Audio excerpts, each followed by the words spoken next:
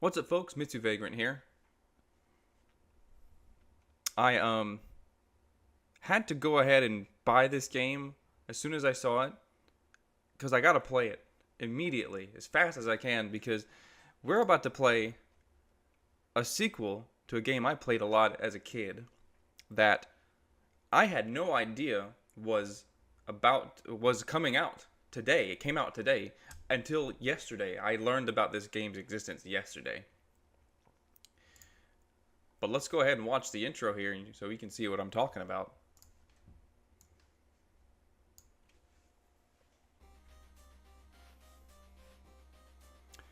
"35 years have passed since Jer defeated the Warlock Lord in the caverns beneath the living castle, Shadowgate. For many summers, the land of Kaltorin prospered and the events at Shadowgate began slipping from memory.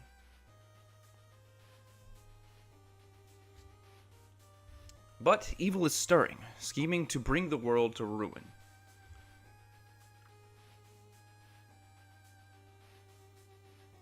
Gwenethel, the shining jewel of Kaltorin, has lost its king. Unrest and civil war have swept peace from the land. Amid the madness, a poor fenling has been cast into a dreary dungeon at the mercy of murderous prison guards. But this is just the beginning of the journey, a journey that will push him to the edge of destruction and beyond. Welcome everyone to Beyond Shadowgate. Yes, this is from what I've read from their Kickstarter page, this is apparently a direct sequel to the NES and Mac Adventure game Shadowgate, which is the NES version is the one I played a crap ton as a kid, and the reason I had to just go ahead and buy this and play it now, and I need to play it now. Unfortunately, as you can see from my save file that it already started.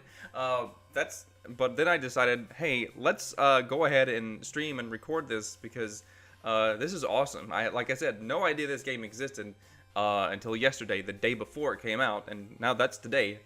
Dating this video, unfortunately, but whatever. But I'm gonna start from the beginning, just so you guys can see the beginning and how that goes. But we're not gonna have any trouble through it. I literally just played it. I couldn't help myself, you know. I'm gonna go ahead and keep up this at the bottom corner here, my yin yang ping pong. If you come join me on stream, then you can play that a little bit if you want during stream, just to occupy your time, or during break, that kind of thing as well. Shout out to the yin yang ping pong. But let's go ahead and click file 2 here. This will be our stream file. Here we go. I'm gonna go ahead and put my headphones in because I, for some reason, like to do that after I start recording. I don't know. Don't ask me. All right.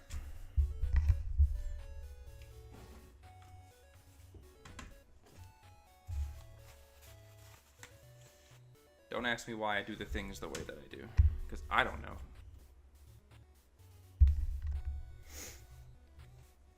All right, mouse. I need to give me some more slack here. All right, and we've got our coffee. Let's get into it.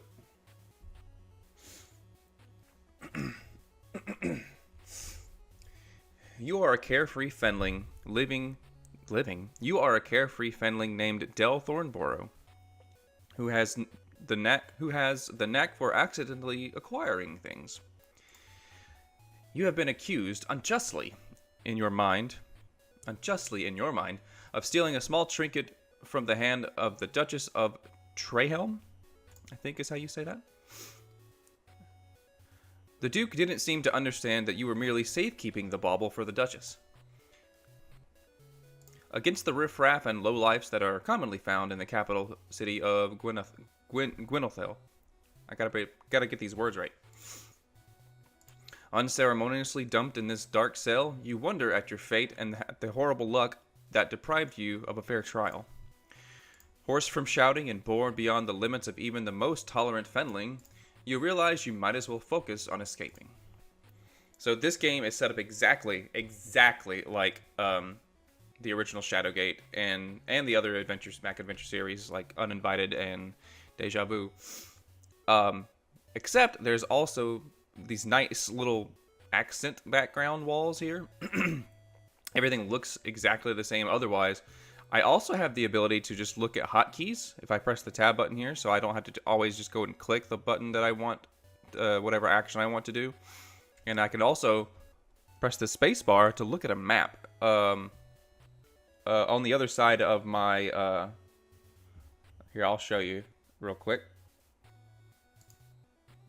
Of my camera here, it shows the percent of the we've explored of the area, which is 5. So this first room is only 5%.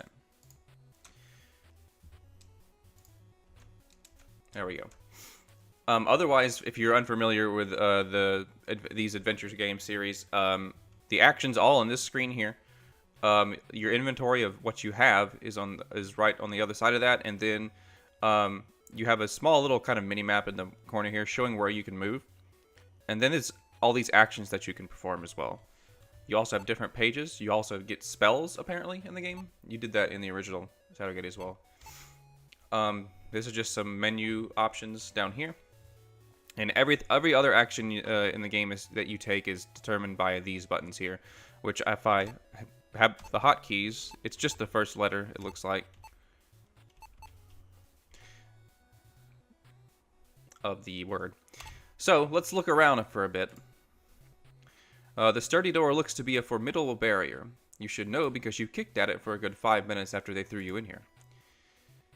Let's look at this here. Looking the dry straw over, you decide against laying down upon it. This straw is fit for nothing less than kindling before a bonfire.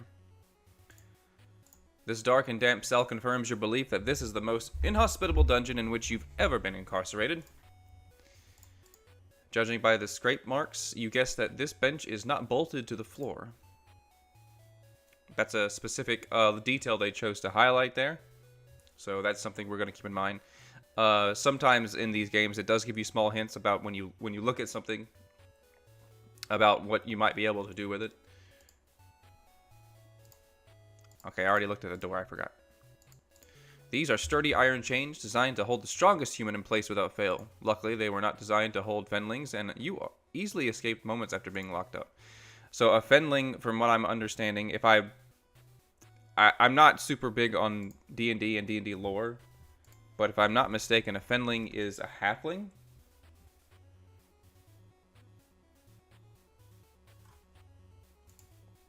What is a fenling? No.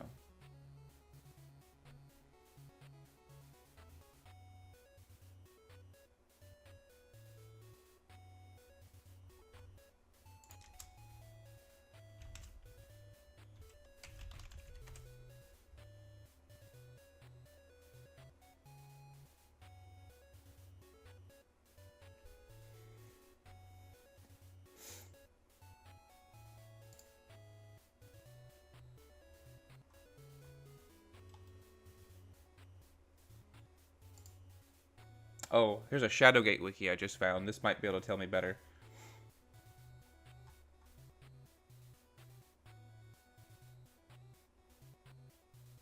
Okay, so yeah, they're just small humans. Fenlings are small people about the size of children. They are only about 3 feet high as adults. They have pointed ears and that hair that look, that's weird grammar. Hair that looks more like the height of a goat, but not a child. They're a cheerful race. Many are thieves. So kind of like halflings. If I understand what halflings are, which are just shorter people with other features. Please correct me if I'm wrong. I don't know my D&D and fantasy lore as well as probably every other person on the planet. But that's what we are. That's what our character Del is as a fenling. So that's why he can slip out of these chains very easily, because he's very small. Let's see. Can we speak to the guard here? Oh God. The hulking figure of the guard approaches the door. Quiet, quiet, if you know what's best, else I'll come in there and teach you some manners. That's a terrible voice. A maniacal chuckle follows the proclamation, lending credence to his threat. Okay, so we got some flint and a farthing. This farthing is money, right? One piece of Fenling currency. They didn't even think it was worth taking from you when they threw you in the jail. I also have a piece of flint. A small piece of flint, the kind that's used to start fires. Well, we have this kindling here we could start a fire with. Now, I've already played this part, so I know what to do. We'll go ahead and just get through this opening part as fast as possible. Without making any mistakes. So we're going to move this bench in front of the door. We're also going to go ahead and use the flint on the kindling here. With great expertise, you strike the flint against steel, the straw creating small showers of sparks. Despite your effort, none take hold, and a flame does not yet appear. Well, let's do it again then. You strike the flint, creating another shower of sparks that land upon the straw. You jump with glee as the straw starts to slowly burn. There we go. Let's make a fire, guys. Oh, God. Smelling the smoke, the guard comes rushing to the cell. You hear keys jangling as he releases the lock and pulls the door open. Except he falls and dies. Actually, I don't think he's dead. In his haste to rip your head from your shoulders, he fails to notice the bench. You can't help but smile at the astonished look on his face before he takes a rather ungraceful dive. And drops his keys in the process. So, let's take the keys and get the hell out of here. Move. There we go. You lithely jump over the bench as you exit the cell. Realizing you are still in a dungeon, you stifle your excitement and keep your eyes open for danger. And knowing that the door to your cell is still open, you wonder if the guard could still be a threat. That's another subtle hint for us to close this door. You quickly close the cell door and smile as you hear the lock slide into place. That takes care of that brute, you think. Uh-oh, what's this over here? An ephemeral creature appears before you. It speaks. Tee-hee, look at you, Del. What an interesting thing you are. I foresaw you rotting in that cell forever. And yet here you are, defying your fate. We are defiers of fate, yes. This could be such fun. I believe our journeys follow a similar path, so I will join you for now. Much danger lies ahead, and I will give you advice should it please me. As in if I click on you. Adventure awaits. Adventure awaits! And I find this dungeon quite tiresome, so let's go. So now, on this bottom right-hand corner, this little spirit appears, and if we click on her, stay out of sight of the guards, follow their patrol, but remain far behind. She gives us hints. She's the hint system for the game. Alright. Let's move forward. So there's a guard. Let's look at the guard. A hulking beast, a minotaur, by the looks of the horns, patrols the hallway mere feet in front of you. So, this game also has, like, timed events where things are going to happen to you or your character if you don't act fast enough. I kept that on because it's part of the main game. We're going to use these keys on this door, and we're going to go ahead and enter the door. After we open the door.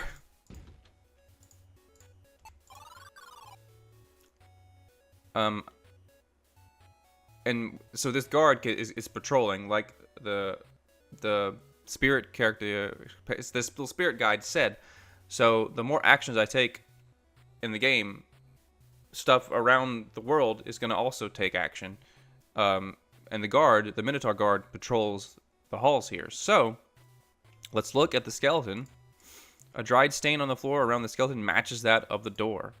You wonder who this person was that suffered such a horrible fate.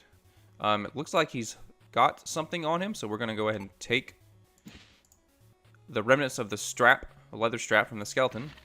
And here we are, timed events. The ominous sound of steps can only be the Minotaur approaching. You decide stealth is your only chance for survival.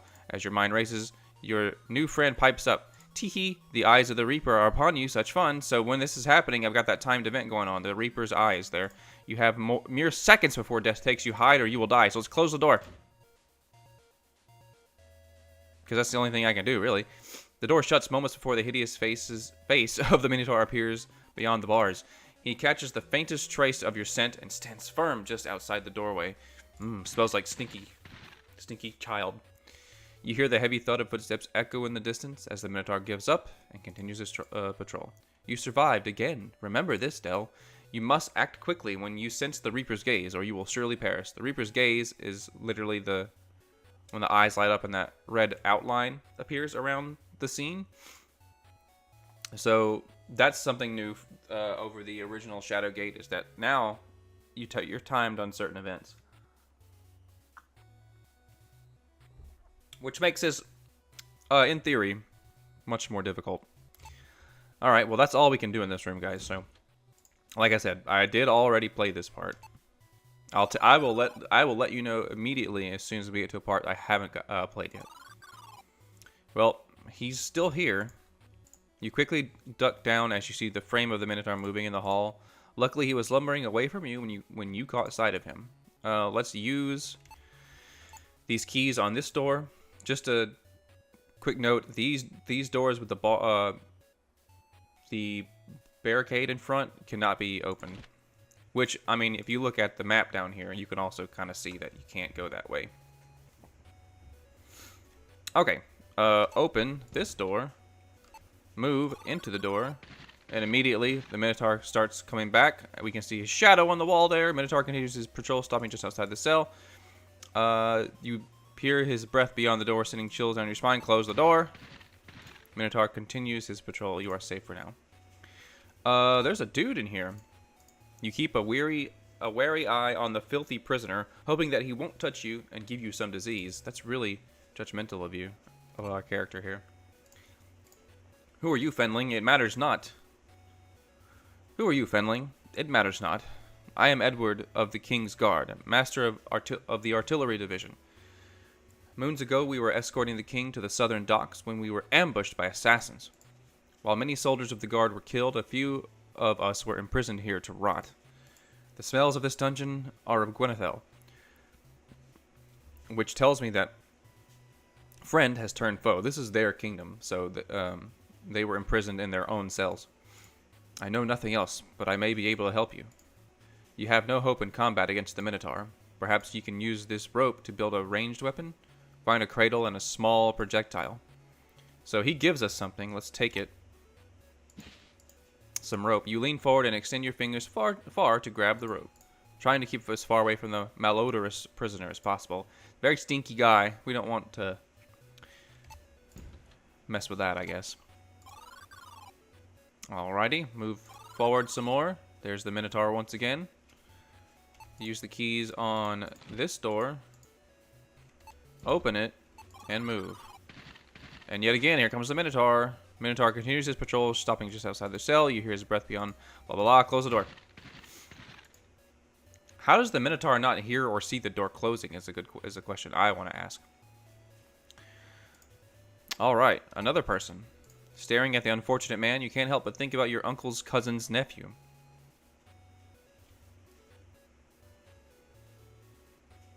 Okay. Who was thrown into a dungeon much like this one. He stayed there for 3 days before realizing that the guards didn't unlock the door. In this case, however, the sturdy manacle set about his ankle tells a different story. I'm just not gonna acknowledge that. Trying to let's speak to this guy. Listen, Fenling, go quickly from here, lest we both be killed. Escape this dungeon, tell the people that Joshua, the king's counsel, is unjustly imprisoned. It has been ages since our party was assaulted and the king captured. Ages? This has been a long time then? They intend us to die here, but I refuse. I pried this stone from the wall, but these forsaken manacles cannot be broken. Take it, find a way out, and free us from this pit. He gives us a stone. I'm going to go ahead and use these items as I know that they are used for. Let's use the leather strap on the rope. We make a sling out of that. So you can use items on other items in your inventory to create other items or to open things and that kind of thing, which will be necessary as the game is teaching us now throughout the game. I know this game, the original game, they in their Kickstarter put some stats of each game, this one and the original Shadowgate. The original Shadowgate has like between 40 and 50 different screens like this. This one has like over 200. So this is much longer than the original Shadowgate. You're not sure if you should feel mischievous or heroic at that moment for creating a sling, but we're also going to use the stone on this sling. So now we have a loaded sling, a weapon. Now you've got something useful. Time to find a target. I think I know what target we need. Let's open the door and move forward. There's the Minotaur sitting there waiting. Let's look at him.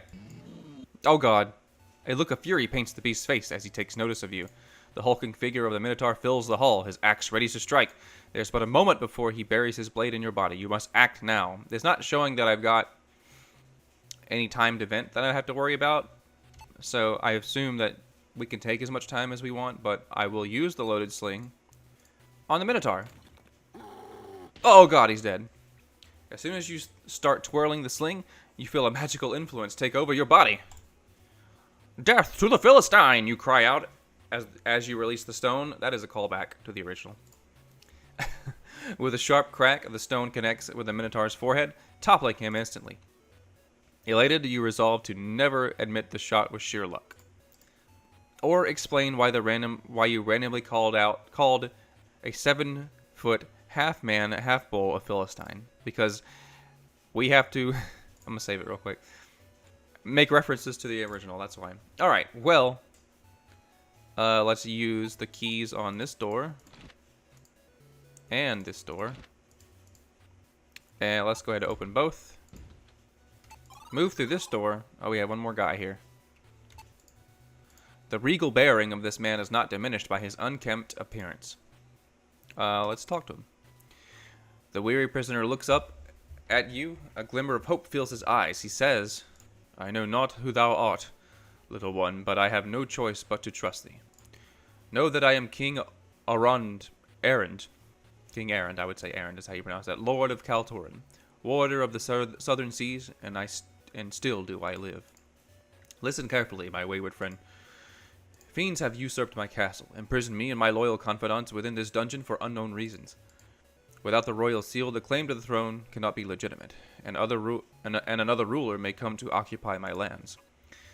Suddenly you hear the jailer, whom you gallantly knocked out, thank you very much, start yelling at the top of his lungs, like the guy that down the hall, the very first guy we encountered. The king looks alarmed, his speech quickening. Take this. He rips the emblem from his sleeve and hands it to you. Find the barkeeper. He and others I trust will recognize my crest. They will show you the way into my castle. Outside the cell, the jailer continues to bellow. The royal seal is obscured by sorcery. There is a scroll containing a disenchantment spell behind a loose stone in the castle stair. Keep that in mind. Seek the hidden way from my chamber, and say to thyself, the words from the scroll. Quickly now. You must leave before the guard returns.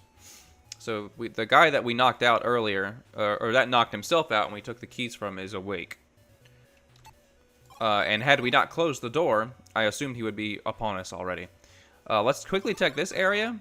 This is an exit, looks like. Your heart sinks as you see a door blocking your path. The door won't budge. It's possibly barred on the other side. Use the jailer keys. You sigh with dismay as you finish trying the last of the keys. The door must be barred on the other side to prevent an escape. There must be another way out of this dungeon. So this is the main exit, but it's barred. We can't get out. But let's go in this room here. I'm going to close the door, just because. The grate is bent just enough for you to fit your fingers underneath. Unfortunately, it is too heavy to lift with your hands. Oops, I forgot something. Open the door. And move in here. We got to get this item right here. You lift the tibia bone from the floor. So, that was a bone we needed to use to open this grate. Use this tibia bone on the grate. You wedge the bone under the bent grate and push down with all your might. Something gives way and the grate flies open just as the bone snaps apart. Alright. Well, with that, we are out of the dungeon. Fearlessly, you jump down into the drain, thinking that it can't be any worse than an enraged Minotaur. You fall an indeterminable distance before hitting cold water. Gasping for air, you bob to the surface of a subterranean river. A moment later, you wash ashore, shivering and coughing. You pick yourself up and continue your damp but daring escape. Okay. So, let's go ahead. I'm going to show you guys a death. So this looks like the bucket from a well, right? I'm guessing that's a well, so we should try and get up it to get out of the river. So let's move over there. Oh God. Ominous music. Against your better judgment, you plunge headlong into the river. You can't like jump across. Circumstances happen much to the way you expected, as the fast-moving waters whisk you away down the tunnel. You are tumbled and bounced against the rough rock walls until you lose consciousness and drown in the swirling waters. Well, we died. And this is the death screen here. The Reaper laughs at our ass. The adventures continue, but not for you. So there we go. That's what happens when you die. You go back to one of the previous screens you were on, and you get to keep playing. I'm sure there is an achievement in this game for getting all the deaths, which in this particular run, I know that I've already missed at least one because I did. Because if you open the door of your jail cell, or you start the fire in your jail cell before putting the bench up against the door, the jailer just comes in and chokes you out. And I'm assuming the Minotaur can kill you too, in multiple different areas. All right, let's continue. All right, we won't go. See, it's not saying the same thing over and over again because we already did it. Let's save. Progress saved. For some reason, you don't know how to swim. Not my problem, but you'll need to improvise a way across without a bridge. So she gives us hint. I'm gonna try and not use her since she's like a legitimate hint system. See, now we're in a different area, castle dungeon. Or no, this is still part of the castle dungeon.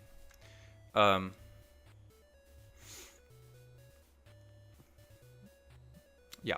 So yeah, I'm gonna try not to use her that much, unless I get so stuck I don't know what I'm doing.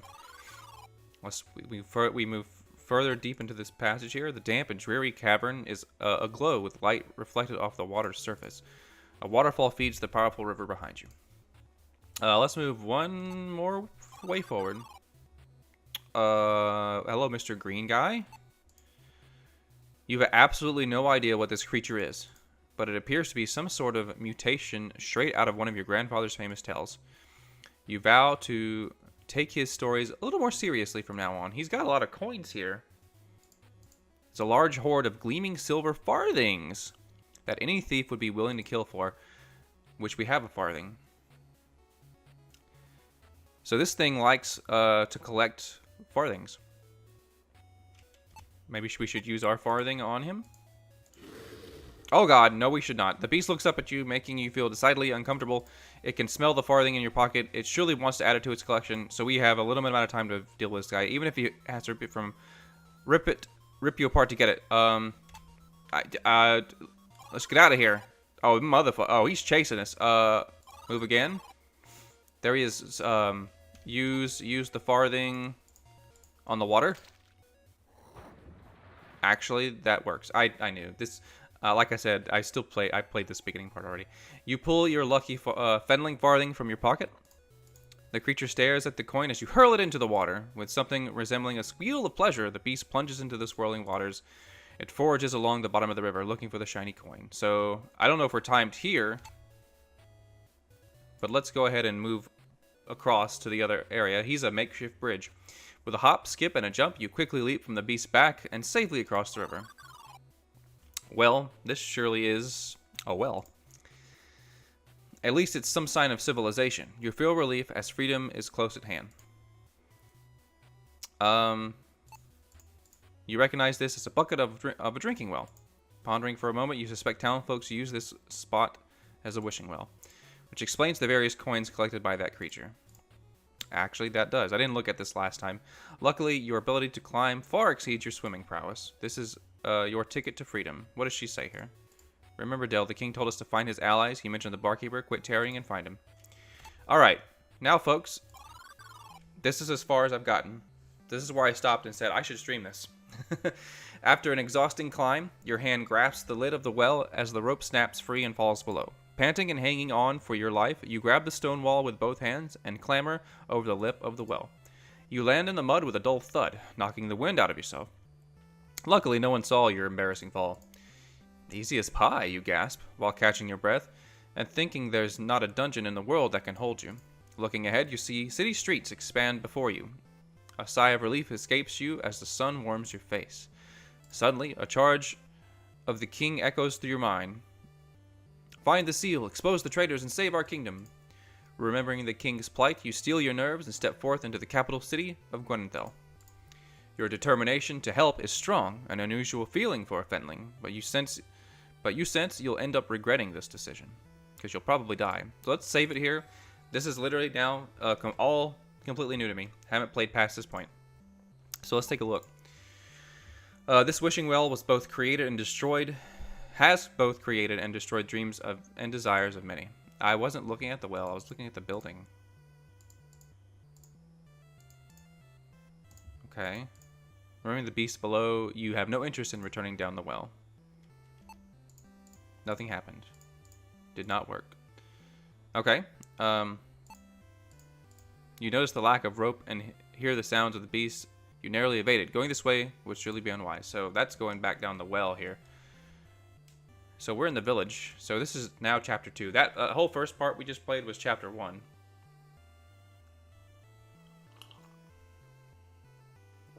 And we're now in a new area. So this is 4%. Move. Alright, we're in a town. 'Tis a building with a sign posted for an inn. You are in Gwenethel Square, the heart of the city. You see a hanging sign for a curio shop. You notice 2 signs posted, one with an anvil and another with a weapon. Okay, so I guess this is back. No, it's not. Go back. Yeah, that's back to the well. Alright. Perfect. So this goes back to the well. This is to that fountain. And we got some shops here. Let's go back to the fountain. Look in here. A fountain made of marble is spouting clear water. People in this town are known to toss in a coin for good luck. I see one on the ground. You recognize the shine of a silver coin anywhere. It seems some poor person missed the fountain while making a wish. Their loss is your profit, so let's take it. Silver. Grinning widely, you reach down and collect the silver piece. Picking up lost valuables brings you immense joy. The center of Gwenethel is accentuated by a beautiful fountain. You see cobblestone streets leading to the castle, so the castle's that direction. Okay. Let's move that direction then. Oh, wow, there's the castle. The cobblestone road connects to the Castle Gwenethel to the city square. You see Castle Gwenethel in the distance. It's over here. This is the front entrance of a stone temple. Okay. What if I try to go to the castle? You see the front gate, Castle Gwenethel. It's an ancient fairy stone. Seasoned magicians use these to cross great distances in the blink of an eye. Oh, we have a fast travel system or something?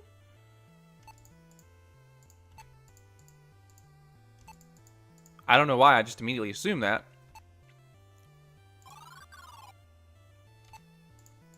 The sour expression on this city watchguard gives you the impression that he would rather not be guarding this gate. You are momentarily mesmerized by the blue sparkle reflecting off a pendant fastened to his belt. Okay, so that pendant's going to be important. Let's talk to you, sir. The guard scowls at you. Apparently, he is not one for idle chit-chat, you mutter under your breath. Okay. If I try to move, is he going to stab me? Your feet will not take you there.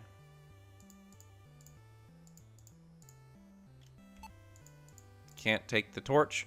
So in the original Shadowgate, you had to use torches, or else you would just immediately die if your torch ran out. So you had to collect a lot of torches, and it doesn't seem to be the case here,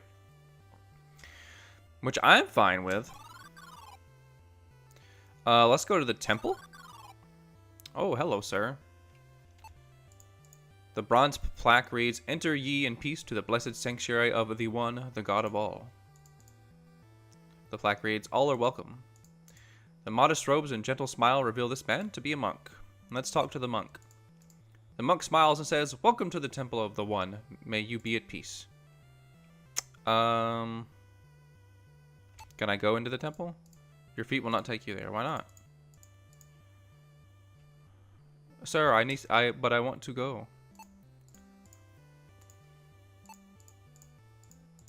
The item is useless here. Okay. Well, nothing. What, these torches? A feeling of peacefulness envelops you as you gaze upon the entrance of the temple of the One, the God of all. Alright, well, back we go then. To the square. Let's go in here. The Curio Cat. You see Curio Cat carved into the sign with Curious Cat Curio is written beneath.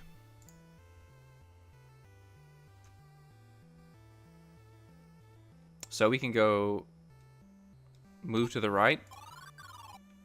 Okay, so this is all just connected to one another. Okay.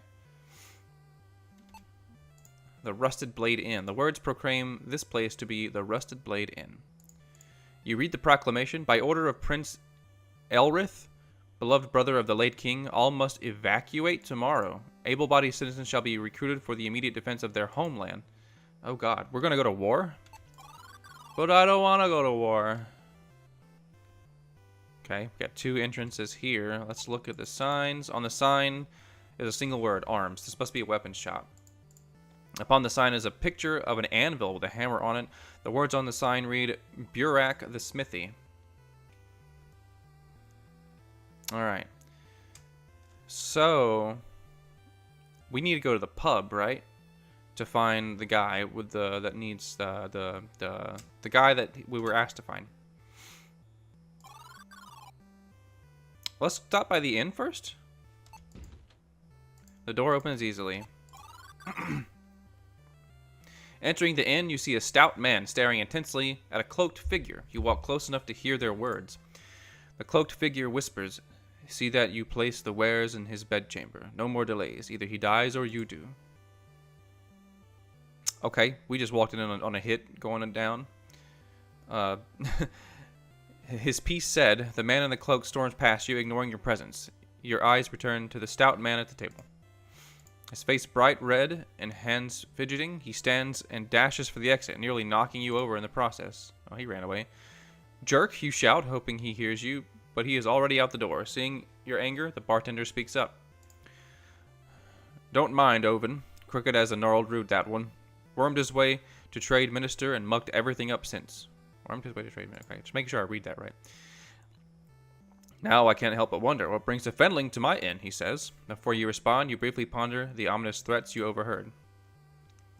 Yeah, that was pretty ominous, wasn't it? The barkeeper is wiping the bar counter. You look at the job he is doing and debate whether to tell him he missed a spot. Probably not. By order of Oven Loneth, Minister of Trade, a boycott of all goods handled by the house of Kissit has been enacted. This trading house is suspected of conspiracy against the late King Errand. Any citizen caught with their goods shall be promptly jailed and executed for treason. Okay. Yeah, this kingdom is going to shit fast, isn't it? A games table sits in the far corner of the inn. "Sure, let's speak to you, sir." You step up to the bar, your face barely reaching over the bar top. "I need a drink, sir." You step up to the bar, blah, blah, blah. You gesture for the barkeeper to come closer. "You must not be from around here, little Fenling. Coin speaks louder than words, if you know what I'm saying. So I can give him this silver, and he'll tell me things?" I'm going to save it, because I bet you I can use this silver in multiple areas.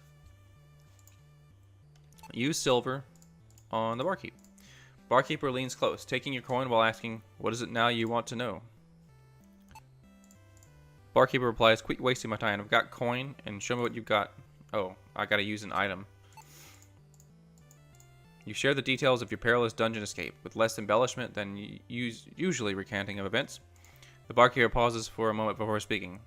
"That be the emblem of the king. But looks may deceive. Gwenethil has changed, Fenling. Friends are rare and executions common. Prove to me the emblem be true. Now take your drink and be gone, he says quickly before yelling, Tarina, a drink for the Venling.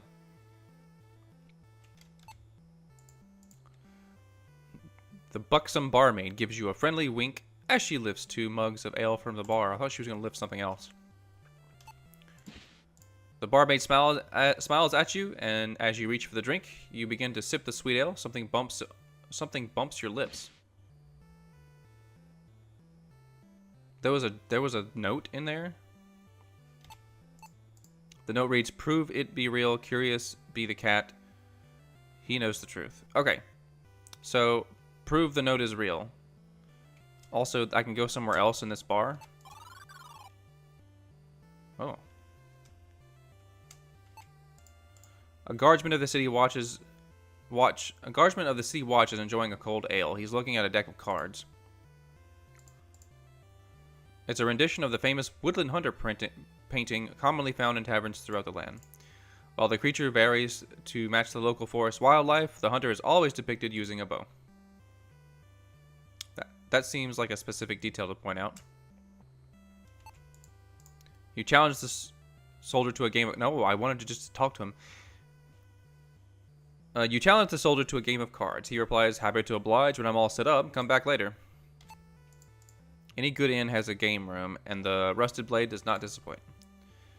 We can play some card games. You play Yu-Gi-Oh?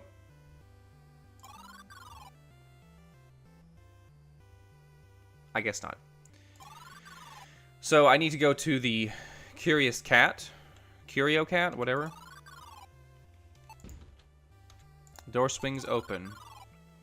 There we are. The clerk seems to be keeping busy with, but you catch him watching you out of the corner of his eye. He doesn't like fenlings, those short bastards. What's this? That water skin is made of hand-stitched lizard skin. The holes make it easier to carry. You can't tell if he's serious or not. This old chest has the designs of an elven craftsman upon it. Interestingly, it's not a chest, but a painted wooden block. And it is why I no longer auction lots, he says with an audible sigh. Dude got swindled then, sounds like. When these wind chimes sound, the effect can be soothing and relaxing. I keep it for my more particular clients. That scroll is most mysterious. I found it on my floor, holding secrets untold.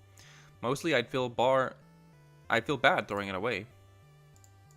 Trinkets of all various varieties line the shelves of this curio shop. This item was procured from the late Archmage Zeltorl by a fenling. He pauses and smiles. Maybe a relative of yours? That's racist, dude. 'Tis but a minor bauble. However, note how the gem catches the light beautifully. The shopkeeper says, appearing mesmerized. He's trying to sell me this junk. The shopkeeper notices you interest in the bottom shelf of items. Don't bother with those. I don't keep anything of value on the bottom shelf. Okay. It was given by the Duchess of Arfit by the legendary dwarven glass craftsman Hammerset. The dwarf made this flask especially for the Duchess to match the color of her eyes. The craftsman who carved this snake from clay must be a master. It is extremely lifelike. All this sounds very, necessary. That is a replica of the famed pirate galleon Aurora. I freely admit I lack the patience for crafting such a model. Well, sir, I hope you enjoy my humble shop, little sir. Please peruse my wares, but do not tarry before you buy. I don't have my money anymore.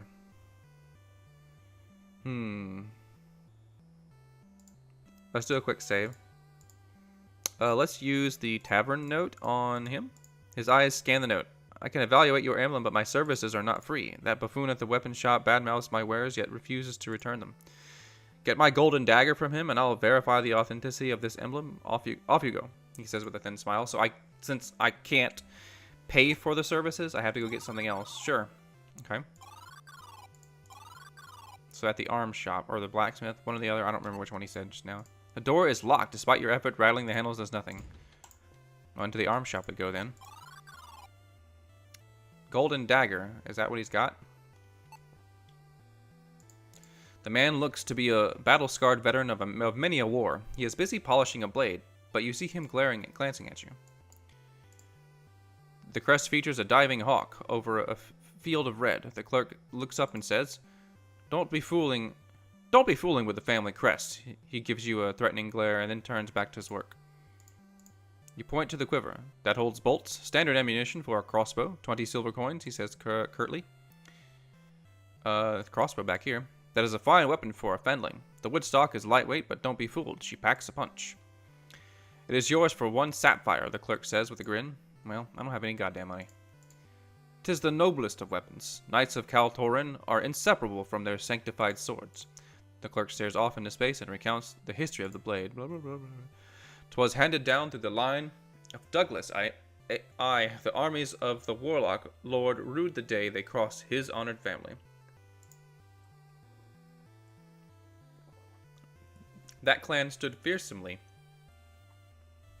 to the last to defend against the invasion." He finishes his story with a hastily wiped tear. It's so noble.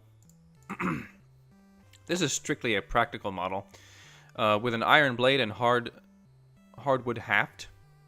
Should be shaft. It's used for the occasional castle storming, or head lopping, the clerk says with a dreamy smile upon his face. Dude wants to kill somebody. The head of this weapon is elegantly shaped, but in the hands of an expert, it is most deadly, he says bluntly. This light cavalry shield has the crest of the advanced scouting force of the Westland Army, founded in the forest. The carcass of the soldier looks to be eaten by wolves, the clerk says with a look of distaste. What is this? He leans forward and says, "This warhammer is of dwarven craftsmanship. Note the shape of the weapon's head." He gives it a quick once-over. Its specification, can't speak. It's specifically designed for bludgeoning the thick skulls of goblins, he concludes. What's this? It's the preferred weapon of the Durian cavalry. Picture a company of horsemen whirling these above their heads. What a terrifying sight to behold, the clerk shudders and says no more. I almost threw up. Let's speak. You explain your interest in the dagger to the clerk. He scoffs. "That man is a crook, and he'll get no favors from me. The dagger is as magical as my left boot. But you can help me. I fancy the rusted blade barmaid, but I have no courage to say so. Go speak with her. Tell her my feelings. Do this for me, and you shall have the blasted dagger," he says demandingly. Dude, that's messed up. Okay. Well, we have another task. This way, back to the Rusted Blade Inn. You relay the weapon shop owner's interest in the beautiful lady. Her cheeks blush a bright pink hue. She says, "I fancy him too, but I could never be with him without a blessing. I can't leave the inn for hours still. Can you talk to the monk for me and get his favor so I may see my love tonight?" Dude. Why can't y'all just do this yourself? Well, alright then. I guess this is a video game in which I must do tasks. You explain the barmaid's request and ask the monk for his blessing. He says, "It's about time with those two. Alas, I lent the charm to a soldier. Find him and return to me so I may bless it." Good lord. But I think I know what he's talking about. You ask for the charm. The guard nods, frowns, and looks through you. Indeed, it is lucky, but perhaps it is not. My troop was sent to patrol in the Torlin Forest. I returned alone, in sorrow. Some days I do not feel so lucky, Fenling.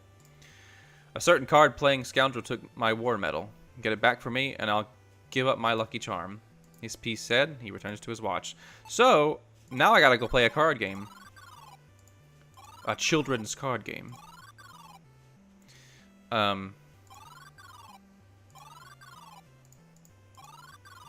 Right here. I'm assuming. Alright, I only play for money, Fenling. If you don't have a coin, then be off. Well, what the We're gonna get a coin. Have you forgotten already? I said prove the emblem is real, then we can talk. Hit the curio. Now get. Where can I find a gosh dang coin? Can't open the door.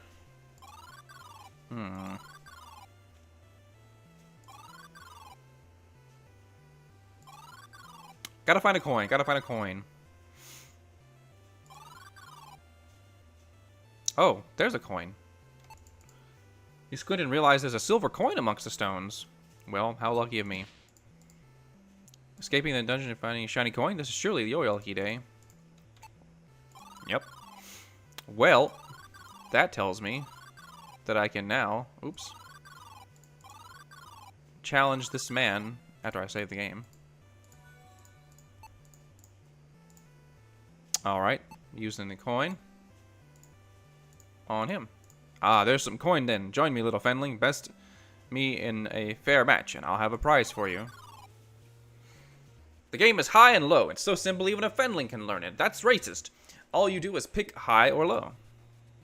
To win, you must guess correctly if the next card in the deck is higher or lower than the card you see now.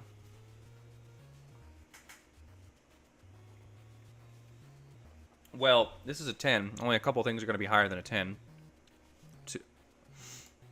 If you pick low and your card is lower than the one on the table is, then you win. If your card is higher, then you lose.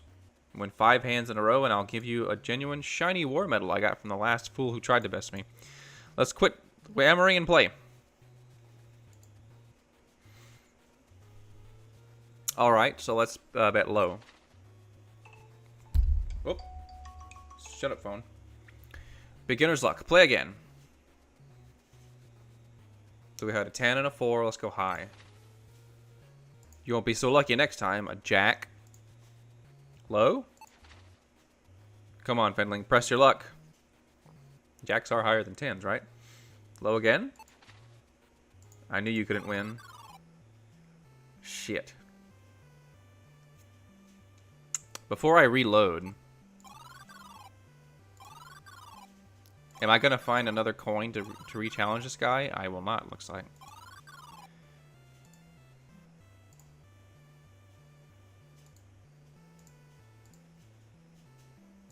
So let's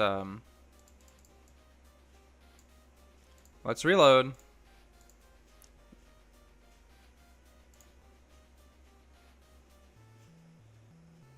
Use the silver on you again, sir. An 8, so it says random every time. Okay.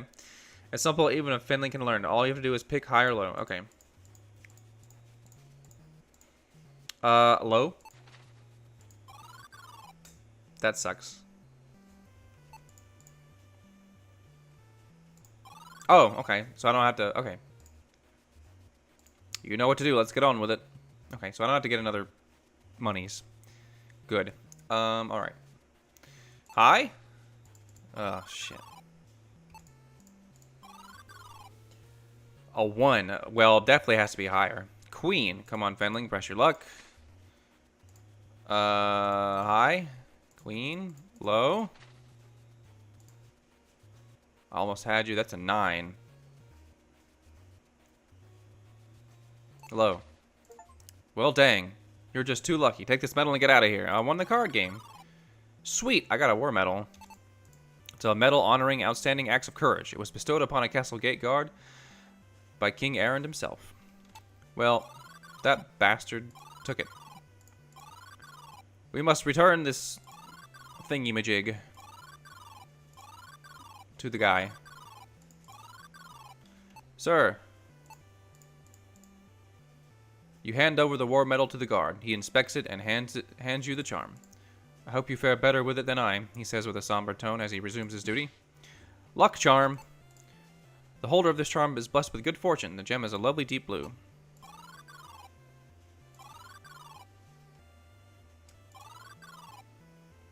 Sir, I have a luck charm. The monk takes the charm, whispers some words, and returns it to you. Whoever holds this charm will be blessed. May you be at peace, Fenling. Alright. What a crazy fetch quest. Into the inn. She smiles and says, please find the monk and give him a blessing. Okay, so use the blessed charm on her. Barmaid smiles wildly as you hand over the charm. You did it! Give this to my love and tell him to meet me. Thank you. She kisses your cheek, then quickly returns to her work, leaving your heart fluttering. Damn, dog. That's a sword. A blade? Check. Rusted, check. Not the most creative folks around here, you whisper to yourself. I didn't see that before. Into the arms. Use the hairpin on this man. The clerk's face erupts into a smile as he recognizes the hairpin. He shouts, "She does love me." He reaches over the counter and lifts you into an uncomfortably tight hug. "Bless you," he says, delivering a kiss to your nose. "Wow, dude." He lowers you down and hands over the dagger. "Take this. You earned it, and my thanks." You grab the dagger, smiling thinly. Wiping your face, you reflect that these two are perfect for each other with their love for excessive displays of affection. Perhaps. Perhaps. Alright, I got the gold dagger. And he wants the dagger, right? I think. Use the gold dagger on him. Yes. Excellent. Thank you for getting me this fine object. I am glad to have it back. However, this is a shop after all. If you are interested, I will part with this dagger for 1 gold coin. It is a steal at that price. Now let me see your emblem. Yes, it is authentic. Take this note to the barkeeper and show no one else, or you risk your life. Curio note. You scan the elegant lettering. The fabric is authentic. You hope this is enough to convince the barkeeper to help. So that's the gold dagger. There's just a beautiful golden dagger. This magical dagger provides the owner with uncanny throwing accuracy. That weapon shop buffoon just didn't know how to use it properly. 1 gold coin and it's yours. So, hang on. I don't have a gold coin. I thought he said he would give me a gold coin.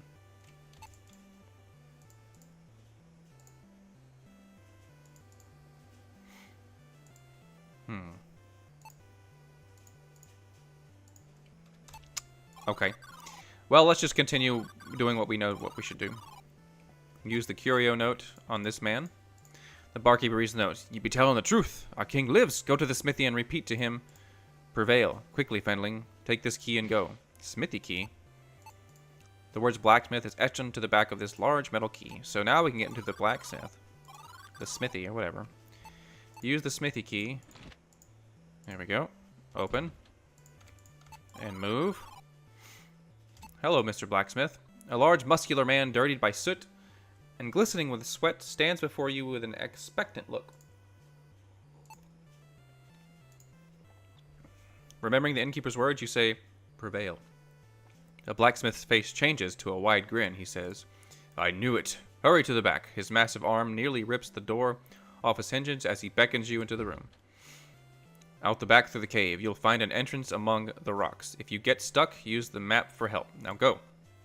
So, the problem with this is I don't have that scroll. The round shield looks constructed of a pine and iron. The craftsman is quite impressive. The stone forge houses an extremely hot fire the blacksmith uses to work his craft. The intense heat causes a sheen of sweat to break out on your forehead. I'm just going to proceed. You walk past the mountain doubling as a blacksmith and into a. You walk past the mountain doubling as a blacksmith. Oh, the mountain is the guy. I get it. You walk past the mountain doubling as a blacksmith and into a small room. Suddenly, the door slams shut behind you.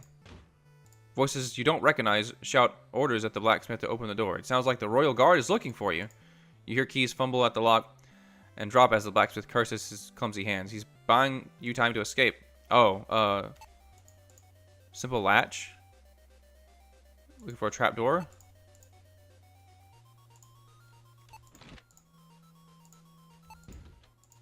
Swing the trapdoor open. You see a ladder descending into the hidden passages below. Heavy wooden trapdoor was slammed shut when you left. You cannot lift it open. Okay. Almost got caught. This torn parchment is part of a map. You pick up and examine the discarded parchment. You realize that this is a piece of a map of the kingdom and its surrounding lands. It's not complete, but it may prove useful, so you decide to hold on to it. Oh, we have a map now.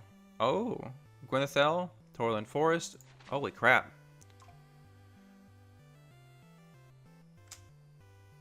Alright then. The wooden trapdoor is closed tight. Okay. Well, I'm stuck. As you exit the cave, you see a makeshift camp flying the banner of Lord Jer, built along the outskirts of the city walls. From the size of the camp, you guess Jer must have over 50,000 troops ready to lay siege to Gwynenthel. You must hurry. Jer is the guy from the first game. He's the guy you played as. Okay, so...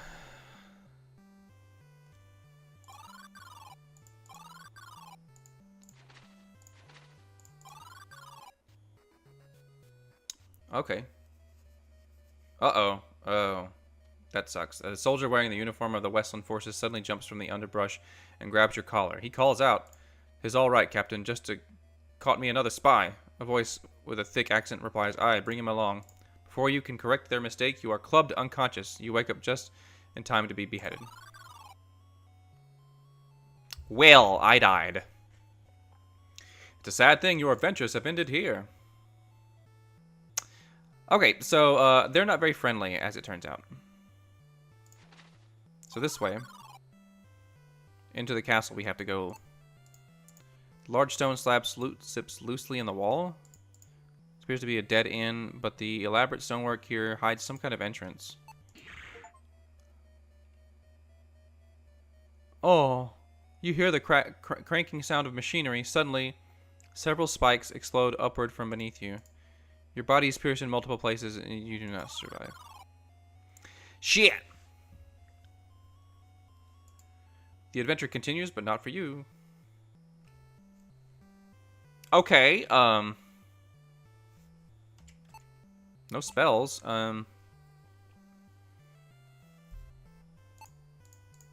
Two paths diverge ahead, one leading back towards the castle Gwynenthel, the other into unknown wilderness. This path points back towards the castle. Lord Jer's army encampment is massive. You have to rescue the king before Gwynenthel is invaded and destroyed. Shit. Okay.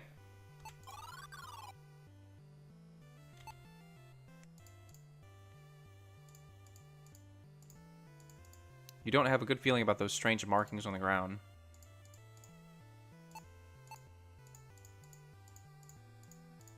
Nothing happened. I don't have any items, though. You wrap your knuckles on the heavy stone, impressed at the sturdiness of the slabs. Force one to open the door. That's smarts. That will leave a bruise. Bonk. That only hurt your hand. Okay.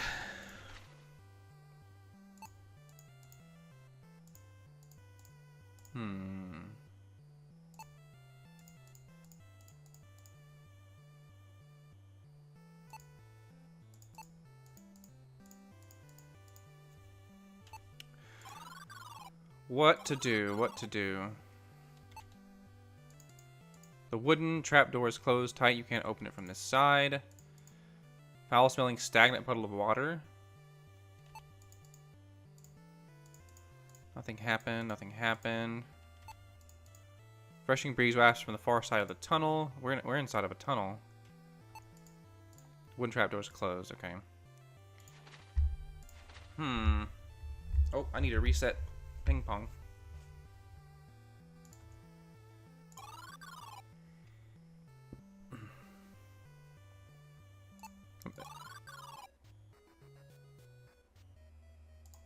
Okay, yeah, so we get killed.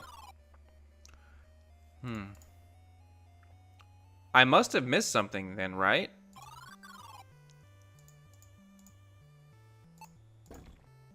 Oh.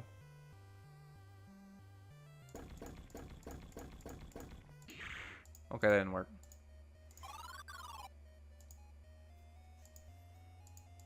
I didn't realize I could click the little things there. Hidden entry.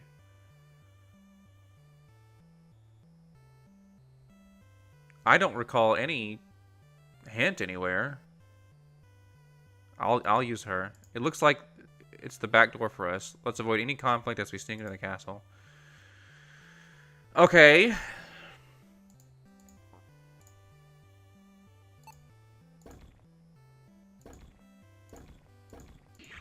Nope.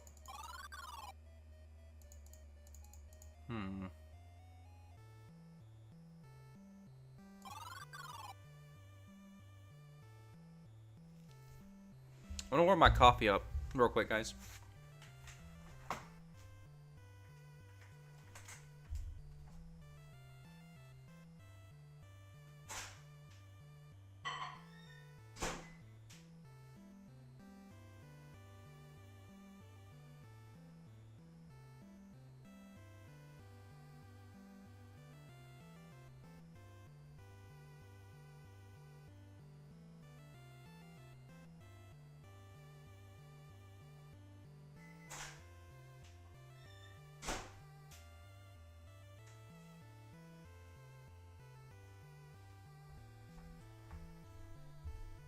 Something tells me I've missed something somewhere. Because what the hell is the solution to this hidden entrance here? I don't remember seeing anything for it.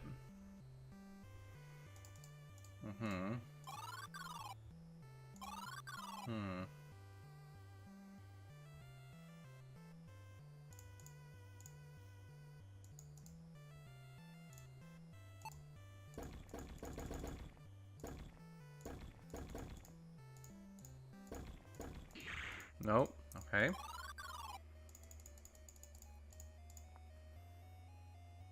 So what did she say? It looks like it's the back door for us. Let's avoid any conflict as you sneak to the castle. Well, ma'am.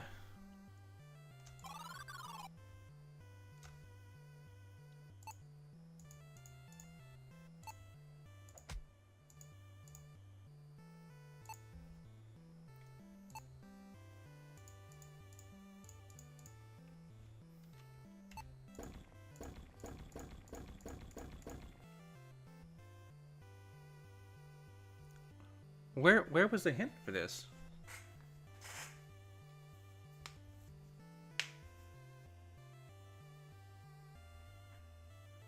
I don't know. No? Okay.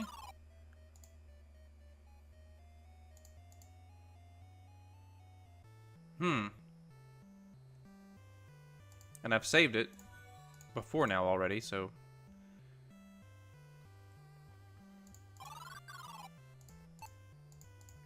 Did not open.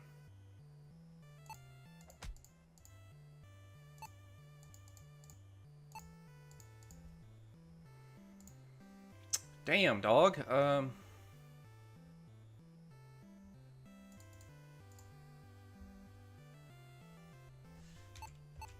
don't have anything I can use.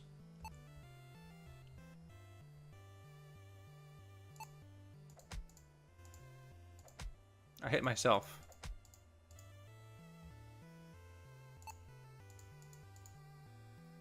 Thou art truly a handsome penling. Okay.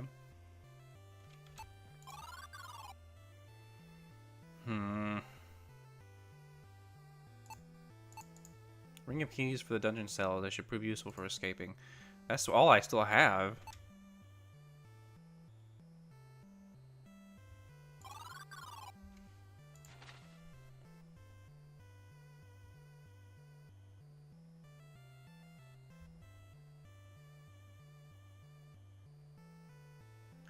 Yeah, I imagine I'm going to be taken all over the area here.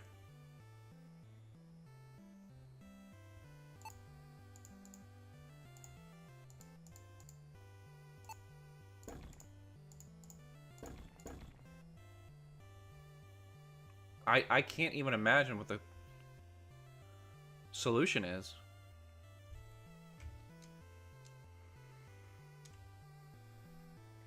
Well, I'm about to be done with the village.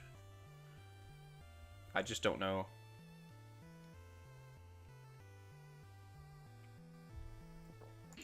how to get inside.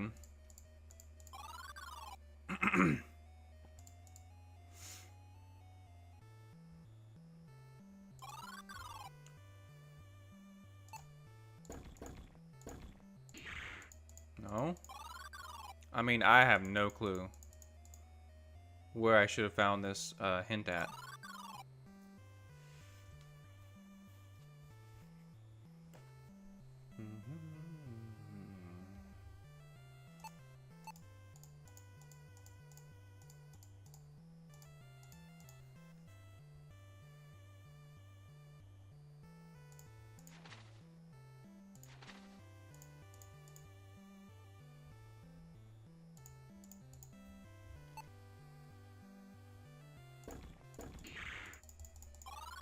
I have no doubt. I don't know. I'm gonna sit here and guess, I guess.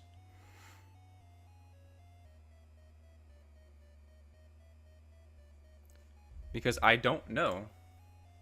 Anybody in? Is there anybody in chat? Does anybody have any ideas? Because I am at a loss.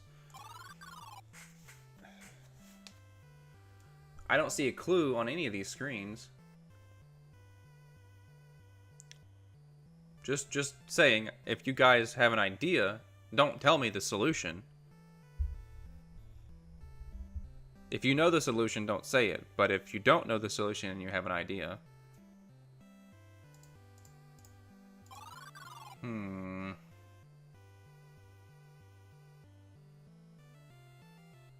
I do know I need to turn my AC down a little bit, guys. It's just right here. Give me 1 sec.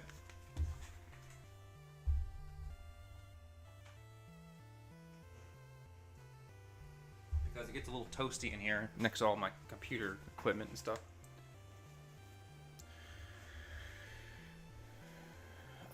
Shoot.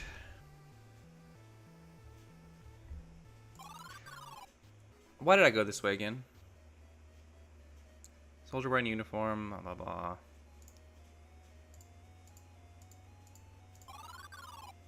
They kill me. They're very rude.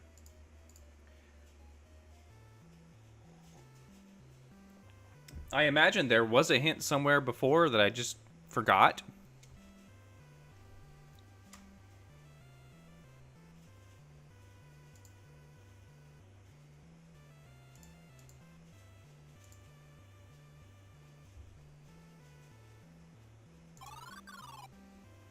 Damn.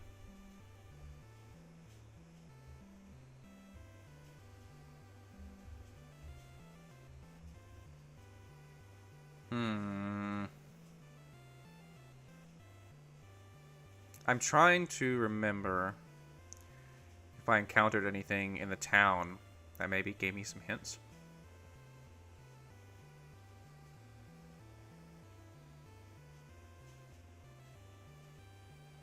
I'll tell you what I'm going to have to do. I'm going to have to save it here. And I'm going to have to go to that my other file and see if I could find anything. That's what I'm going to do real quick. So we got this coin here.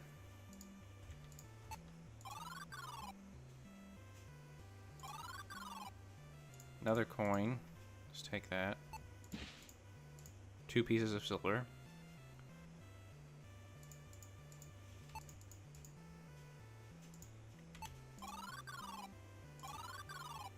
Yes.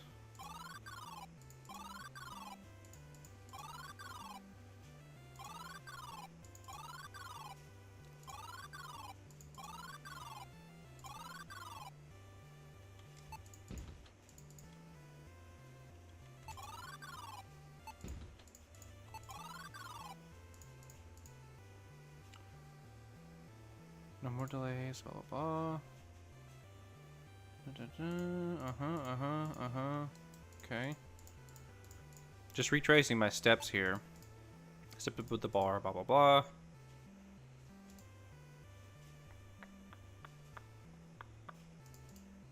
Oh, he wants money, that's right.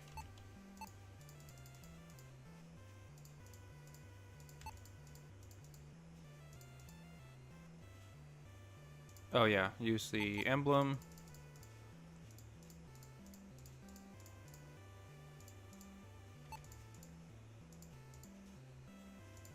Take the drink. Got the tavern note. Yes, yes, yes, yes.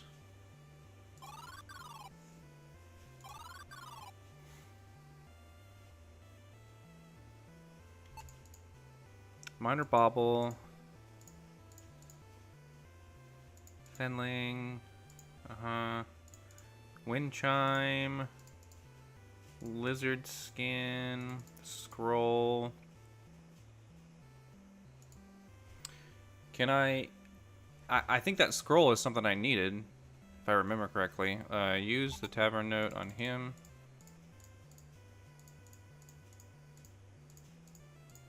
Okay.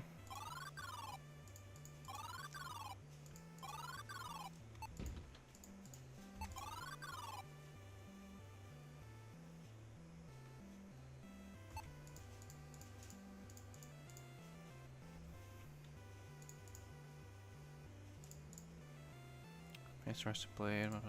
Go speak with her. That's right. He wants the lady. He wants to get some hot action.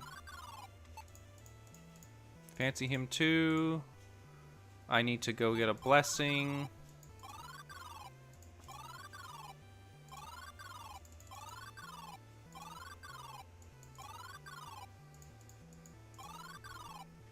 Speak. Gotta get the thing from him. He's lucky, blah blah blah. Feeling not so lucky, but I didn't get my lucky charm. Gotta go beat the guy in his own game.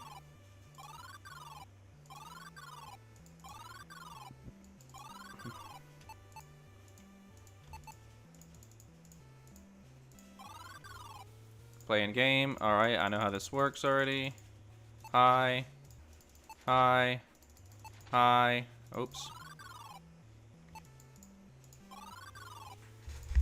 Hi. Hello? Hi? Nope, okay. I'm just gonna keep hitting my head against the wall for this. Hello? Hello? Hi? Hello? Hi?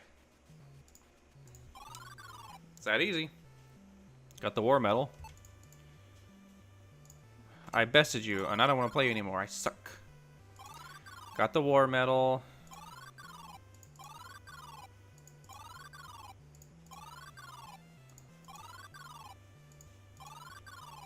Use the war medal on this dude.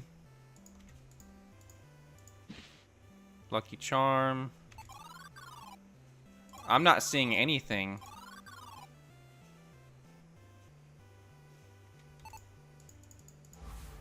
He blessed it.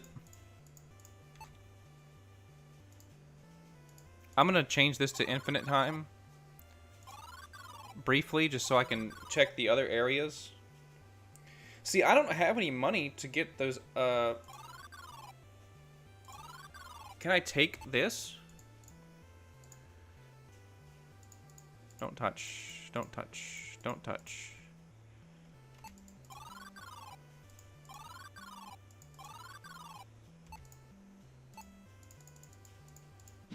Got the hairpin. Use a hairpin on this guy. Got the gold dagger.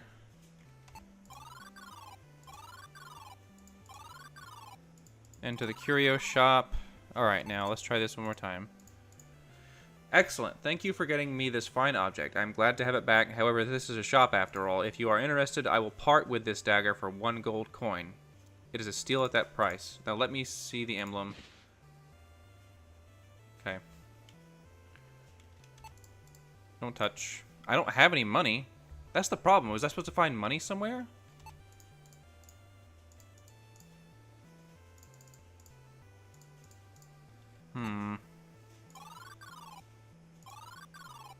Elsewhere, I should say.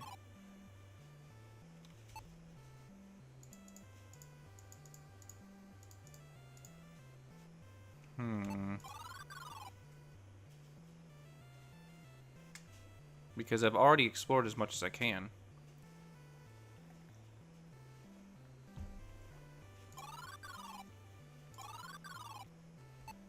Gonna use the curio note.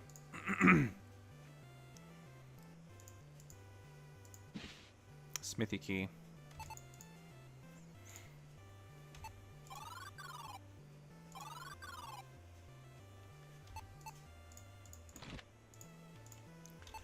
Okay.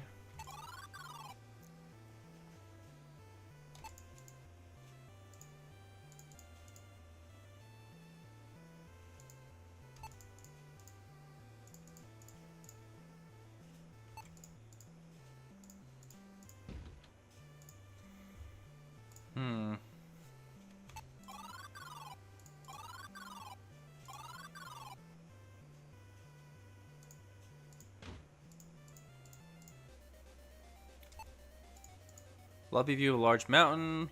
Down you see what's quite a drop. Single window looks down.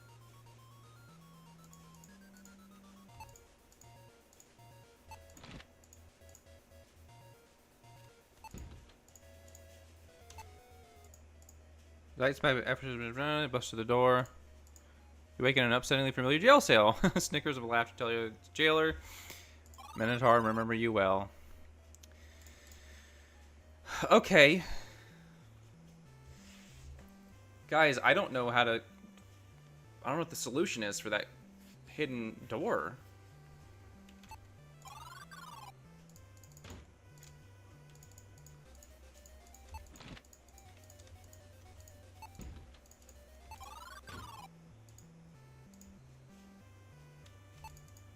It's the map, that's right.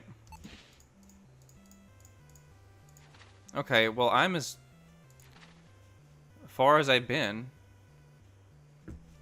I don't remember seeing any solution anywhere. I'm just gonna quit here and go back to my other save file.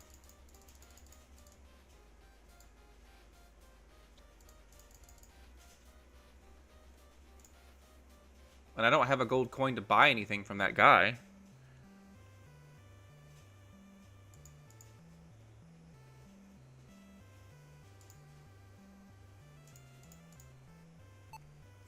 Dude, what's the solution here?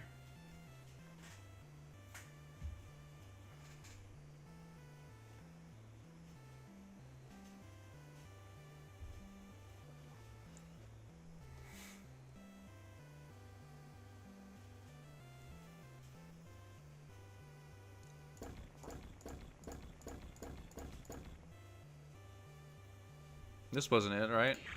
Yeah. Yeah. The sky is darkened and the world is doomed. Yeah, I know it's doomed.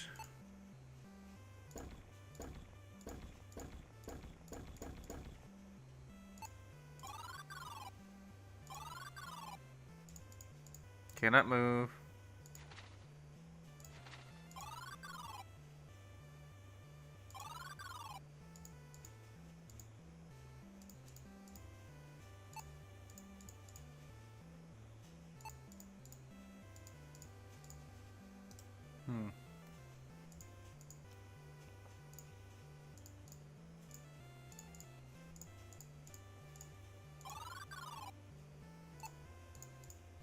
Lord Jair's army.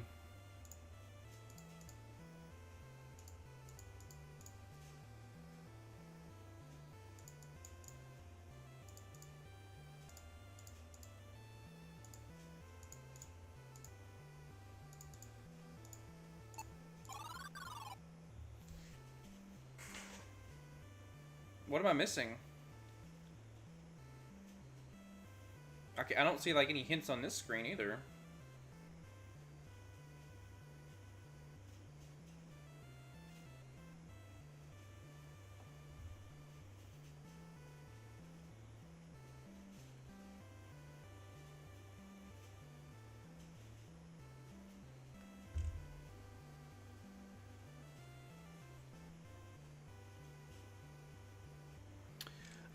I have to take a bathroom break, guys, so I'll be right back after a few minutes. So don't go anywhere. I'm gonna go ahead and put it on break time, though. Okay, so we're stuck here, right?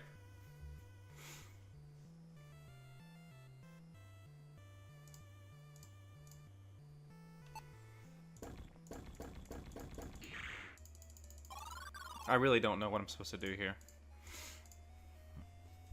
I don't remember any hints anywhere. Huh.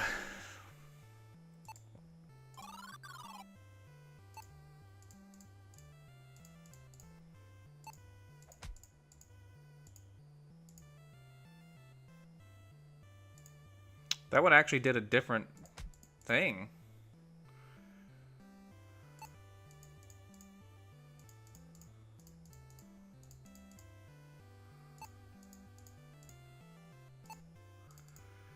Archstone sits loosely in the wall.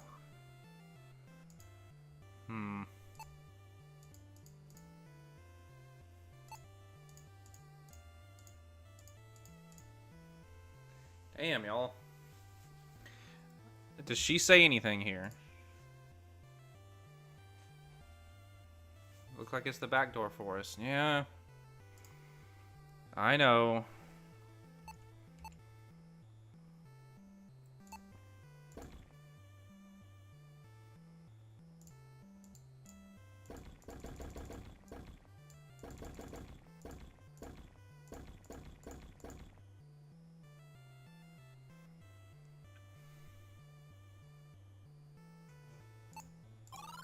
There has to be something, right? There has to be some kind of hit somewhere.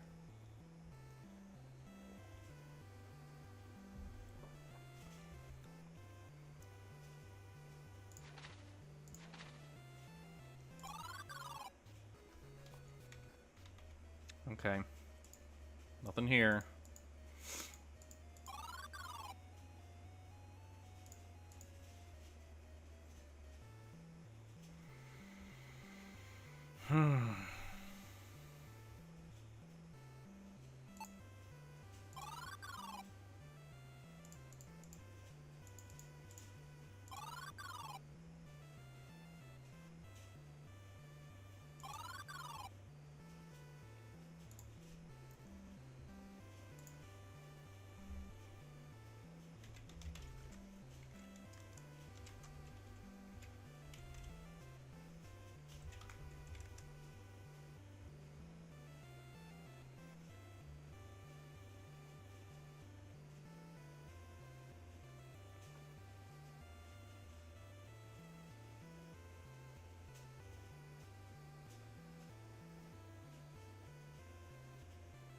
Y'all,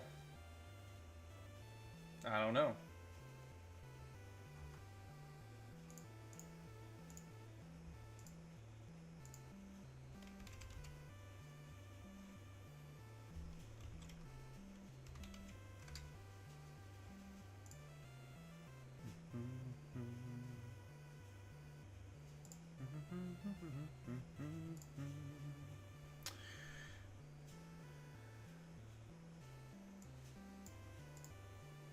Y'all bear with me.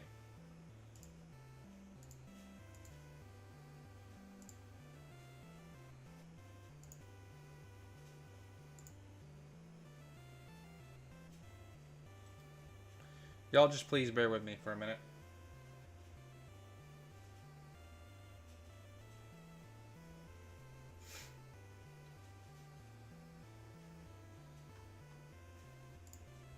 Unless you guys have some clues for me.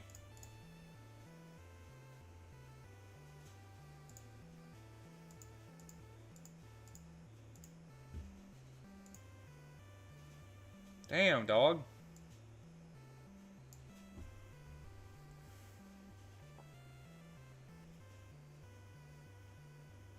I can't believe I'm stuck here already.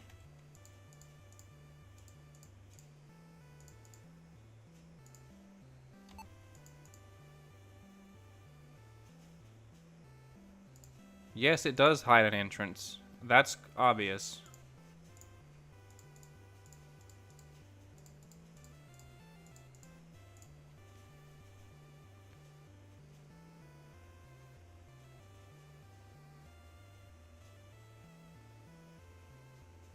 What am I not understanding?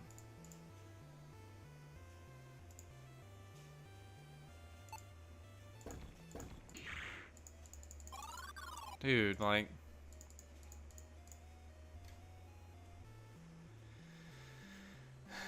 Okay. If there's anybody in chat still watching, just tell me how to open the door. If anybody knows how to do it, just tell me, please. We don't need to be stuck here for the rest of the stream. I'm just too dumb. That's all there is to it. I am just dumb.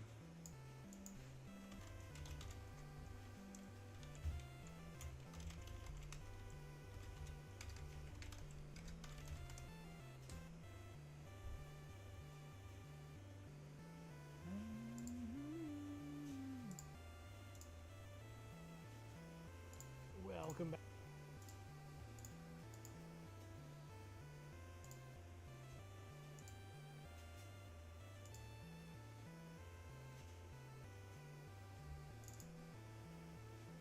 Yep, I'm just at a loss.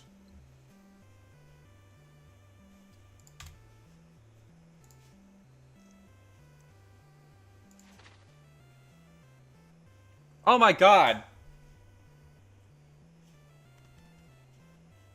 It's right there on the map.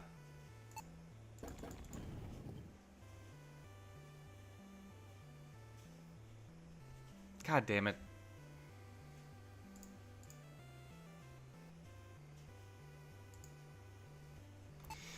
Okay, we can finally move forward. Well, we are in the castle. By the way the smooth slab of rock is set in the wall, you know it's a door. An old rusted iron lever protrudes from the wall. I wonder what it does. Well, you grasp the lever and pull downward. It grudgingly moves and then gets stuck. You hear machinery creaking to life as the stone door slides open. Well, awesome. Enter the castle Gwenenthal. This is very familiar now. You exit the secret passage to step foot into the splendor of the lower level of Castle Gwenenthal. In fact, you remember being dragged through this very corridor on your way to the dungeons. The king's words ring in your ears. Fiends have usurped the throne. Find the scroll of disenchantment. Collect the royal seal from my hidden chamber. You hear the shuffling of armored guards down the hall. You decide to keep a low profile. Sweet. So let's look around a bit. This tapestry is elegantly woven, depicting a chillingly realistic demon. The lower edge hangs above the floor, revealing an opening. Oh, is that where I came from? Yeah. I'm in the vestibule. Let's go right? Okay. The carpeted corridor leads to an angled hallway containing a large tapestry. There's no mistaking this is the royal crest of Gwenenthal. A guest book for visiting nobles and diplomats sits atop a luxurious desk. There have been no visitors for months. Seizing the opportunity, you write Del Burentho on the page in the big letters. Very big letters. I don't know if that was a good idea, Del. An opulent quill and inkwell accompany a guest book. The book is affixed to the desk. You cannot take it. But you're also not convinced it would be of any use. Okay.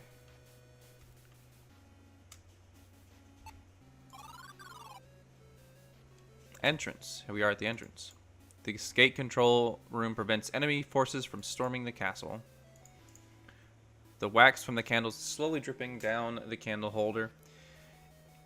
It's a lovely ornament, but of no use to you. Yep. So I cannot go any farther. Gates leading are closed. So if I open this, you pull the lever back, sounds of grinding metal resonate through the hall as the castle gate opens behind you. Probably shouldn't have done that, right? Oh, I see where this is. Okay.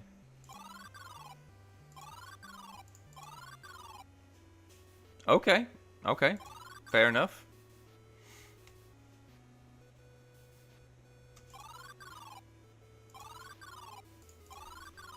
Castle foyer. Oh, this is the fork and cleaver imply this is a kitchen. The door, however, is locked.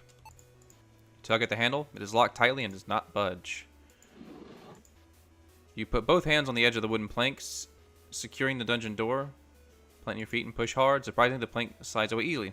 Lighter than it looks. Or I'm stronger. You say, pleased with your work. So this goes back to the dungeon, which I probably don't want to go to, right? Hang on, I sneeze.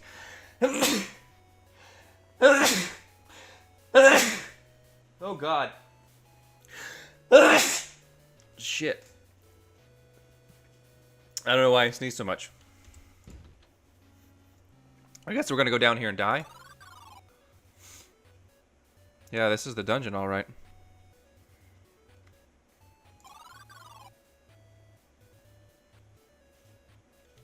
Oh wow. It appears that your recent escape has revealed a hole in the castle's defenses. The guards have sealed this particular cell shut. It's also locked.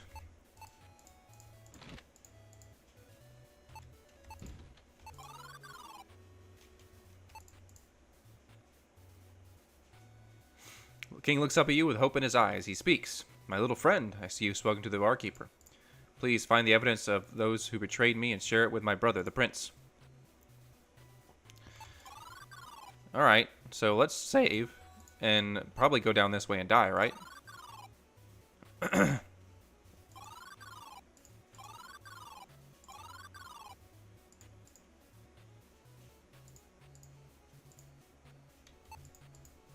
Can't open, huh?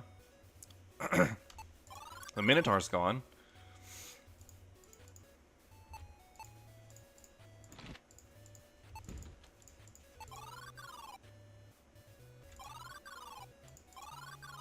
Well.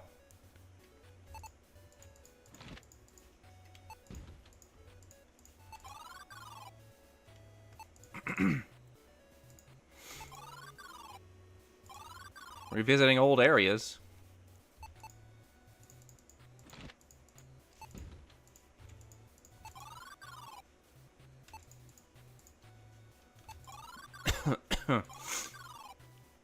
Well, alright then. Back to the castle, I suppose. Let's close the door. Oh, I can't close it now. Okay.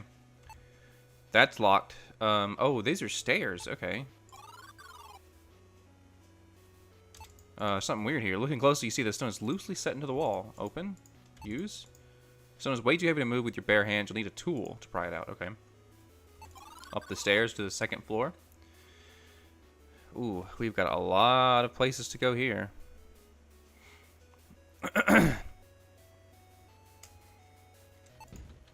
Let's open a door. Let's just go in this door then, I guess. Ooh. This is really cool. I like the inside of this castle area is obviously very similar to original Shadowgate, and it just feels awesome.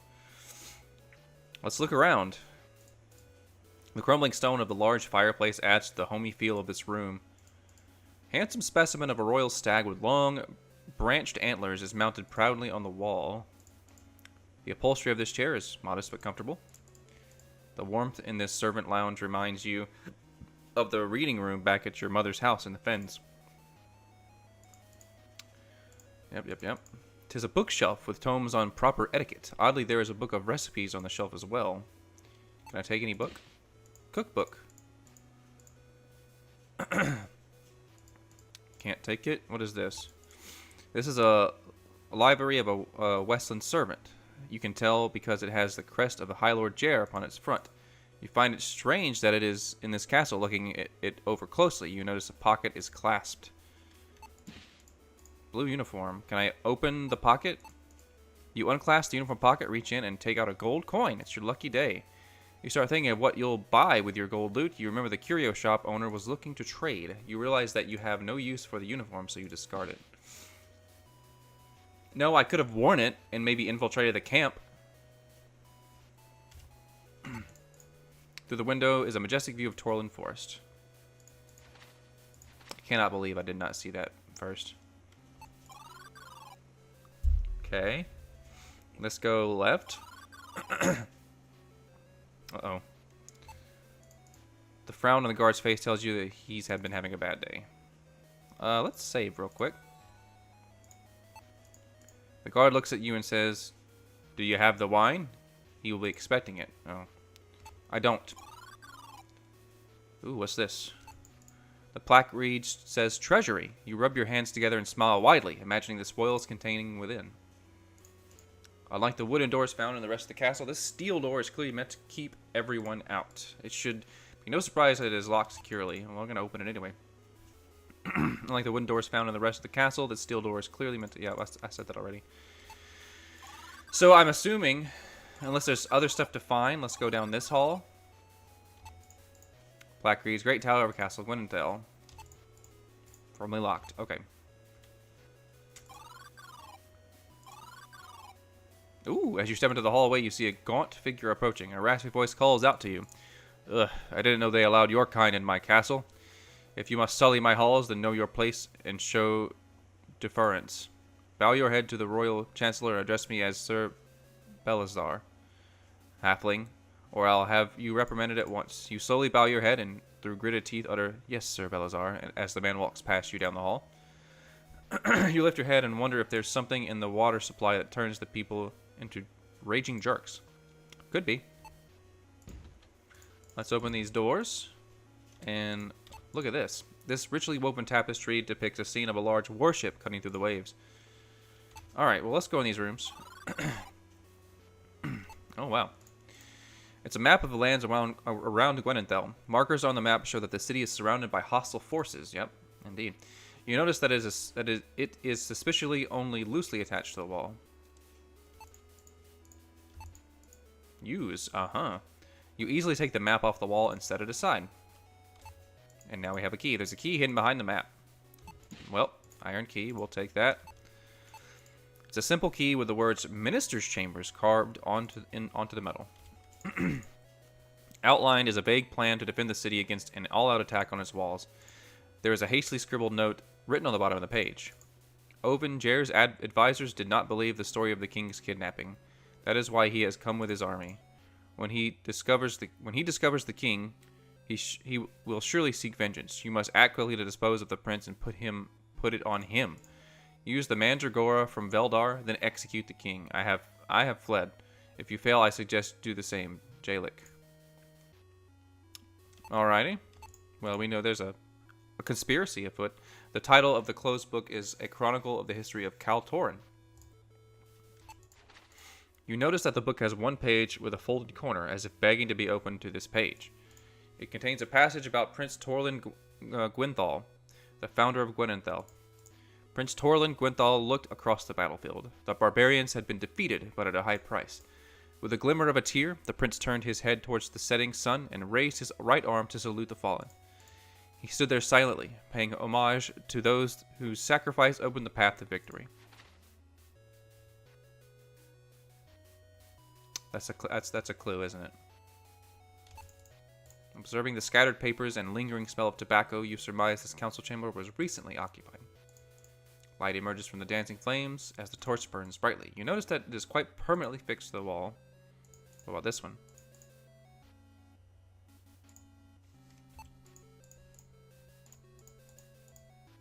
Can't take that. Took the history book. Just felt like the thing to do, you say to yourself. Mm-hmm.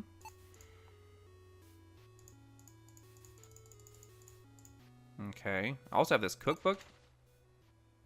Wondering if the king has a favorite recipe, you open the cookbook and find a key inside. With no more use for the book, you discard it. Well, damn. So that's the key to the kitchen.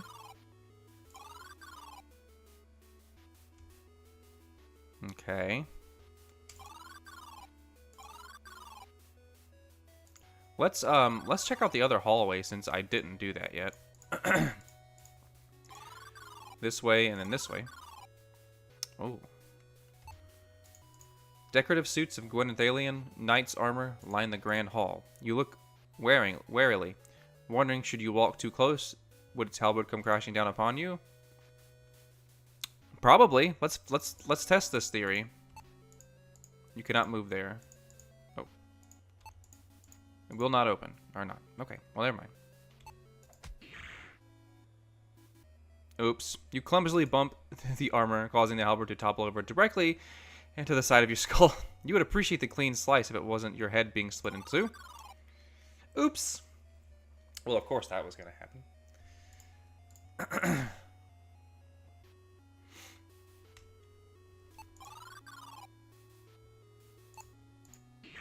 Oh, does the same thing. Okay. Yeah, hell yeah, let's go, said the skull man. Can't open that, so, well, let's just go back then. Okay, this way, okay. Use the cook's key on this. Door locks with a satisfying click. I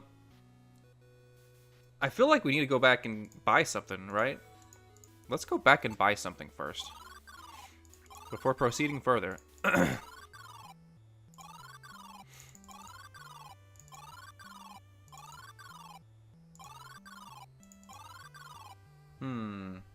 Do I want the dagger or do I want the scroll? Use the gold coin on this. Thank you. Remember, you are getting a bargain for your trouble. It takes gold. Okay. Oh, I have to take the dagger? It's an intricately designed golden dagger. It's too soft to be an effective weapon, but it may cut paper and canvas. I thought I could take all this other stuff, but I guess not. Well, let's just move forward for now, I guess. Back into thine castle.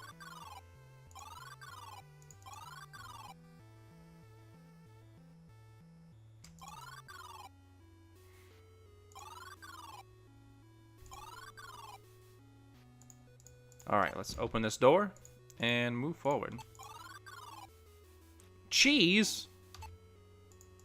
It's a slice of garlic rum cheese. It tastes as good as it smells offensive. Let's take the cheese. This bread has a freshly baked look and smell to it. We won't take that bread. This serving tray is made of pure elven silver. The metal is known for its legendary ability to reflect any incident light. We're going to take the silver tray. This brown burlap sack has the word flour written on it. Open. Looking around, you notice there's not a single knife in the whole kitchen. Struggle with lift the sack and fail. You will need to empty its contents first. Well, use the gold dagger on this. Yes. Flour spills like an avalanche onto the floor as you slice through the sack. Can I take it now?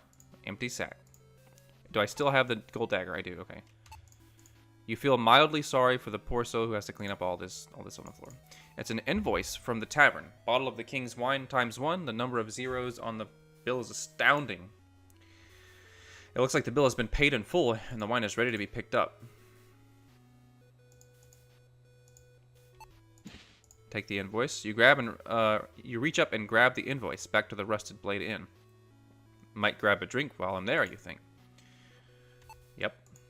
The damage on this spoon implies it is seen use as a tool and not for cooking. It is surprisingly hard. Give me the spoon. Several metal stew pots hang from the wall. You never were one for cooking. Eating, on the other hand, you do quite well. Yeah, me too. Iron cauldron hangs above the hearth. The mouth-watering aroma of venison stew escapes from beneath the lid. Several metal stew pots hang on the wall. I said that already. Let's go get some wine from the tavern, I guess.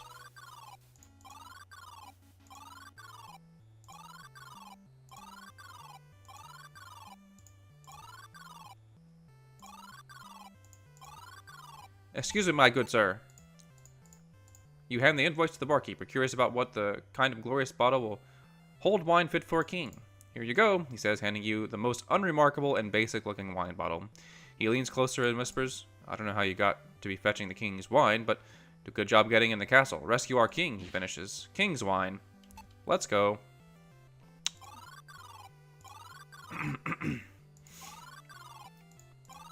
Y'all, it's about lunchtime, ain't it? I'm hungry. I'm very good at eating, just like this, just like Dell here.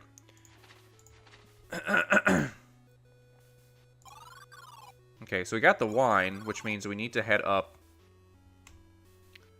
and, oh, wait a second. This is, so what was this iron key? Minister's chamber, that's right. Oh, wait. Minister's chamber, that's not over here, is it? Is this the minister's chamber? No. Yes, use iron key on this. Nope, doesn't work. Okay, never mind it.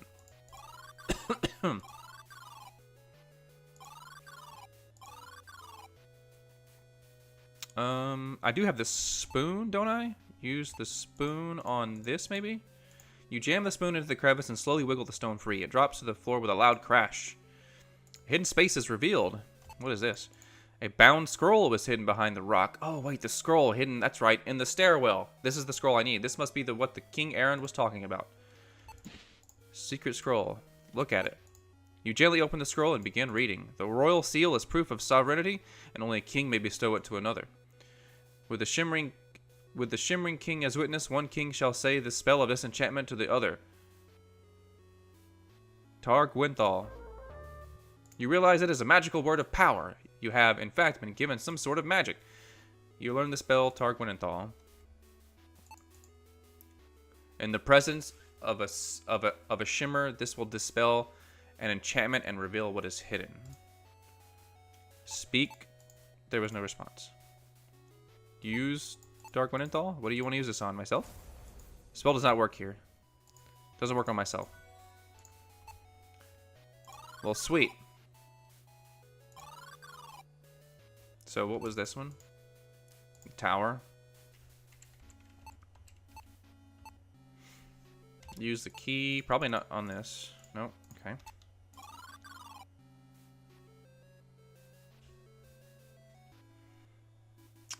This way. This is, yeah.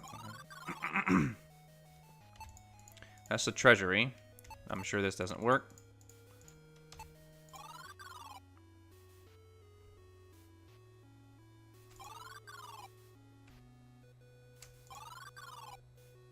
Oh, I didn't even go in this right room. Whoa, okay. What is this? You see a tapestry of a ship in the hallway. An elaborate stained glass image is affixed to the wall. It looks decorative as no light shines from behind. It's a gaudy portrait of an obese man. The inscription reads, Oven Loneth, me.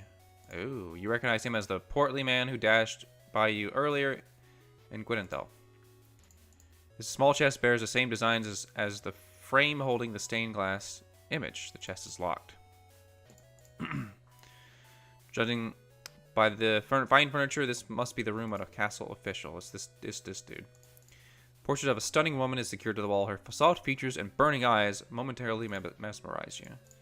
Large stone fireplace is built into the wall of this chamber. Bed frame is large, canopied. The frame of this large canopied bed is made of a darkly stained oak. The down-filled mattress looks very inviting. Large chandelier hangs from the ceiling. Its many candles are lit, creating small puddles of wax on the rug. Chest is locked. Did not work. Okay. Okay. Well, I don't know what to use any of this other stuff on, except to go into this place that needs the wine. Use the king's wine on this guy. The guard looks at the wine and says, the prince be not here, but you can leave it inside. Be quick about it and close the door on your way out. I'm taking my leave. He stands aside and allows you to pass. Into the prince's chambers, I think. Oh no, the king's chambers. Okay, let's look around. There is a lantern sitting on the bedside nightstand. That's for me. It's a small wooden nightstand, likely used to hold the king's accessories. Open. You pull the drawer open. A single item looks unusual among the expensive pieces of jewelry. There's something unusual. What is it? You reach into the drawer and grasp the wrapped item. Oh shit. Suddenly it begins shrieking. You've earned the ire of the mandragora. In a few moments, its screams will drive the soul from your body. You must dispose of it quickly. Use the mandragora on the fireplace? Yep. Wanting nothing to do with the creature, you throw it straight into the fireplace. Uh-oh, uh-oh, uh-oh, uh-oh. The mandragora howls as flames crawl over its body. Embers from its flailing limbs ignite the wall tapestry, which burns as quickly as the vile mandragora. In moments, the tapestry is no more, and a magnificent suit of armor is revealed. The luck I have, you say gratefully. Death by mandragora is no way to go. These monsters wanted the prince to suffer, you say as your resolve renews. I wanted him to suffer by just having to listen to the mandragora, I suppose. I can't close the drawer now? And the fabric is woven beautifully into a scene depicting the sun setting over a battlefield. A majestic set of armor, stands against the wall. You notice the helmet and gauntlet are loose, since they were recently moved. An inscription on the armor reads, Torlin Gwynthal. Did not open. Use.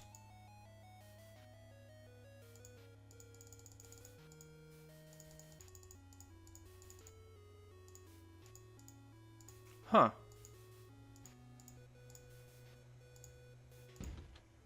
Ah, okay. With a loud grinding noise, the wall slides open. It's a secret passage. Let's save it. Guys, I'm gonna heat my lunch up in the microwave because I'm starving and it's lunchtime anyway. So y'all give me just a few seconds to put that in there and I'll be right back. Alright, into the secret passage we go.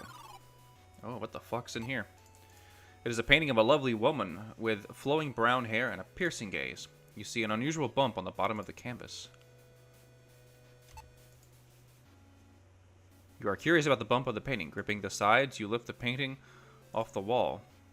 You hear something sliding inside the painting as you place it. Sliding inside the painting? So do I need to use this golden dagger?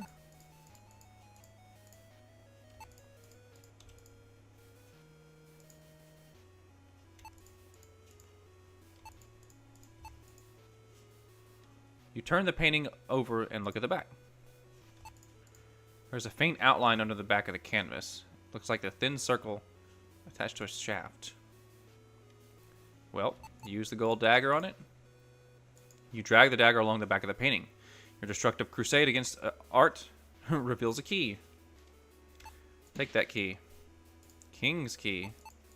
Small, simple is a simple small iron key, rather modest for a king's key. It is a painting of King Leon, one of the majestic line of Gwenethel rulers. While marveling at the detail, you hear a faint whispering sound coming from behind the painting. Portrait of a late Queen Mother. Get the impression from the painting that she was a warm and giving person. You see the king's chambers through the hidden doorway. What an unusual place for a chair. You muse out loud to no one in particular. Huh, indeed.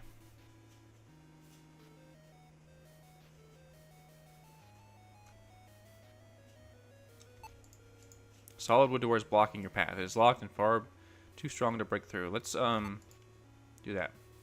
You take the painting from the wall, revealing a small hole. Stepping on the chair, you place your eye against the hole. Oh shit. Belazar stands quietly in the middle of the room. He slowly raises his arms and begins to chant. Before your very eyes, Belazar transforms into a hideous lizard-like creature. Oh lord, you feel cool air pouring from the room beyond. The mirror ripples as a shape begins to form. The lizard man stops chanting and speaks. Master, there have been setbacks, but all is as planned. The druid has left your tomb unguarded. Yes, master. He is here in the castle's tower. No, the pawns are of no further use. I leave now. There is much ground to cover. Through Torlin Forest, across the Barren, and over Gatekeeper Mountain. I will retrieve your staff before the autumnal equinox and usher you back into the world. You gasp and pull your head back from the wall. The equinox is tomorrow, and the prom's after that. You have to follow him. The king, you whisper. I've got to find the royal seal and convince the prince to search the dungeon below. Your wisp companion chimes in. After we rescue King Errand, we have to follow that fiend into the Torlin Forest. If anyone's going to believe us, we will need to evidence of the traitor's wrongdoings. We need to search the castle, yeah. Okay. Sweet. Alright, can I do this? Anything with this painting? Yes. You take the painting off the wall and place it on the ground. Nothing happened. Alright, well, that's all that was here. Use the king's key on this door. Oh, that does work.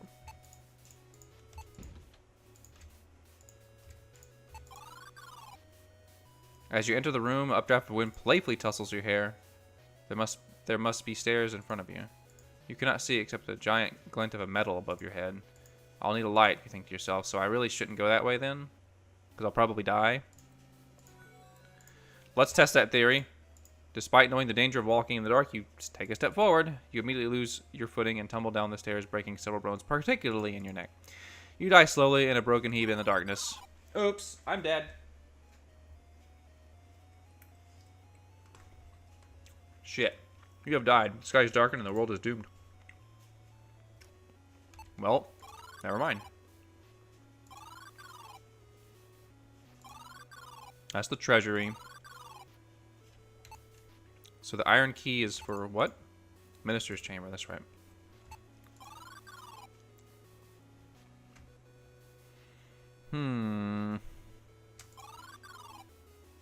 Yes, I was in here already.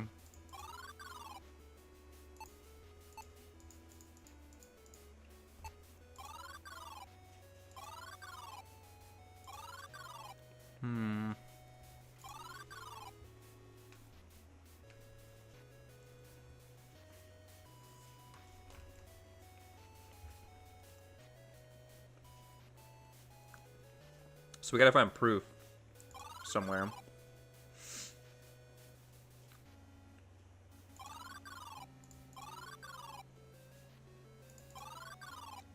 I can't open this door.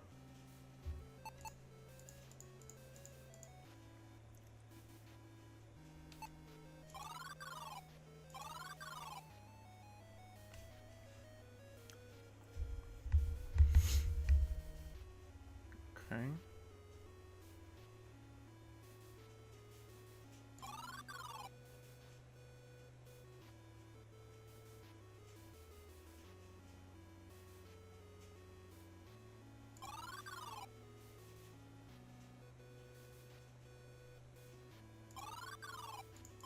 Nothing left in the kitchen, right? No.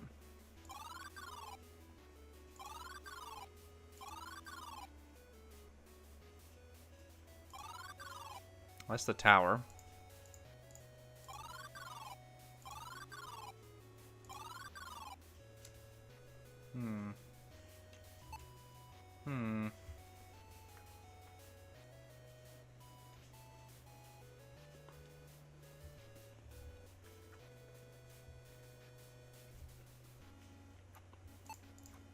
Silver tray.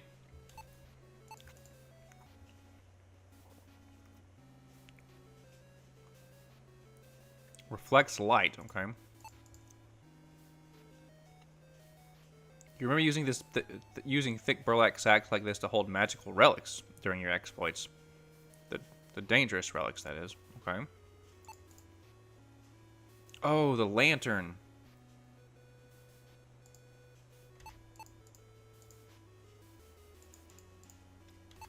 So hang on. I do have a lantern, that's true.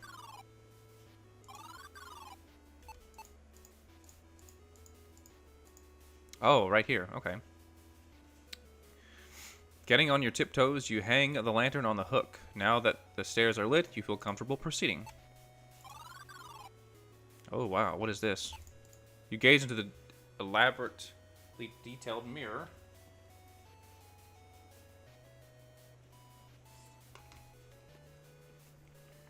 An unusual shimmer distorts the reflection of your face.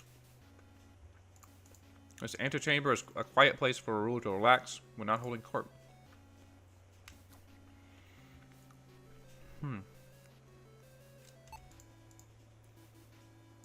It's locked.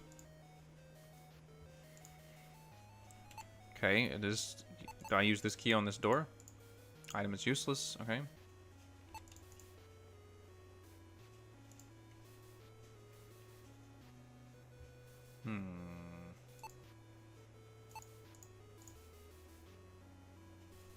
Use the silver tray? No?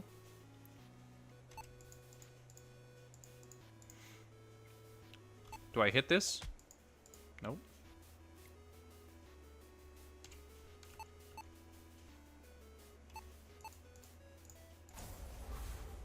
There we go. You chant the magic words, Tar Gwynthal. The face of the mirror begins to shimmer and melt away, revealing a hidden compartment beyond.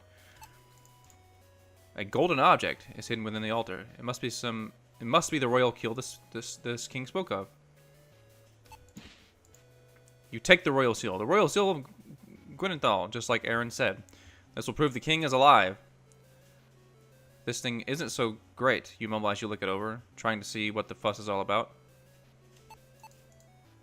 This handheld golden stamp has the crest of Gwynthal and unknown runes printed across the bottom.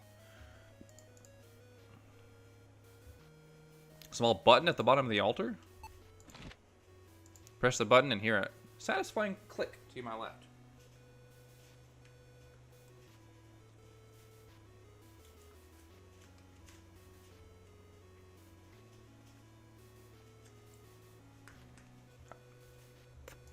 Hell yeah. Let's save.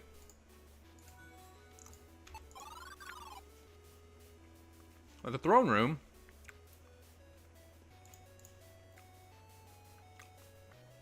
My wisp as I enter the throne room. Tee hee, you stand before royalty, Dell. Act quickly and mind your obnoxious tongue, for you must prove the king lives. Should you dally or misstep, it will be certain death. You can evade traps and monsters, but can you lead men? Do not approach unless you carry ample evidence of the traitor who incarcerated his king within the dungeon below. Finally, something interesting to watch. Use the royal seal?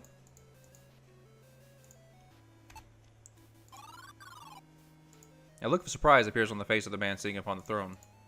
He resembles the king who was imprisoned in the dungeon. This must be Prince Elrith. His eyes lock onto yours as he inspects you cautiously. He speaks firmly. What is the meaning of this intrusion? Your brother. He's in trouble. Use the royal seal? Sensing the prince's impatience, you quickly produce the royal seal. The prince gasps at the sight of the relic.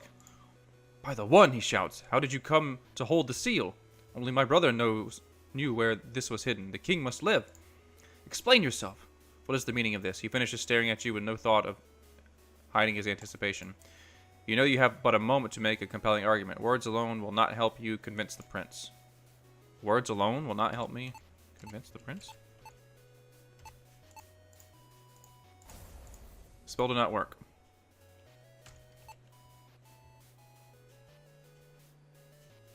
Do I use this history book? So a mere thief then. Guards, take this creature out of sight. Okay.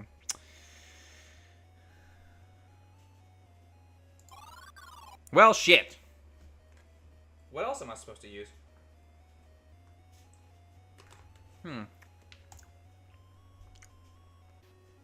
Okay, well.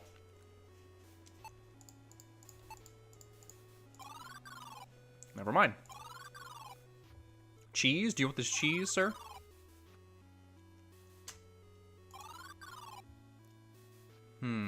So I've got to find something else to prove that.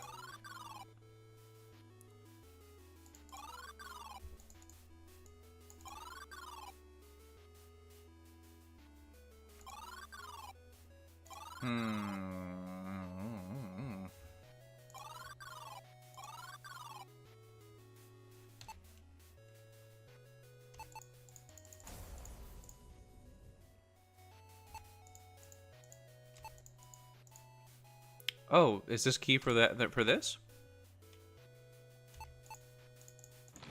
It is. The key fits into the lock. As you turn the key, you hear a mechanical sound stirring from behind the stained glass. The glass explodes outward, launching deadly shards through your face. And oh. Oh.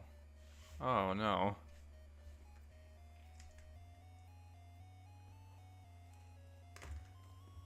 What the fuck?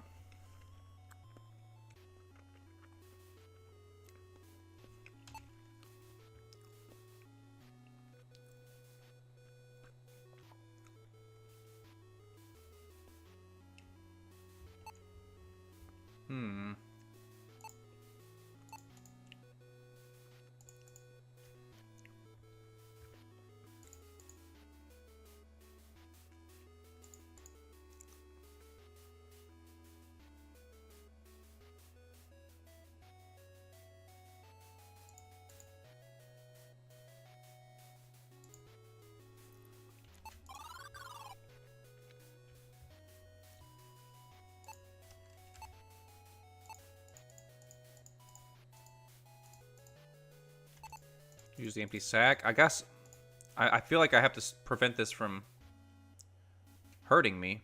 Is the play here? Because the key worked to open that. So there must be something in here I need to get.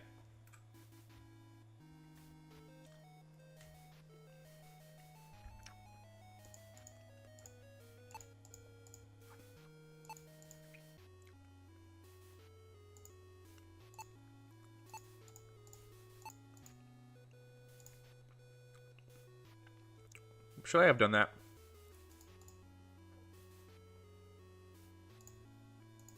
Let me try that. I don't know if I should have eaten those items.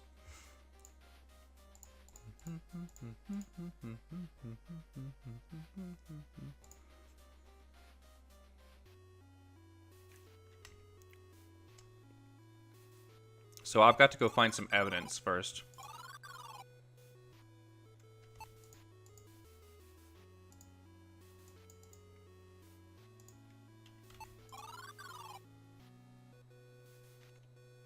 No one here. What room is this? Hmm.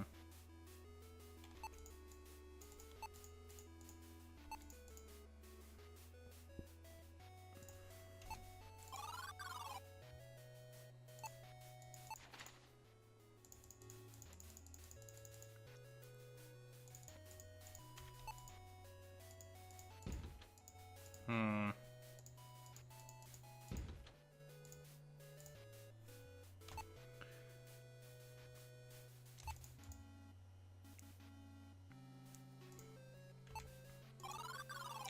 What do I need? Treasury. Hmm.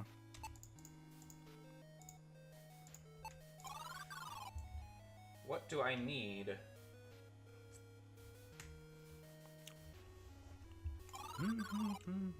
A shield?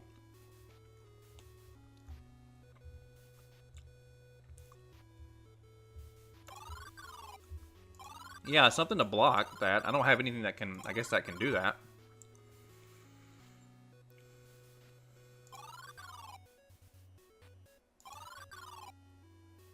Oops.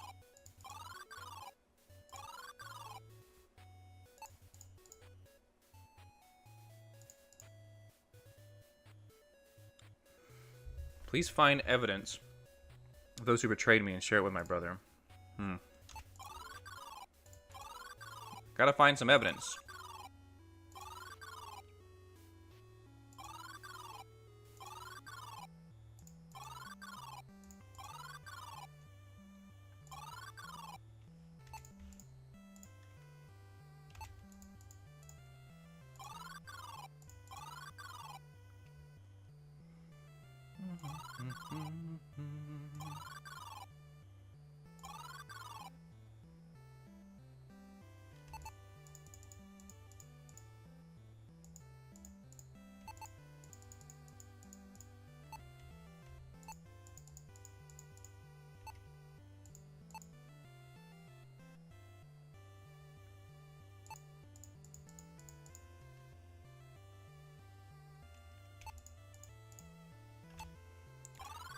Where can I find something to use?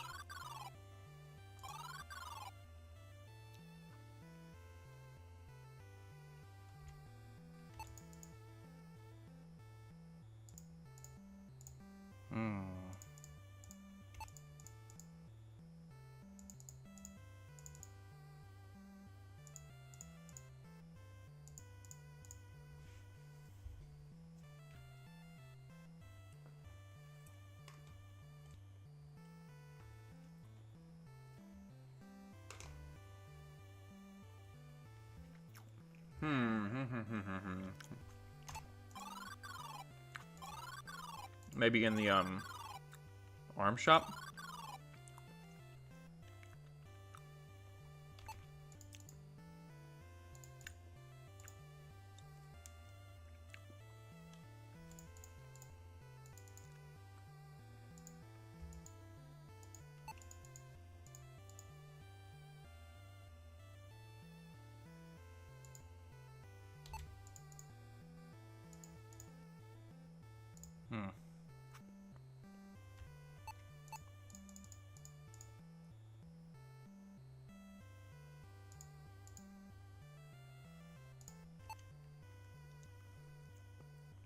I don't know what your prices are. You're not telling me. Shit. Well,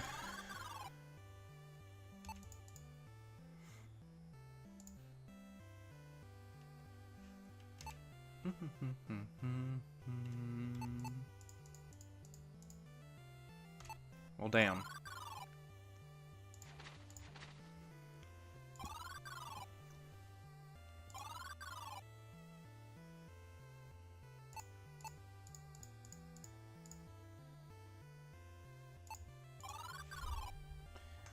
I must find the answer.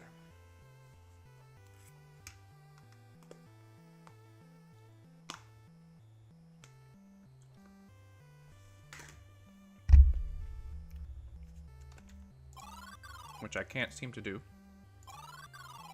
Nothing here.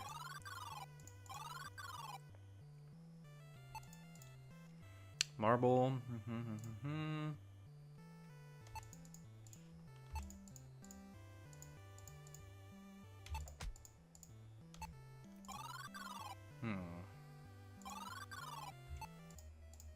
You clench your fist and swing your straight arm towards the monk's face. Strangely, he does not look concerned. With amazing swiftness, he grabs your arm and twists his body, hurling you directly onto your neck, snapping it instantly.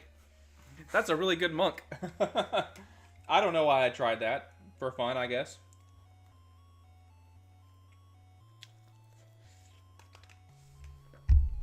Just to see.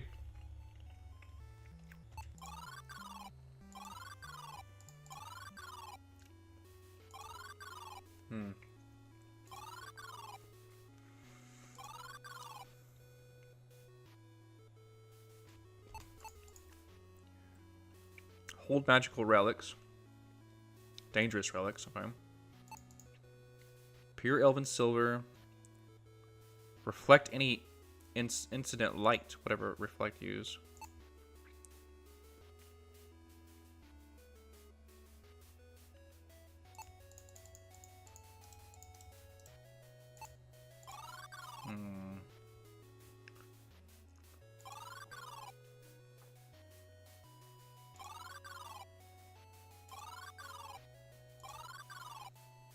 Trade room.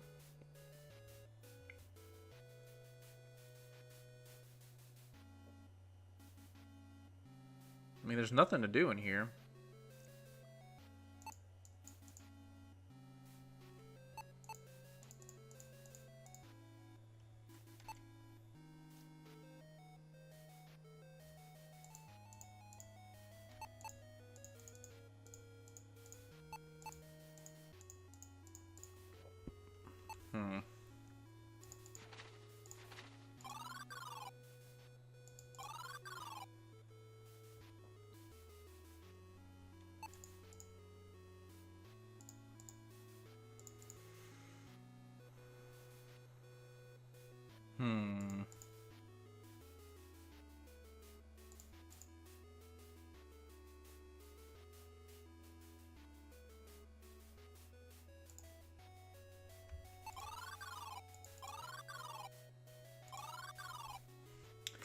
I cannot figure out what is the next move here.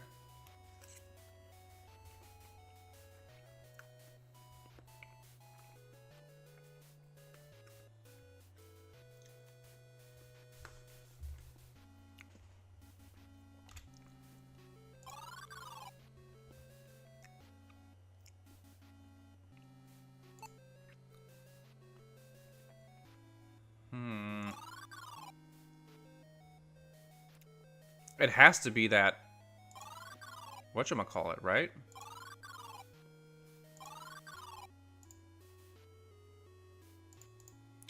Stand before royalty, act quickly, and mind your obnoxious tongue.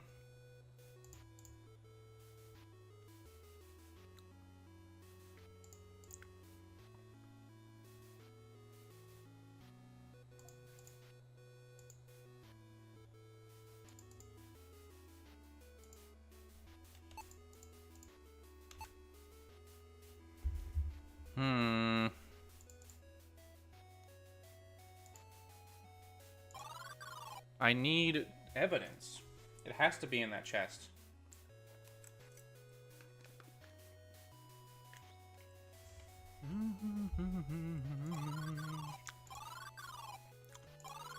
Maybe I used a spell on that stained glass.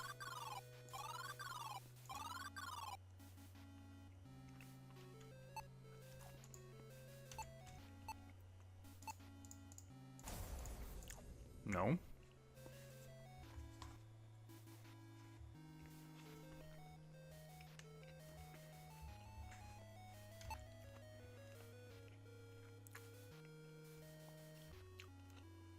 Hang on. Look at this book again. Mr. One looked across the battlefield. Turned his head towards the setting sun and raised his right arm to salute. Oh, that was just for the armor. Which you can easily brute force.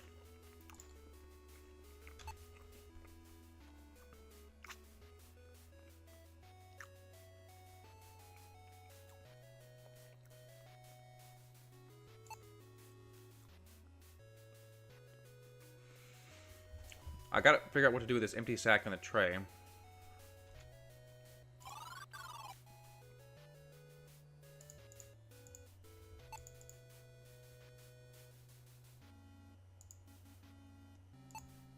I'm gonna use this gold dagger. No.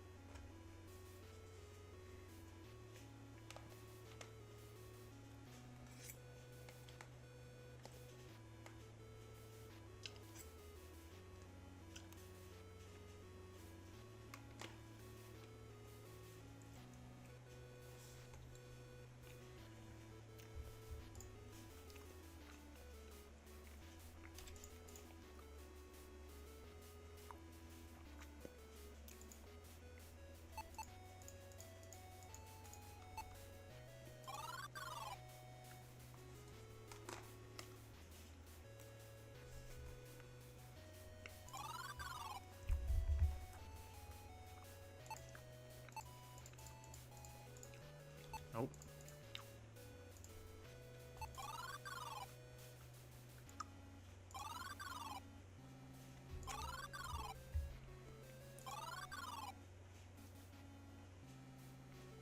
No?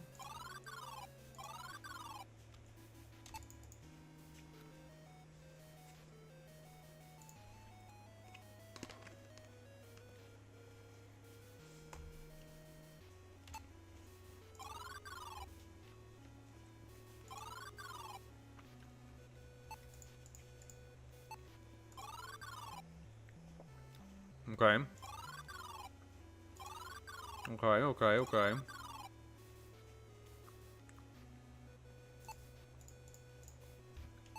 Well, this is goes to the King's Chamber, yeah. I see there's one room I still have not explored.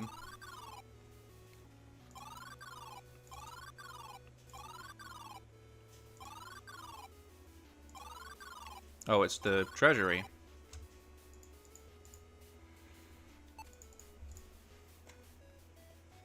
Clearly meant to be keep everyone out.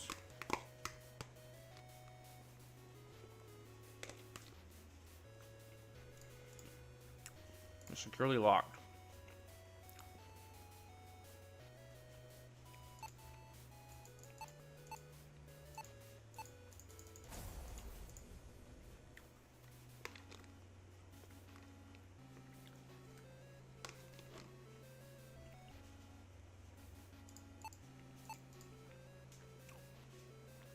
In the presence of a shimmer. Dispel an enchantment.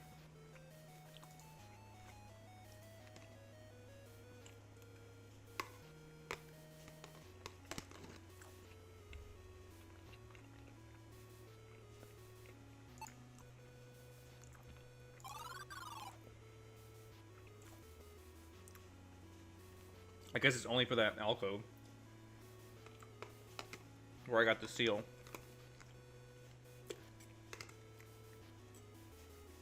Alright. I'm done with my food. Let me put this in the sink.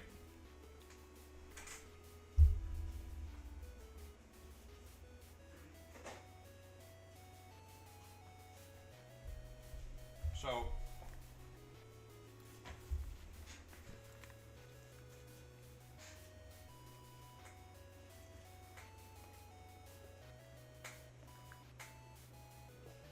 I have to figure out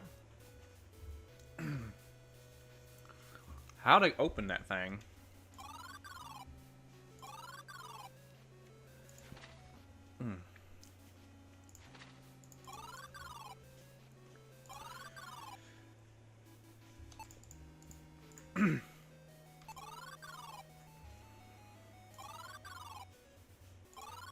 I mean, I don't know what to do down here.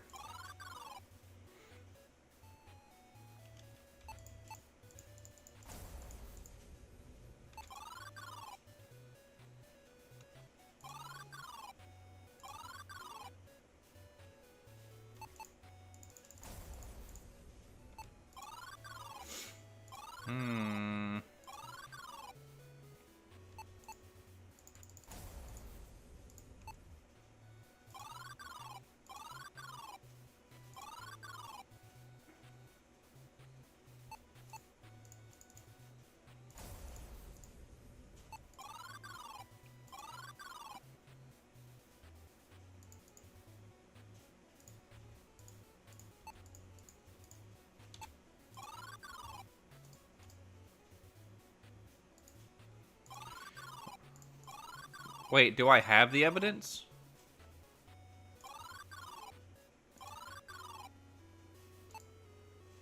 Do I have the evidence?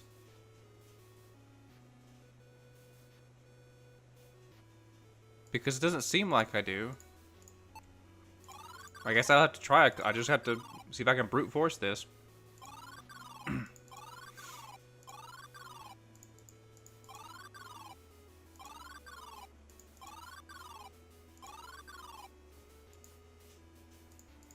Resembles a king. What's the meaning of the intrusion? Use the royal seal. Oh.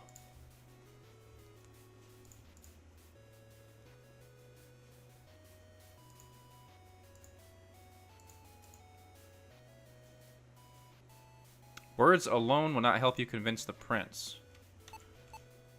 Maybe I should still use them anyway?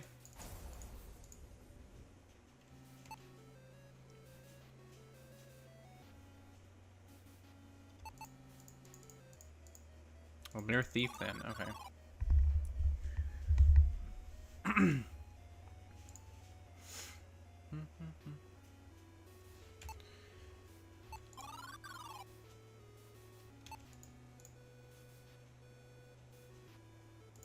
A reason for your trust.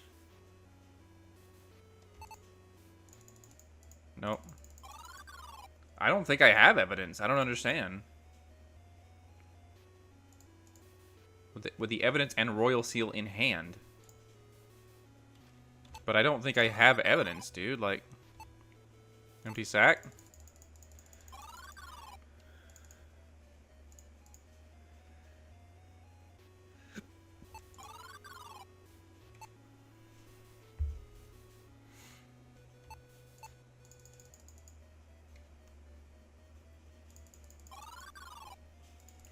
I'm just trying everything. The spell doesn't work, so.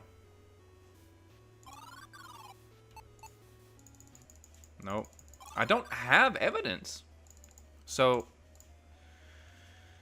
Okay.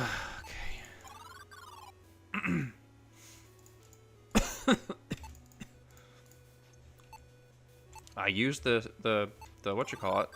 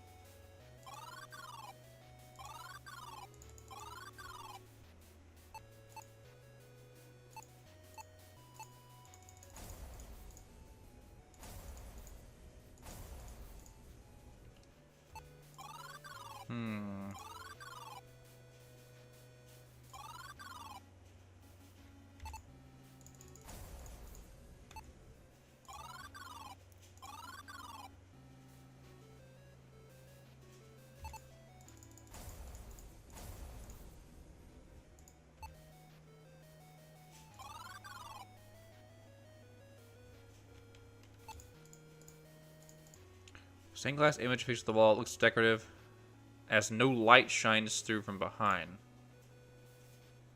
Yeah. This reflects light.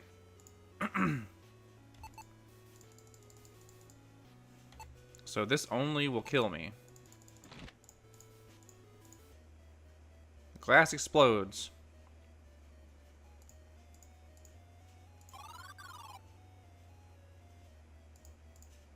That's clearly what I have to do. I just don't know what I'm supposed to stop the thing from hurting me.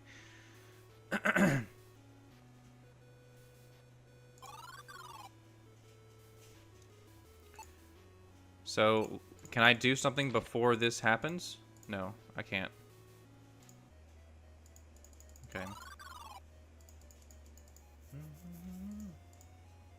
It's a canned thing here.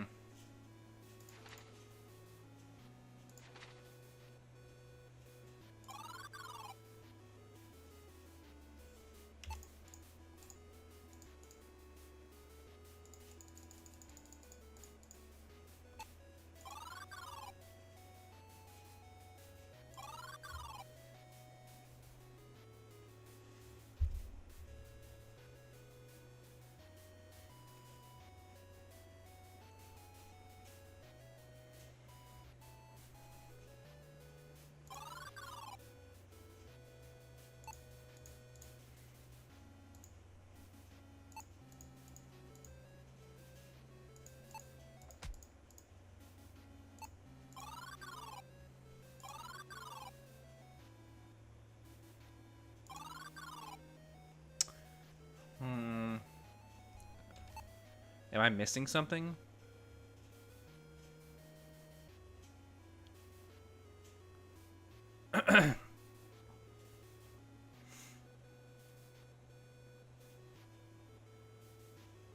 I have to obviously do something with this silver tray or the empty sack, I feel. You remember using thick burlap sacks like this to hold magical relics during your exploits. The dangerous relics, that is.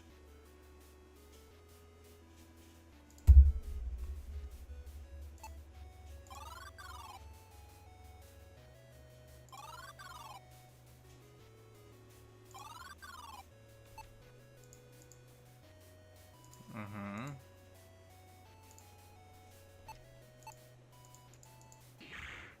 Okay. Welp. That didn't do nothing.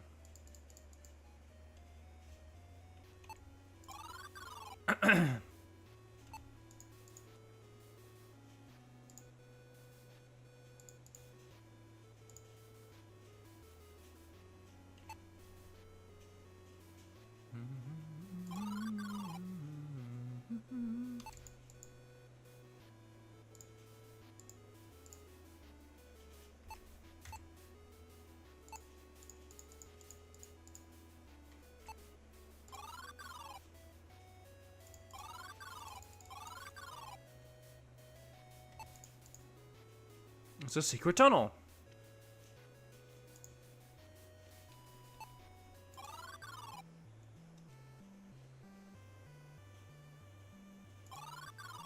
What happens if I go back over this way? Nothing? Still get fucking killed again? Okay.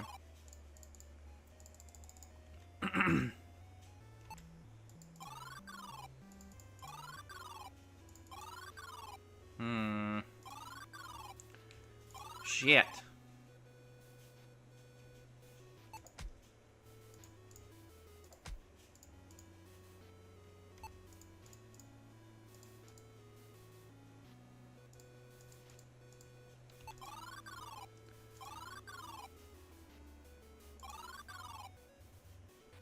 No, I don't think there's anything back to do here. I don't know where to...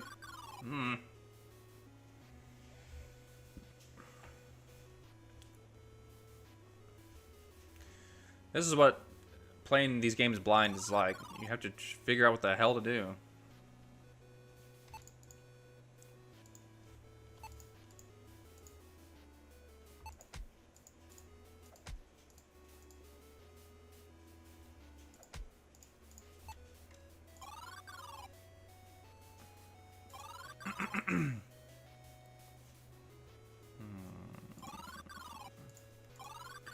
I know this is what I have to do.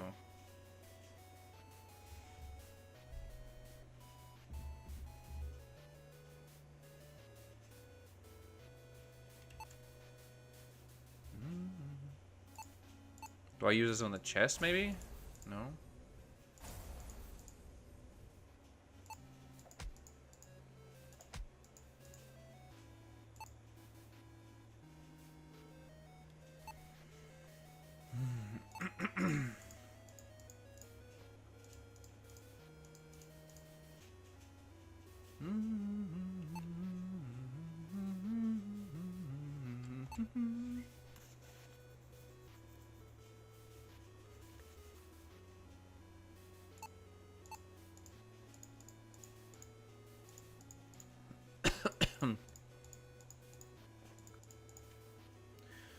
I'm just gonna have to start using everything on everything, I guess.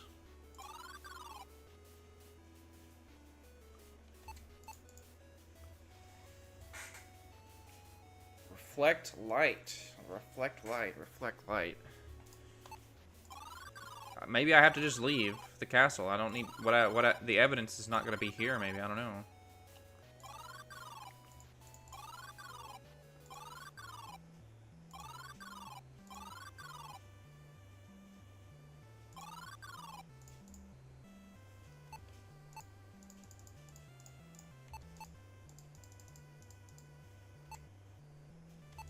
Kill him? Nope.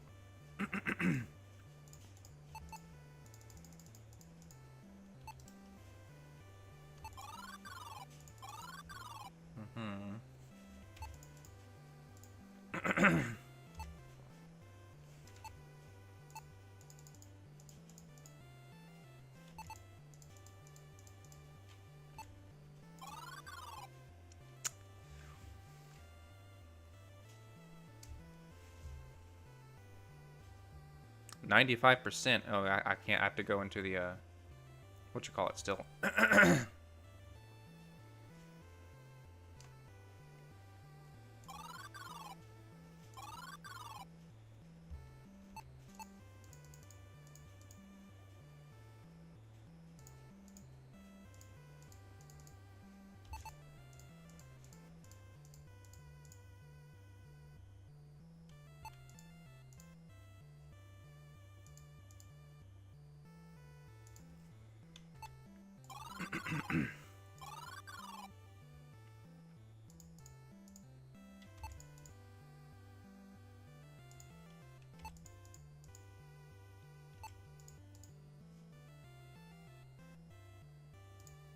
Wait.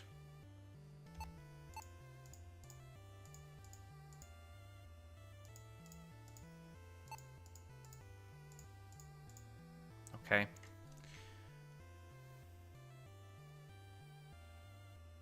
I thought maybe I could equip those.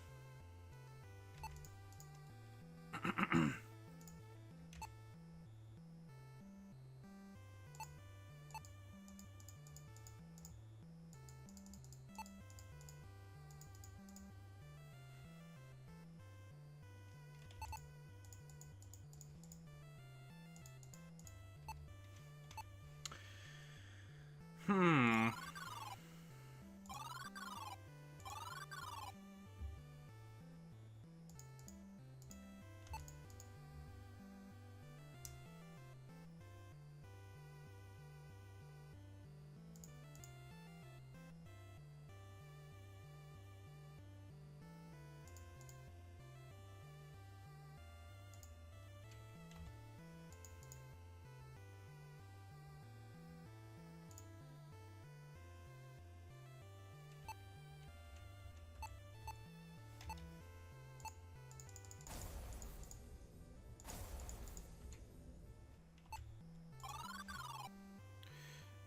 I assume it's going to be a lot of getting stuck. Hmm.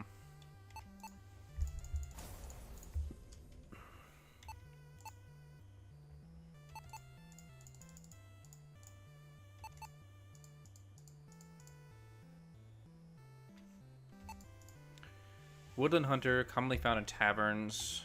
While the creature varies to match local wildlife, the hunter is always depicted using a bow. Can I cut this? No.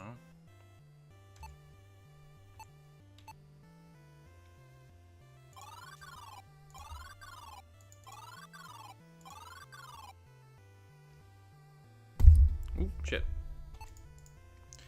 Designs of an elven craftsman. It's not a chest, but a painted wood block.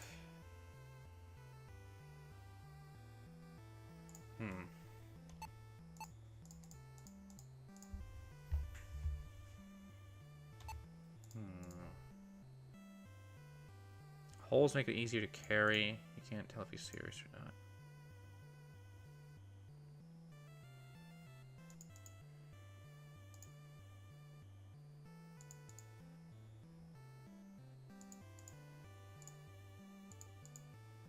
Minor bauble. Catches the light beautifully.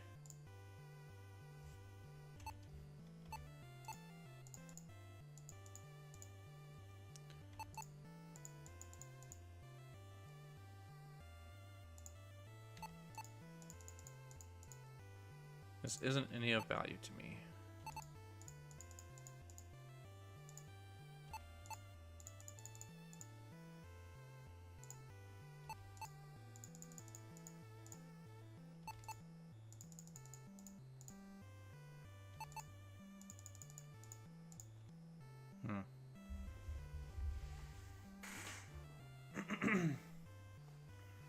She still says the same thing.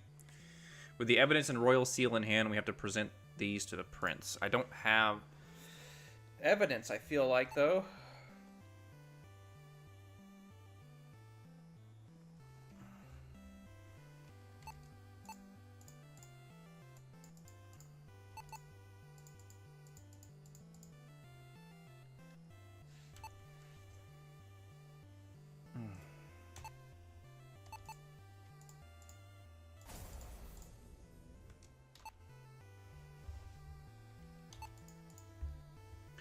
Replica of a galleon.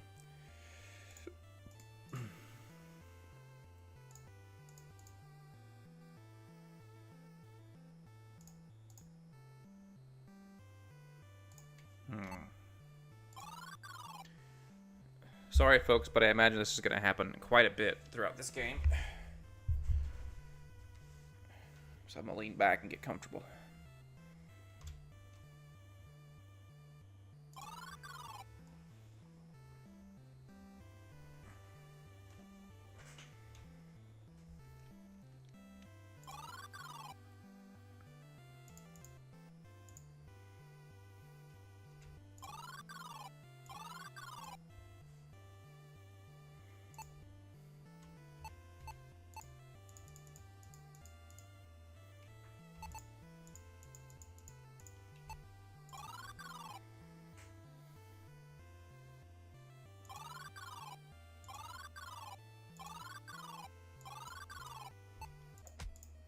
You leap into the air and punch at the clerk. Your blow glancing off his cheek. Guards! He shouts at the top of his lung. Gwenethel soldiers storm the shop and drag you into the street. You are quickly shackled and taken to the dungeon. I can't go around randomly hitting people.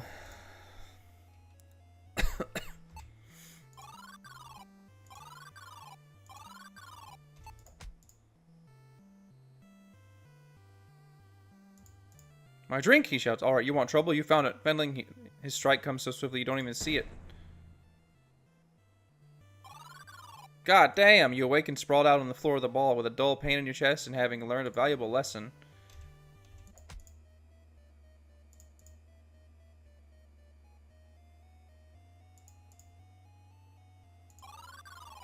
That dude, the other guy, don't care. He'll just fucking punch you back. Alright.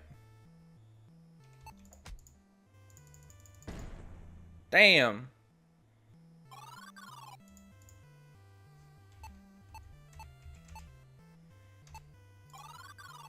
Good to know, I guess.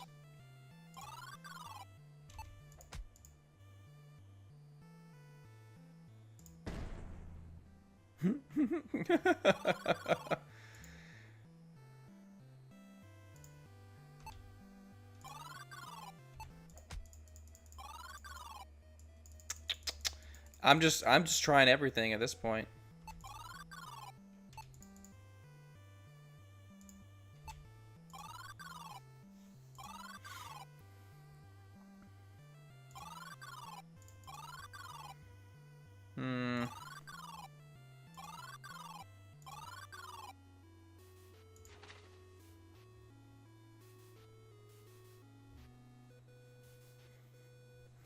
Oh, I have to update the Twitch app. That's why it's not working, isn't it?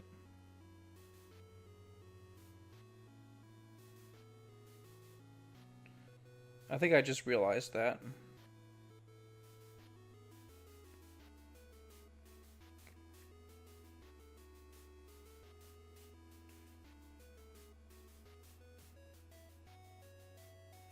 Update. Let that update.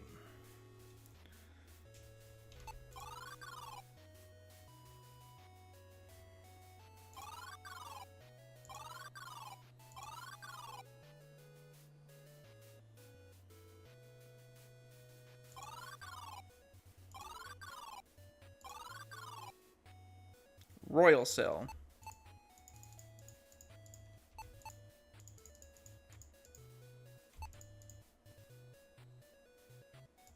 Wouldn't dare attack him. Okay.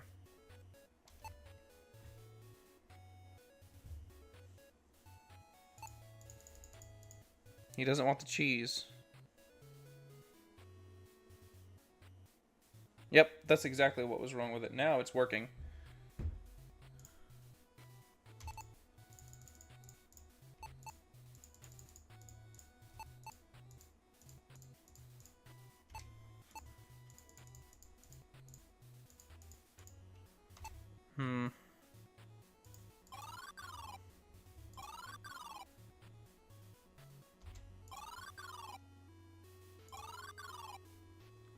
Folks, I'm stuck.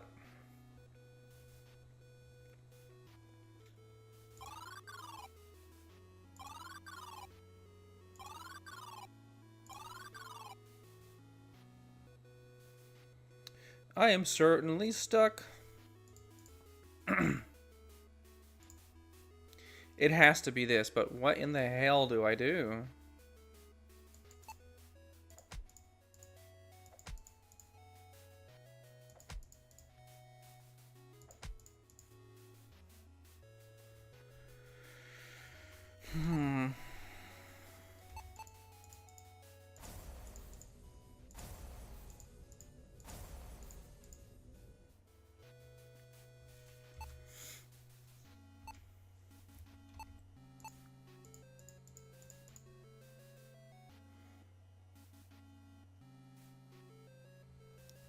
Damn.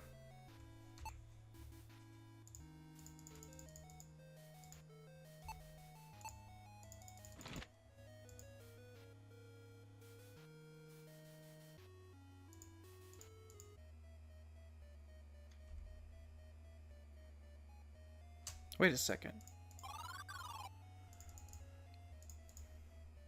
Maybe I just have to deactivate that trap somehow? This is the room that's behind this.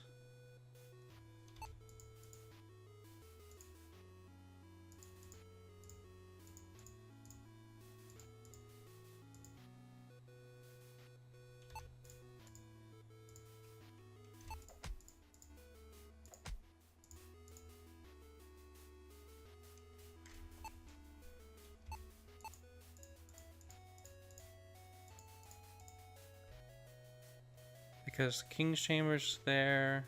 Okay.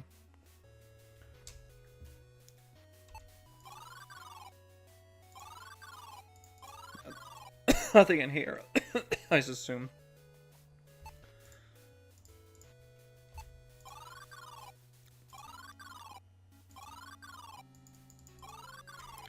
Yeah, maybe something else. I just need to... Okay, no. Yeah, says the skeleton.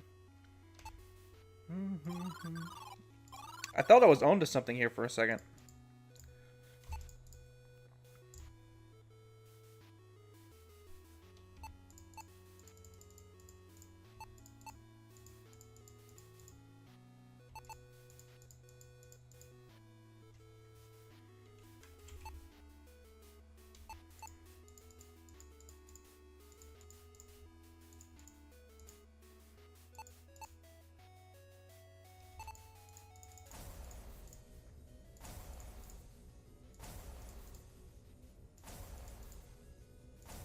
Just assuming... Yeah. You leap out the window. Okay. Okay. Alright.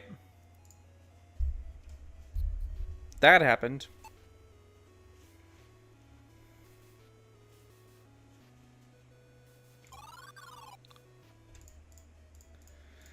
Yep.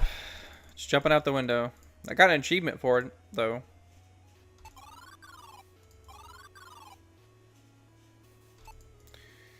Open Loneth.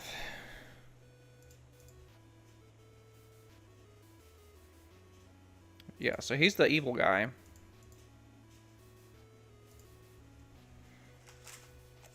No, don't do that yet.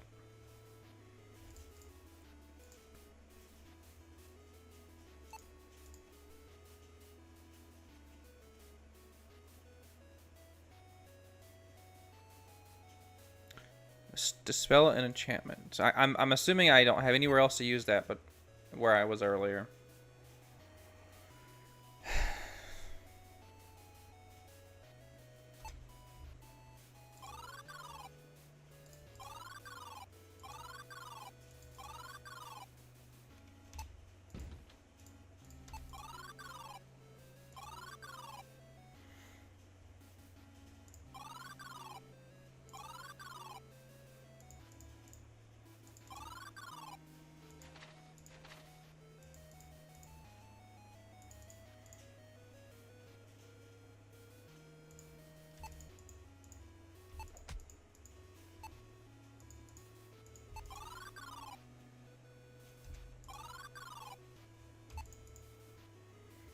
Princess before you. Sometimes you see dark circles and deep worry lines etched into his face.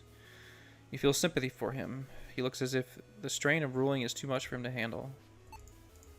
Do not try my patience, Fenling.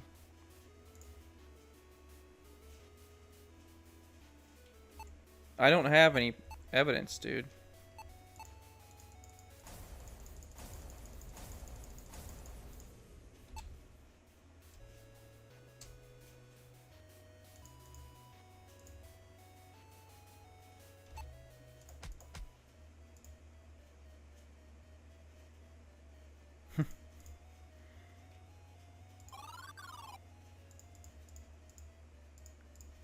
Don't punch the prince. That, not a good idea.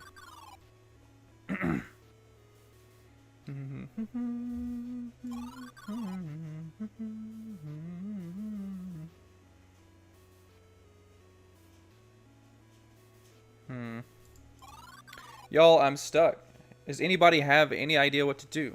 Like, I'm actually asking for help. If you guys know, have any hints you can give me, let me know. Because I don't have any evidence. Oh, look, let me reset this. There we go. I feel like what I'm supposed to do... Wait, what is this? Average woman beating this team dipping his sunset on a battlefield. Oh, that's right. That's the history book.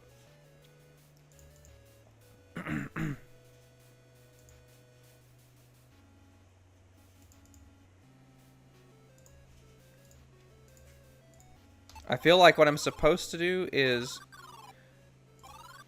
open this chest in the trade room. Emmett? Hang on, I can't see. Oh shit. Emmett, thank you for the follow, man. I appreciate it. I feel like what I'm supposed to do is open this chest, but the problem with that is this thing kills me. So I feel like I'm either supposed to deactivate this or find an item to protect me from the blast. But I've been everywhere.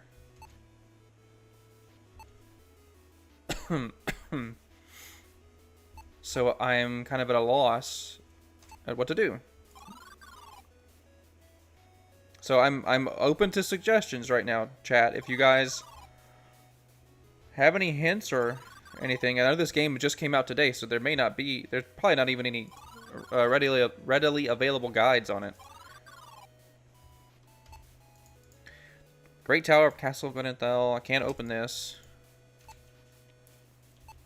This doesn't open this. No.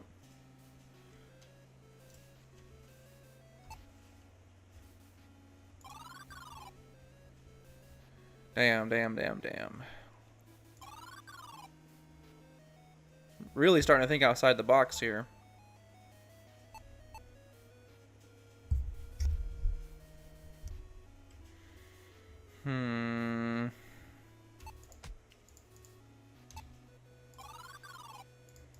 Map just really isn't showing me anything.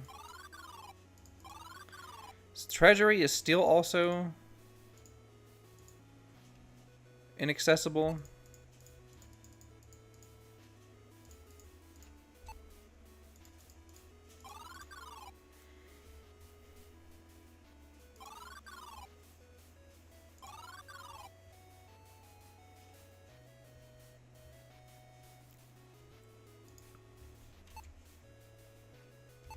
Is there anywhere else I could use this dagger?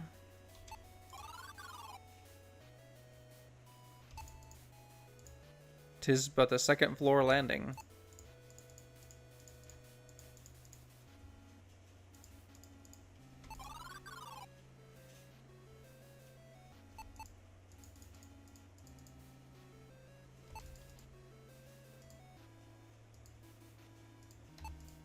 It's quite permanently fixed to the wall. I think a subtle hint that you can't take the torches. Iron Cauldron.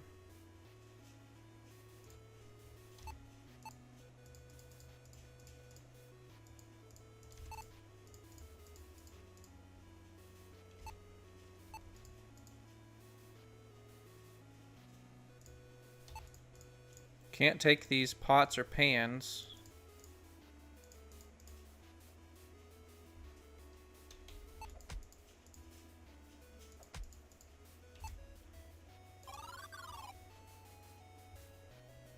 Guys, I'm struggling here.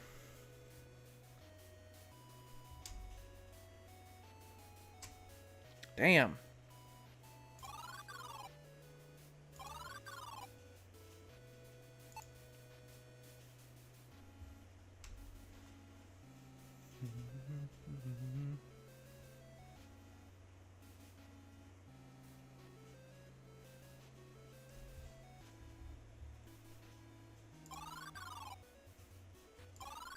I mean, I know there's nothing to do here.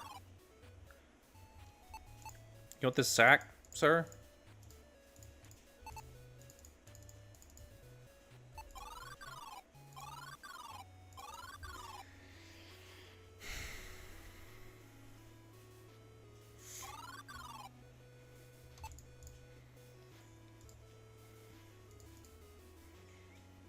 Quill and Inkwell.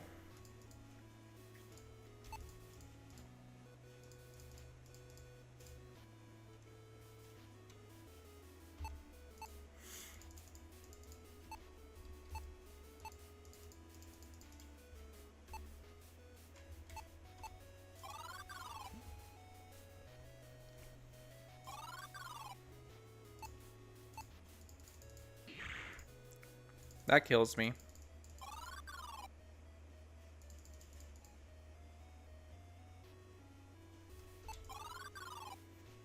I can't open the door from this side. I feel like I don't have the evidence. I tried all the items that I have. The evidence and royal seal in hand. I already gave the dude the royal seal, the prince.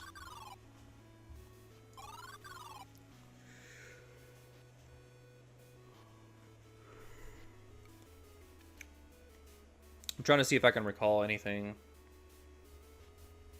Really, only evidence.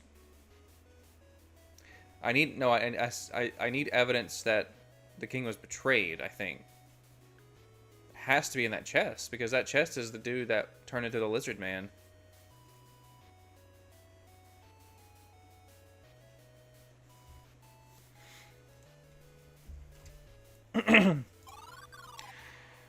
Well, guys, I don't know what to do.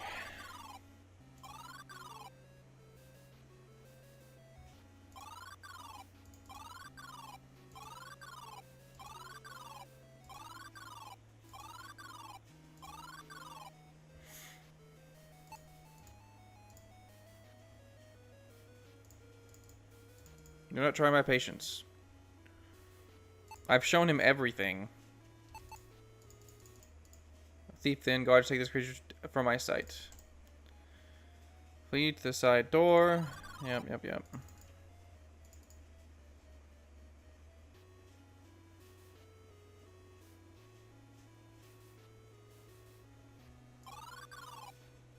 I definitely love the soundtrack so far. As simplistic as it is, I just love this Shadowgate sound that from the original, and this is really paying really good homage to it.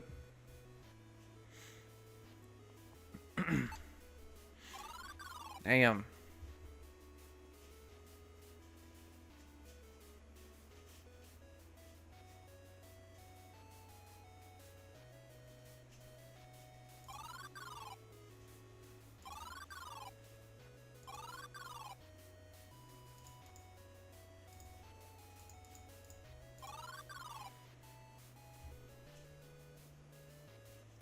This...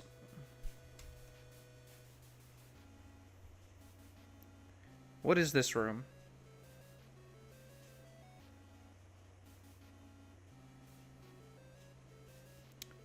What is this room? Actually, now that I'm looking at this. There's no one here.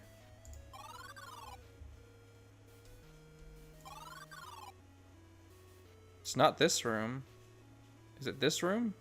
Or is it just a room that you can't see?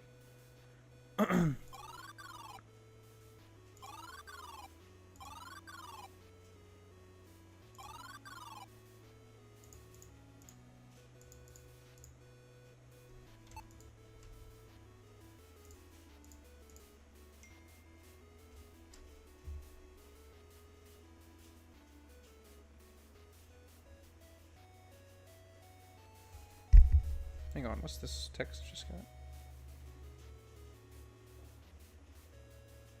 Alright, whatever.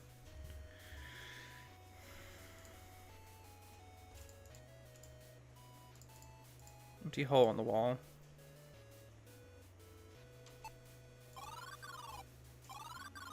It makes me feel like it's this room, but that doesn't line up.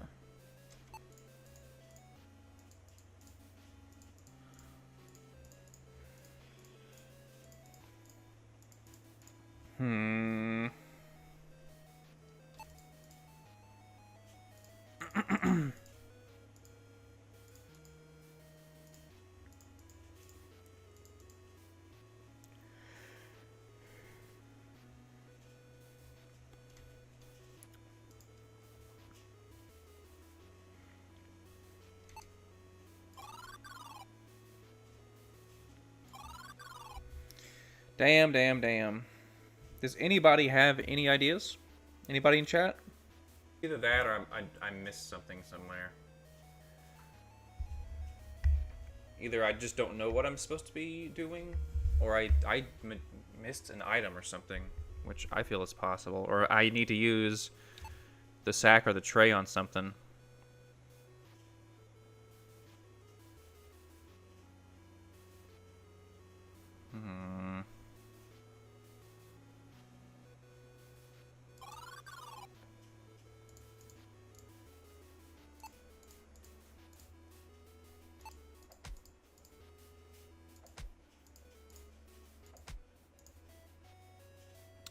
Yeah, I'll take a hint, Emnet. I'm kind of stuck at this point, man. I will gladly take a hint. Not the solution, but a hint. Unless I say I want the solution. It's not the chest. Okay.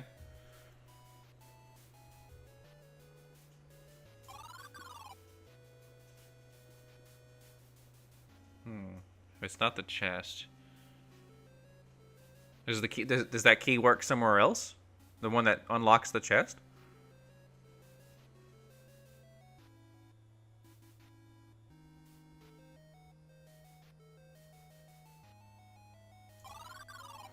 Okay. Let's just try the key everywhere then. Wait. This key came from... Because the key's not the evidence. It can't be. That doesn't make any sense. But it came from... Oh, maybe it is. Hang on. I'll try it. I know I'll get killed if it's not right, but who cares? Nope. Okay.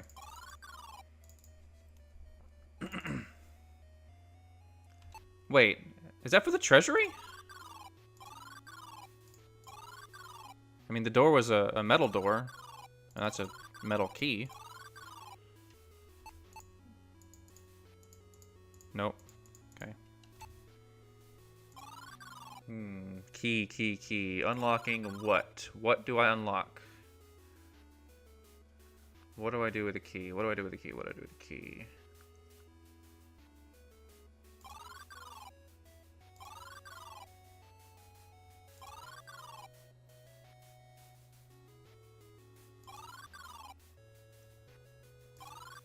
Oh, wait a second.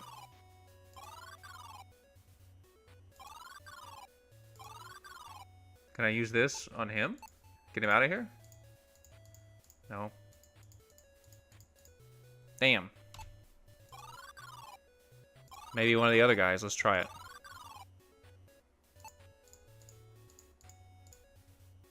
No, use.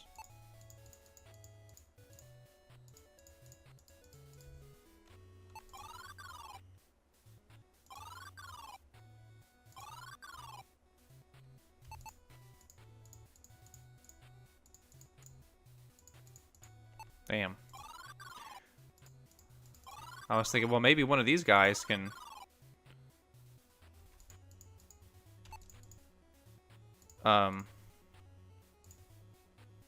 could help prove his innocence. Okay, well... I'll go back to the cell.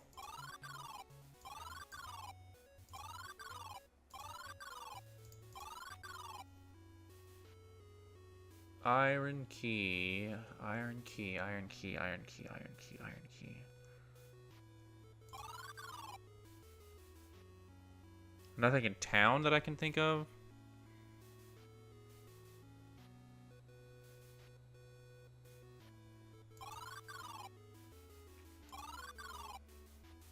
This is just the throne room.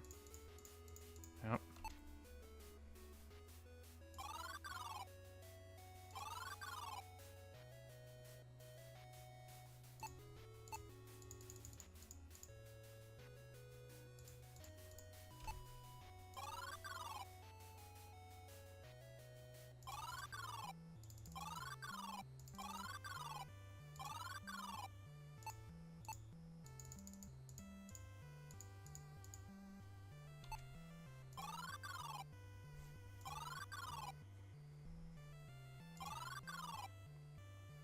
There's nothing else in here that the only other place I haven't visited here in the village is that temple there.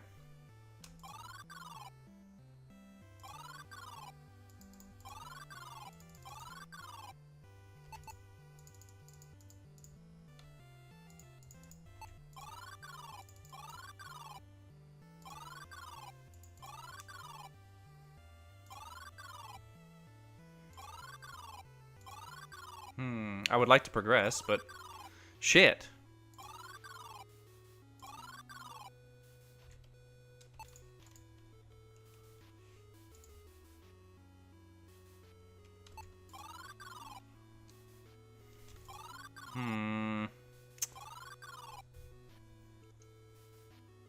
I don't... There's nothing else that's locked.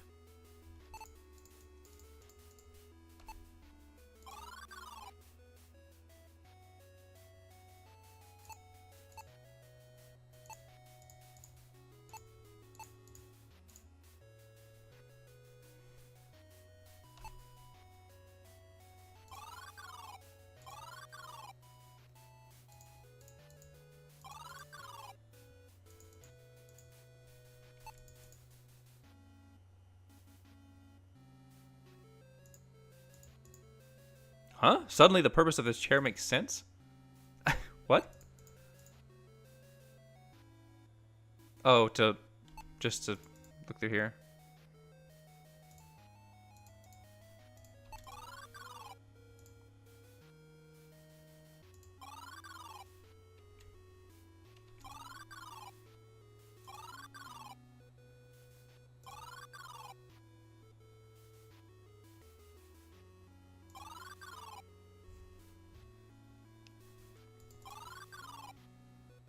Okay. I don't want you guys just to sit here and watch me go back and forth fruitlessly, so where do I use the key? There's no reason. I mean, I don't want you guys to just sit here and watch this over and over again. So if you know, if anybody knows, go right ahead. Where am I supposed to use this key?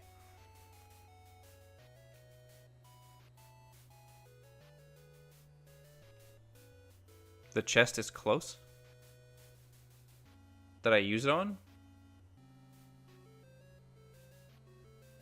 I've only seen that one chest.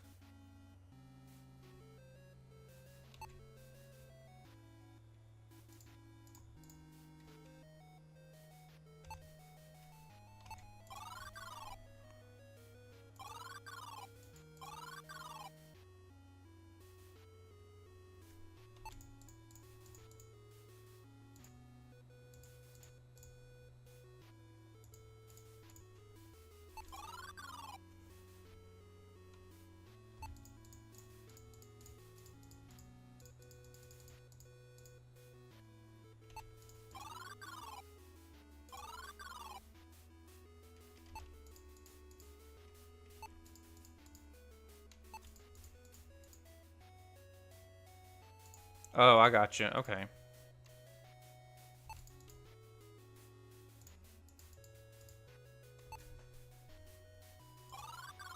Am I in the right general area?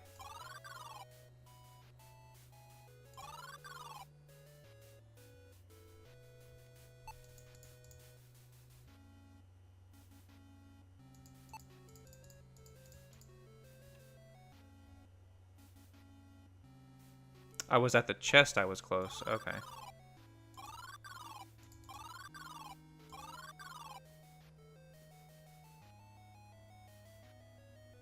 So it's not this chest, because that kills me. Oh, wait. I saw a hole. Okay. I saw that there was a hole there on the bed. There is a book tucked away in a secret compartment under the bed. Strange. That's just like a couple of pixels. It's hard to see. Secret book. You reach into the compartment and take the book. You are excessively curious about its contents. I will look at it. It is a plain leather-bound book that is often used as a journal. Open. You begin reading the sloppy handwriting. Veldar says King's Errand's embargo on Zathan will be my death. This foolish embargo allows the Westland Trading House of Kiset to capture Veldar's customers and diminish their strength. If I don't stop the king, the House of Veldar will expose the exclusive trade contracts I gave in exchange for my properties. You skip ahead a few pages. I have been haunted by a dream in which a shadowy figure tells me how to solve all my problems and silence the king. The figure revealed the warden's secrets, which I discovered were true, and blackmailing him was easy. I hired bandits and convinced the warden to install a special jailer. We attack when the king travels south. Oh shit. But I can't shake the feeling of being manipulated, that my thoughts are not my own. Final entry reads, I awaken in a cold sweat every night, fearing capture. Elrith is less stupid than I thought. Maybe he suspects something. This proves Owen and Veldar are traitors. Surely there's someone in this castle you could show this evidence to, but not just anyone. You don't know who you can trust. You tuck the evidence away for safekeeping until the time is right. I mean, the prince, right? Let's save it. Alright, let's finally move on.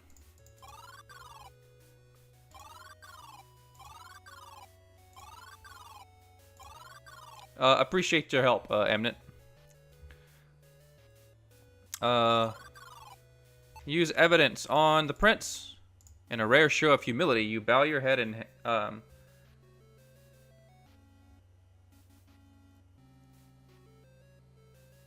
I got you. Well, I played Shadowgate a lot as a kid, and I got stuck on that too because I didn't think outside the box too much as a kid, and how to solve certain like puzzles. Didn't finally beat the original Shadowgate till I was like probably in college.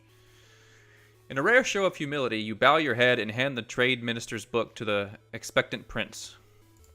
He thumbs through the book quickly, his eyes growing wider with each turning page. His face is painted in righteous fury. The prince shouts, "Guards, seize Owen at once and take him alive. I want him at my feet now." His face calms and he smiles gently at you. "Come, Fendling. You spoke with my brother. Please bring him to me." Now we have a party member. The king is in the dungeon. Surely the prince has no need for a tour in the antechamber. Oh.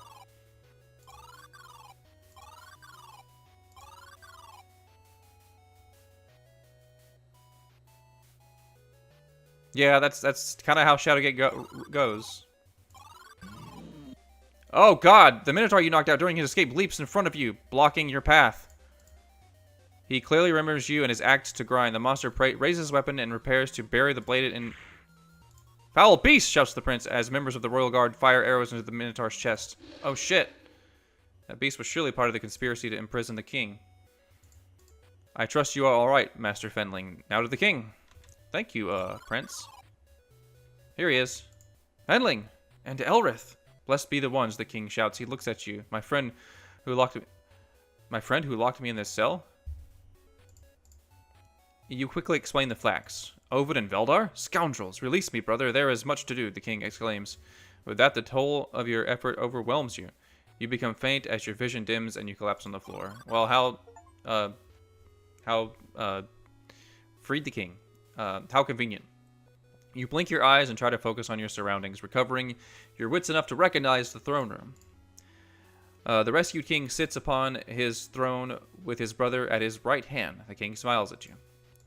"My friend, you have succeeded beyond my wildest hopes. Take this reward for thy courage and ingenuity." "A treasure key? Oh, hell yeah. This is a treasure key to the royal treasury. There is an item set aside just for you, a small pouch of riches. Do not take this gift lightly. We are trusting you to only take your reward. I can take more. I shall also bestow upon the title of King's Squire. You mumble a thank you, unsure whether this title will require any work from you. The king sees your discomfort and laughs. Fear not, 'tis but an honorary title. Now I must speak with Lord Jer to quell all talk of war. Jer's army has withdrawn from the forest and will not return. Oh, they... really? King Aaron motions a servant to show you out, while Prince Elrith says he will personally conduct the search for conspirators. Sweet. Let's go to that treasury and take everything. So now I can go to the forest because the army's no longer there.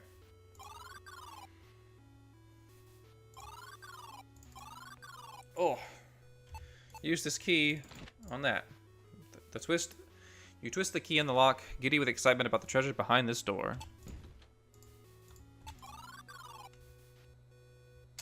Hell yes. Okay, I'm gonna save it. Let me see. We have a sword, jewels, a chalice, standard fare for a treasure. You say to an empty room. It dawns on you that the room is much larger than the pile of gold. Gwendolyn must have fallen on hard times. These remind you of relics from a bygone era, when only the most ultimate of wizards would brave dungeons for treasure. Ah, the golden age of fantastic adventures, you say wistfully.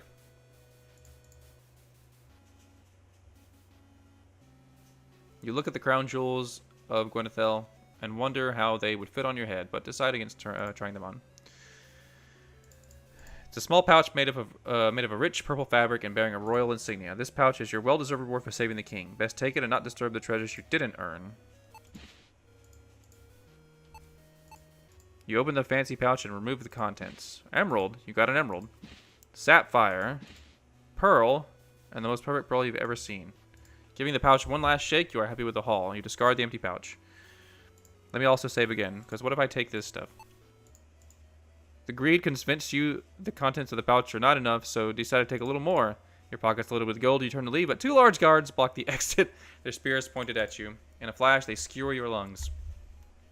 You realize just before you die that stealing from a grateful friend was a mistake. Oops!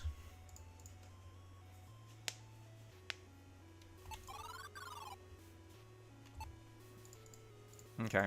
Well, I guess I'll leave then.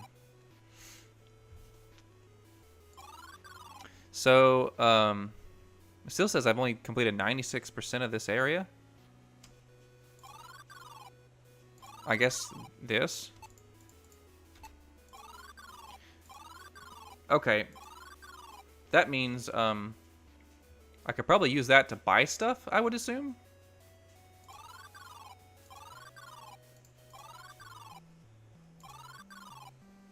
Oh, it is dusk now. Ooh, I like the way that looks. Oh, this is open. I gotta sneeze. Excuse me. Oh. Let's go inside then. As you enter the temple, you see a man standing alone, offering a prayer in silence. He meets your gaze, and his presence immediately strikes you. This man is the legendary Lord Jer. Oh, wow. This is the guy, the character you played as from the first Shadowgate. Years of untold adventure line his face, yet he exudes vigor. He speaks slowly, his deep voice commanding respect. Hello, you are old. You must be our hero. Your actions prevented a battle, and for that I am grateful. Thank you, he says with a bow. You blush, mumbling a quiet, "'Twas nothing." For despite all your arrogance, you recognize a true legend bowed to you. Sweet. Lord Jer speaks to you. There is unrest across the lands. I've heard people speak of me in places I have not been. Though he wears my armor and bears my resemblance, it is not I. If you find him, please let me know, my small friend. A thick book bound in soft blue leather rests below the altar. It feels wrong to borrow it. It is closed. Open it. You gently open the book to the center, noticing a luxurious paper and fine penmanship. You begin reading a record from the Book of Miracles attributed to the One. A foul enchantment casts fog upon her land and twisted roads, shrouding it from view, halting trade and starving her people. The queen offered a rod and gold to the statue. Hang on. The queen offered a rod and gold to the statue, placed her glasses upon the altar, and spoke a prayer for piercing vision. That one answered. Magic flowed into her lenses. With them, she saw through the fog and led caravans back to the people. That's going to be important. The statue is cut from marble and represents the traditional form of the one. Oh, this is 100% of the village. Sweet.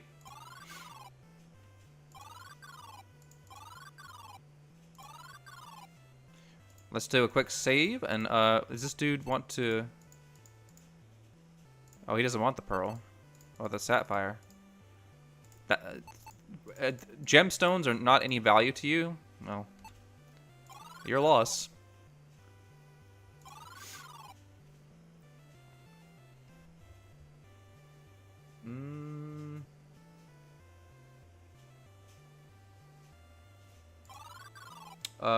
Hang on.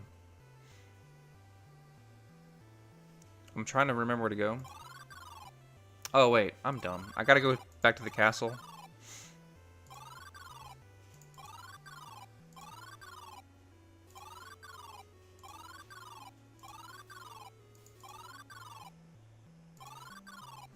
Since you rescued King Erend, High Lord Jer has withdrawn his army from Gwenelthun.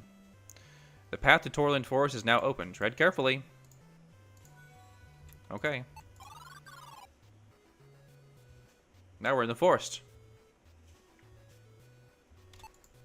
These barrack tents are all that remain of the force that threatened to raze Gwenethel to the ground. A tragedy I single-handedly averted. You mumble to yourself with a smile.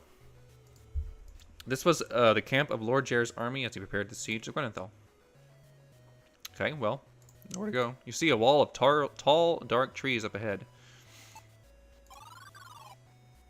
So this is the Torland Forest, you say to yourself, staring at the dark canopy of leaves high above your head. You've heard horrible tales about this forest, and looking at the foreboding trees, you worry the tales may be true. I shouldn't be doing this, you say as you consider the perils of following Belazar. This is insane. I need King Erend. The wisp responds, there is no time, Dell, and Belazar will easily detect and eradicate a troop of soldiers, but not you. You can return to the fens and await your demise, or you can continue. I will watch all the same, the wisp finishes. You sigh, and anxiety grips your heart. Fine, wisp. I do have a chance. Do I have a chance? You ask. Tee-hee, we'll see, it responds. Listen, Dell, the whole world is in danger. Balls are going to make master. You should follow him to the forest. So I got to go to the forest. All right. This way. Oh, we got some gravestones. You read the ornate letters chiseled onto the dwarven gravestone. Magnum Silverforge died 2303 CS. His death showed us some wisps conspire against us, leading us astray lest we try to escape the vile forest. Lead us astray? Excuse me? You mutter the words. Warog's Meltsteel died 2303. Creator of the magic lens and discoverer of the hidden wisps within the cursed forest maze. Maze? Oh shit. You lean closer to read the weather-worn markings. Tabor Iron Strike, 2300. Lost within the endless maze of the magic forest. Starvation took him. Kaltar Foulstone, 2302. From his wisdom, we learned to follow the wisps within the magic forest maze. Well, 'tis the entrance of a mine. Earth is heavily trodden and lined with deep grooves. Miners must have created their notes along this path. A mine, eh? The darkened passage leads into the deserted mine. Vines and moss reclaim the ancient wood beams supporting this adit. Let's go. This dreary cave seems to close in on you. Claustrophobia grips you as you think of all the rock above your head. It's a canary thing. Lonely old birdcage hangs from the ceiling. These held canaries that would warn the miners of deadly air. The cage is in terrible condition. The door is missing and its captive long gone. It's only loosely fastened to the ceiling and it's just barely within reach. You stand at the tips of your toes and reach and pull down the birdcage. It doesn't seem immediately useful, but what the heck? It wasn't nailed down, right? True. Mounds of excavated rock line the side of the mine. Mine continues ahead. Uh-oh. You stumble deeper into the mine using the cold rock wall as your guide, but you can go no farther. It is too dark. What is this? You squint your eyes as hard as you can, but to no avail. It's darker than a door of a mine at midnight, you think silently. You realize going any farther without light source will result in certain death. I know I saw a lantern, you mumble to yourself. Do I take the lantern back from the castle? Is that what I should have done?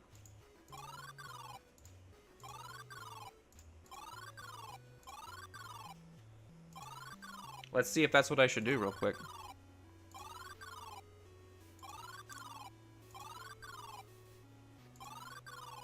Oh, wrong way.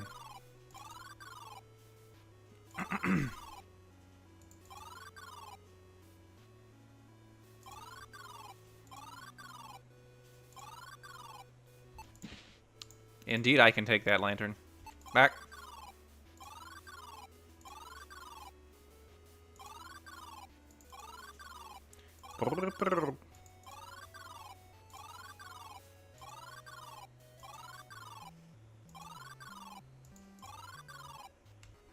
Alrighty.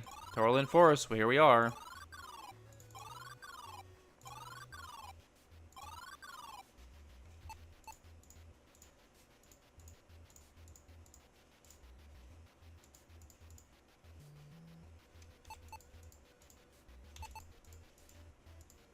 Oh, I see.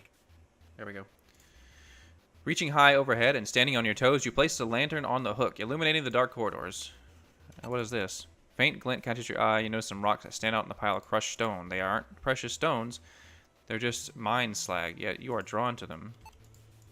The rocks are deeply embedded into the slag, and they can't simply be grabbed with your bare hands. Okay.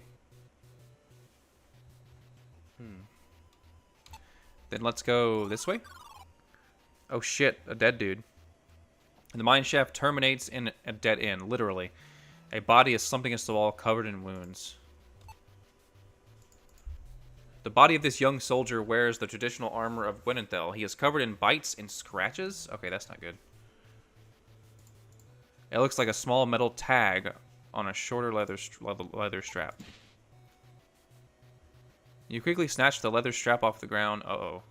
Pocketing it and the attached metal tag. Red eyes peer at you from the rear of the cave. You imagine they are responsible for the state of the young soldier. Small brass key. Leather sheath. From the size of it, it was for a short sword. Take the short sword, not having a sword. Maybe someday, you think. Oh, shit. Oh, God! Your dallying allowed the dire wolves ample time to assess you as no threat to their safety. Instead, you seem to feel you would make an excellent meal. Their powerful jaws make short work of tearing you apart. Heck. Damn dire wolves. Alright, let me... Oh, wait. Tower key. Oh, shit. You see light entering from the top of the shaft. For a brief moment, you feel hopeful. Where does this go? 'Tis a rock ledge overlooking the forest. Shit. The armor on the body of this young soldier indicates he came from Gwenenthel. You can see Torlin Forest, Tyr River, Great Barren Desert, and Gatekeeper Mountain from this ledge. What is this?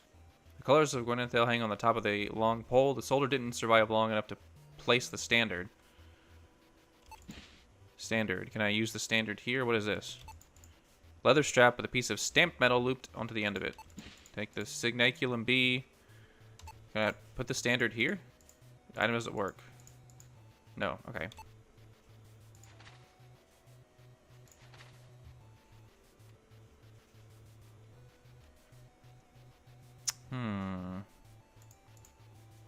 Okay, yep.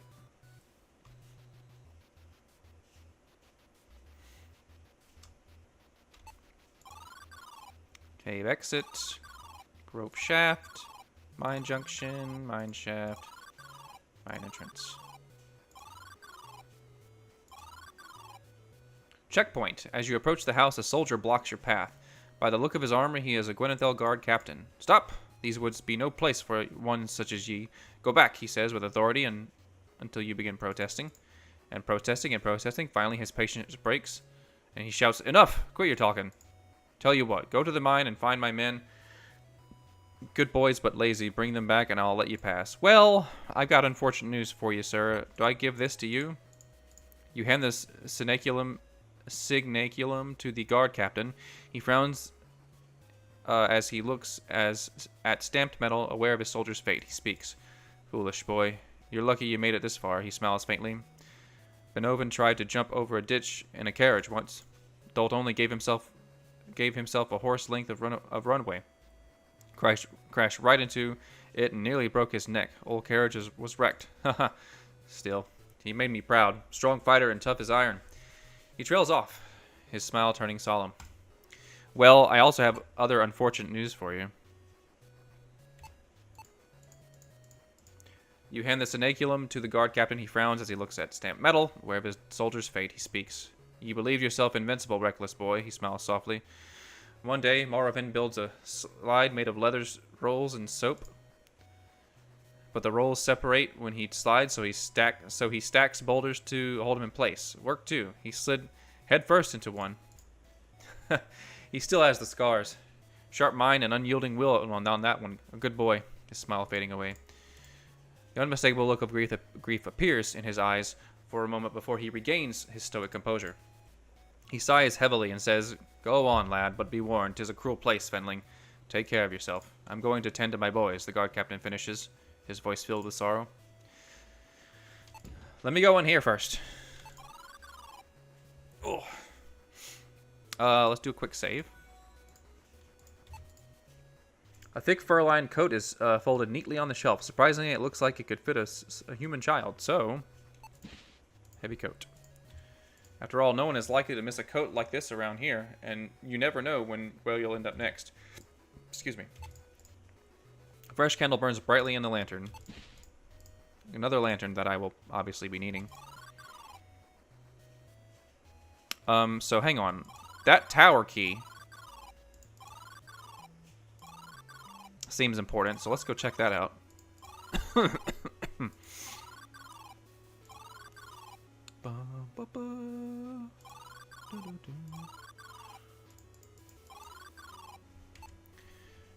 Where is it? Tower key.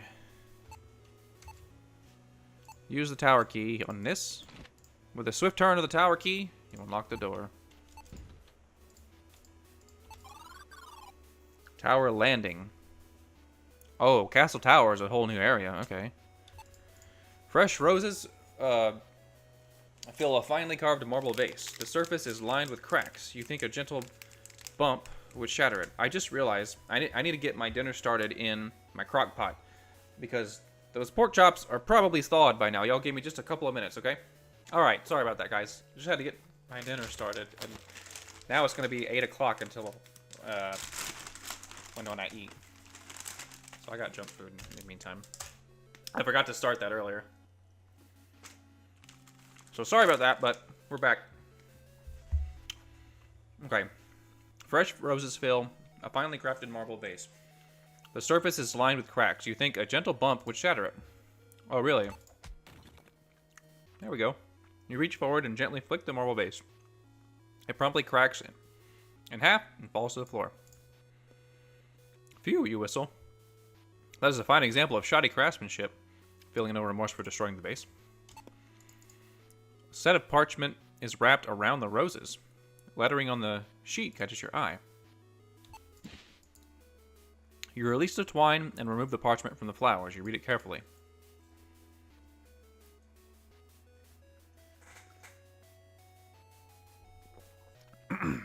Creeping vines from water below.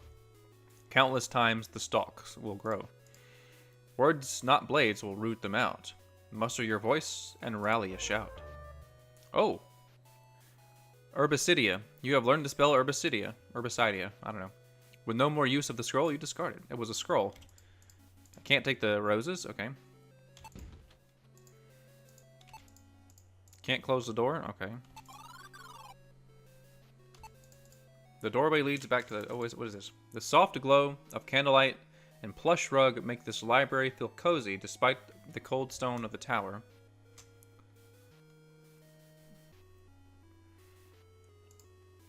Okay. You feel a loose parchment that has not been filed away into its proper place. Principles of Telescope Augmentation 3rd Edition. A lens may be used to filter light in a manner which emphasizes magical properties. However, to identify magical energy, a lens must also be imbued with magic. Simple temple blessing is sufficient. Resourceful practitioners report using the lens as a portable magic sensor when investigating observed areas in person. You decide you don't want to take the parchment with you, you place it back where you found it. So I'm just going to memorize that. You select one of the books, The Travels of Gathel, and thumb through the pages with your dirty fingers. I wash my hands all the time. Gathel saw the chains that held the beast captive. Remove this silver chain, and thou will surely be rewarded with gold. Nay, I cannot, replied Gathel, for the glitter of gold will drive man to ruin. Now quiet, lest I purify thee with fire. Gathel then proceeds to add more chains. Okay, I read that already. You see books on warfare, diplomacy, and history. Looking at the lower shelves, you notice scuff marks on the floor.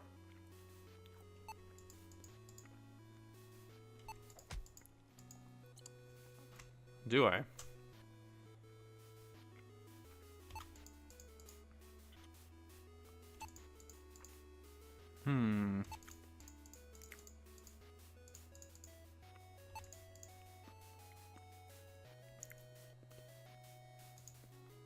Wait, say that again? These shelves are filled with books on sorcery. The dust is undisturbed, except where one book has recently been moved.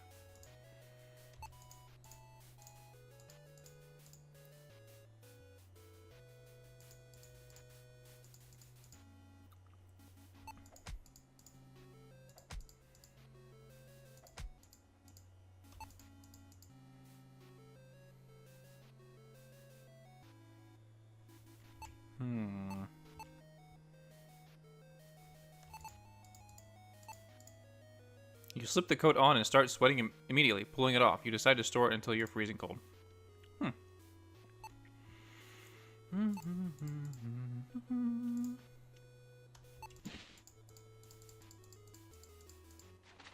Okay, so I just can't take the book with me. I don't have a book already, do I?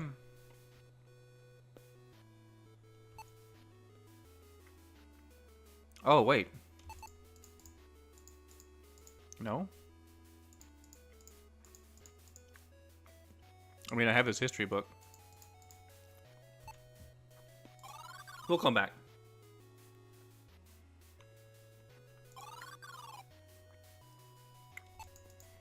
Through the window, you can see just how huge and gloomy Torland Forest really is.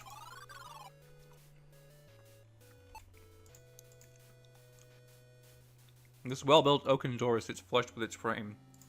It's locked. You pull the handle of the heavy oak door, but it does not budge. It must be locked.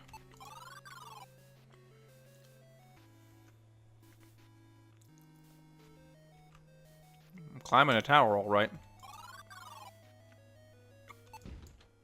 Open the door.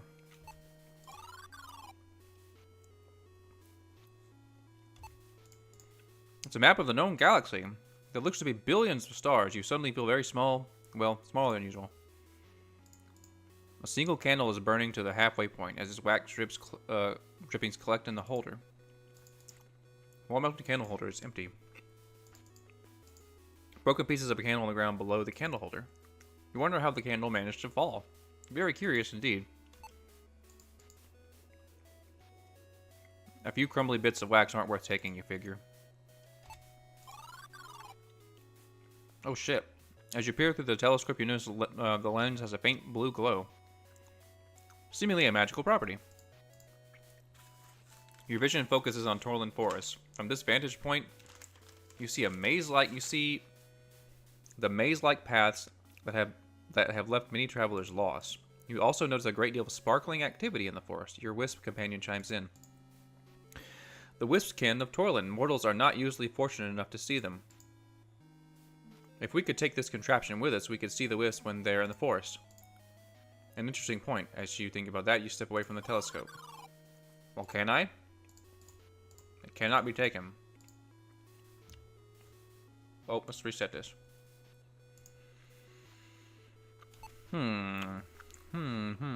Indeed. Several strange runes are marked upon the red leather of this book.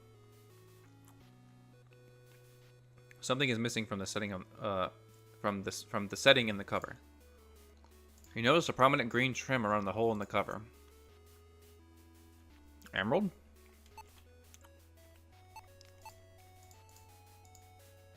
You press the emerald into the setting. It snaps firmly into place. You feel a sense of calm and safety with the gem in place. It is surely safe to take the book now. It wasn't before.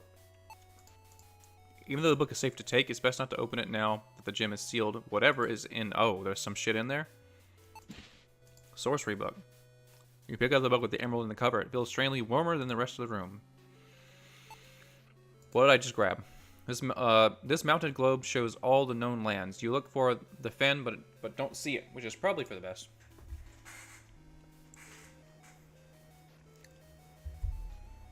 This chair is way too high up.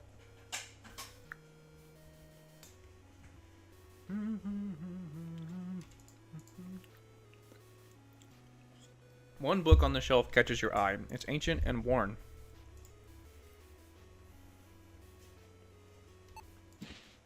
You grab the book and realize it is an old diary. You begin reading.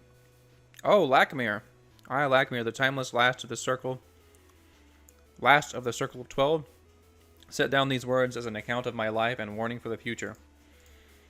I toil endlessly, holding a spell of binding around the castle Shadowgate, keeping the evil within contained forever. Okay. The Warlock Lord's staff is lost within the caverns. I searched furiously, but lacked the ability to find it. It holds power enough to resurrect Talamar. He is gone, but I fear his influence is not. You skip ahead. Rumors of assassinations called Lord Jair to Gwenethel. As his servant, I must follow, and thus my binding spell will fade. Talamar was vanquished 35 summers ago. 35 years, how long ago the last game came out. Still, I suspect this rebellion is more than what it seems.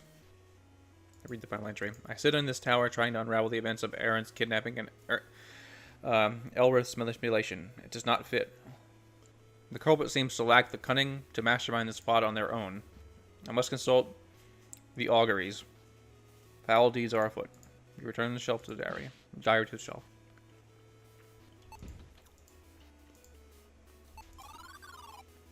Oh shit. You walk onto the castle turret and observe a creature resting with a thick chain clasped to its neck. Its eyes open and focus on you. It looks uncomfortable and agitated, tugging at the chain securing it to the tower. You think it's best not to get too close until you calm it down. This got messed up again.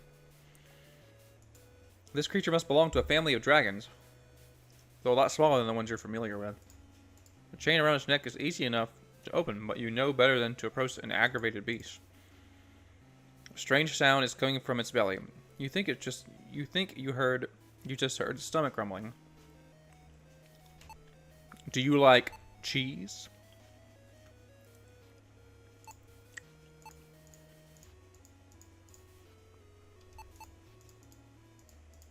You approach the small dragon. Suddenly its mouth opens wide and darts forward, catching you in between its jaws. Oops. It twists its neck and hurls you over the side of the turret, plummeting to your doom. I was just trying to feed you, boy. Damn.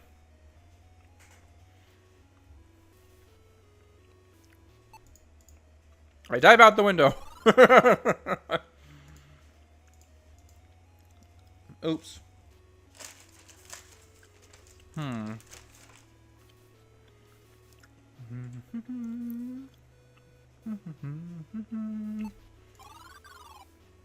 Well, I'm not sure where else to go.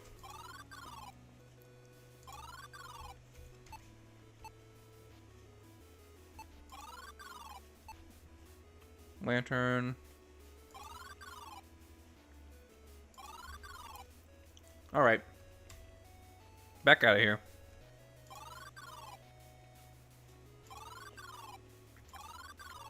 Let's go back to the forest. I couldn't take the telescope, so I assume that I'm gonna have to find something and make a makeshift telescope.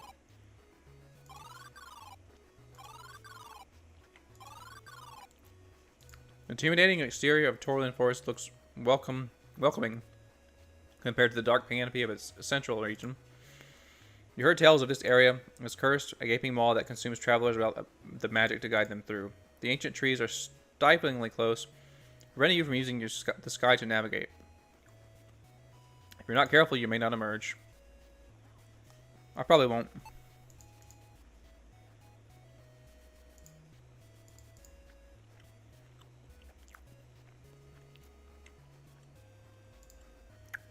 Okay. So let's go back.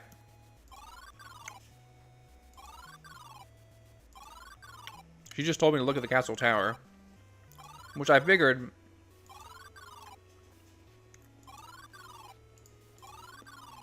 I would need,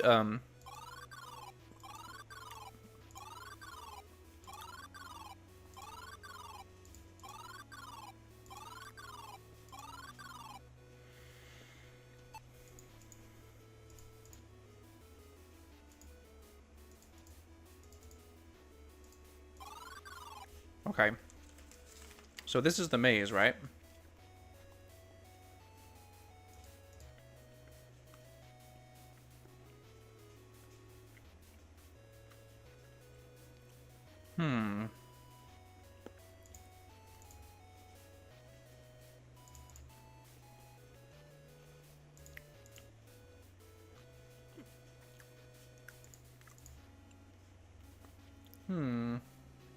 How do we take this with us?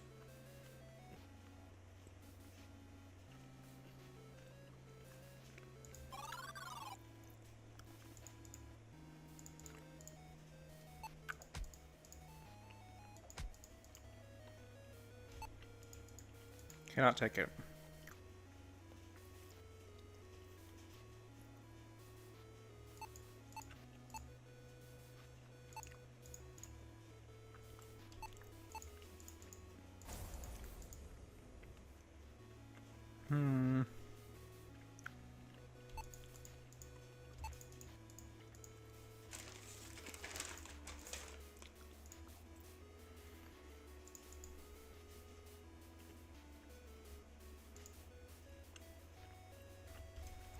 Well, let's see here.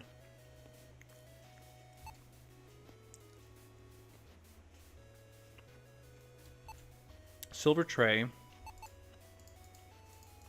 No.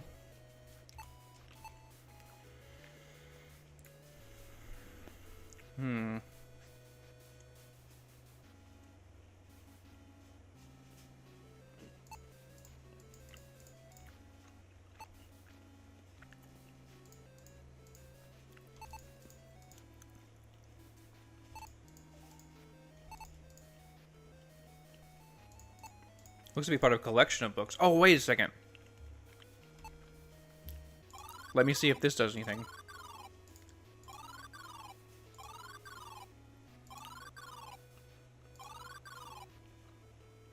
Use the sorcery book here? Yes, yes, yes, yes. Alright, that's enough Twizzlers.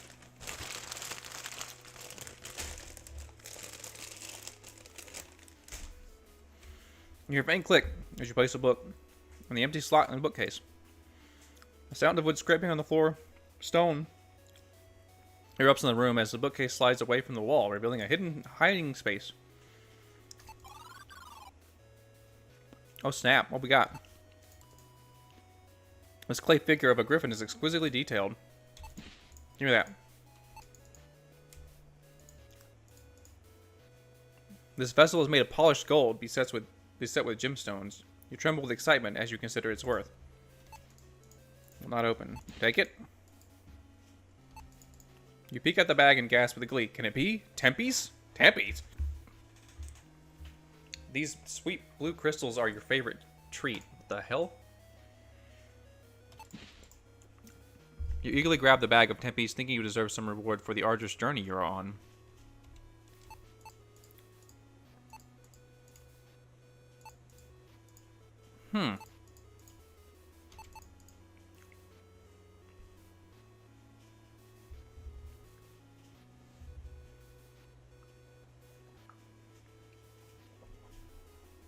It is a vessel constructed of solid gold and gems, as is often seen held in holy statues made in the image of the One.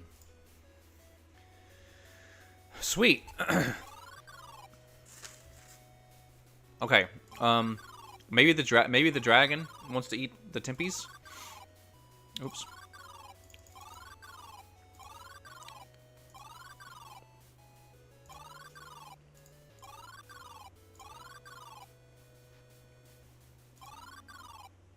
Hello, dragon. Oh, let's do a quick save. I can't open the bag, right? It will not open. Use the bag of tempies on him. With a heavy sigh, you hand over some tempies to the dragon. It screeches with excitement as it happily munches the treats. The dragon screeches again and surprises you once more as it speaks. Tempies! Colvin loves tempies! What the fuck are tempies? It looks relaxed now that it has eaten. Can I speak to you? Satiated from the treat, the dragon looks towards its chains. Release Colvin, please.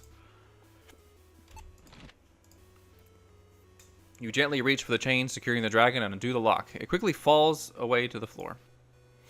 Bye! And with that, the dragon flies into the sky. It shouts back, Colvin, go now. See you again. Bring tempies, yes? A portal appears from thin air, and the dragon flies into it, disappearing from view. Oh, God. Befriended a dragon. Oh, shit. Well, I'll be a son of a dwarf, you say, still shaking your head in disbelief. Looking down, you see a golden chain holding a glass vial on the ground where the dragon was chained. Clear vial containing a swirling purple liquid. Dragon tears. Oh, shit. You pick up the vial, staring at the swirling purple liquid. Dragon tears, you whisper quietly. Your great uncle once told you that his forebears drank dragon tears to learn magic, but then again, he said a lot of things. We got to drink this shit. Use the dragon tears on myself. You pinch your nostrils together and gulp down the dragon tears. Tastes like ocean, with a hint of grape, you say. Suddenly, your body tingles head to toe as words sound loudly in your mind. On frozen stone without a path in sight, a single word summons a bridge of light. Polychromus.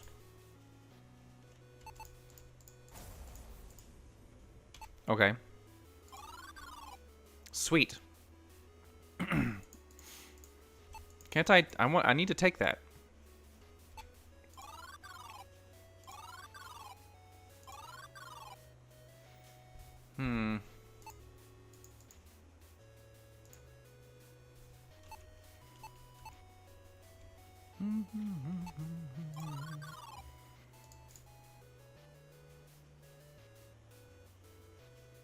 So she still says to stay in this tower.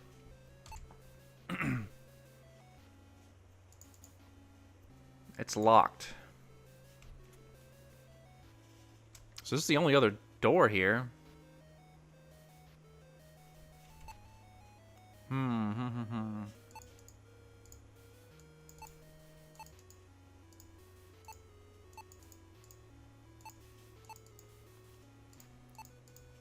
This clay figurine of a griffin is exquisitely detailed. It may be worth some silver coins to an interested collector.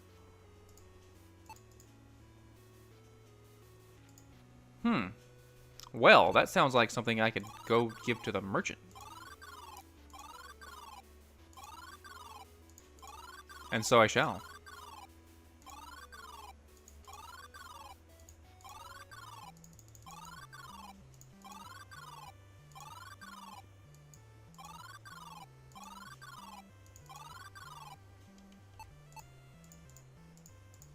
What a rare find! It is made of simple clay, and yet the craftsmanship is quite exquisite. I know not how you come by this, little fenling, and I will dare not inquire. 20 silver coins are yours. Trust me, this is a fair price. The shopkeeper practically throws 20 pieces of coin your way as he grabs the statue from you.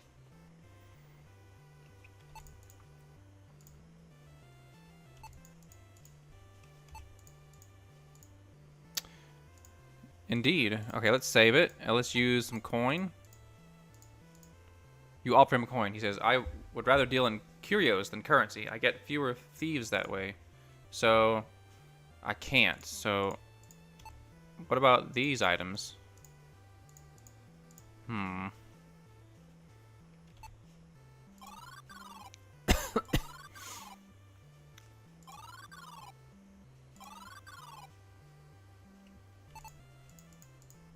Thank you for your purchase, Fenling. Mind your fingers, the bolts are sharp. Bolt quiver. I specifically got that on purpose?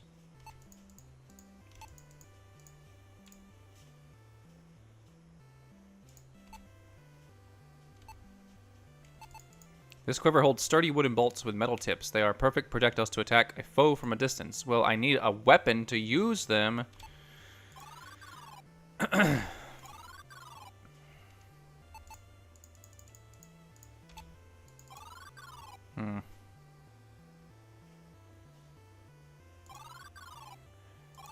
I doubt it, but can I give the gold vessel to him? And not any value to me. Okay.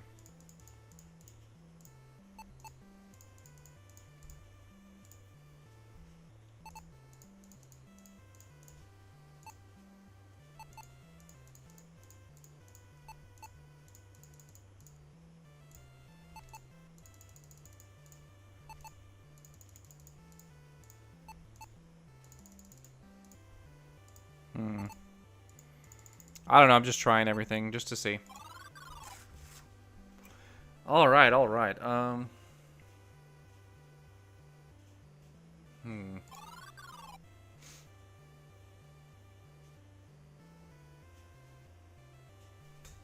Well, I guess it's back to the forest.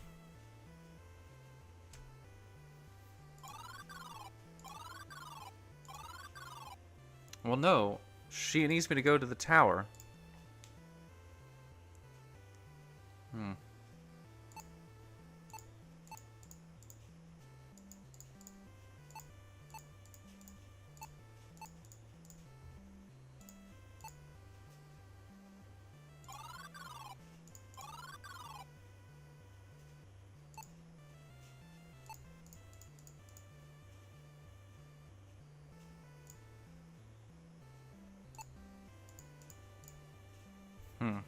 Okay.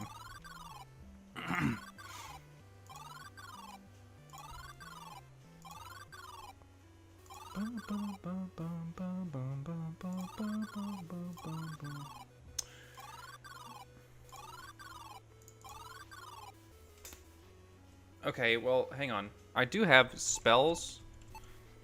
Polychromus.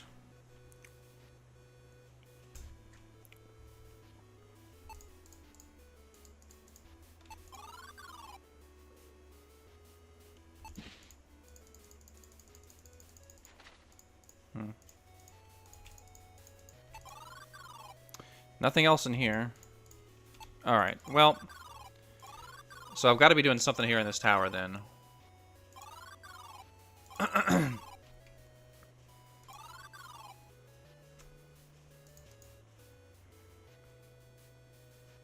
Well-built oaken door.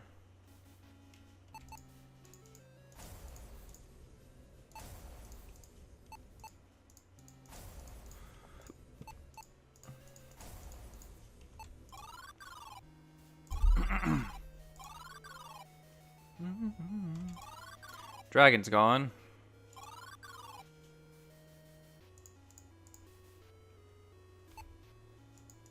Orange telecorp is pointing at the window. Faint blue glow, magical property. Vision focuses on Dorland Forest.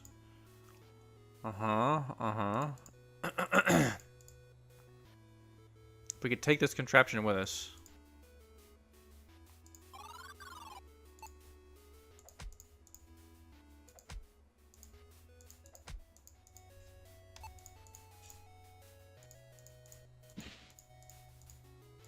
Oh yeah, that's the book that is pointless.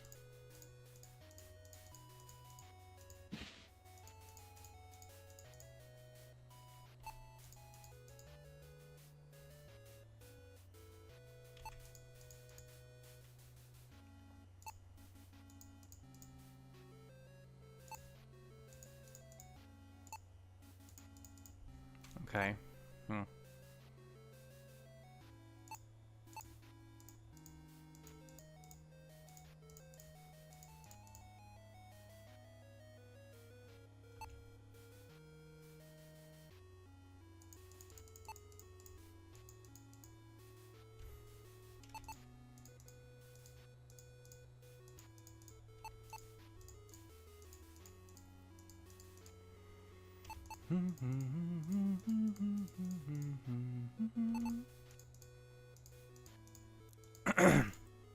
I'm just trying a bunch of stuff.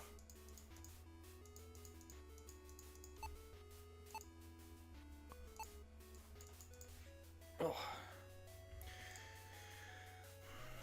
What was this? It's a vessel constructed of solid gold and gems.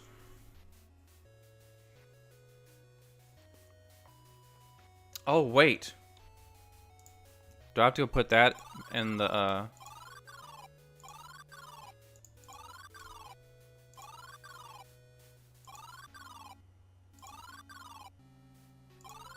at the temple?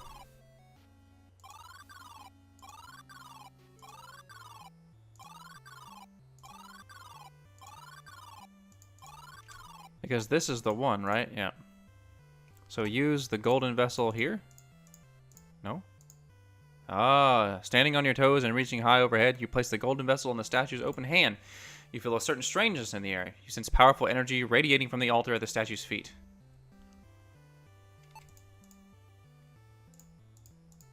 Do I have to get another one? Oh, what's this?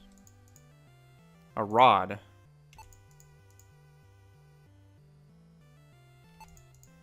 You begin reading from a record of enchantment cast fall on our land.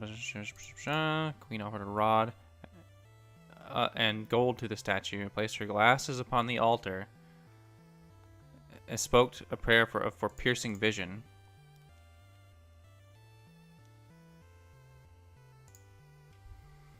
Okay, so I've got to find glasses, right?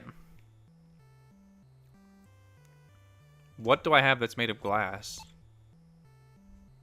Nothing, I don't think.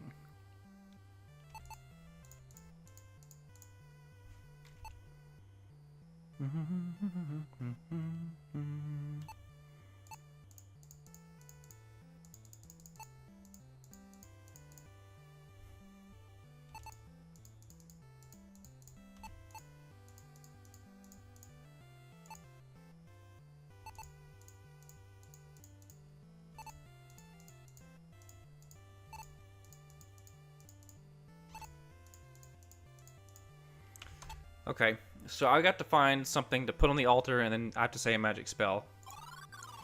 It seems like.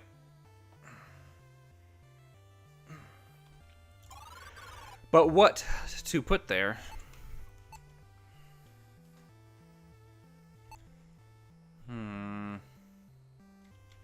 What to put there? What to put there?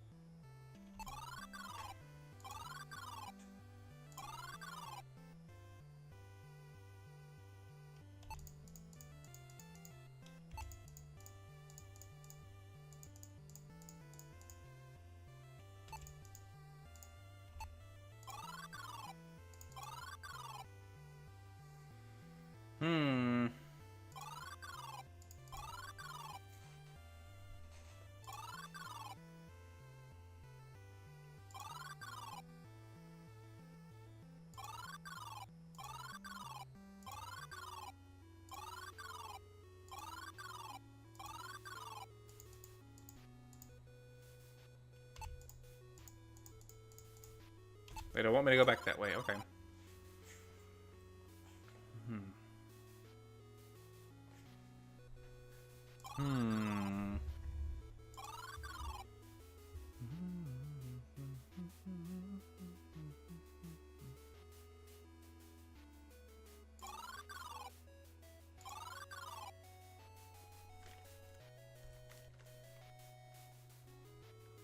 glasses. Where can I find glasses? Or something similar to glasses.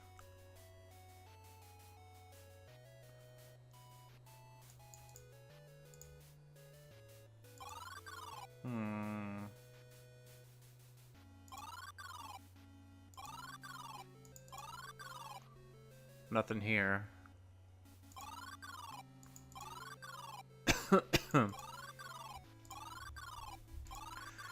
Where can't I find...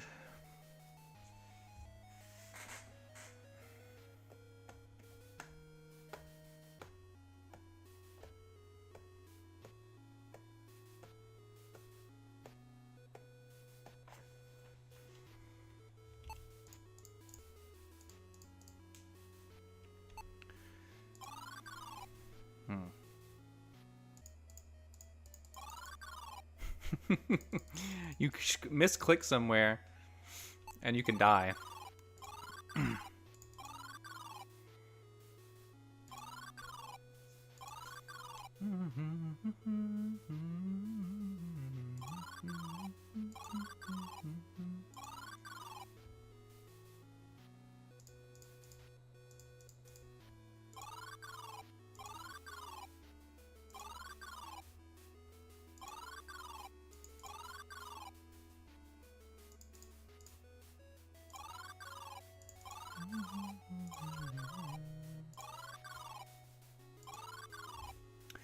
Alright, y'all.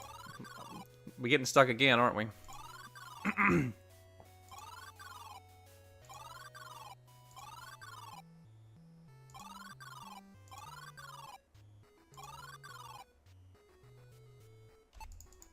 Ancient fairy stone. Seasoned magicians use these to cross great distances in the blink of an eye. Ouch.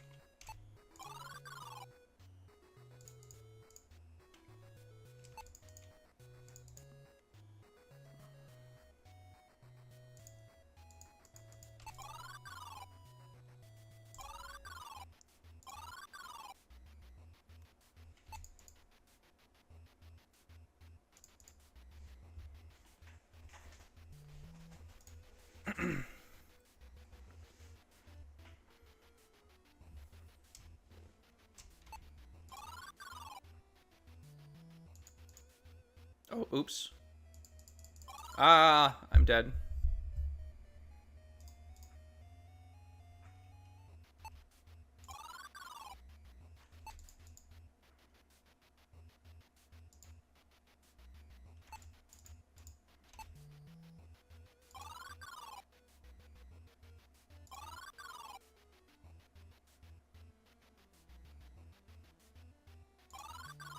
Wait. What was that?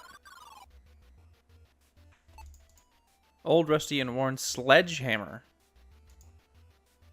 You grab the old mining tool, you realize the wooden handle is well worn, and the metal head is slightly wobbly. This thing has got one final whack in it, then it's done, you think to yourself.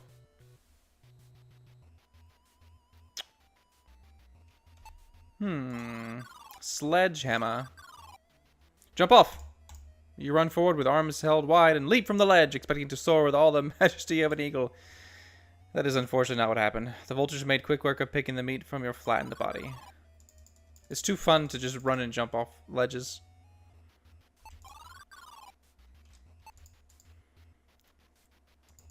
He's dead.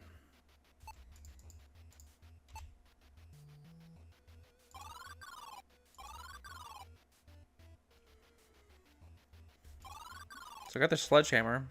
Oh, do I hit this? Use the sledgehammer here? With a few quick swings, you not only smash some rocks free of the stone, you smash the sledgehammer as well. Heavy rocks. As you reach down and collect the unusually heavy rocks, you are filled with self-doubt. My back is going to kill me carrying this around, you think to yourself. I swear these things better save my life someday. Okay.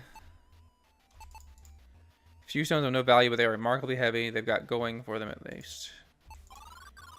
Well, I don't know what I'm supposed to do with that.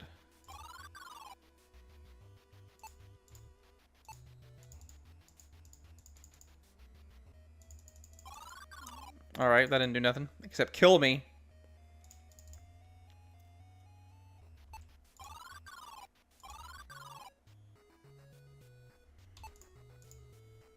Vines and moss are reclaiming the ancient wood beams. Yeah, I said that already. A dirt path.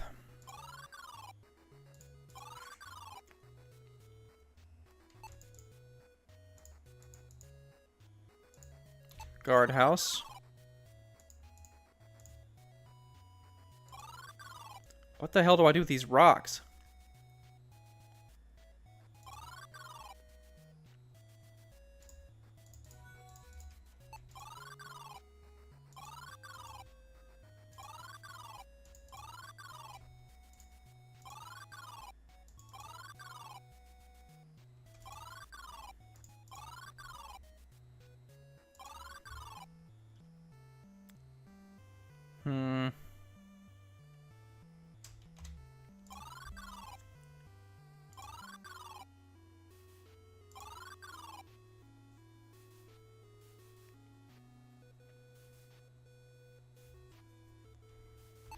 Let's see, do I use these rocks on something I already have?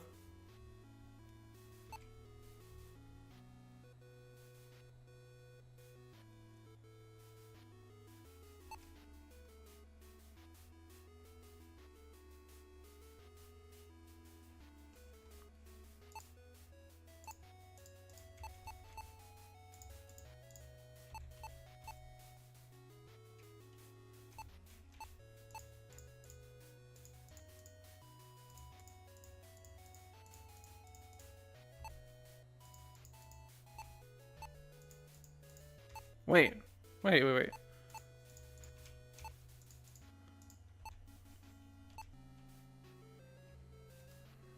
Oh no.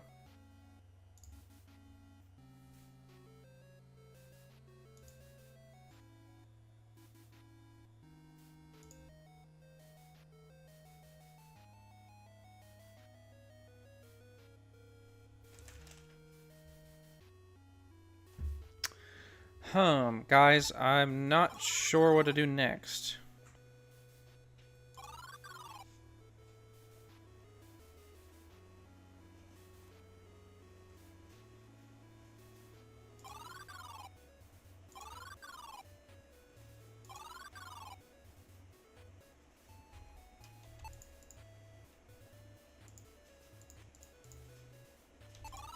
Is everybody else gone?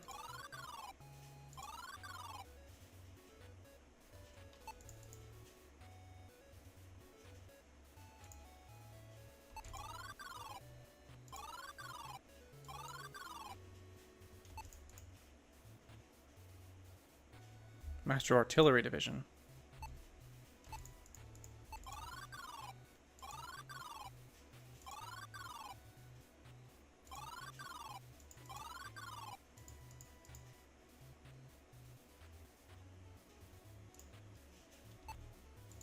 I didn't forget anything in there?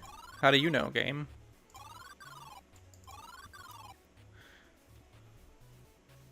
Okay, this is all completely, completely done.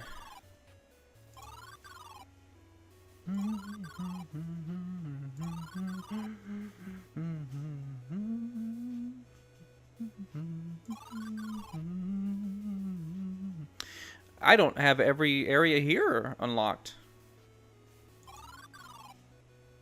Wow.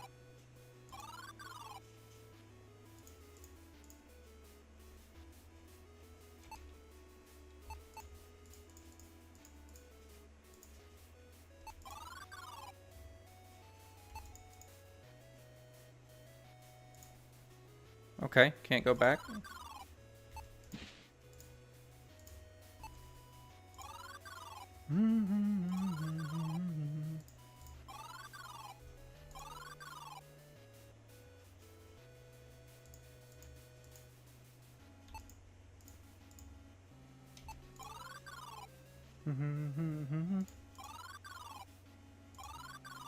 This is the treasury.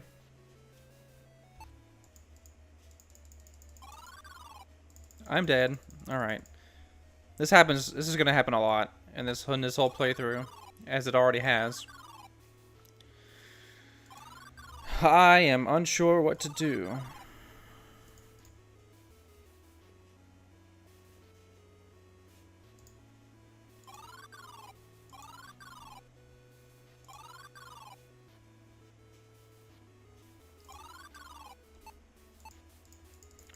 I guess I should try and find where to use these heavy rocks then. Or a bunch of all these other items, because I don't...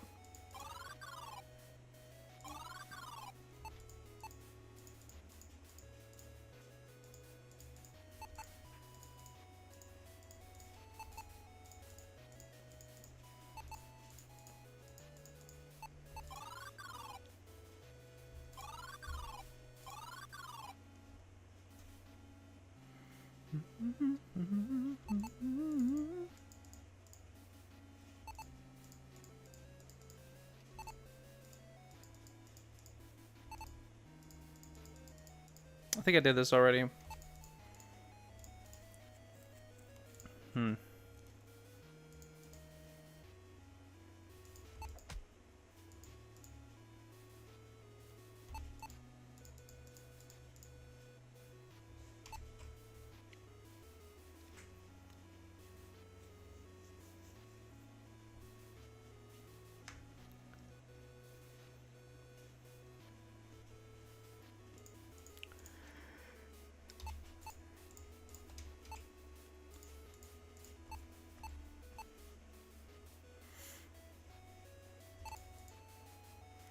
On frozen stone without a path in sight.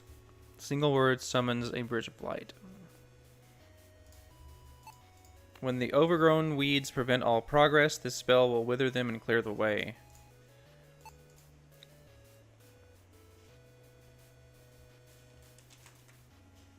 Can anybody offer any hints as to what I'm supposed to do next? That's a legit question, so you guys can provide a hint if you'd like.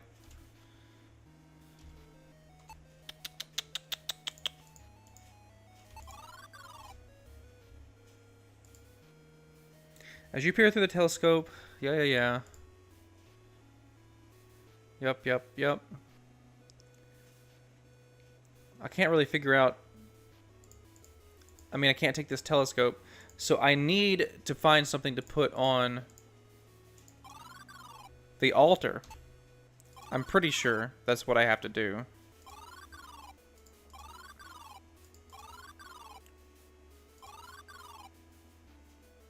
By the way, if there's anybody that's trying to say anything and you can't because of the 10-minute follow timer, because I've had trouble with people in the past, you know, as I'm sure many other streamers have had, people just coming into the chat to promote themselves and that kind of thing, and that's not cool. So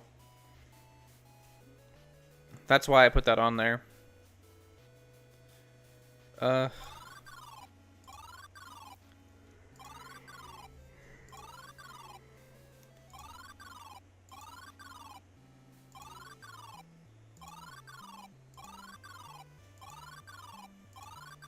So here, this is what I have here. This altar is made finely chiseled marble and is smooth. It is used for blessing objects. Foul enchantment, blah, blah, blah, blah.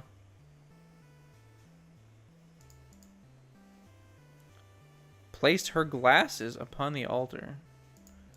See, I don't have any glasses.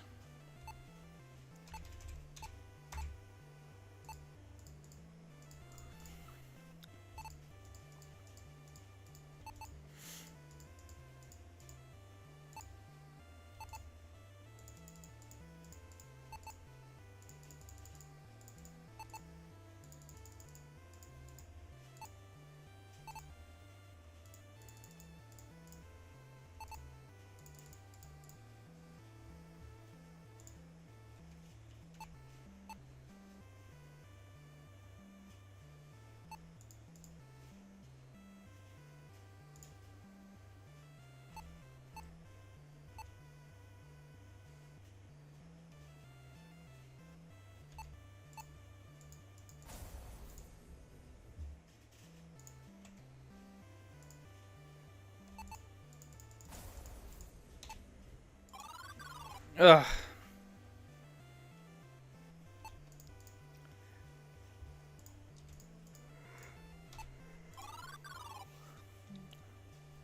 Alright, I'm getting at a loss here.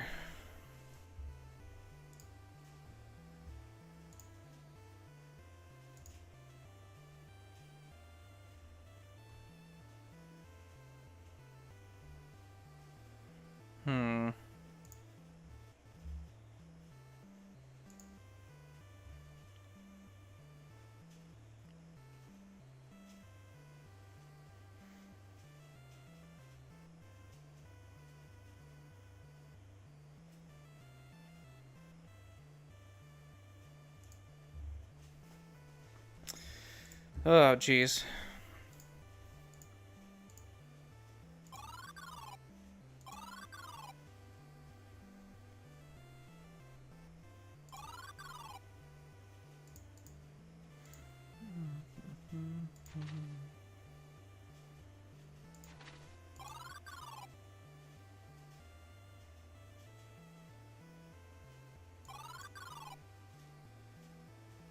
I don't know.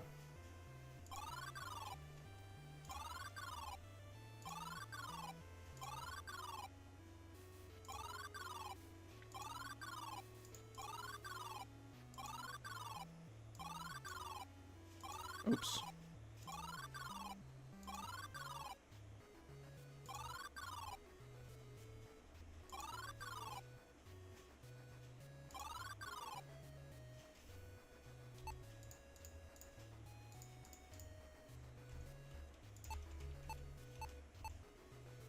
Can I use the standard here? No?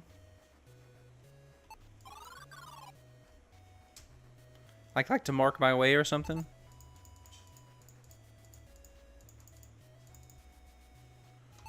What happens if I just keep going forward? Will I eventually die?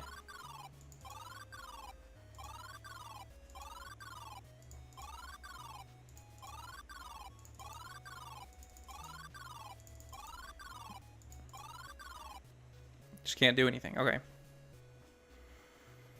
Ugh.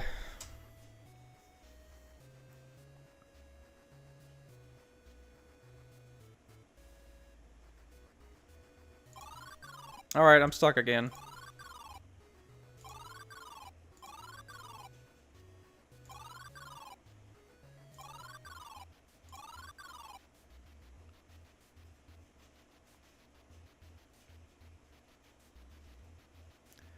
Sure, Enmit.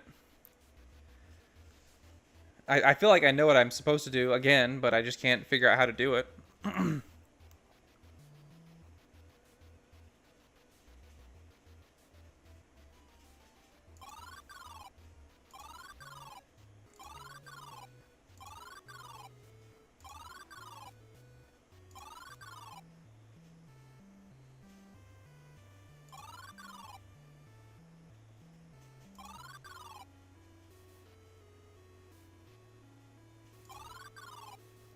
Forgot something at the tower?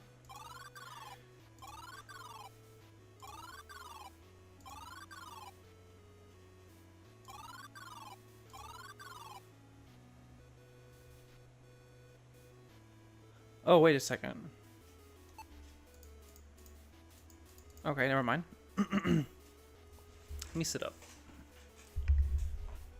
This glare from my light is kind of makes certain little sections of my screen hard to see. So let me just sit up, even though it'll probably hurt my back after a while.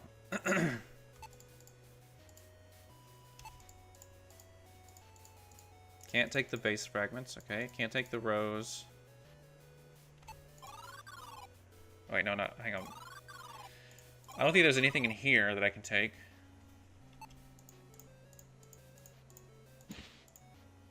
Principles of telescope augmentation. A lens may be used to filter light in which in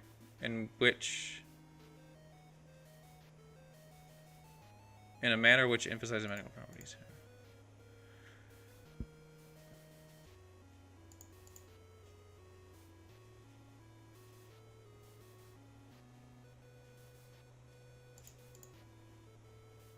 Okay.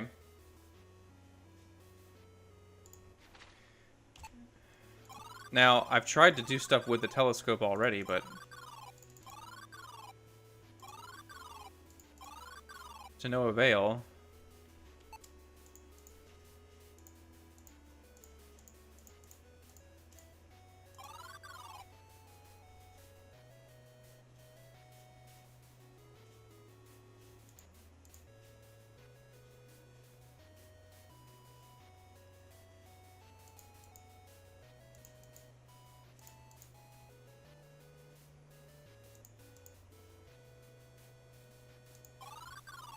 Okay, so I need to take something with me.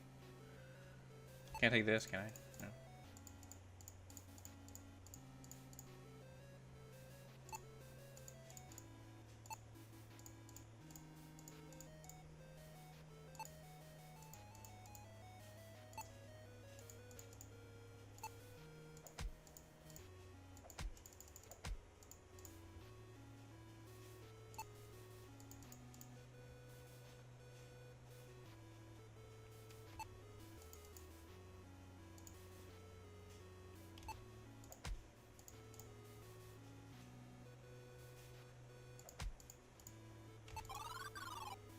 Nothing here.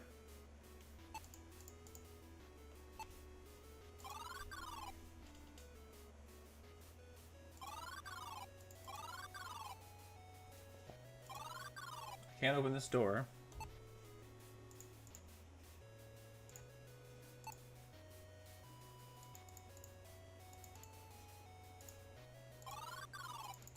I mean, it has to be in here, right?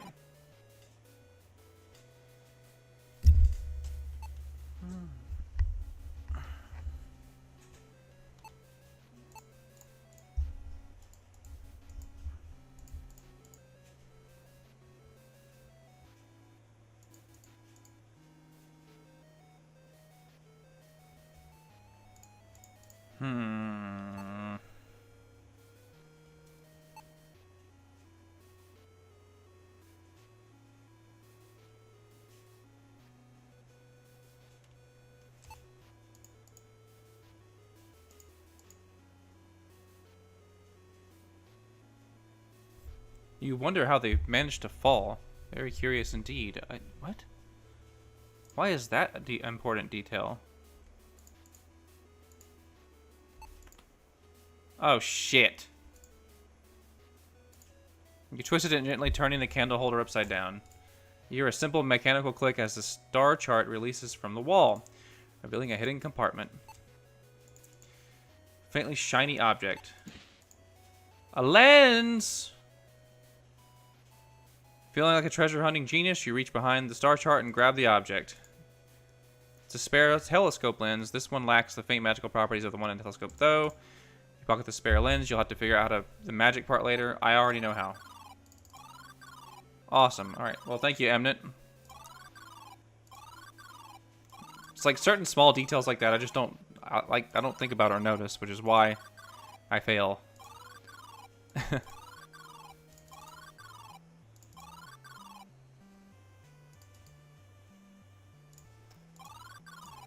I guess I just really should just pay attention to that, to the hint fairy guy or thing. You place the lens on the altar, and after waiting several minutes and seeing nothing, you wonder if something is missing.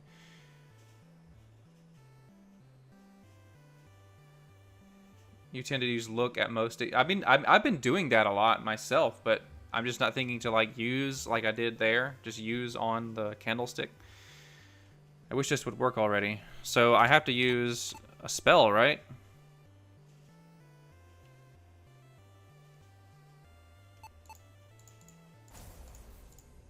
No?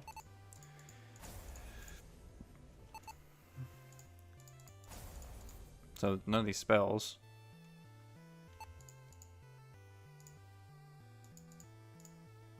So hang on.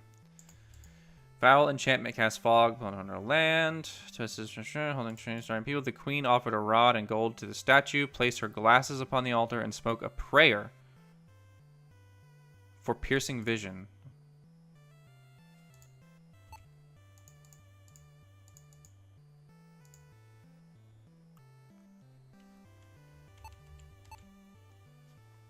A prayer. You kneel before the statue, lowering your head and reciting a prayer for the one to aid you in your quest. Oh God! The statue glows intensely, forcing you to shield your eyes. A loud crack breaks the silence, and you hear stone crumbling. You uncover your eyes to see a miracle has occurred, and the statue has been destroyed. Magic lens. You pick up the lens and notice it has a faint glow. It is now imbued with some magical properties. You are very curious about the lens's possible uses. Use lens on myself. Alright. Well, I think I know what to do now.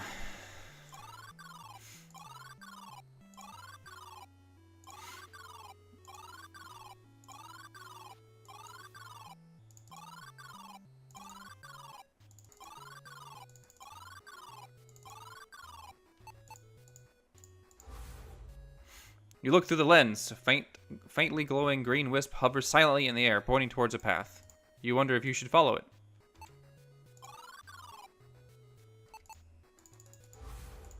You look through the lens, a faintly blah blah blah, pointing towards a path.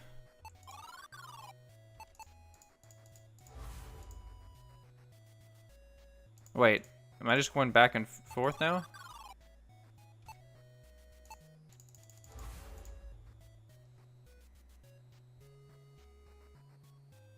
Oh, wait. Aren't some of them... They said some of them are trying to trick us.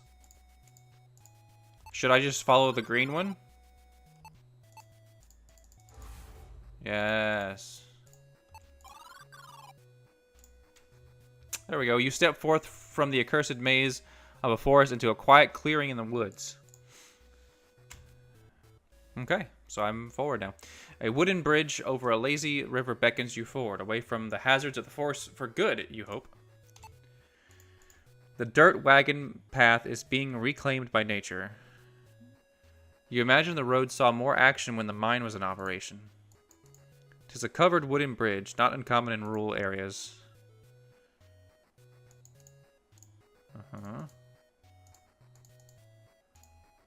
Okay. Let's save it real quick. Let's take a look. You don't have time to admire the scenery now, but you resolve to remember this spot next time you are looking to go fishing. There's a small dirt path leading down to the riverbank. Dirt path leads to the wooden bridge. Okay, let's move to the riverbank. The riverbank reveals the underside of the bridge. Crouching low, you can see this handle is attached to a lever that connects to a mechanism under the bridge. It is well within reach and can be pulled easily. You reach out and grasp the handle, pulling it down. The sound of a firm click is heard from the mechanism in the bridge above. I probably saved myself some debt. As you turn to walk away, the handle resets to its original position. You also hear the mechanism in the bridge reset it.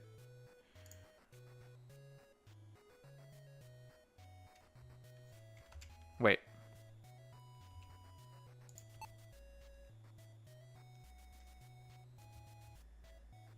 Use the heavy rocks on the birdcage? Yes, you place the heavy rocks into the birdcage. No flying away now, rocks. You realize speaking to rocks can't be healthy. You now have a really heavy birdcage. Use the birdcage on that. You attach the birdcage full of rocks to the handle. The handle sinks another inch as it's pulled as tight as it can be. So now, I'm going to be able to cross the bridge without dying, right? Also, look, ping pong needs to be reset.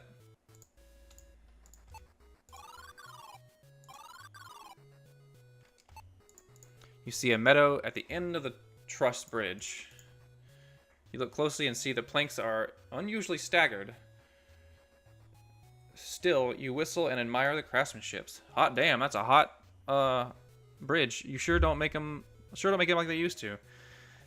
You say to the empty bridge.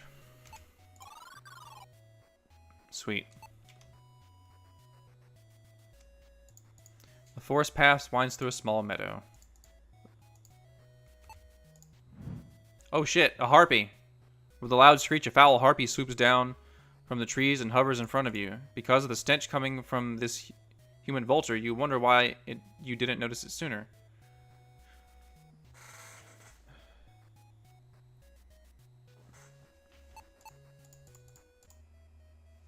Oh god. Before you can act, the harpy dives at your unprotected head. Its claws rake your face, tearing away chunks of flesh. With your face a bloody ruin and your eyes gouged out, you fall to the forest floor, moaning as its poison finishes you off.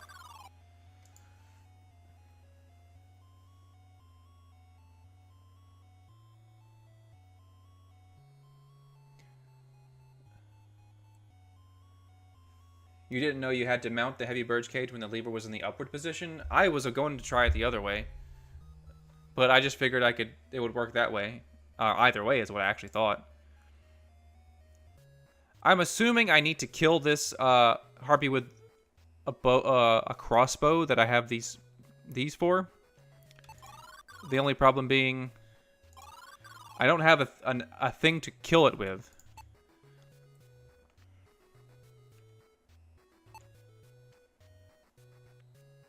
Because the gold dagger is not going to work.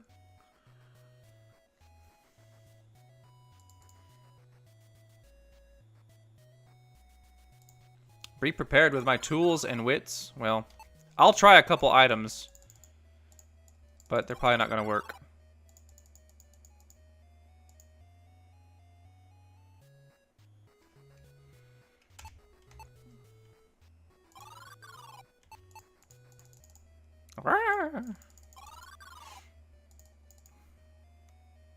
that skeleton is the death there is really digging my death. I don't imagine she wants tempies, right? Nope, she doesn't want tempies.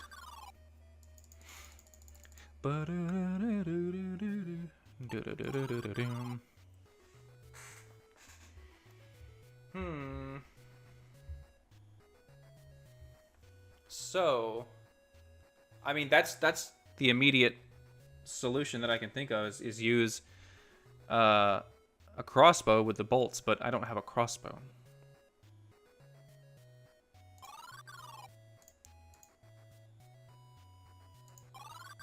Oh, sweet. It's now a straight path because I solved it. How does this keep getting messed up?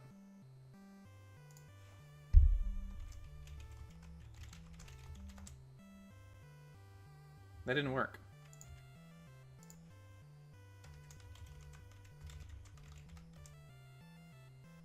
Why aren't you working?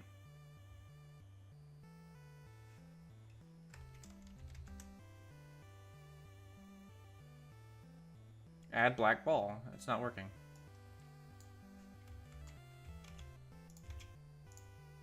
Alright, I don't know why this stupid thing keeps messing up. Do I have to reset it again?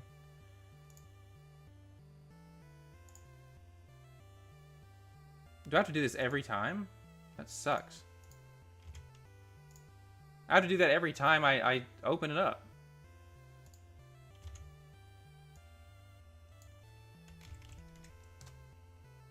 Alright, whatever. I guess I will just try to make that a habit.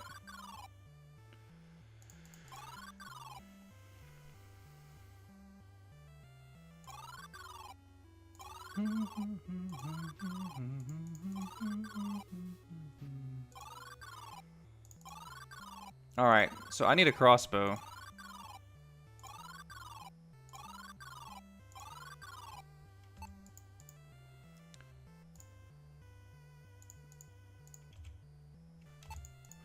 Fine weapon friendly and woodstock, lightweight, but don't be fooled. She packs a punch. It is yours for 1 sapphire.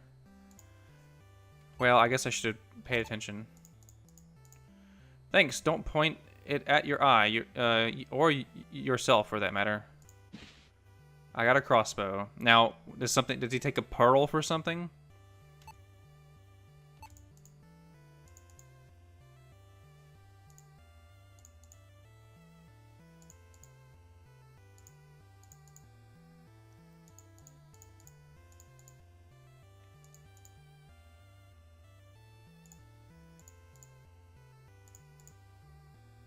No.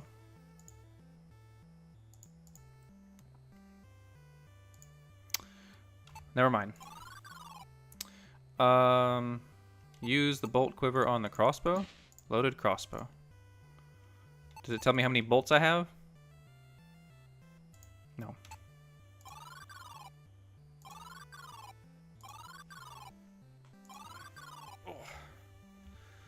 Good thing I'm going to the gym tonight. My back is bothering me.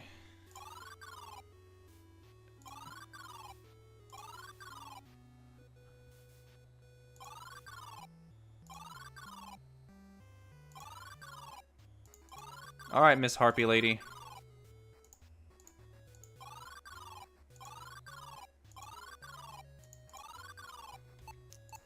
You are gonna die. The Harpy's eyes show the faintest glint of fear at the sight of a crossbow as you lose the bolt. The Harpy nimbly dodges. If only there was a way to slow the Harpy down. What?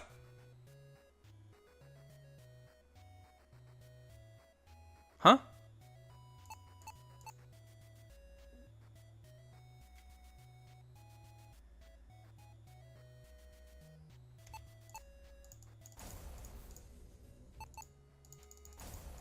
Slow her down?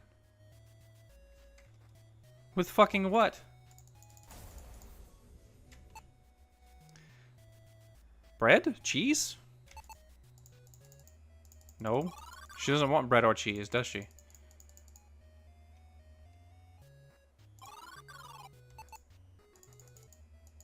Nope.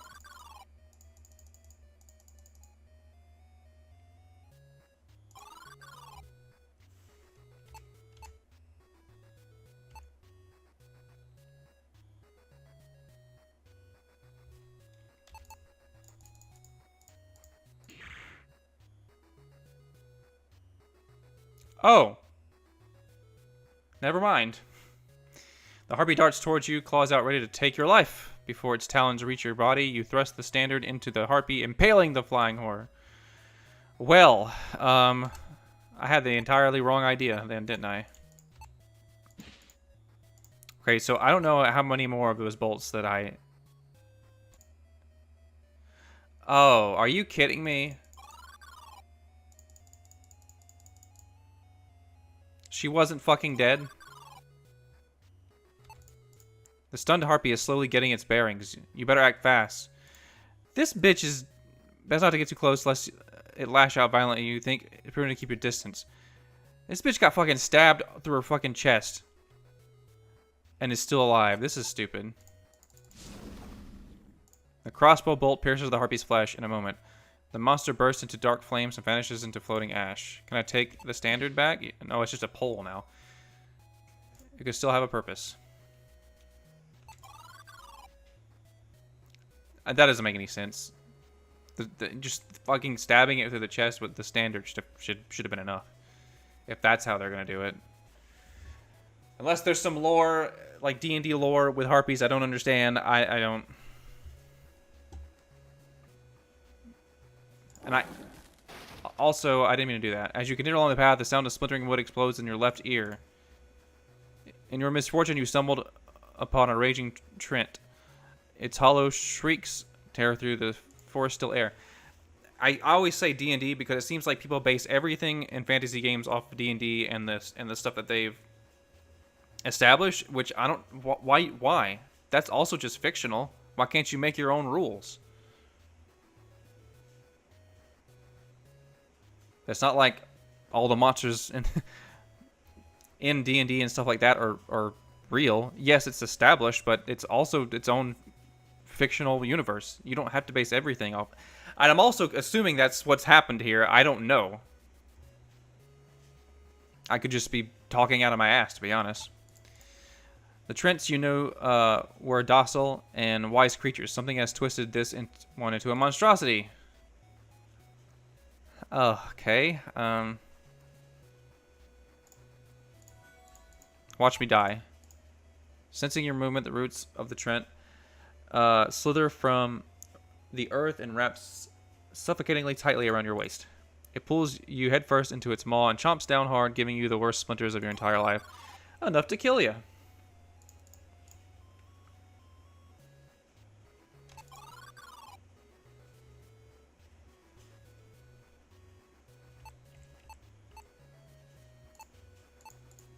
When overgrown weeds prevent all progress, the spell withers. Okay, so I probably have to use this, right? Or not? Well, shit. Trents, you near Nelson creatures. Something of monstrosity.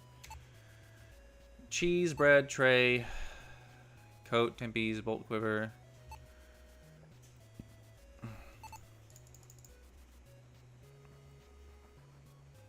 You frantically try to recall the wooden beast's weaknesses and decide that fire is good against your fibrous foe. Lord have mercy! You hurl the lantern at the rogue Trent and watch as it bursts into flames, quickly engulfing the monster. Oh god. Sighing with relief, you resolve never to walk into the woods alone again if you can avoid it.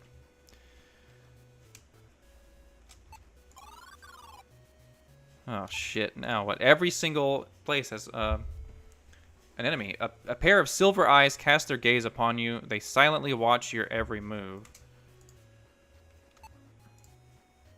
A manticore bursts through the grove, leaping onto the path. It looks directly at you and becomes eerily still. An evil energy begins to emit from its eyes. It is surely preparing an attack.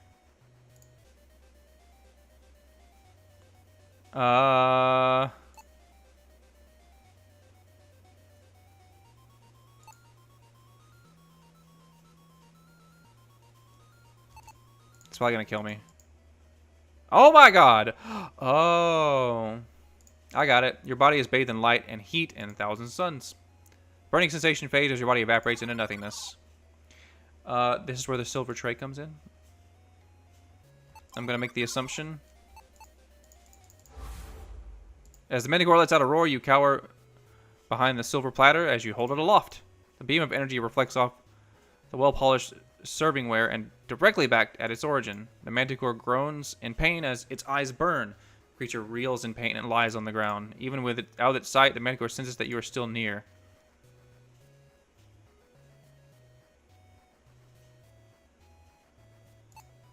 Which means that he's not dead.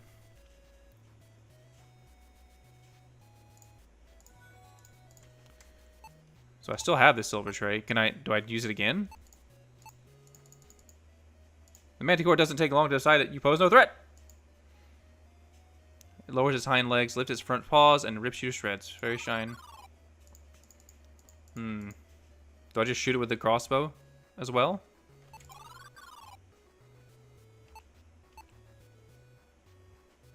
Use crossbow on bolt quiver. Oh wait, no. Use bolt quiver on crossbow.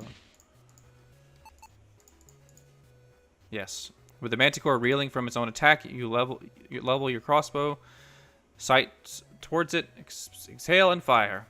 It's a direct hit. The manticore tumbles over dark blood, slowly staining its fur. It's still alive. If you thought that the manticore threat had been dealt with, you were wrong. Its venomous stinger pierces your skin to deliver a fatal dose of poison into your body. Oh, God.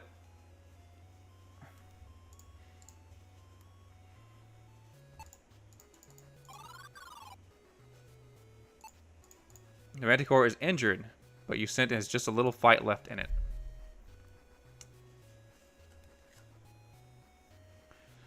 Well,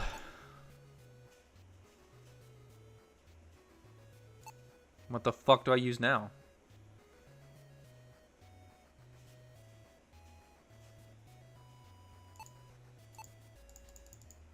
Nope.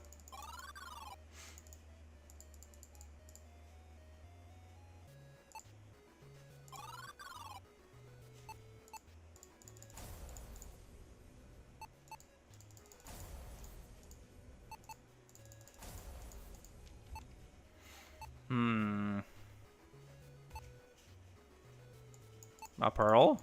Nope. I don't have any other weapons unless I have to use the pole.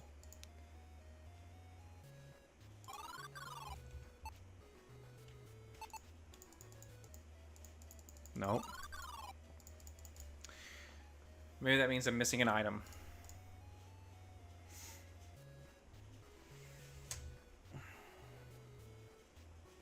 God.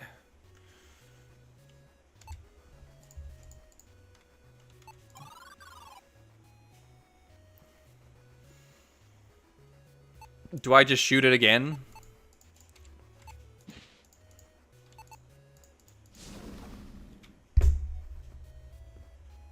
Okay. You felled the beast with a final crossbow bolt. Dark flames engulf its body as its ashes scatter with the wind. Okay. You step away from the shady grove beyond the forest edge. Oh God, I'm sneezing. Sorry. Oh God. Beyond the forest edge and into a quiet clearing. Before you is the Tyre River. You exhale slowly. Thank the one. I can rest. Becoming aware of the pain from several bruises covering your aching body. Knowing this is a shipping lane to Stormhaven, you plan to catch a boat and sleep like a log on the next leg of your journey. Who is this person? His stylish clothing contrasts with the wild nature of the Torland forest. He looks slightly less out of place than you. You wave at the merchant and point to the boat, asking if you can catch a ride. He looks at the boat and then to you. Love to have you join us, but as you can see, we're locked in port. Damned hydra weeds are a menace, I say. Cut them and they'll grow back double. Not sure when we'll get free, Fendling. Well, fortunately, I have an idea. A boat sits on the riverbank. Ahead, the ramp is extended, almost welcoming you on board. Large river splits the forest in two, reminding you of your inability to swim. Countless weeds cover the ship from stem to stern. You swear that you see the weeds tightening around the ship's hulls. Well,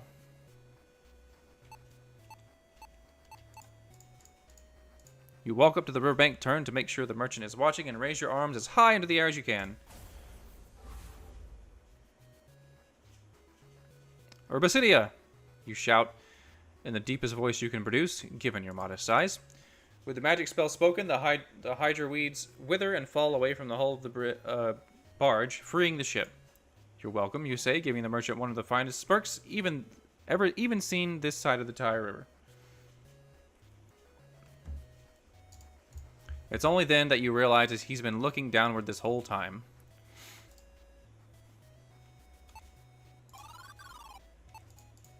What's it? Sorry, I dozed off for a second there. Well, look at that. Those nasty brambles decide to just up and release your ship all on their own. Little Fenling, today is certainly your lucky day. Let's board, and soon we'll be heading down the river.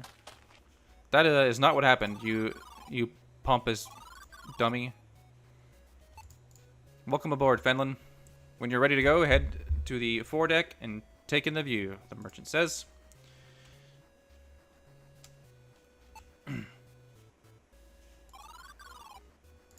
The barge pushes away from the dock, groaning and creaking as it slowly sways side to side in the churning waters.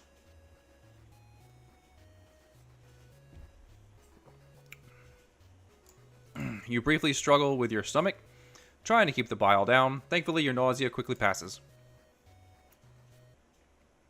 Uh-oh. Waves of chilled mist roll over the edge of the barge deck, quickly becoming so thick you can't see your feet. That's it, I'm done with this. I'm done with the cold for good, you say, resolving to adventure only in tropical climates henceforth. The mist keeps rising over the deck, turning into a thick, cold fog. Something isn't right. Laughter echoes through the mist. It sounds like it's coming from all around you. A raspy voice hisses. I see you, Fenling. You should have kept your own affairs. Suffer and drown. Okay, first of all, do I need to use my coat on myself? You slip the coat on and start sweating immediately. No? Okay.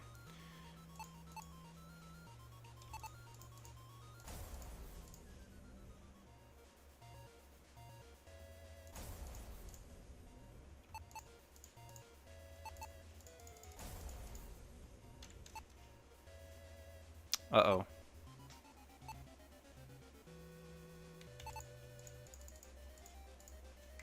I'm about to die.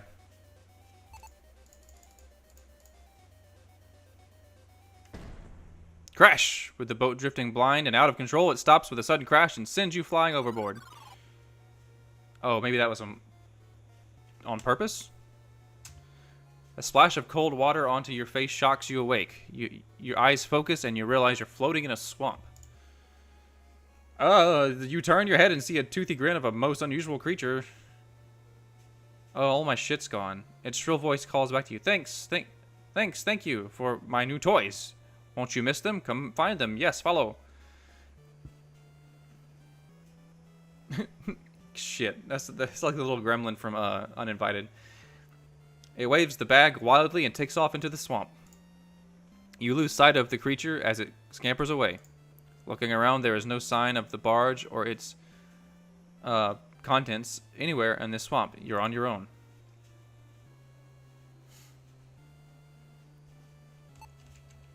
All my shit's gone. Great. The swampy waters give way to hard-packed earth ahead. Actually, guys, I'm going to... let's see. I'm gonna see if I can change something with my, my channel. I might go ahead and just take away the 10-minute, let's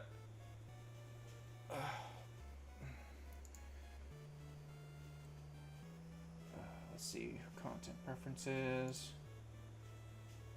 The 10-minute, whatchamacallit for chat, and just put it to you have to follow.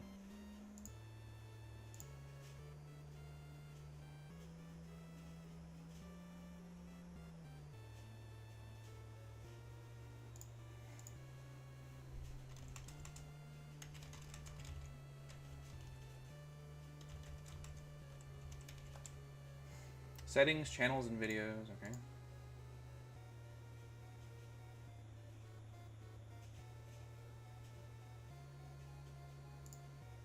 Stream manager.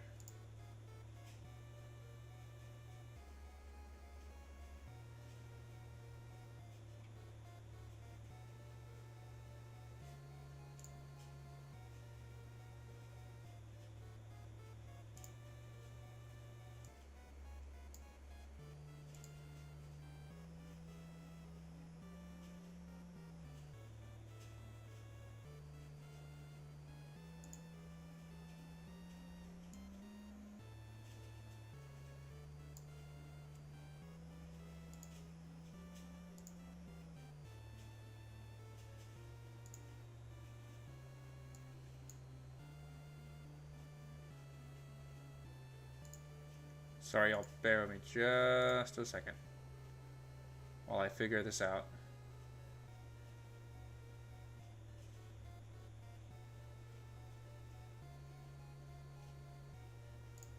Chat settings. Followers only chats. Okay, there we go. So if you're following me, you can chat. There won't be a 10-minute delay now.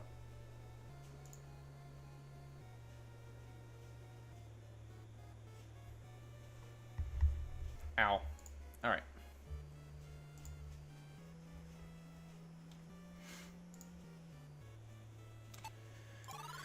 Let's move forward. Oh god, what's this? An unusual figure hangs by strings from this tree. It looks like a grotesque doll.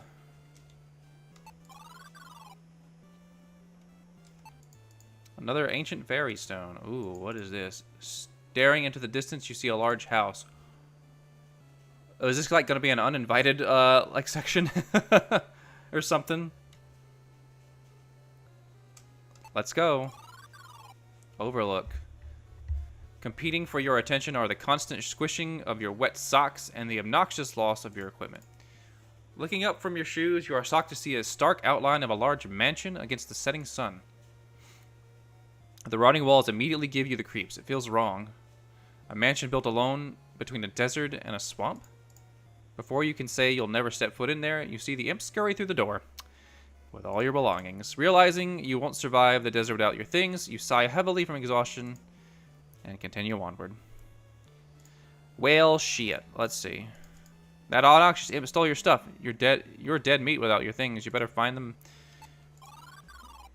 You've heard the tales of this place, the Great Barren, a wasteland that radiates a demonic heat from a spell long spent. A powerful wizard delved into the dark arts and cast a hideous spell at the expense of his life, the spell of Hellfire. Once a region of lush forest and wetlands, this land is desolate. Only shifting sands and unextinguishable flames remain.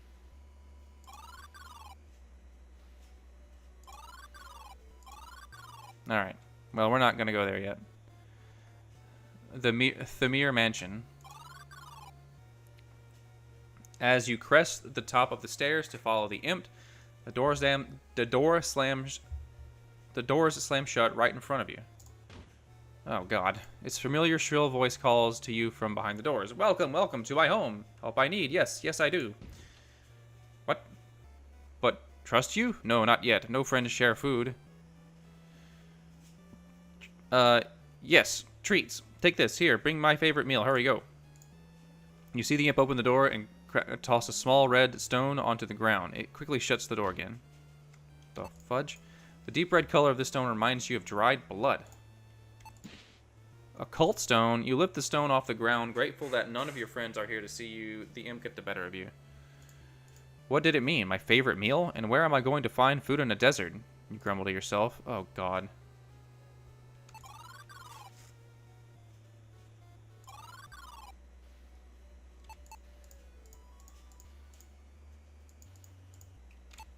So I had to go to the desert. Okay.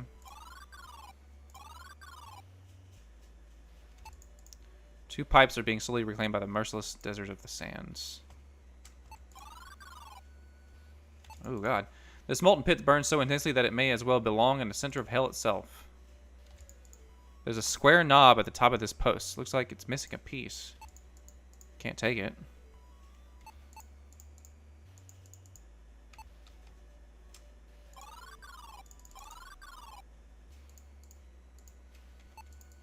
This appears to be a nexus point where the pipes meet.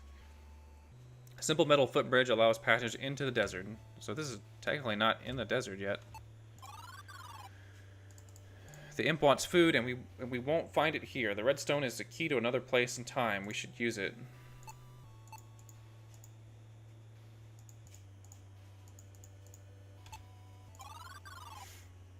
Oh, right here. We're about to go into the goddamn pits of the underworld. A large structure stands alone against the swirling desert sands. Well, you place the stone in the structure. It fits perfectly, but nothing happens. Something must be missing.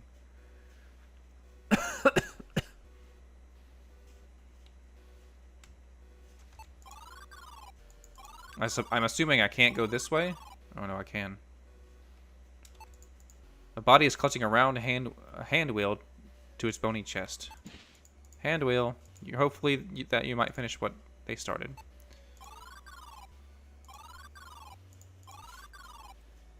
Use the hand wheel on this. There we go. You attach the valve to its metal post before you turn it. You hear a loud whooshing noise. Suddenly, a searing gust of wind knocks you back. A flaming entity bursts forth from the lava and fixes its eyes upon you. I'm leaving.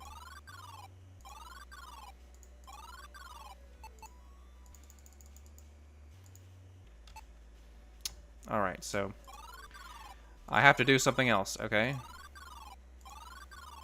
You squint your eyes and look across the sand. You seeing only endless dunes. You should watch your step from here on out.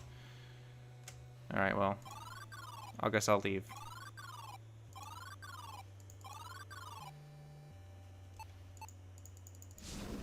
Ah! Died by fire. Moving with a swiftness in which you were unprepared, the fire elemental grabs your ankles in its burning claws. It lifts you high into the air, hanging you upside down for a moment before dropping you headfirst into the lava below. I got burned as fuck, dude.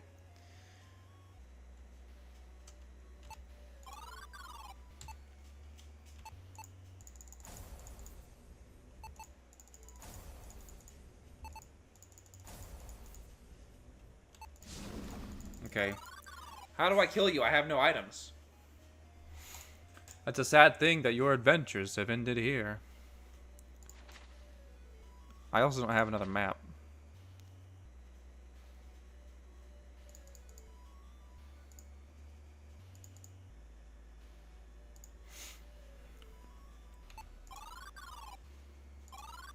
I'm guessing there's an item somewhere around here that I missed.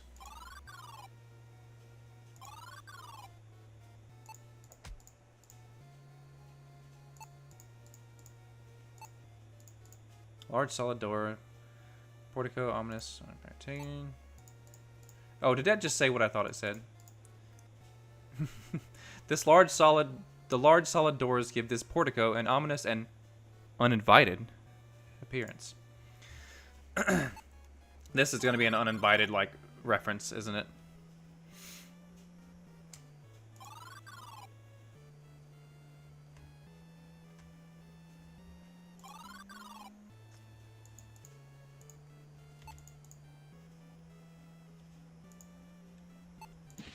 Oh, I could take the straw effigy. You tug the figure hard enough to snap the strings holding it in place. As it comes loose, you unveil a startling sight.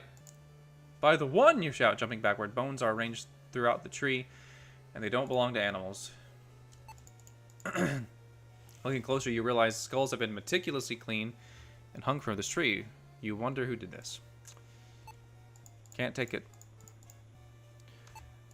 Maybe the straw effigy is what I should be using. Barren wasteland.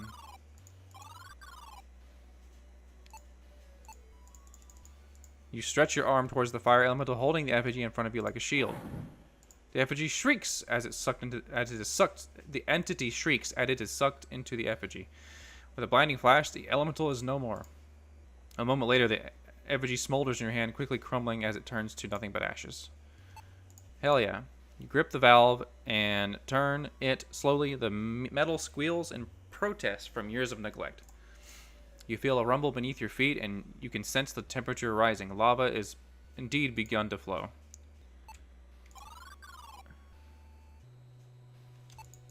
Plumes of steam escape from the pipes. The lava must be flowing through them and creating incredible heat. Alrighty. Time to use this stone. The thrumming noise rises from the structure. Your hair stands on end as power crackles through the air. This is uninvited. That's the uninvited house, y'all. The space in the center of the machine begins to waver and distort as the portal appears out of thin air. Okay, let's go.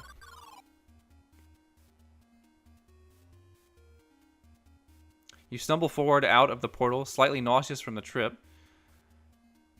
The damp smell of rotting earth is overwhelming. Stifling an urge to vomit, you turn around and survey your surroundings, and see the portal flickering weakly, then disappear. The wisp chimes in. Good news, bad news. Good news is we didn't implode while teleporting. Bad news is the portal is dead. We are stuck in here until we can power it up. Great, you respond. Well, if it's a meal the imp wants, we won't find it down here. You say as you make for the exit. The portal is inactive. You see light coming from an overhead exit at the end of the tunnel. I'm in Loch Ness? Wow. There's a small redstone shard in the corner of the floor. It reminds you of a polished ruby. Ruby shard. You reach down and collect the ruby shard.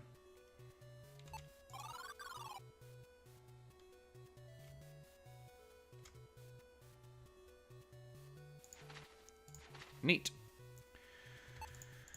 The fortress built into the side of this hill has been reclaimed by nature. Roots and vines grow along the cracks in the walls.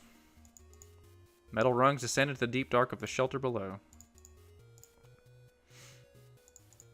Giant glint of deep red coloring coming from the limb of the dead tree. It looks like a stone shard.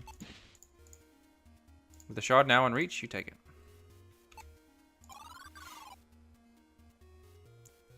Another house.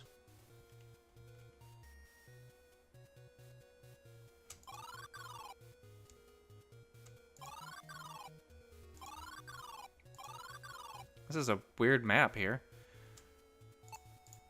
Thick bushes of red flowers grow along this forest path. Ruby shard.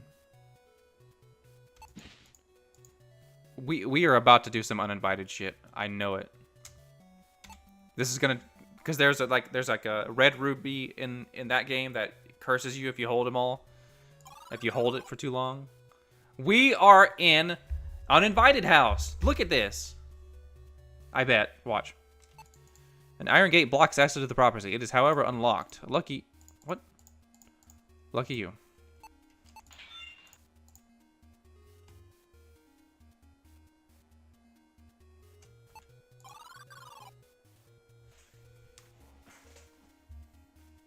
Guys!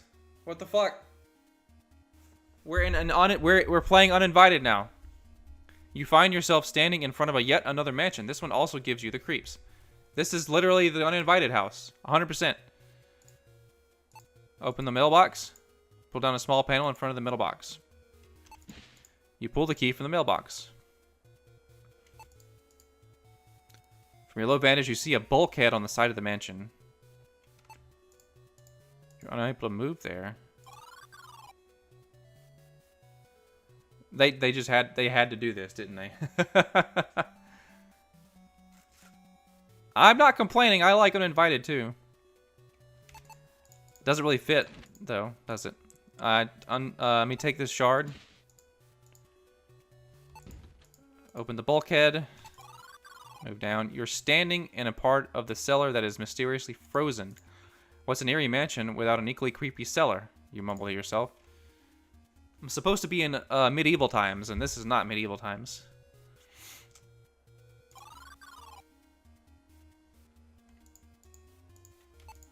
Some human remains rest close to the pit. You wonder if the two are related.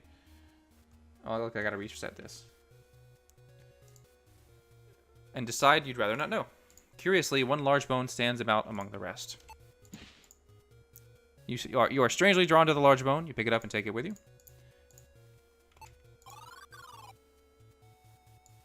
The door is closed. Oh god, suddenly a gust of wind sends you stumbling down the stone steps. A bloody horror appears at the top of the stairs. The bloody apparition hovers silently, beckoning you to your doom. Fear overtakes you as you struggle to think of an escape. You look down and notice a red glow from your pocket. You reach in and withdraw the ruby shards. Their glow intensifies as the shards float before you. With a blinding flash of light, the shards combine into a beautiful red gemstone. The ruby pulses with radiant energy. With a terrifying moan, the spirit reels at the side of the stone. The horror is sucked into the stone, trapping the evil.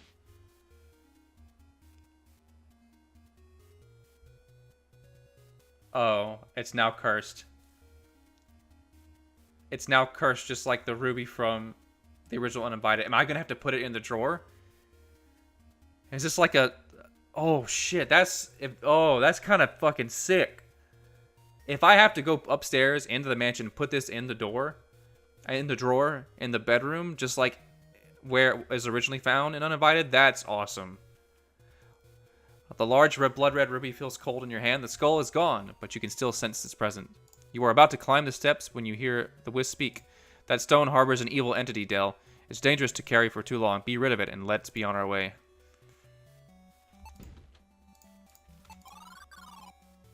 I'm now in the mansion. This is just the uninvited house. It's a spool of thread and a sewing needle. This leather couch has seen better days. It's a stunning mountainscape. The image is so exhilarating you can almost smell the fresh air. You pull open the desk drawer. You rummage through a bunch of papers with names and numbers on them. There's nothing useful here.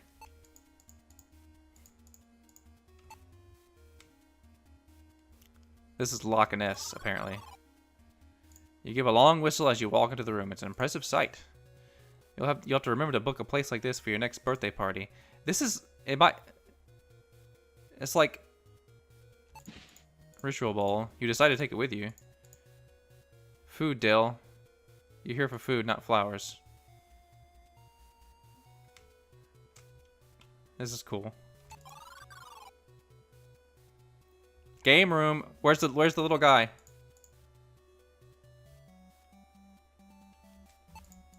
This unusual looking horn is a crank on the side of it. You turn the crank and a jaunty tune plays through the strange horn. It reminds you of a circus in a far-off desert kingdom.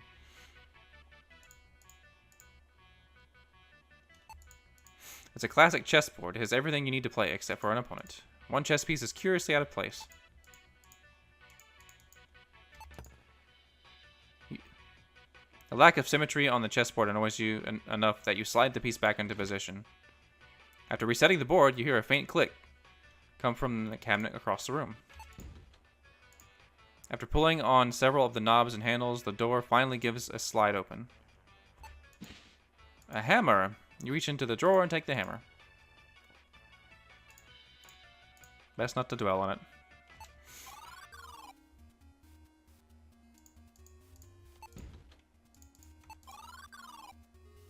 This kitchen looks to be newer. Oh, that's his food. This kitchen looks to be newer than the adjoining rooms. It's a good place to find something edible for that imp. This jar has a star-shaped symbol, and something rattles inside when you shake it. The lid is shut tightly. Sealed suspiciously tight. It's not only child-proof, it's fendling-proof. It's a simple salt shaker. You decide to ignore it.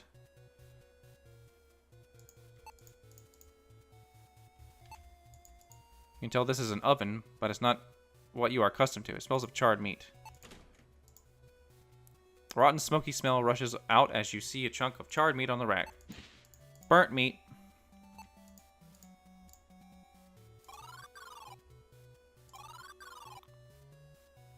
Do I put the ruby here?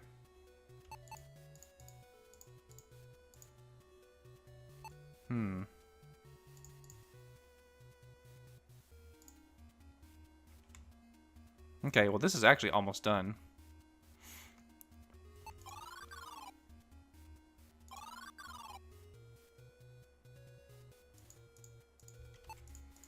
Meat cleaver and a sharp blade are stuck on the wall. Quite stuck, actually. You can't remove them despite trying. So it's a row of hanging pots and pans. Use the hammer on this. Yes. You swing the hammer, and with a crash, both the hammer and the jar shatter into pieces. Aha! You shout. There was a cookie in the jar. How do you know what a cookie is?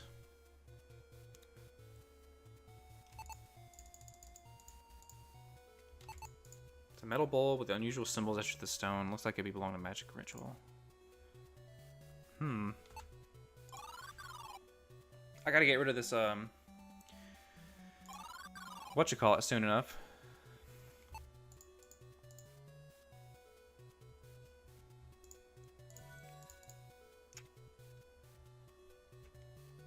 My neck hurts, guys. Damn.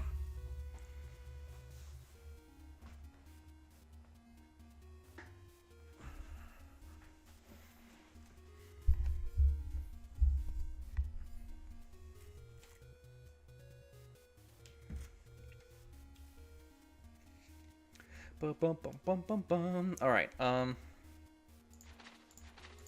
This is half the game, 50%. As you continue to search, you suddenly feel an evil presence trying to take over your mind. You feel as like you are going insane. You are overwhelmed in seconds, unable to stand against this evil force. You close your eyes and open them to see the bloody skull grinning at you once more. Your quest is over.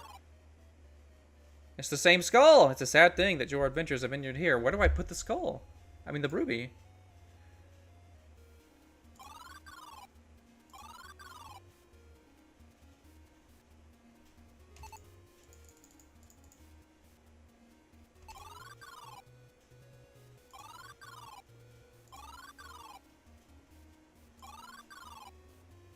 Do I put it here? You stare at the blood red ruby, imagining the evil contained within, escaping into the world. You decide you cannot allow this to happen. You cast a stone into the pit, hoping it is never recovered. Okay.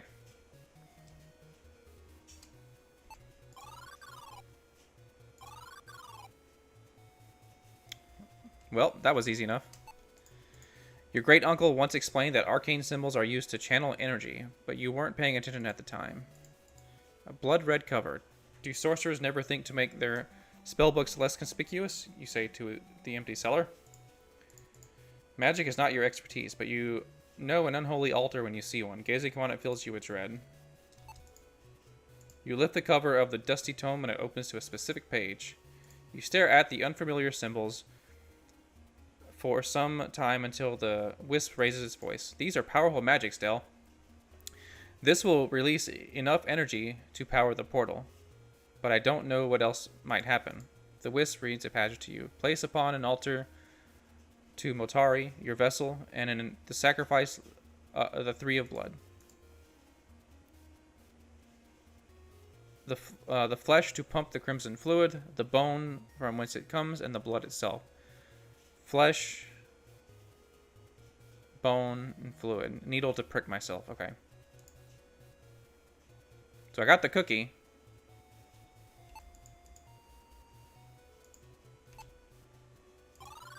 So I think I figured it out. Yep.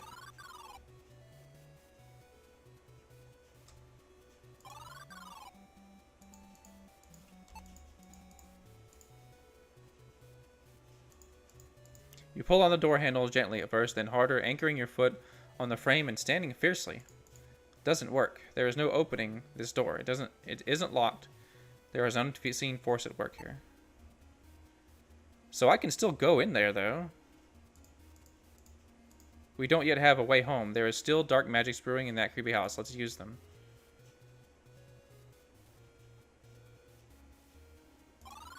Okay.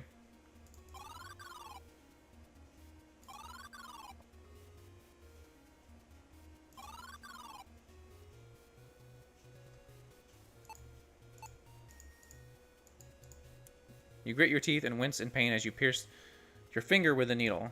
A small drop of bright red blood slides down the needle. Bloody needle.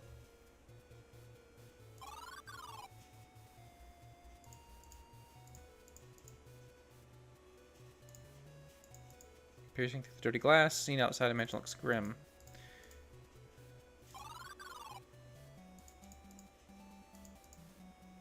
Charred wood rests at the bottom. It's a painting of a soaring eagle holding a snake in its talons. Trees, rocks, clouds, sky. Yep, that's a landscape. You say with a tone of pretension.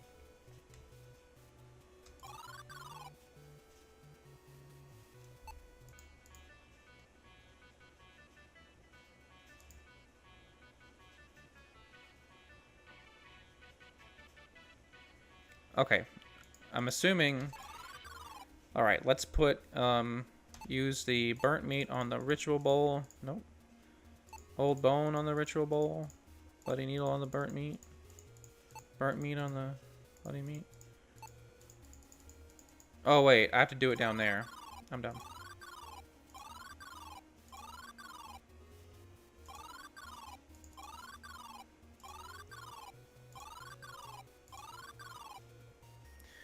Alright. Ritual bowl. Use the ritual bowl here. Yes. The metal bowl fits perfectly in the indentation on the altar, making you wonder what it was doing in the dining room. Use the burnt meat on the bowl. Place a lump of flesh, old bone, and bloody needle. You add the bloodstone needle to the bowl. Blue flames rise from the bowl. Oh god, the wisp dives into them like it's going for a peaceful swim in a crystal lagoon. It speaks. Good news, bad news, Dale. The good news is I have enough energy to attune the portal. The wisp becomes quiet and focuses its attention. You see a small blue speck appear in its hand. The speck goes larger until it's a crystal the size of your fist. There, take this to the portal, the wisp says. Now, the bad news is you open the gateway to what people call hell. And a lot of angry things are coming. Oh, look, there's one now. What? Excuse me? Oh, shit. The strange woman appears from out of nowhere. You realize the cavern has become cold enough that you can see your breath.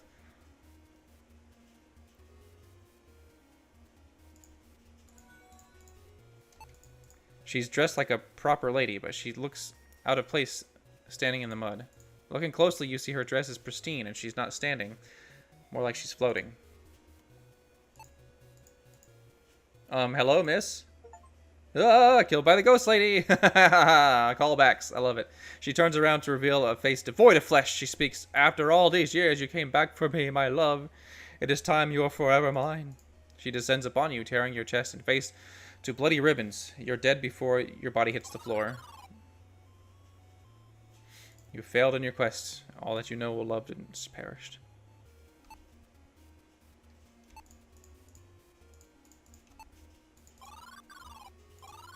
I just ignore her? Okay.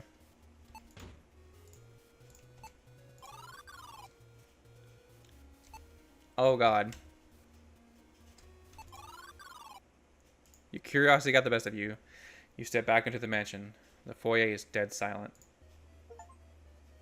Killed by the ghost mob. A cacophony of screams shatters the silence as all the evil energy of the house descends upon you at once. There's no escape. Their vile presence overwhelms you and you join the mass horde of the undead that now inhabit the estate. You turn around to see your new master. A horrific blood-red skull smiling fiendishly at you. Your quest is over. So I have to go in here to get the 100% of the house. Wow, that's cool. I love this little call. Oh, a rumbling noise approaches from the distance. You turn to see two intensely bright lights moving towards you. Oh, shit. Oh, I love this. This is a callback to the beginning of Uninvited. Because they crash because of a figure on the road. I love all this tying it back together. I love when games do that. You stare as they grow larger and larger. They're headed right for you. The rumbling noise and bright lights approach you faster and faster. You turn and start to run towards the forest. You hear a screeching noise and a woman's scream behind you, followed by a tremendous crunch. Whew, glad to be out of that spot, you exclaim to the empty wilderness. You smell a pungent odor filling the air. You have no interest in going back to learn what that was. It's time for you to check on that portal. That's so cool. I love that.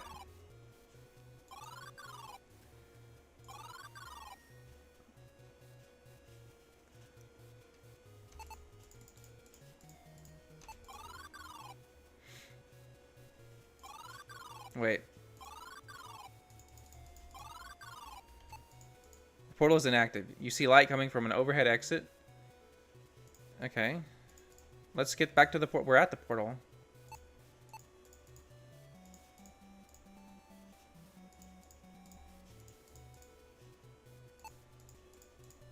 Well, how do I use it?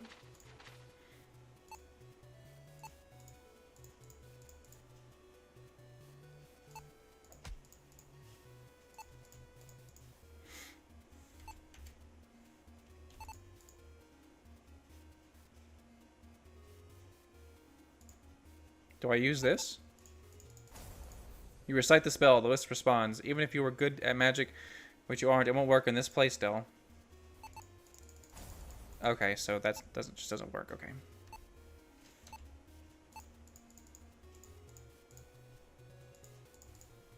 Where do I put the stone? I can't tell.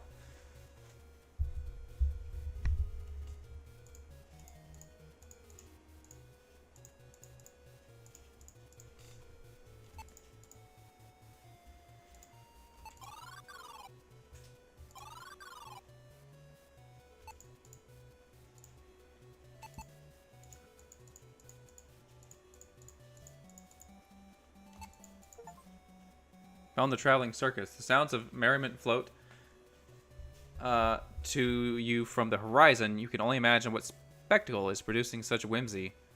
What's that a reference to? It has to be a reference to something. Or maybe were the characters in Uninvited leaving from a circus or something? I'll have to go back and look at that. Y'all, this is awesome so far. I've been streaming for 6 hours. That's more than normal, just FYI.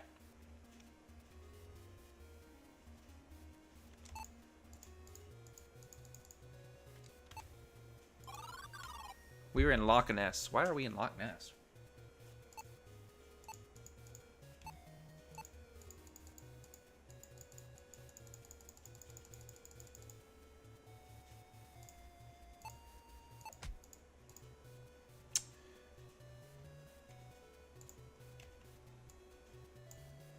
Bum, bum, bum, bum, bum. Let's get back. We are at the portal.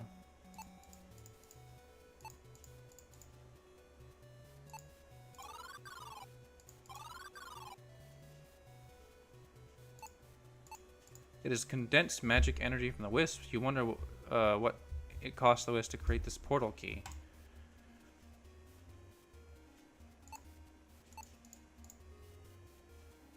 Use the portal wisp stone on myself?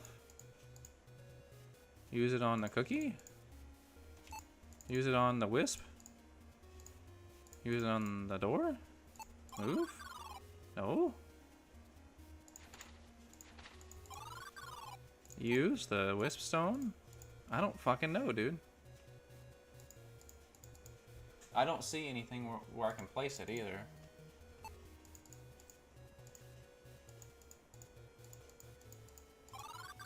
Mm-hmm.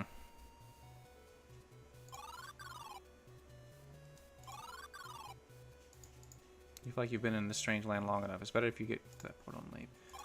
Well, I would love to do that.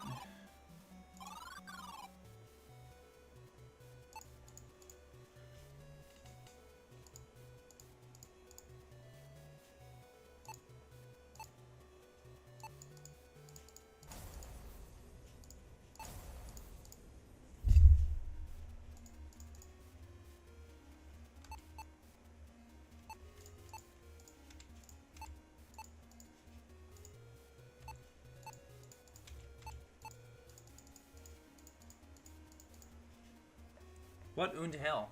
Alright, well hang on guys, I'm gonna run to the bathroom really quick. I'll be right back.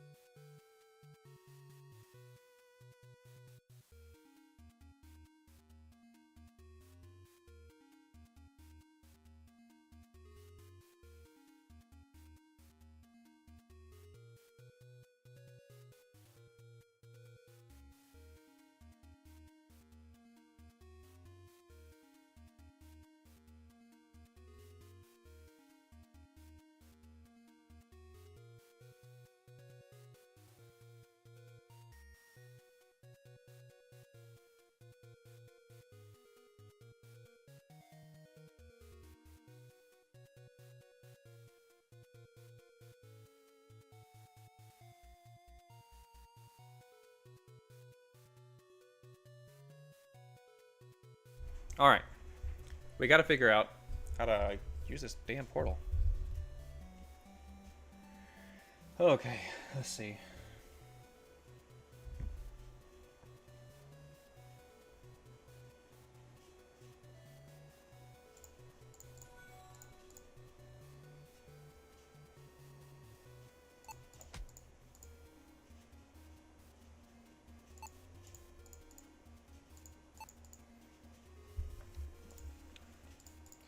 I'm at the portal, lady. What do I do?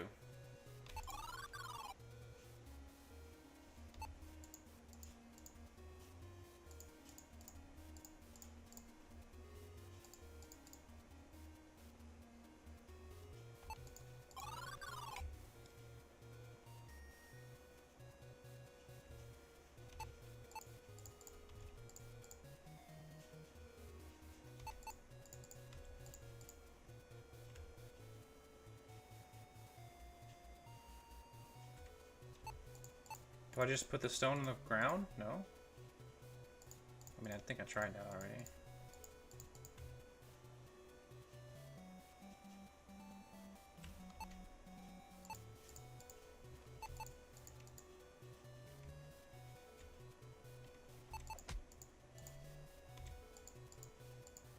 I'm at the portal.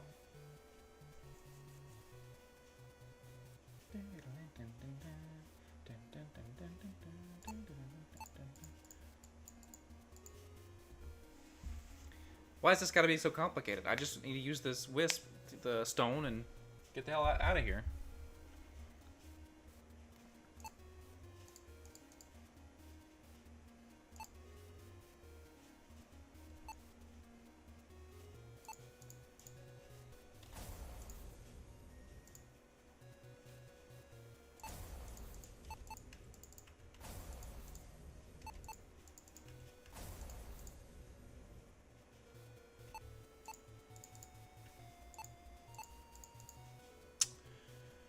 Huh.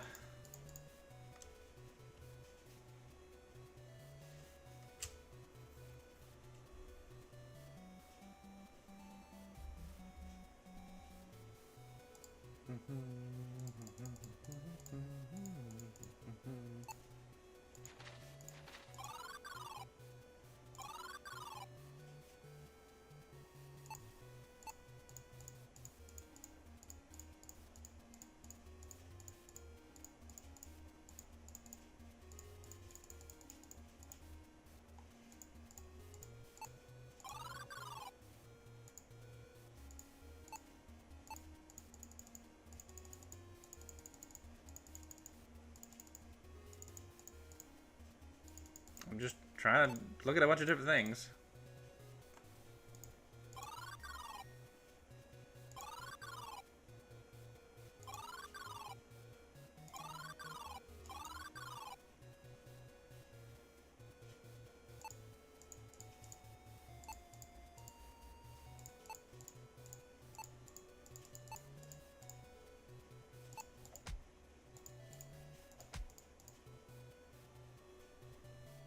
What the hell?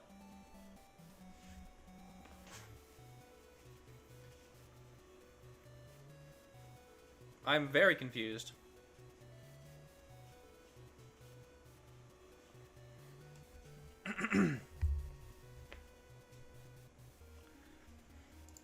I'm back at the damn portal, girl.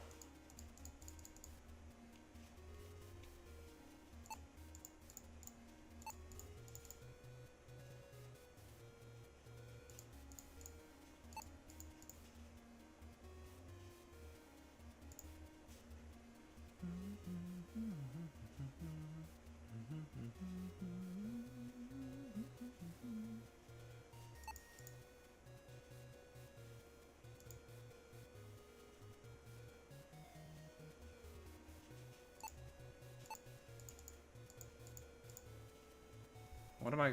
What's going on?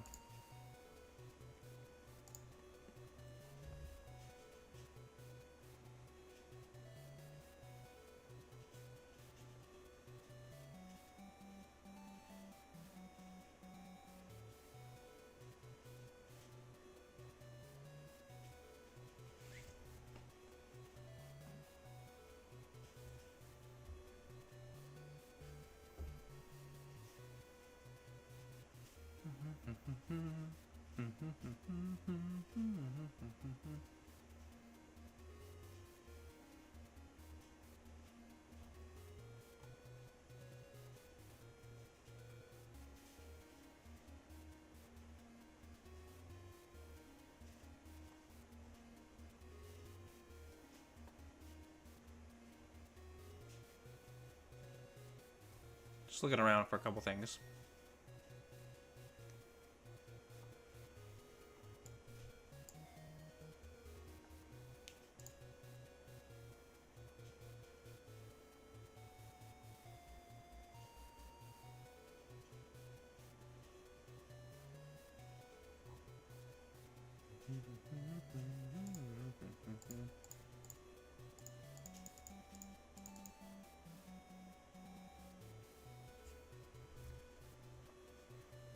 Is this where you got stuck, Eminent?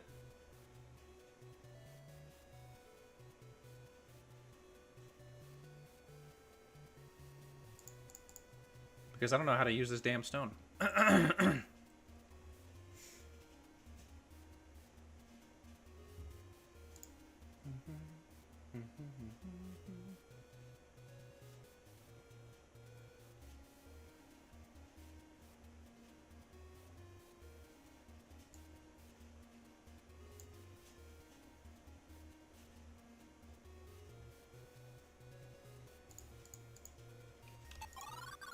Well, damn.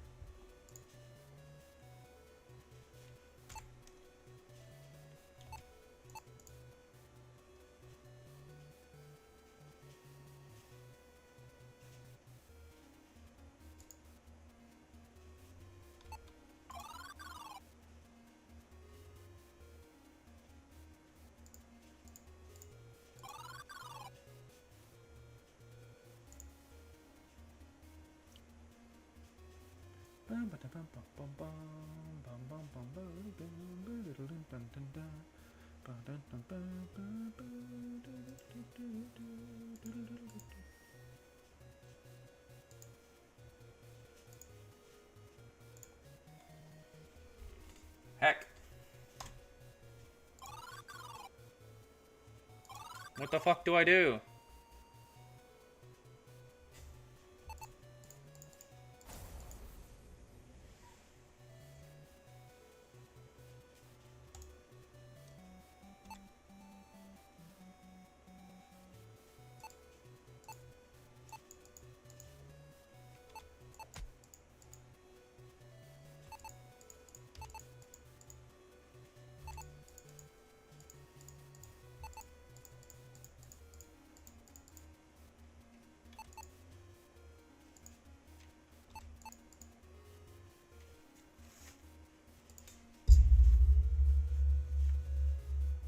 This is a portal key, it says.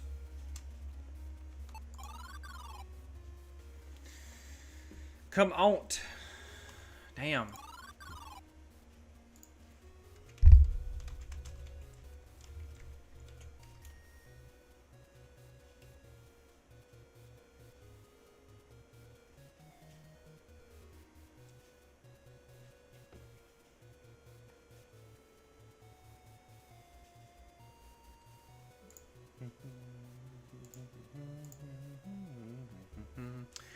Is anybody new in chat? Know what I'm doing wrong here?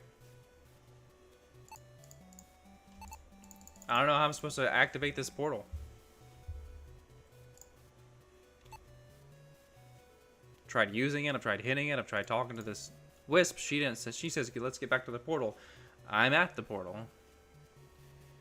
Damn.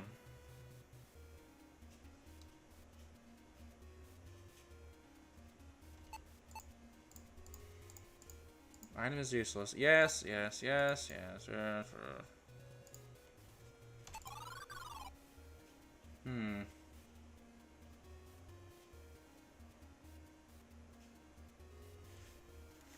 Oh, it's hurt my ears.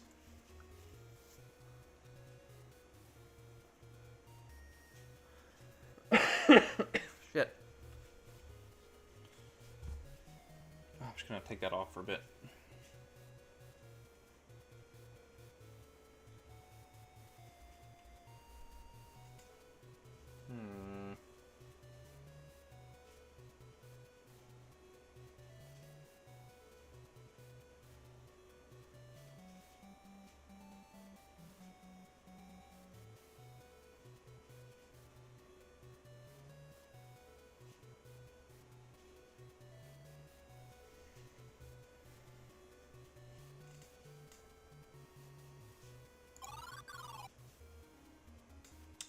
So I'm looking closely. I don't see any a place where this stone is supposed to like go into.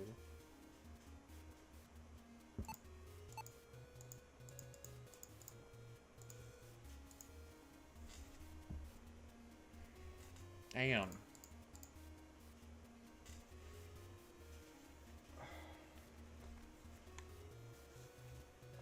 Alright, let's see if I can figure this out.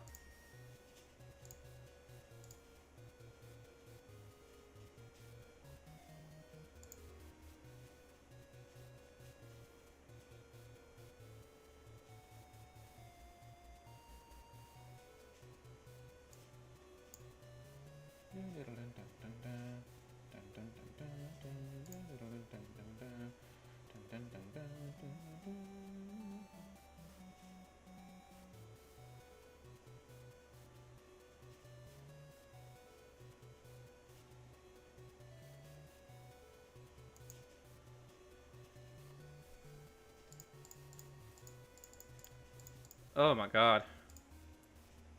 I can't figure it out.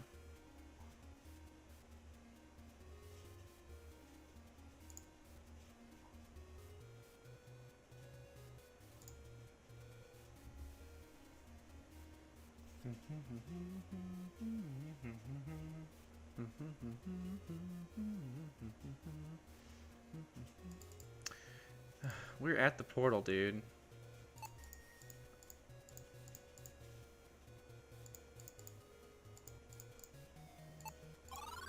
I feel like this shouldn't be that hard, right?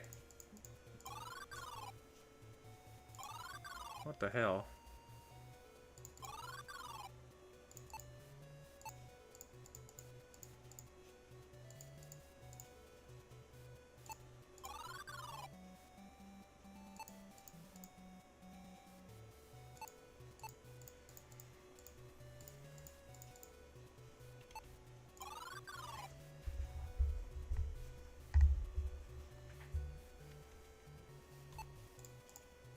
Merriment, yep.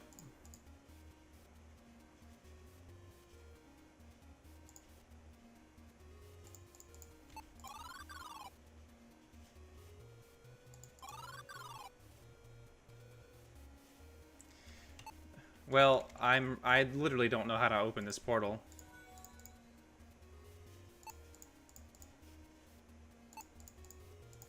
Portal is inactive. I'm aware.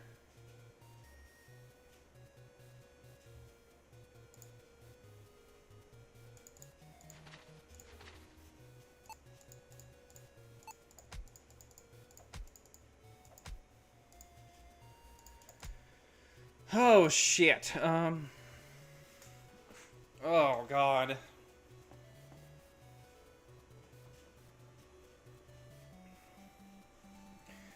What am I doing wrong?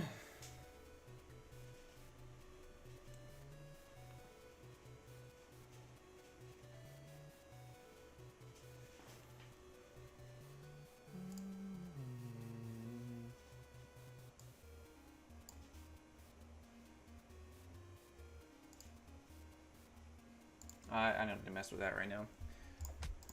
Oh shit, hit myself.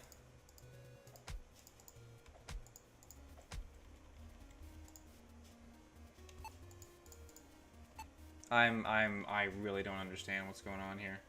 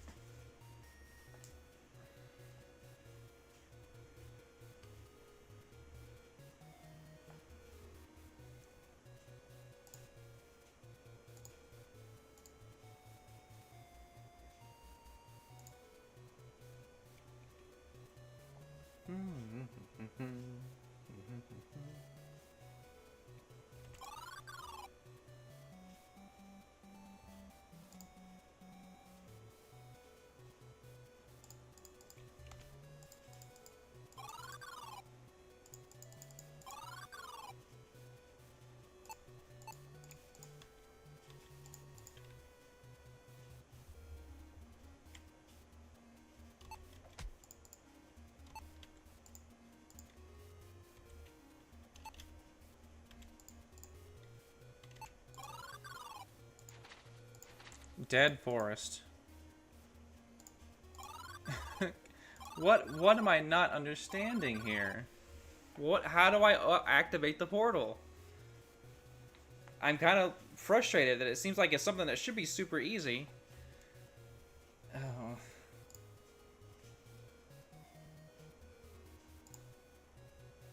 And I can't figure it out.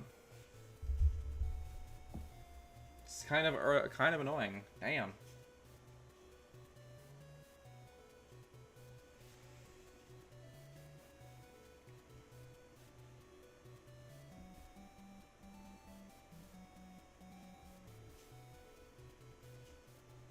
I'm just thinking.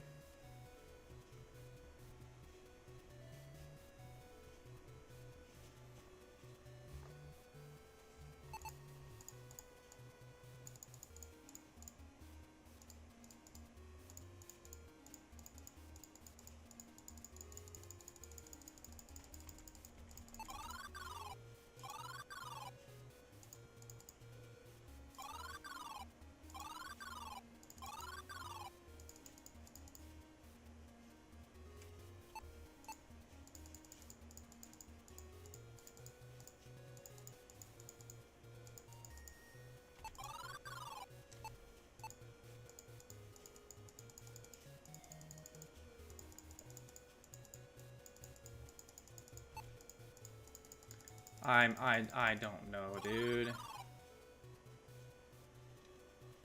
What the fuck?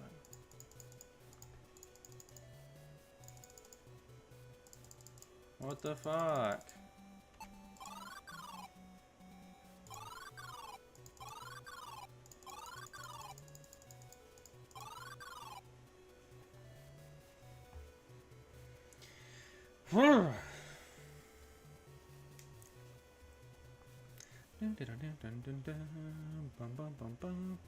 The thing is, there's no walkthroughs or anything yet. This game came out today. I also just looked on Twitch to see who else was streaming, to see if someone was farther than me. No one that's currently streaming that I saw at least is farther than me.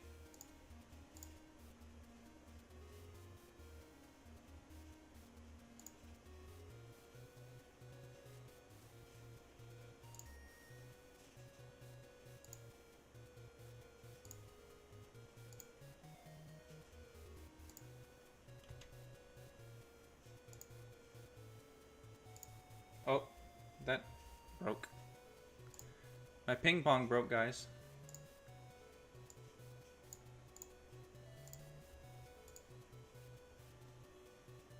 There we go.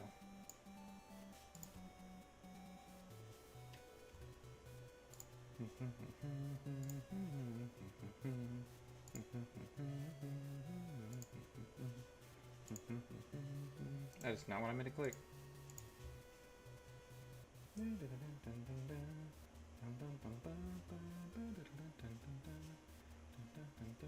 Yeah, I'm looking at everybody else streaming this game right now. I'm the farthest of all the people currently streaming, and I can't figure out how to do this stupid portal.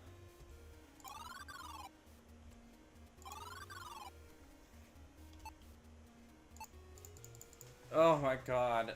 Oh. I need to stand up for a sec.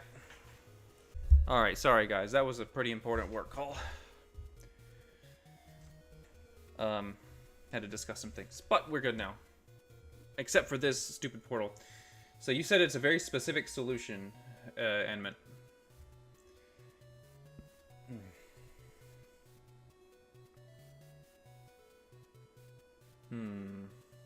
A very specific solution, huh? Let's get back to the portal. So we're back at the portal. I feel like that's the first step, right? Is being at the portal.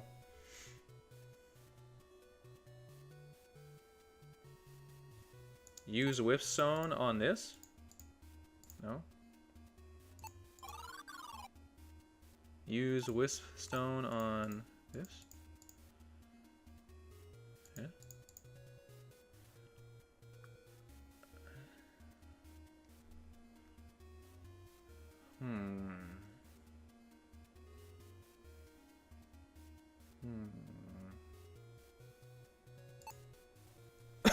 Excuse me.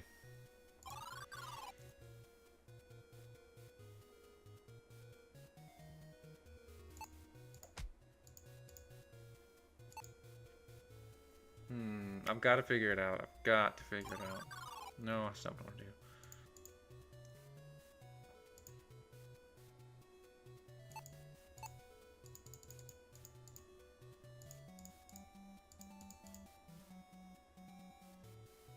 So none of the spells work.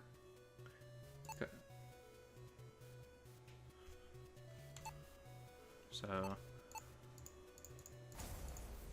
So it just spells don't work in this land.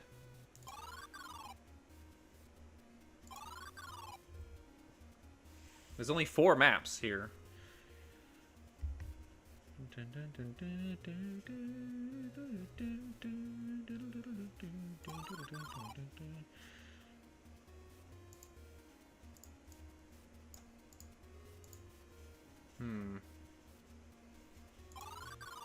Nope.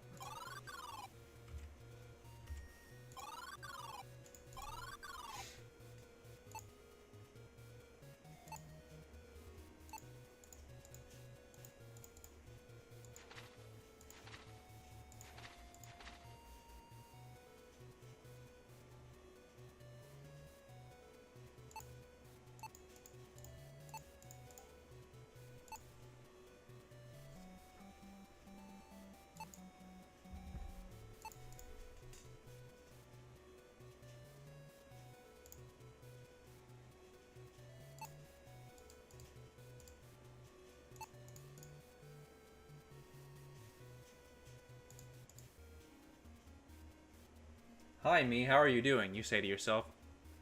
I'm conversing with myself, so I've lost my mind. And you? You don't reply.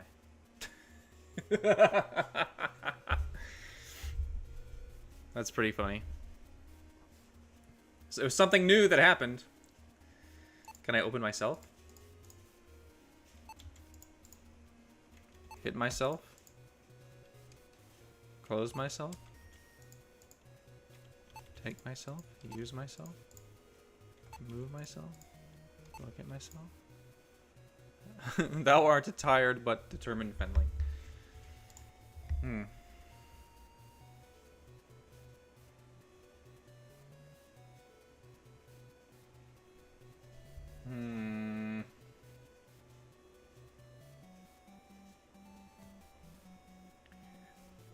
Oh, I didn't mean to close that.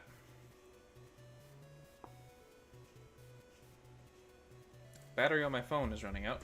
Let me put it on my charger back here. The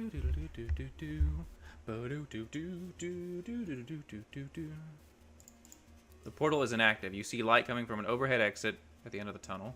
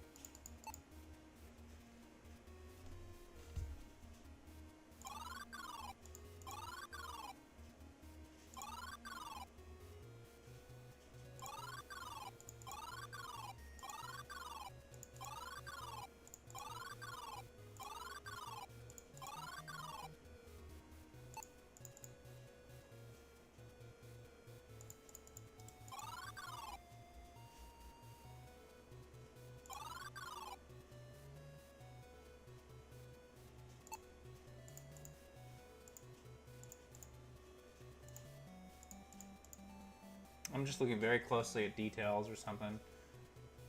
Maybe there's something I'm missing.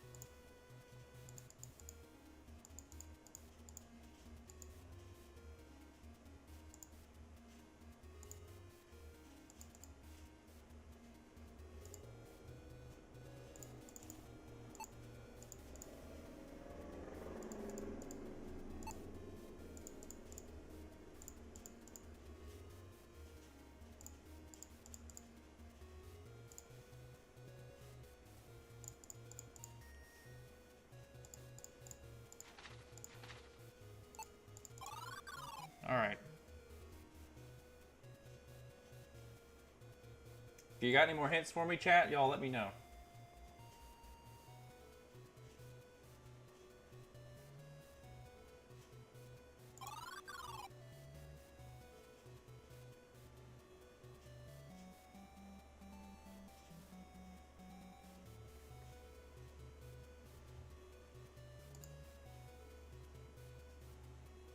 It's all in the portal room?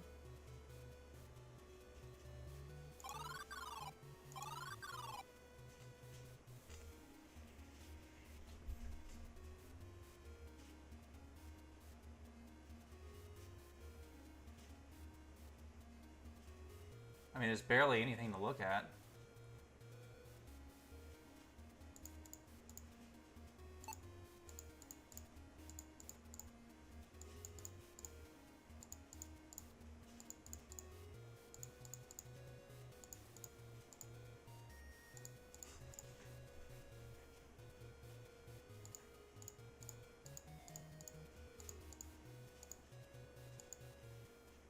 What the fuck?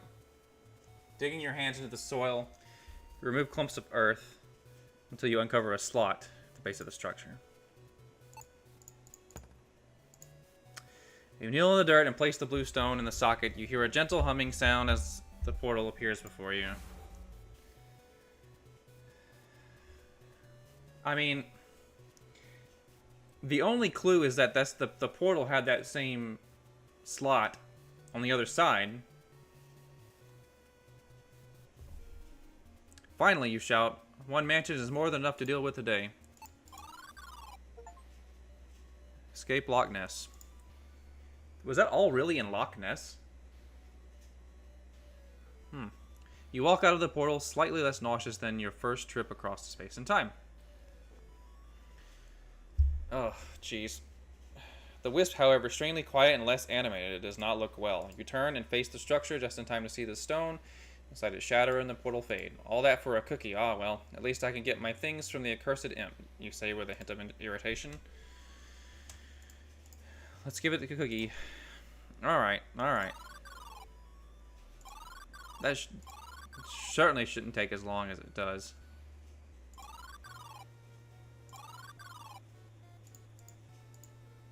Use the cookie, maybe? You lay the cookie on the ground before you can shout that you brought it food. The imp sweeps up the tree.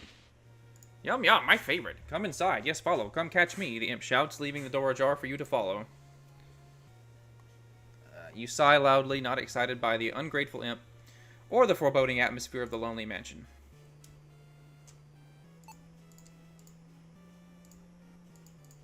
Oh, I gotta open it. Now we're in the mansion, and we got a whole nother area to do. Seconds after you enter the room, a gust of wind slams the door shut behind you. It's locked tight. The door handle feels odd, as if it's vibrating. A force must be holding it closed. Fear washes over you as you realize you are locked in this mansion, and without your equipment. You must get it all back. All right, this foyer would be inviting, were it anywhere else but here. Also, Eminent, let me know if I get to the part that you got stuck on, and if you're still stuck on it. Because I don't know if I'm going to be able to beat this game tonight, but I'm going to get close.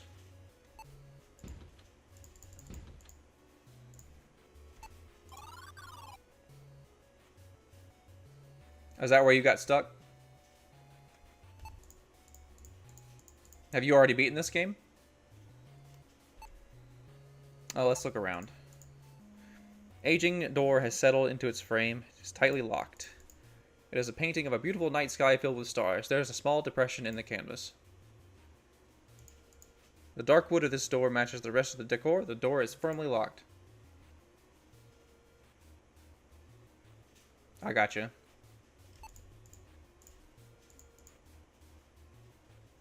You're not that far ahead of me right now? Okay. Well, maybe we can figure out the parts you're stuck at together. No matter how hard you pull, the door handle remains locked. Pull out the handle. Door is locked.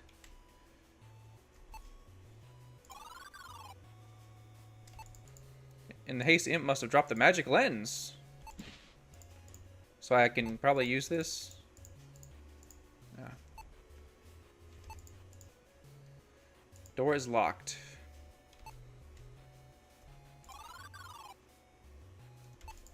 Small rolled parchment sits across the floor. Scroll. Cannot open that. What do you want to use this on? Myself?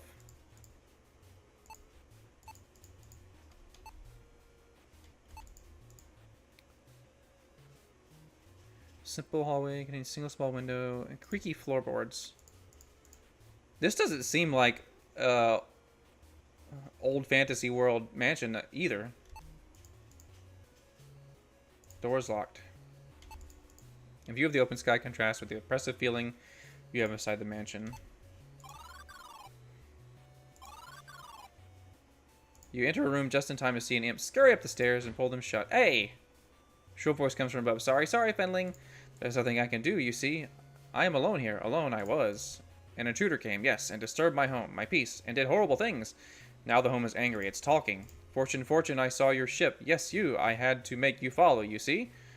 I had to take your things or I'm done. Fix what he did. Stop the voices. Make my home quiet. Do this and I'll give all back and more. More! It will not open.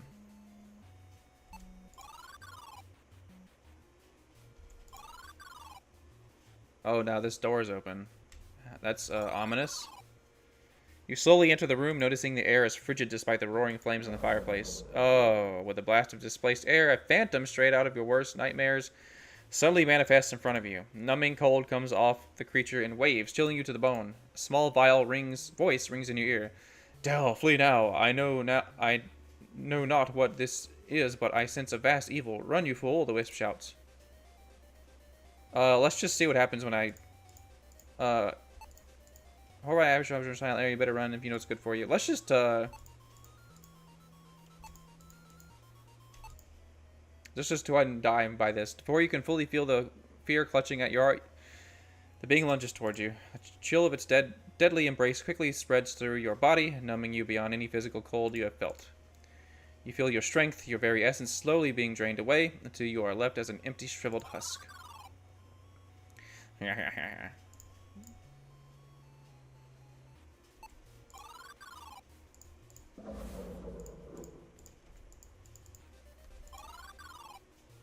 You dash out of the room, your heart pounding inside your chest as you gasp for air. By the might of the one, what was that? You whisper, thinking of every manner a fantastic creature you know. Your mind is gripped with terror as you realize this phantom is unlike anything you've seen. The thought disturbs you greatly. I'm gonna eat candy. Okay.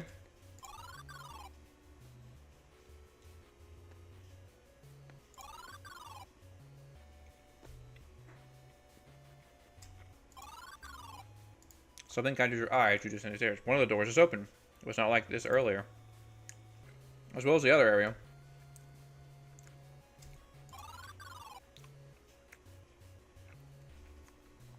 An eerie glow radiates from the armor. The metal plates clang against one another as the suit shakes violently. The phantom has followed you. You think you should not be here to see what happens next.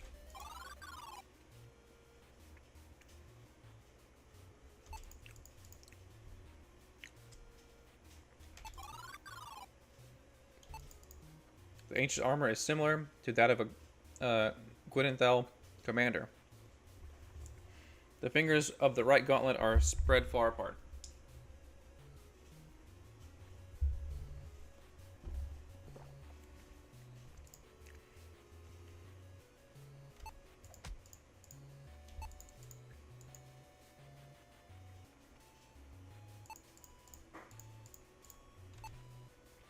Okay, this is just a singular room.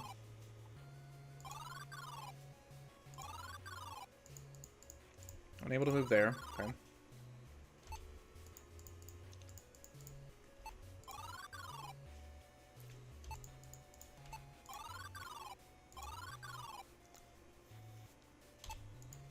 Spotting the fireplace, you eagerly rip your boots off and place your wet socks close to the flames. With great dismay, they realize a beautiful blue fire gives off no heat.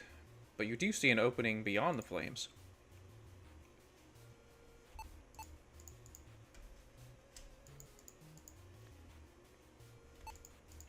Sofa and large fireplace make this room feel cozy, despite the haunting atmosphere.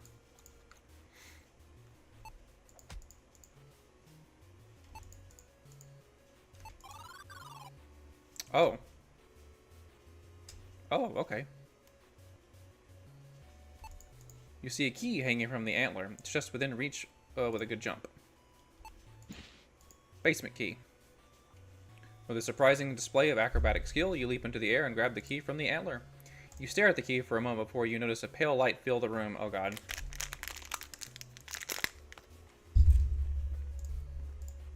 The phantom follow you here.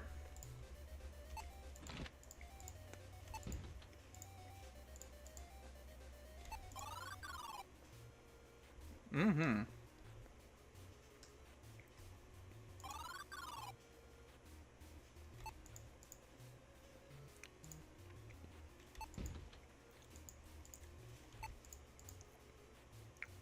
Another piece of map.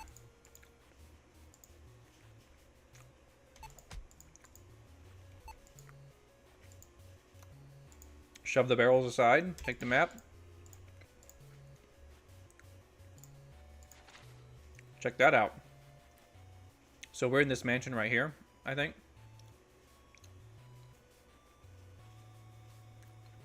Because the desert's over here, I think. And now, there's another hint.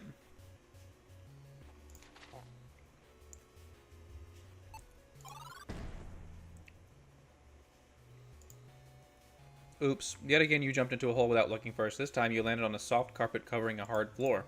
Luckily for you, your back and tailbone took most of the impact. You're bruised, but still alive. Unfortunately, there's no way back up.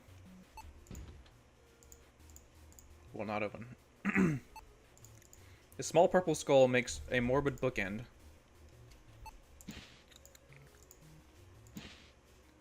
Reach up and grasp a vial of glowing liquid. You begin reading the elegant red script. Energy of inert polarity arises from nodes, physical sources of power, and flows outward, enveloping all of nature. The actions and intentions of being polarizes this energy. Profane action imbues the energy with vile darkness. Desecrating the grave of a tortured soul produces much evil. Pious action and purifying substances create the opposite. Once imbued with a polarity, the energy may be absorbed into a being or used to create a portal to our corresponding dimension. As you look away, you notice dark scales below the book.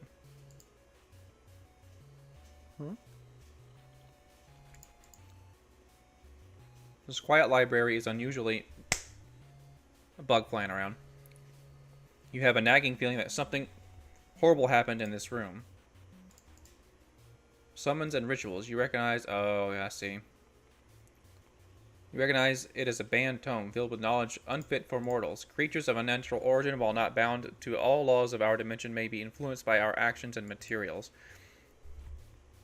There's a little gnat flying around.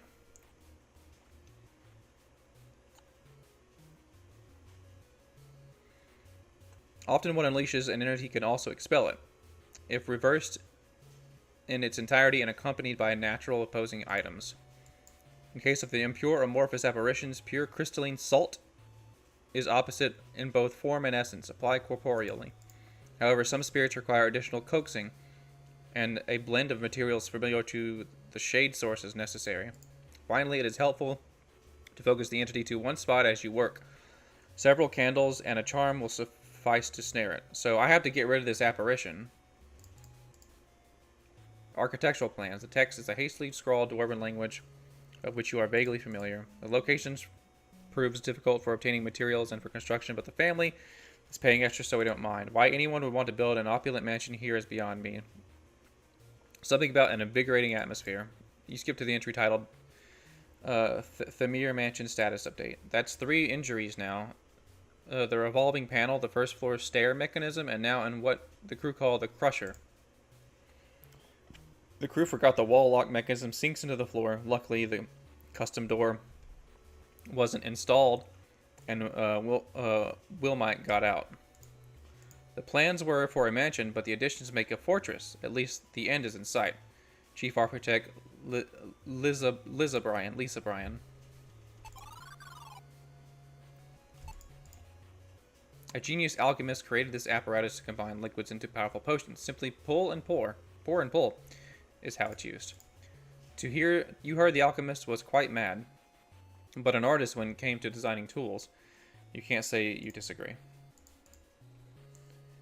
Etymological specimens and glassware outfit the laboratory. You feel uneasy thinking about what experiments were done here. It's a small note written in bold, angular handwriting. Collect samples related to the subject, personal or familial. Load in receptacles. Turn the crank to dispense. Okay, this is getting a little wild, isn't it? We're about to go outside. Oh god. As you walk towards the grave, a suffocating pressure wraps around your chest. Oh, the odor of dirt and earth fills your lungs. The smell clears, tightness fades as soon as it came. You gasp for air, wondering why you felt such terrible sensations. Holy shit. An unsettling skull is carved into the tombstone. You see indentations in the eye sockets. Hastily dug shallow grave lies empty. The corpse, bound tightly in wrappings, is partly buried, or partly unburied. Either way, it is very likely not in its intended final resting place. Freshly disturbed earth before the gravestone makes this mansion all more haunting.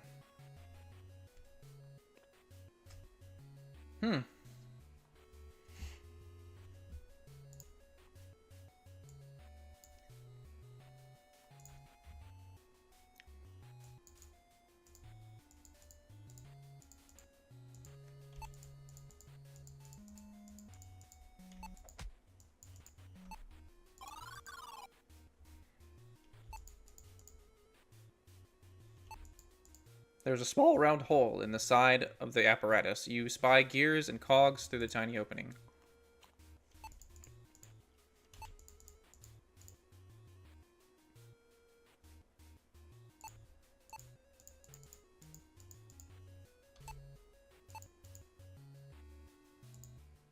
Basement key, huh?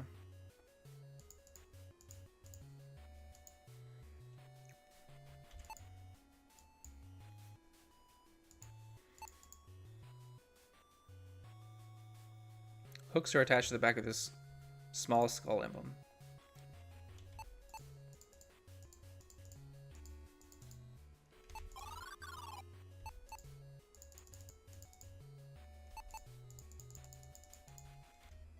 You drink the ectoplasm and find it pleasantly sweet. You feel relaxed and calm until you see your hands become translucent.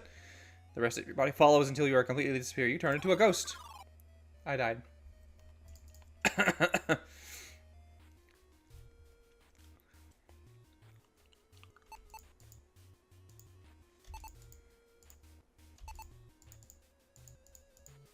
Okay.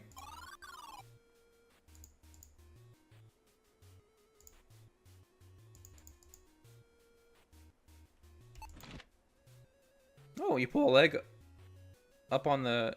You put a leg up on the desk and reach for the lever, pulling it down. Door behind you swings open. Yep, that's where I am now.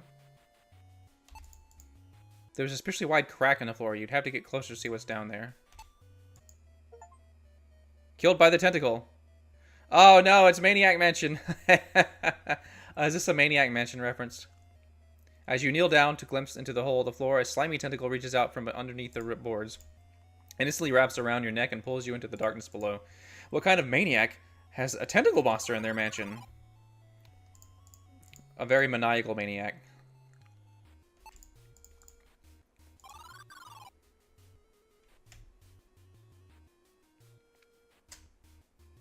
I go back. I can go to the left here. I didn't go this way before.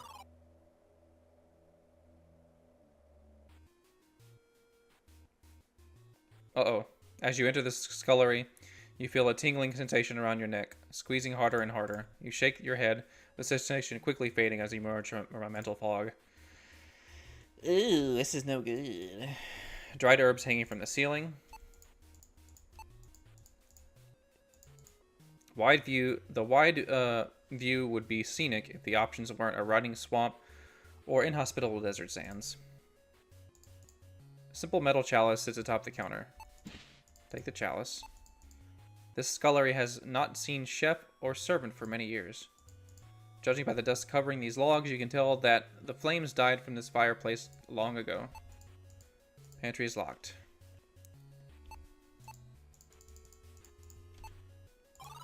Okay.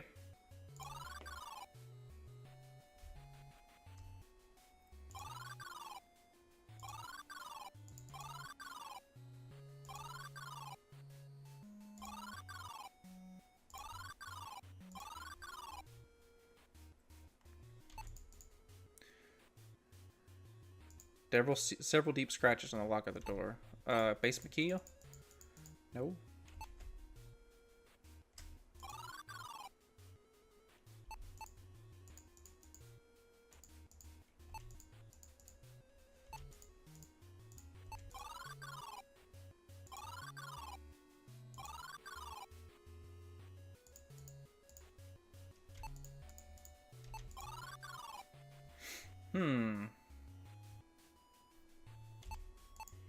The contents of this chalice evaporated, leaving a dark, crusty residue. Ew, gross.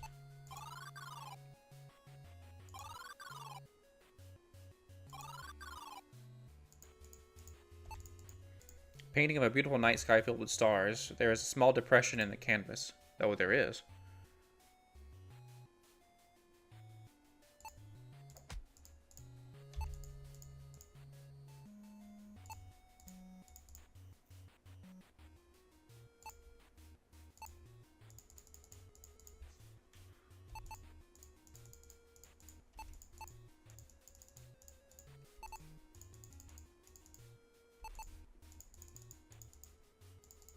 There's a spirit haunting this house. The imp won't help us unless we get rid of it. Look for a way to dispel the phantom. Well, I've kind of figured out what I need to do.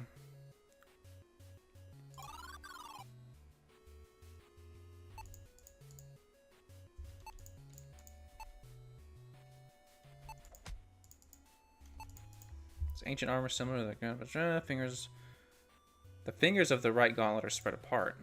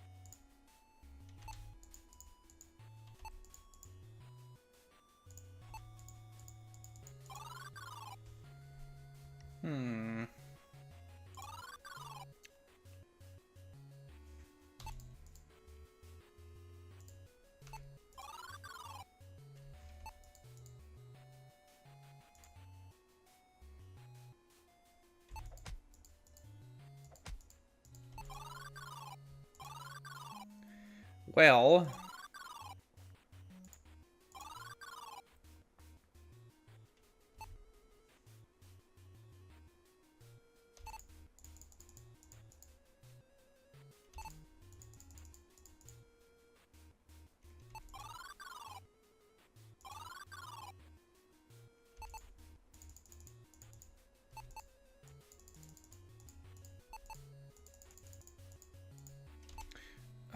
Did I try the basement key on the pantry door back there?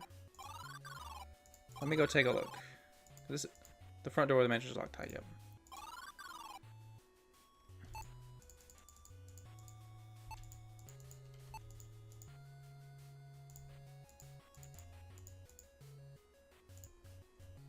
Hmm.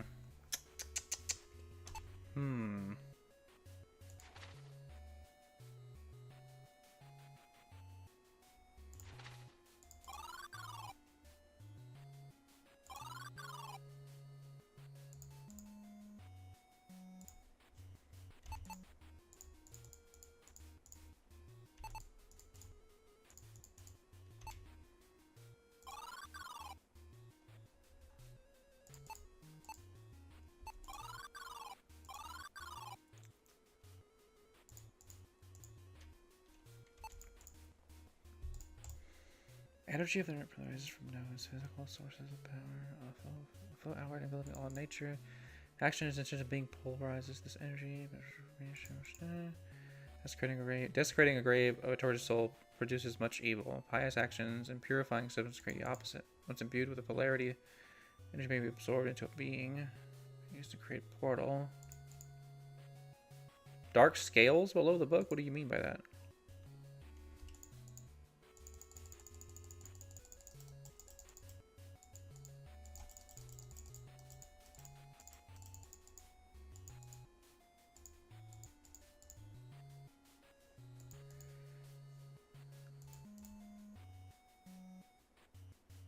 Second, development as expected. Some evidence of ability not atypical for age and lineage. You skip across several pages. Seventh, development accelerating ability is superior for age. Necromancy proficiency apparent. Ooh, we got necromancy. 13th, development accelerating exhibits mastery. Preference for elemental sorcery. Manifesting disasters, scale weather events. 17th, development beyond measure. Exhibits cloaking of aptitude. The subject is ready to proceed. What does it say? These half-burned candles look purposely arranged. Oh, you think?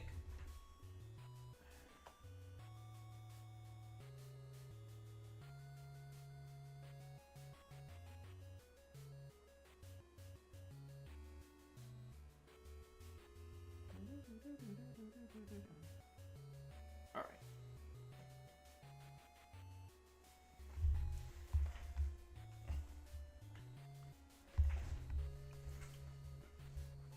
As a part of an arcane ritual. Yeah, they were.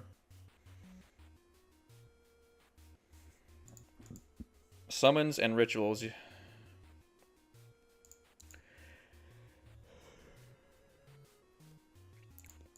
I'm just going over these books again because I'm sure they have way important information in them.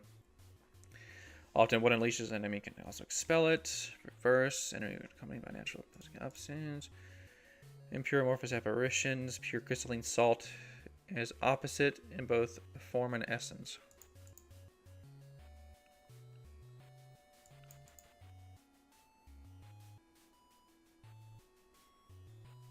And a charm. What's the charm?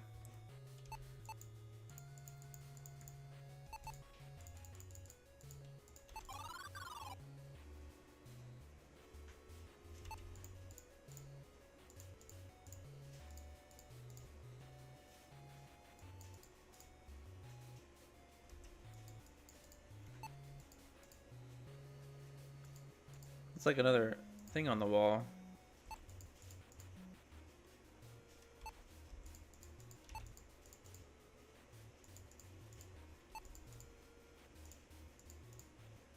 Small round hole in the side of the apparatus.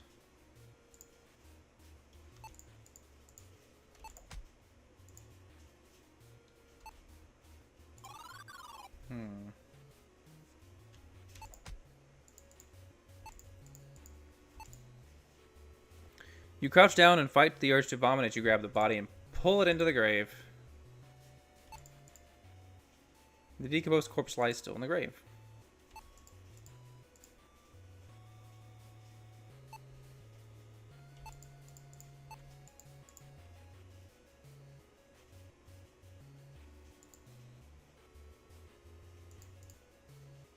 Unsling skull is carved in the tomb and receives indentation.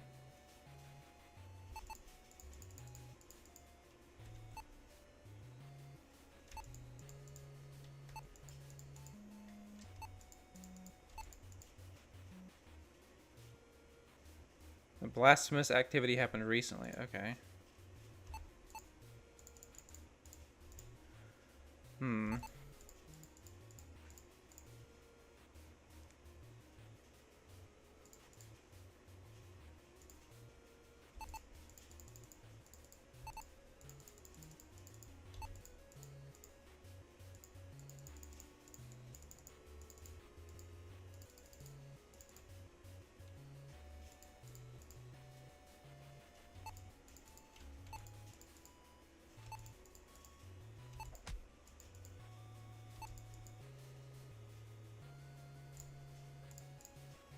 Okay, so what do I need to...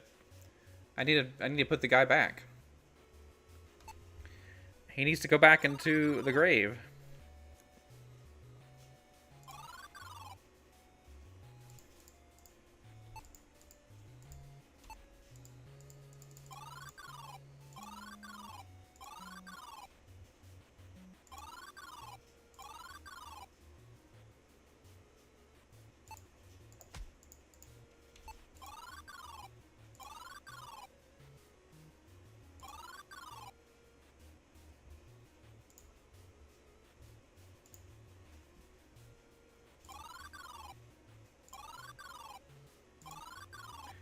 I do not see...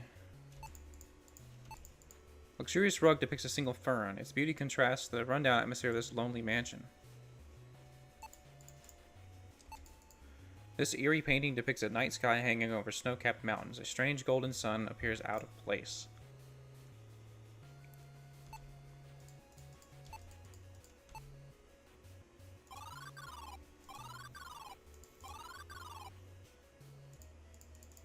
I don't know why I did that.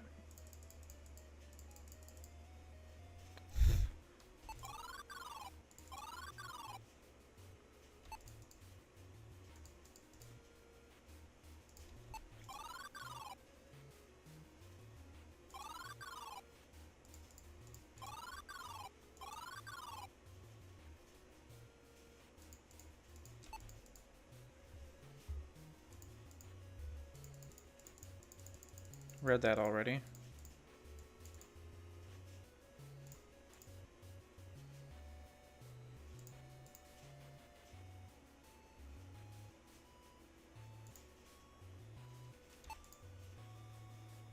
There we go.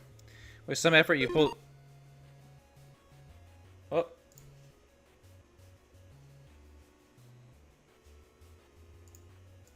Shit. I'm clicking the wrong buttons here. iPrize Fighter, thanks for the follow. I appreciate it. Really, really appreciate that. Not trying to get too many spoilers.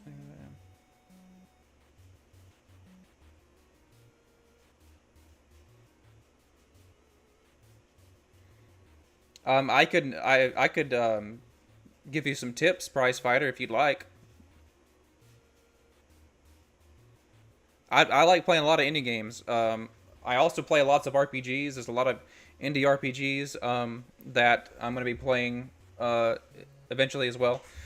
Right now I'm playing through Bug Fables on RPG Sunday. On Sundays I play one specific RPG game until it's complete, and I think I'm about to beat that one. But yes, so you say you have the evidence from the castle. Did you... let's see. So, but you haven't found the prince, right?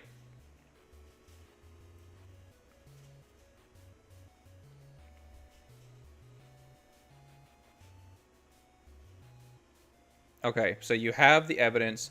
Did you get the Did you use the spell to get the what's it called? The emblem?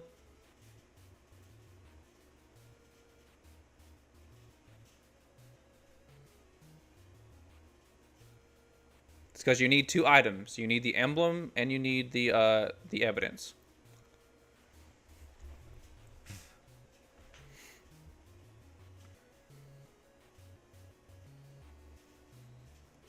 So that tells me you probably haven't found the secret room. There's a secret room in the castle. Did you get the wine and go into the king's bedroom? You pull the books away from the shelf. You see a panel behind them, slightly askew.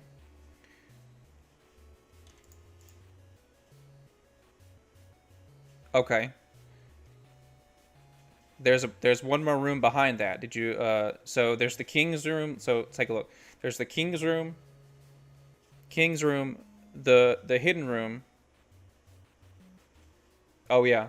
Okay. Well, I can be very straightforward with the hint if you want me to. But did you move the paintings off the wall in that hidden room?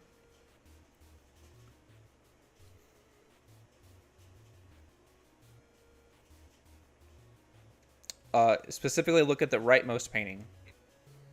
The rear panel is askew, but you don't see a place to pull it. Maybe a good knock will do it.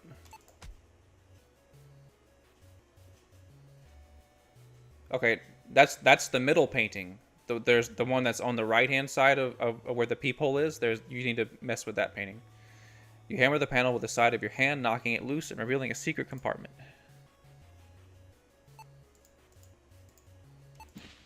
Moon icon. So, hang on, I'll snooze this an ad break. There's 3 paintings.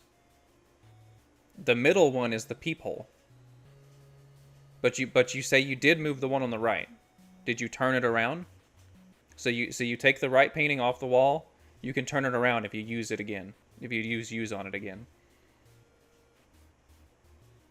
Okay. Do you have the gold dagger? You need the gold dagger. You take the moon emblem.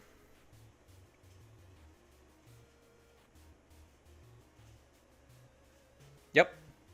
There should be a key in that painting to open the door.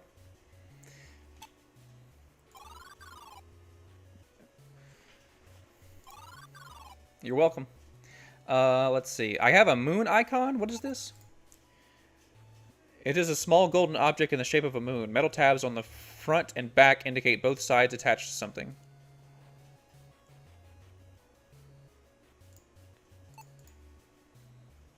Oh, does this go here? No, wait.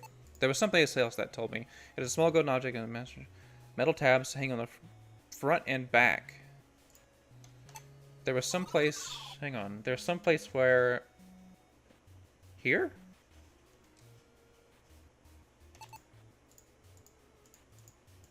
No, okay.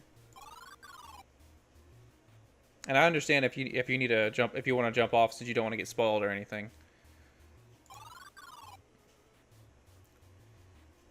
Shoot.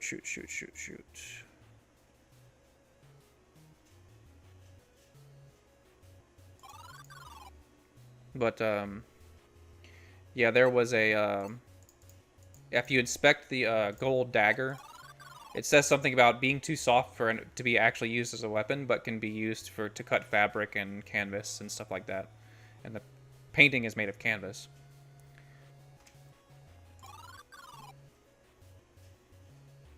I did get stuck there for a little while too.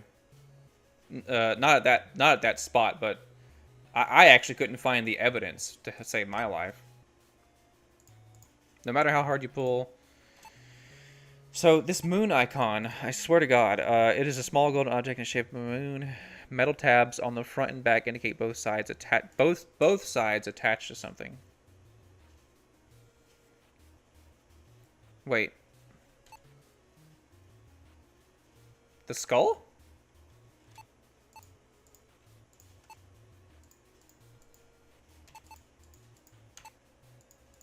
Because hooks are attached to the back of this skull emblem. Hmm.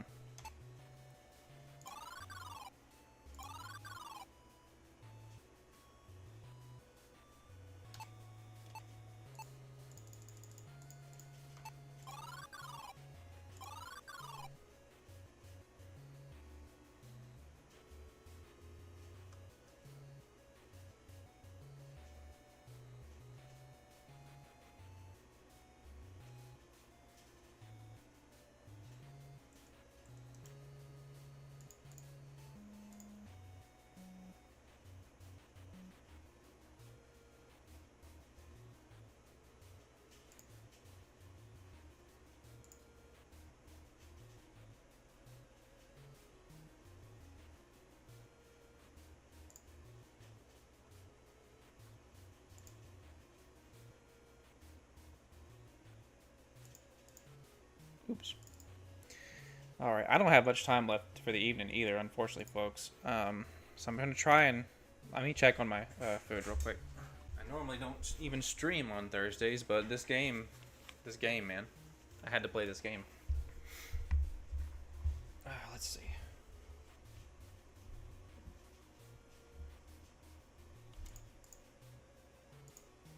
Oh, wait a second. Golden Sun seems out of place. Well,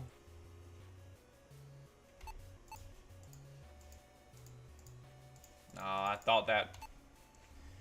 Almost thought that would be it.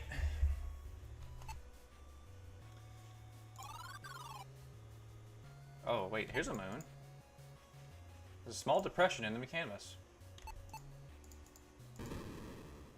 Oh, God. Stretching your arm above your head, you snap the moon into the canvas. It fits snugly into the depression.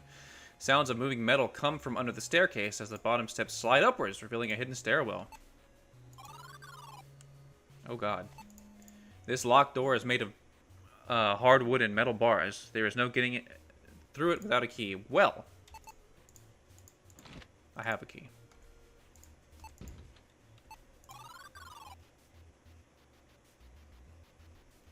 I'm in the basement now, dude. Ooh, a rusty shovel sits on one alcove lining the stone hallway. So, I need that shovel. This dark basement hallway reminds you of the dungeon you escaped from not too long ago. Sturdy wood door has no knob or handle. Hit it? Nope. Oh, God. It's a gargoyle. Like from the original Shadowgate. The pain disappears as you stand upright and feel across your back, looking for a cause, finding none.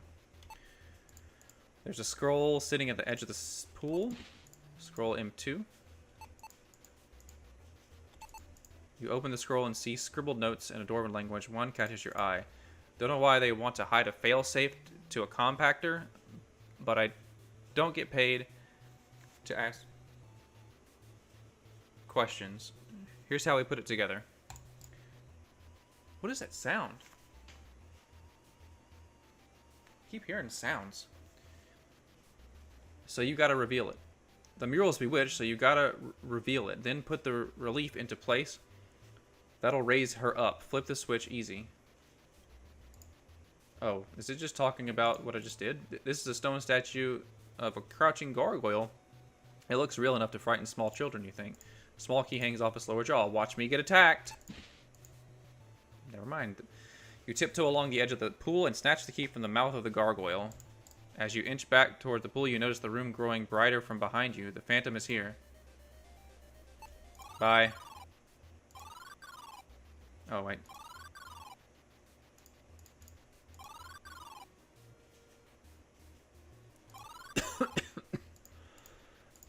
I cannot move here. It's an imposing metal door. The handle on the bottom must slide the door into the ceiling. You grip the cold metal tightly and pull hard, lifting the door open.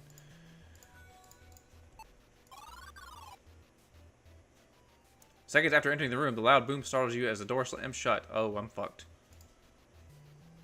Machinery clangs as the wall comes to life, slowly closing in on you. You pull with all your might, but the door won't open. Ow. Moments later, spikes press against your flesh. The last thing you feel is pointed metal pushing into your skull. I'm Dade. It is a sad thing. Your adventures have ended here. I'm just going to open it and just leave it alone. Okay, back this way.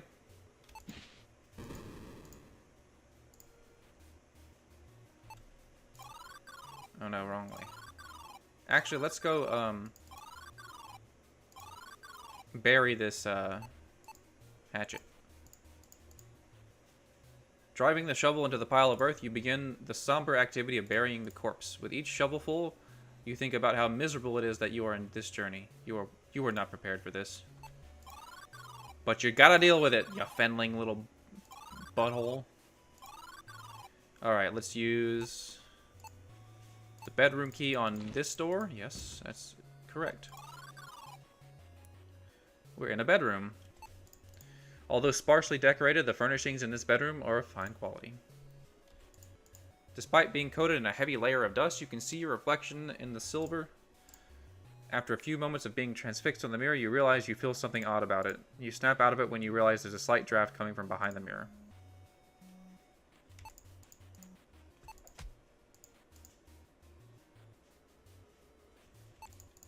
You narrowly squint and swear you can see something under the bed. The bed frame sits so low to the ground that you can't even reach under there.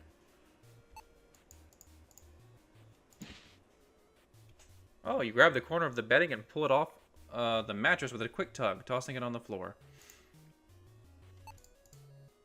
As a guest, you wouldn't normally leave this much of a mess, but in this case, you don't think anyone will care. H scroll. You take the old scroll. You begin reading the scroll. If apparitions ye seek, and sure ye won't flee, educt spiritus ye speak, and there they'll be. You have learned the spell, educt spiritus. And if you wish to draw a phantom to you, this spell will bring it forth when the conditions are right. Ah, okay. So this is how I get the lure the phantom into wherever it is I'm supposed to go.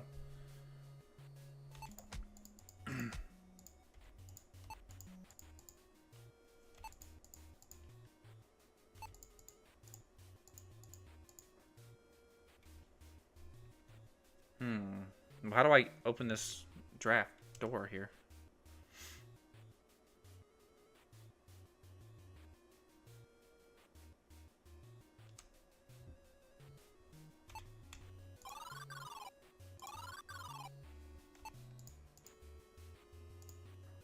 Does this work on here too, or no? I don't have the key anymore. Okay.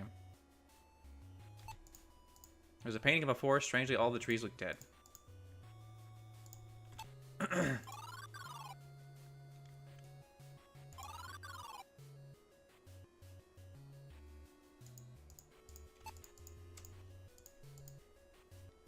You realize you feel something odd about it. You snap out of it. There's a slight draft coming from behind the mirror.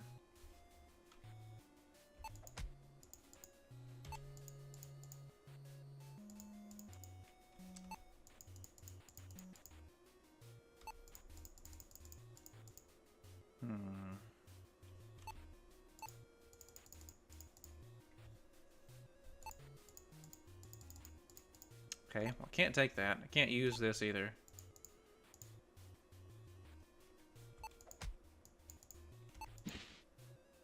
Oh, okay. You squat and grab the mattress with both hands. With a loud grunt, you toss it against the wall, revealing a ladder below. Oh, God.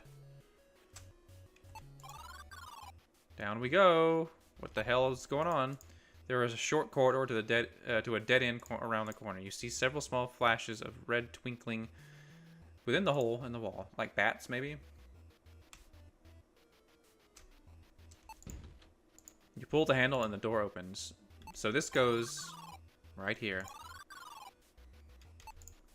This stunning mural of an angel holding a harp looks out of place in this gloomy cellar.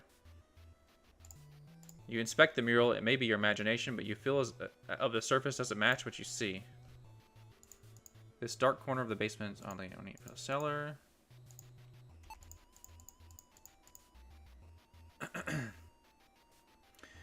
I know I have to put something in the mural, don't I?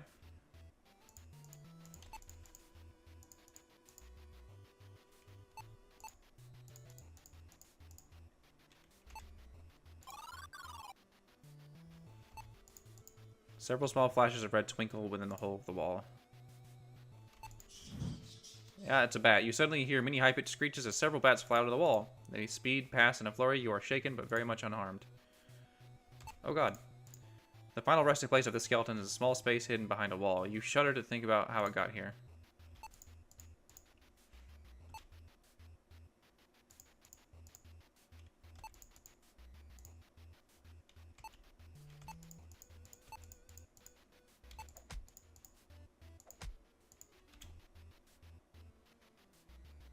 You wind up and launch your fist into a loose brick. Oh shit. Luckily for you, it doesn't put up much resistance and crumbles like sand. You reveal a skeletal hand and it is holding some kind of trinket. The occupant of this hole is in the wall died clutching this charm. That alone tells you the importance of this item. You quickly reach out and take the charm from the bony hand, half expecting the skeleton to come to life.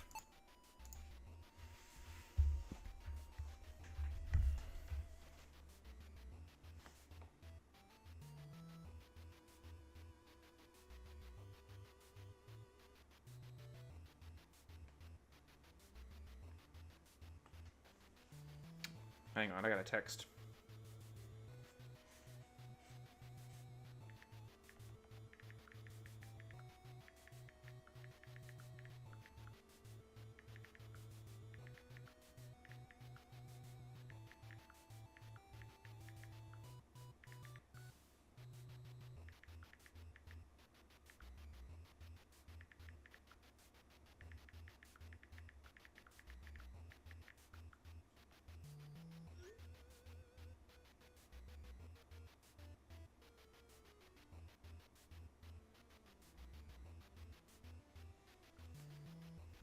Okay. There is an inscription on it. With candles, we invite spectral beings. May we contain their blight. Contain their blight. So this is important for containing the apparition. Okay. Stunning mural of an angel holding harm. Respect the mural, maybe you imagine, but I feel the surface doesn't match what you see.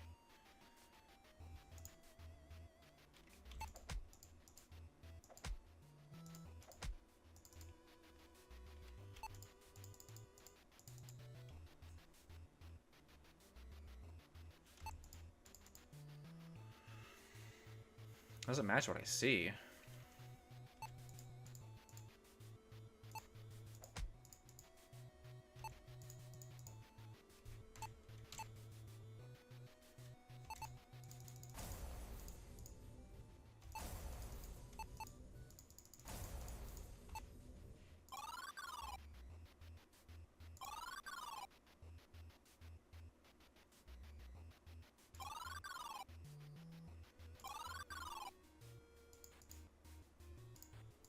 Blocking my path.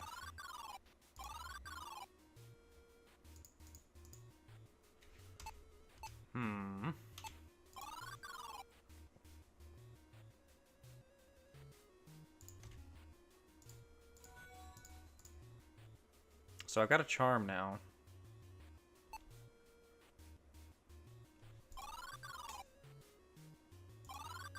So I probably want to do this here.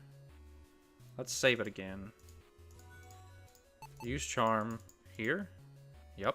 You lay the charm down in a circle of candles and back away. Within seconds, a magical symbol appears on the floor. Your trap is set now to call the phantom to you.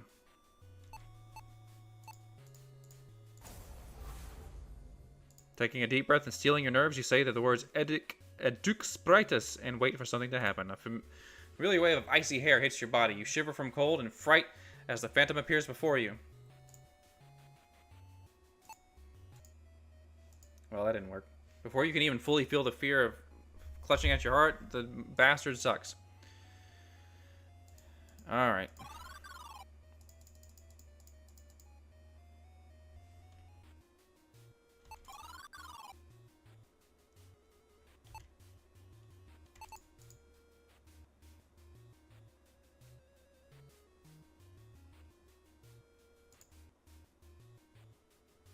So, what's... Uh,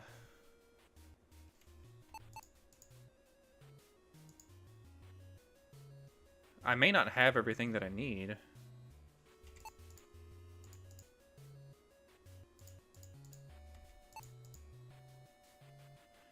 Oh, okay, I can finally read this one. You unfurl the scroll, reading a sentence that makes you feel most uncomfortable. Banishing the incorporeal.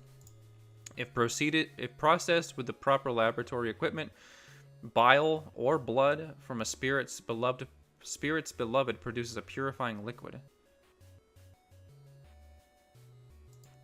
Sewage is a discrete source of the samples needed to synthesize a purifier that will exorcise a spirit from reality.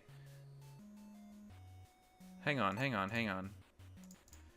If processed with the proper laboratory equipment, bile or blood from a spirit's beloved produces a purifying liquid. Hang on.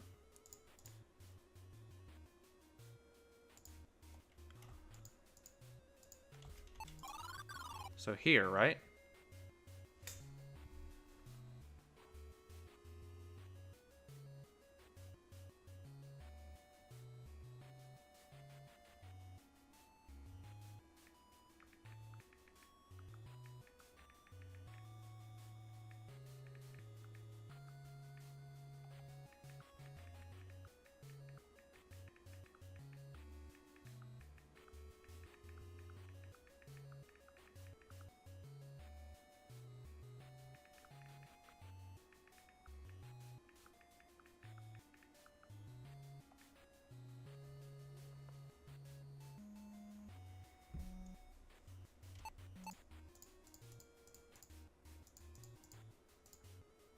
Oh, okay. You carefully pour the ectoplasm into the apparatus. Hell yeah.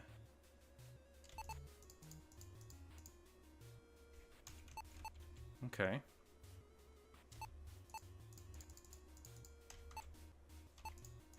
A genius alchemist, blah, blah, blah.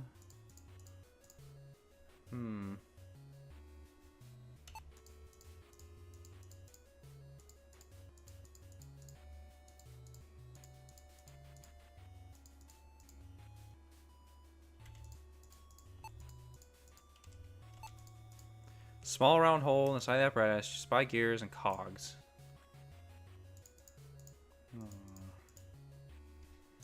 I'm missing an item, I think.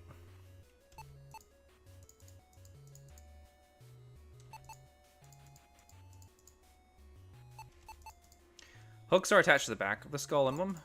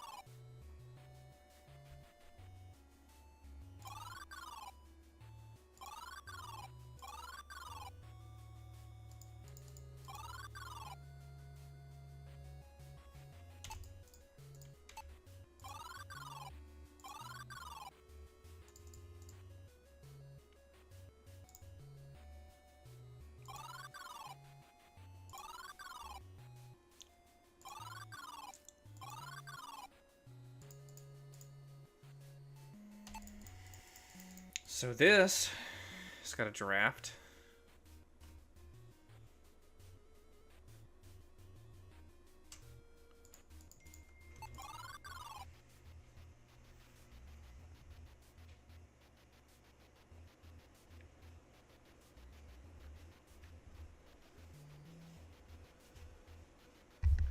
Okay, there's something with this too.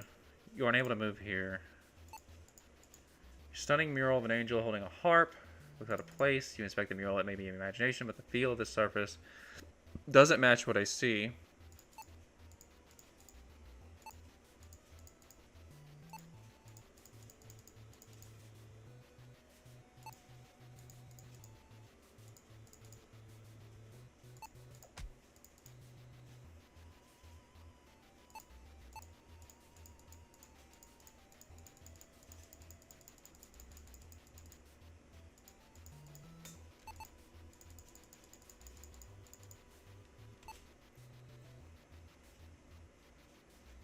There is something right there on the floor.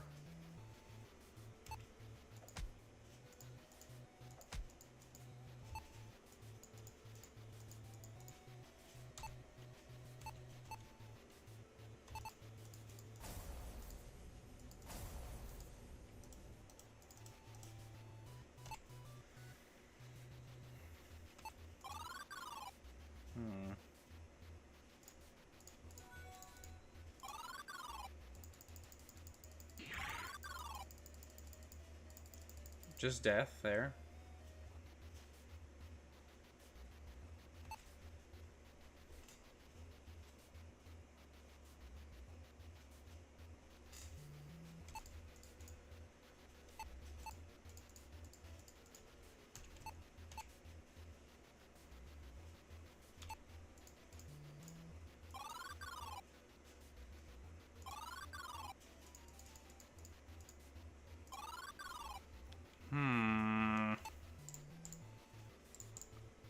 Surface doesn't match. Yeah.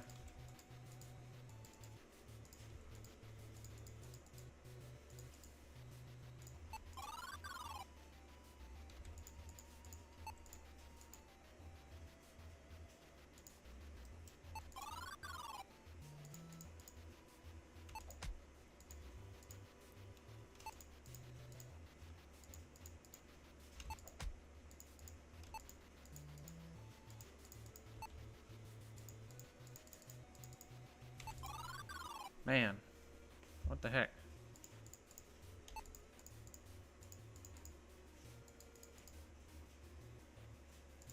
Okay, I've got to figure out what to do with this skull and this chalice.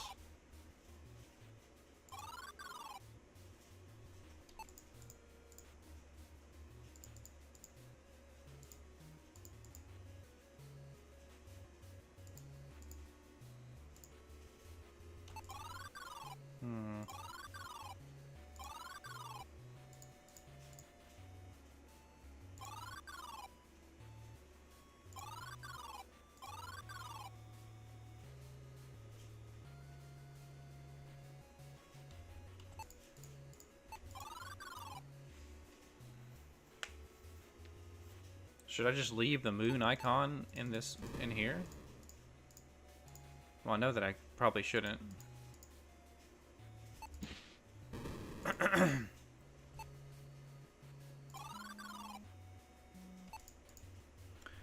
Fingers of the right gauntlet are spread apart.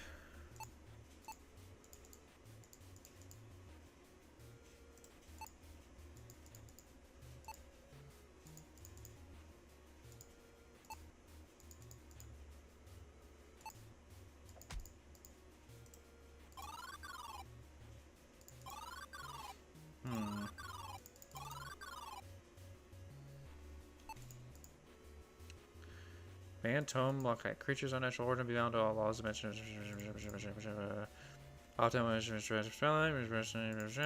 case of pure form of separations. Salt, pure crystalline salt is opposite in both form and essence. Coaxing, which, you know.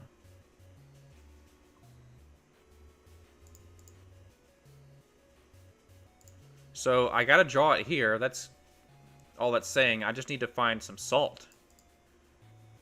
The Great Upheaval. History has forgotten what once was our lands. As we know them, are very young. Much existed before we planted our roots. A great society thrived, capable of feats we would call miracles. Ugh.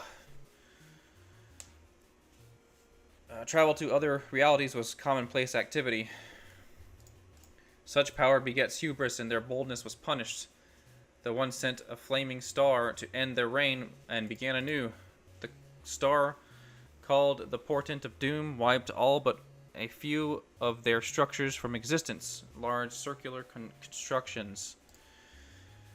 What? Architectural plans.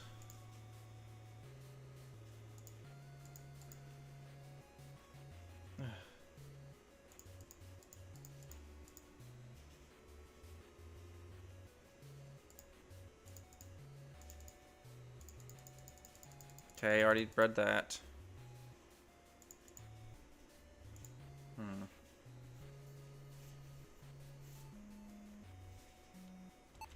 I'm not sure what to do.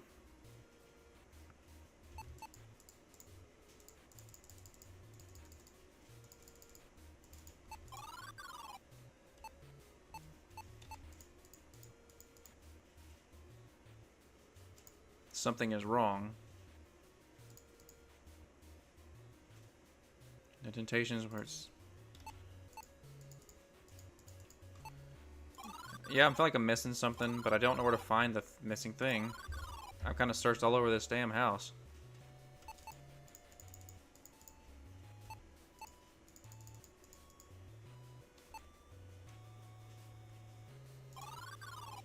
All over the parts that I can get to, at least.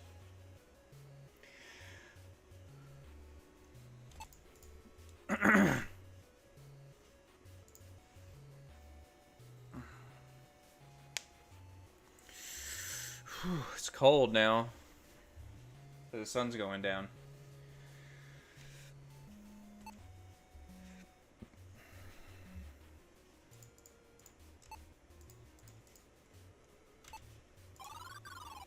Dang.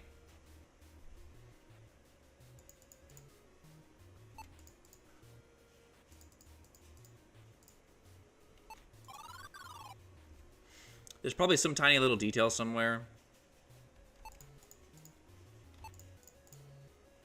I mean, I'm assuming there's going to be a sun emblem too, looks like. Oh, shit. You jump and grab the golden sun, pulling it off the painting.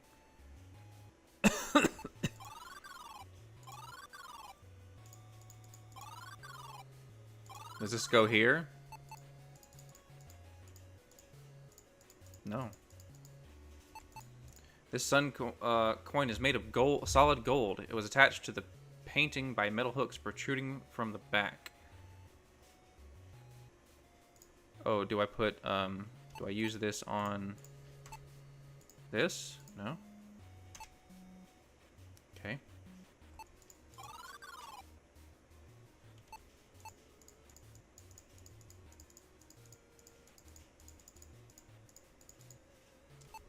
So hang on. This sun coin is made of solid gold. It was attached to the painting by metal hooks protruding from the back. No? Okay.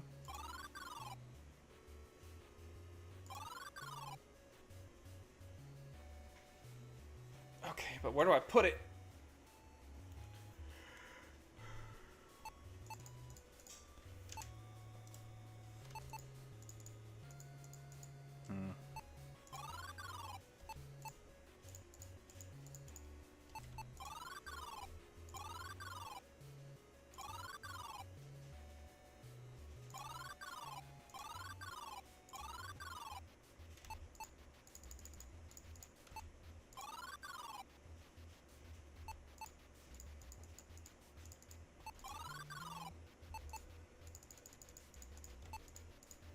Stone statue of regardless relative. Okay.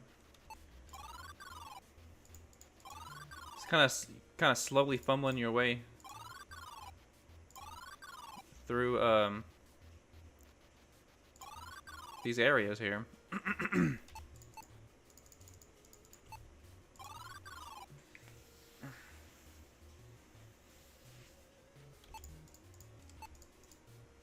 Checks this night sky. Oh, a night sky.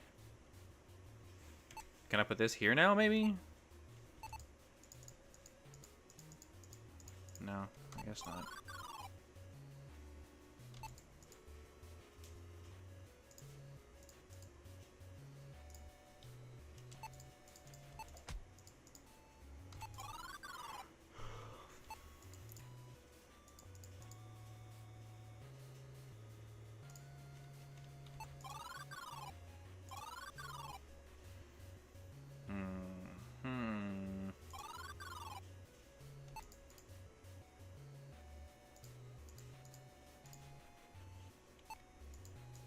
Can't close it anymore, huh?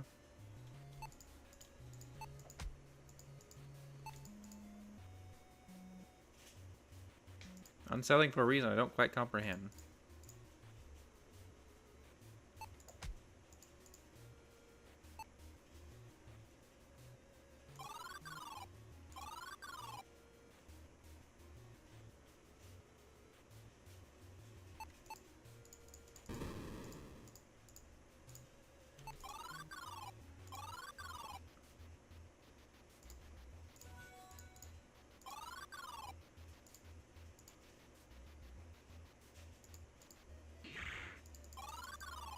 Dead. Oh, shit, guys. I'm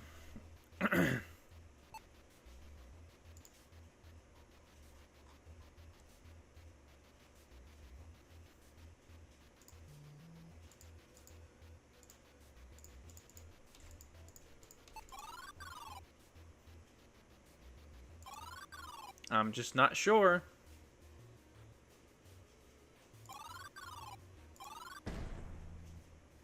Ow.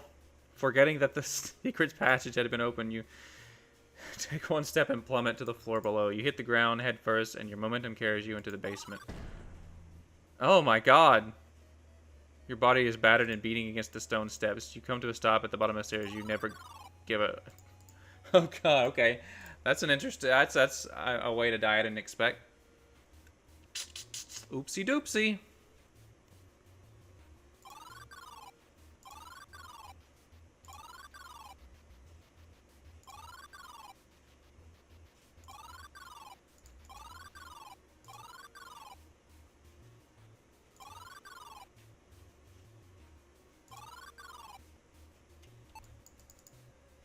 I just don't know anymore.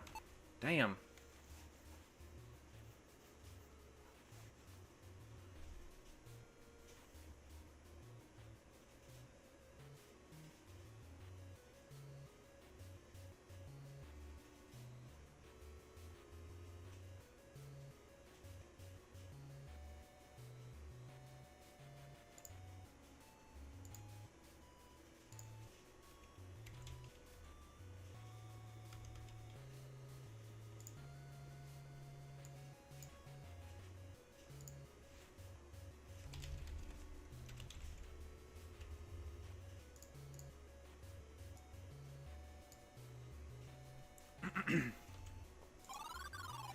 I've been streaming this all day, guys. I don't know where the solution is here, unfortunately.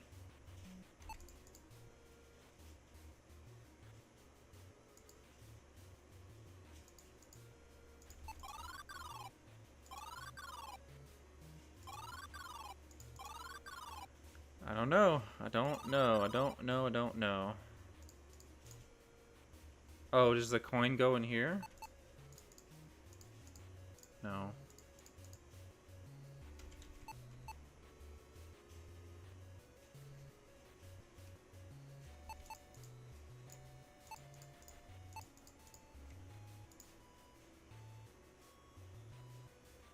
A failsafe to a compactor. Wait. The mural's bewitched, so you gotta reveal it. Then put the relief into place. That'll raise her up. Flip the switch. Easy.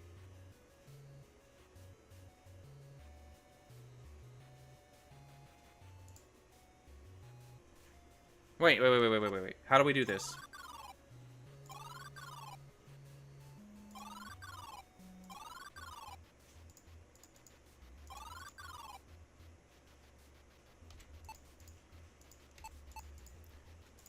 Don't know why they want to hide a failsafe to a compactor. That's the compactor is the thing that keeps killing me with the spikes.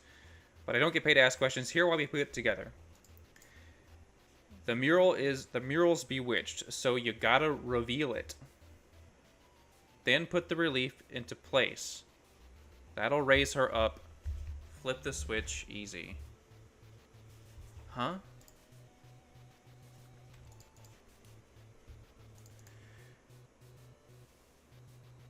Doesn't match what I see.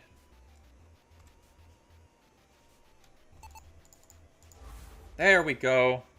Okay, I got it. You hold the lens towards the mural and peer through the glass. The holy image fades and the mural reveals its true form.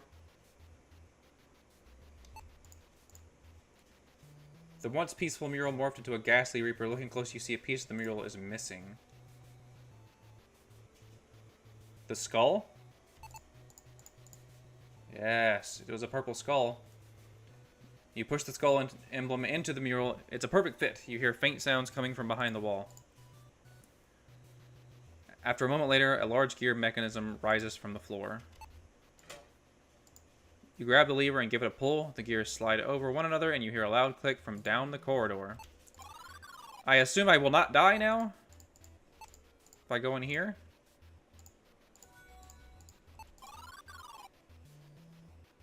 Indeed.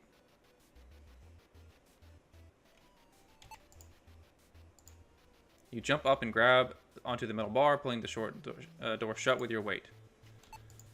Now that the door is closed, you see there's a metal shield that is hanging on the door.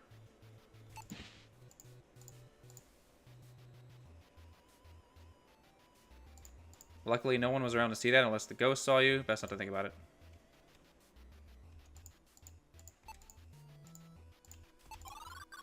Hell yeah. Now, what is this shield for? The shield bears the markings of a Gwenethel commander. The leather straps are well preserved.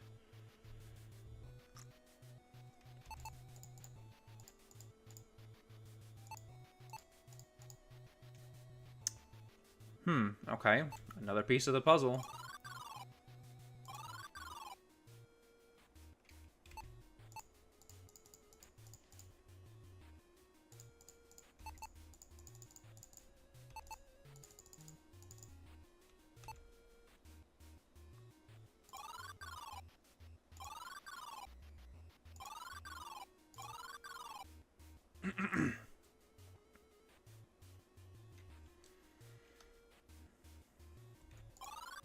Oh, okay. Use the shield on that. Open a secret compartment. You hear a soft clicking noise as you close the gauntlet around the shield strap. Suddenly, the wall panel in front of you revolves, exposing a hidden relief. This detailed relief of a starry sky was hidden behind the wall. You see two sets of small holes in the celestial body. Use the sun coin for one, maybe? You press the sun coin and it fits perfectly in place. I probably have to take the moon now. There we go. Use the moon coin. There we go. You reach up and place the moon in the relief. It locks into position with a satisfying click. The hidden compartment contains a small red gem. Red gem. You place the red gem in your pocket. This pale red gem is fashioned into an exquisite round cut.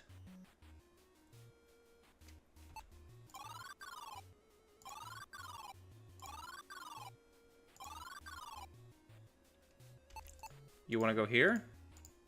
Yes, you place the red gem into the stone eye socket. It fits perfectly. Okay, well, I need a second one now.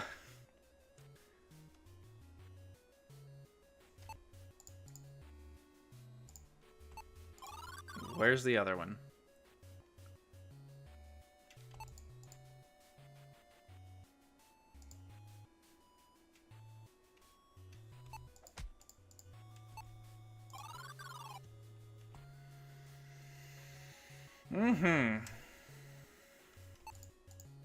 I can't take it. Okay.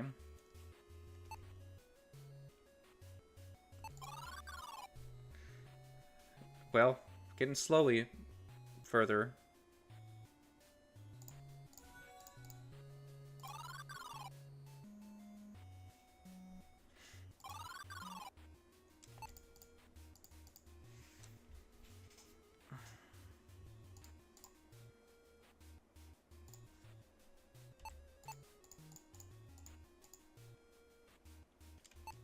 It was a good try.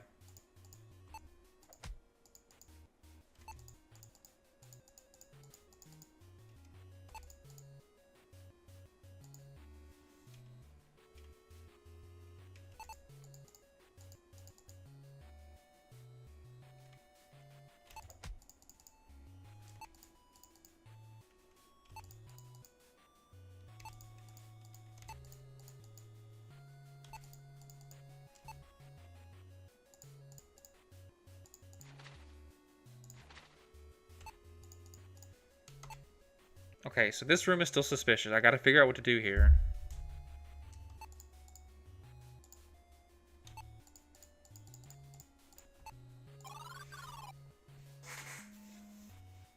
I'm down to very few items.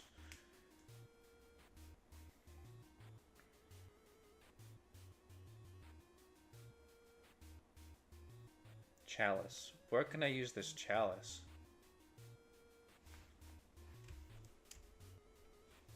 Where can I use this chalice? Where can I use this chalice?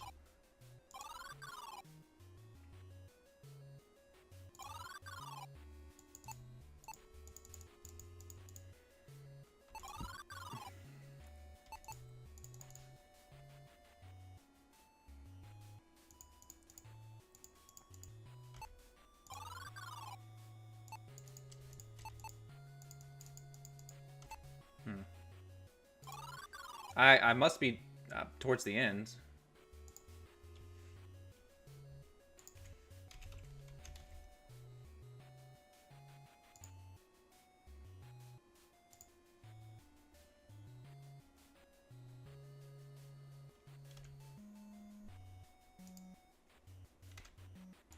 Of this mansion, at least.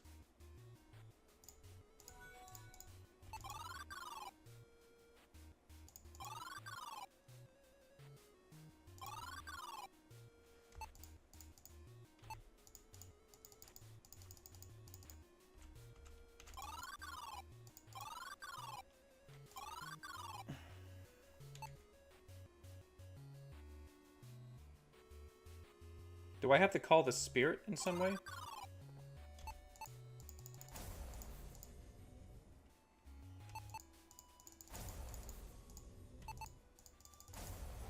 Oh, yes. Okay. You chant the magic words, Tar Gwynthal. The face of the mirror shimmers and disappears, revealing an opening to another room. Sweet. I see a clock, so I'm going to want to put it on 9 o'clock here. A thick leather-bound diary sits on the floor. The large bed implies this is a master bedroom. Despite the luxurious trappings, you do not feel safe here.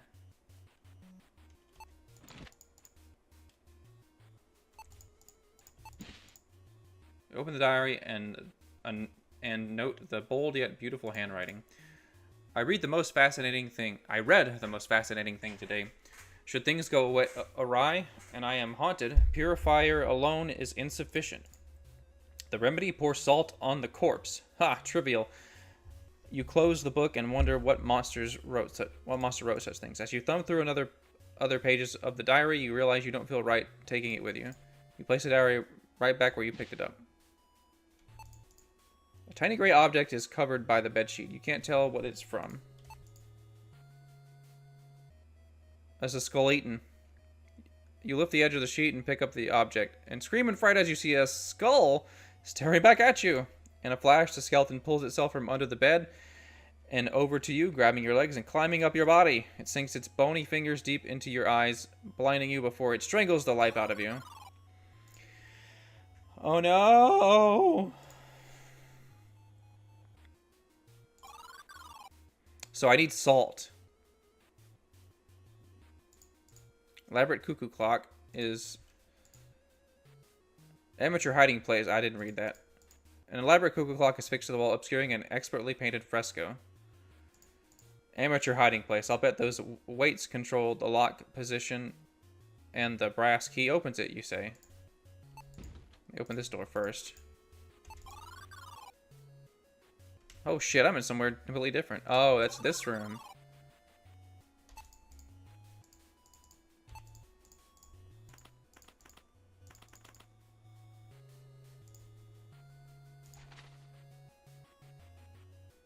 So that I can't tell if that's the hour or the minute hand. Brass key link.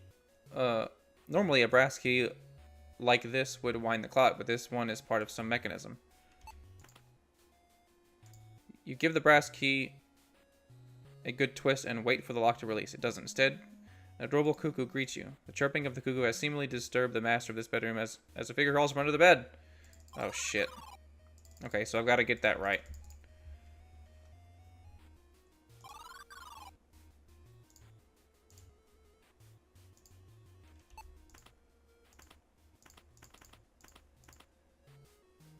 Okay.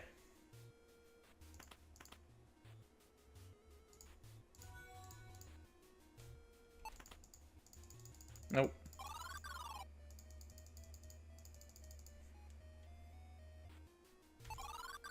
I'm probably just about to brute force this shit.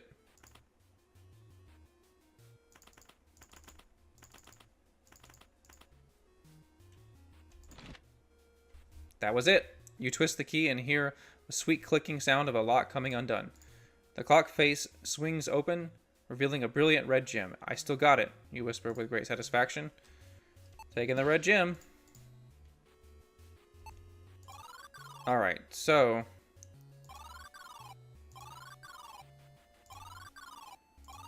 both red gems are ready to use. You place the second red gem into the remaining eye socket. Suddenly, the stone skull slides aside, revealing a compartment. Small sack.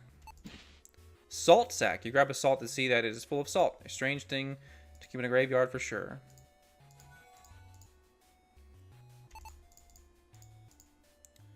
The item is useless here. Okay. Here. Here. No.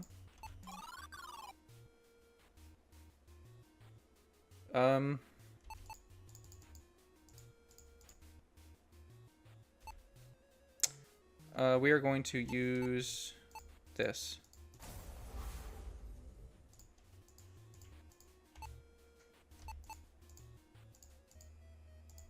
That didn't work.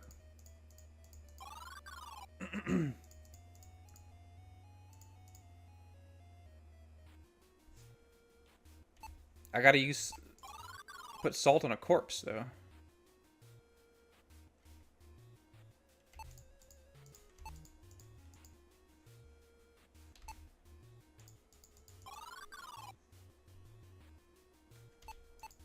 Small sack is filled with coarse salt crystals.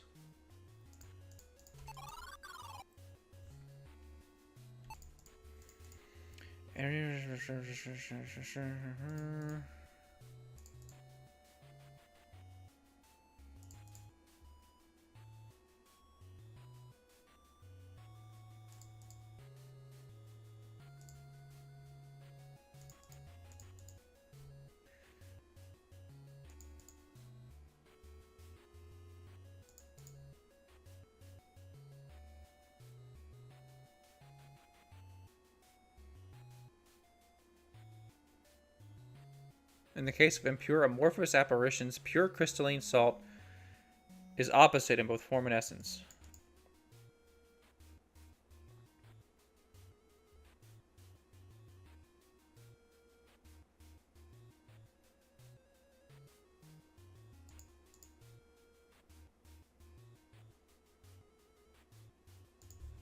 So, it sounds like I need to mix it with this, though.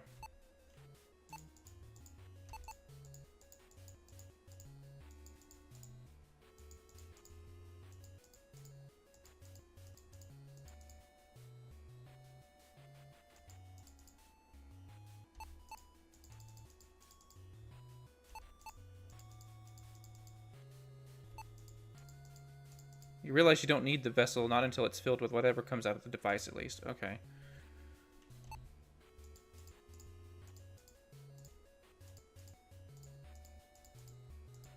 So what else am I missing?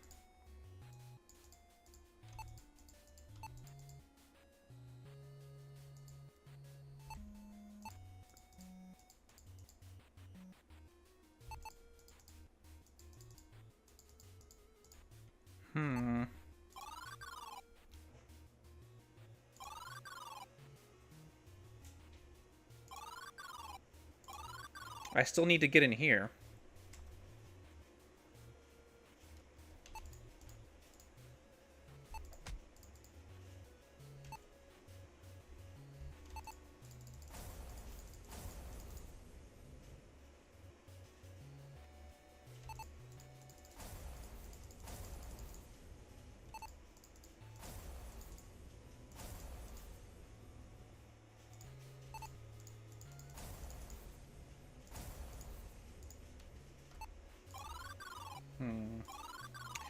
Damn diggity damn.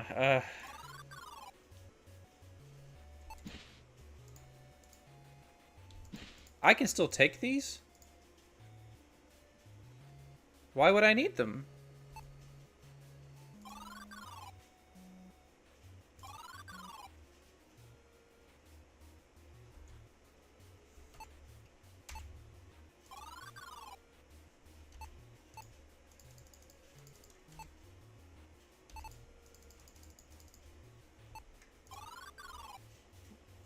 Why in the hell would I need them?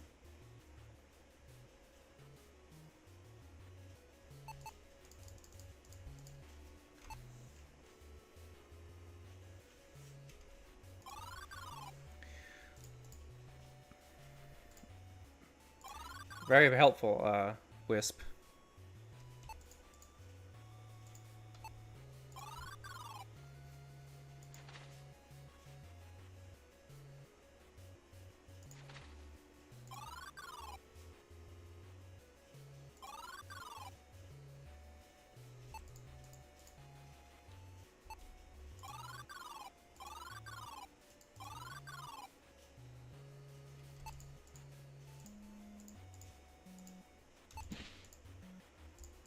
I read the most fascinating thing today. Things should, I am haunted. Purifier alone isn't insufficient. The remedy: pour salt on the corpse. Ha, trivial.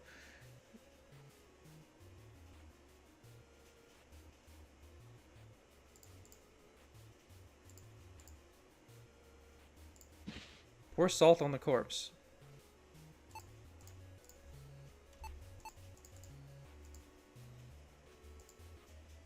Oh, that didn't work.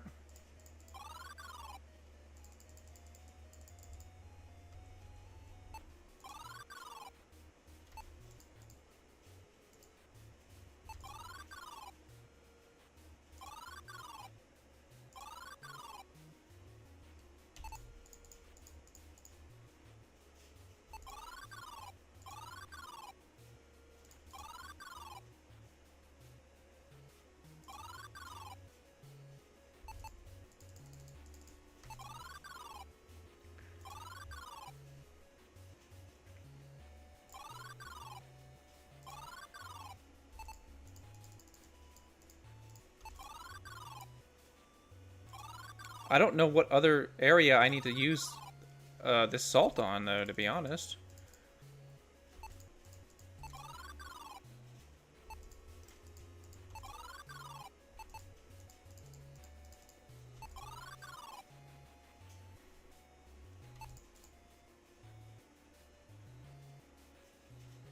Pour and pull.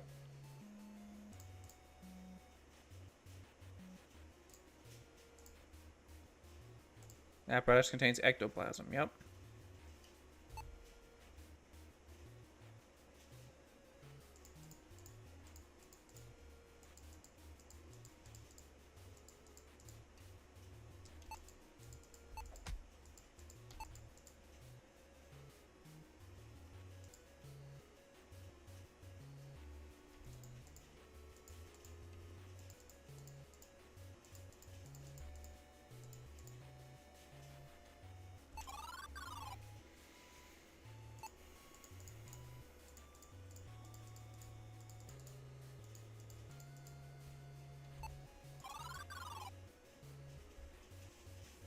Hmm.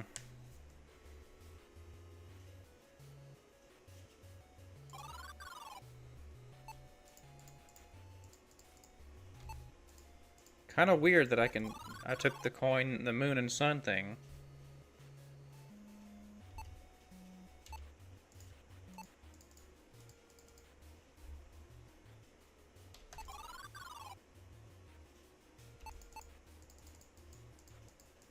Can't put the sun coin back there.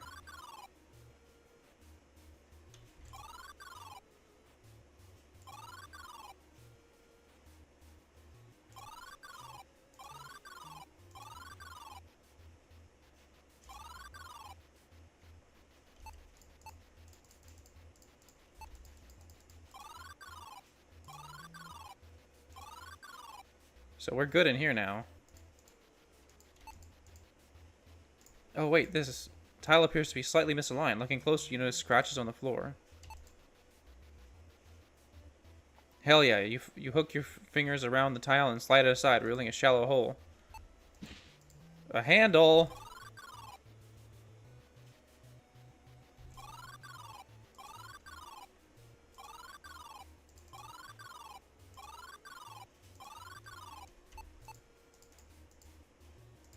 You slide the round end into the side of the apparatus. It fits perfectly. You grasp the crank handle and pull it, slowly powering the apparatus. Nothing happens.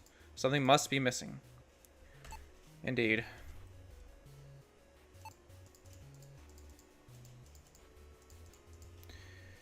Oh, goodness. Well,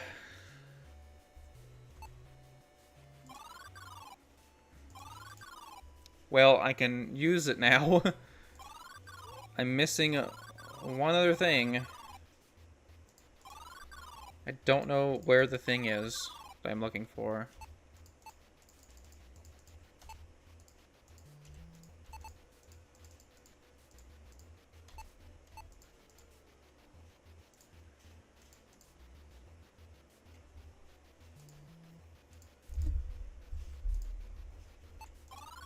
A cesspool, indeed.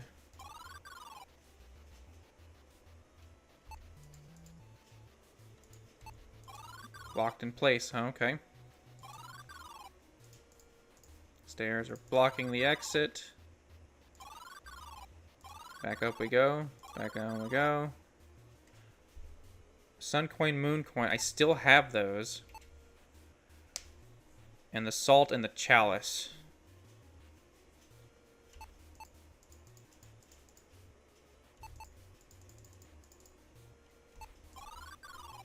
Alright, alright. Eventually I'll figure it out.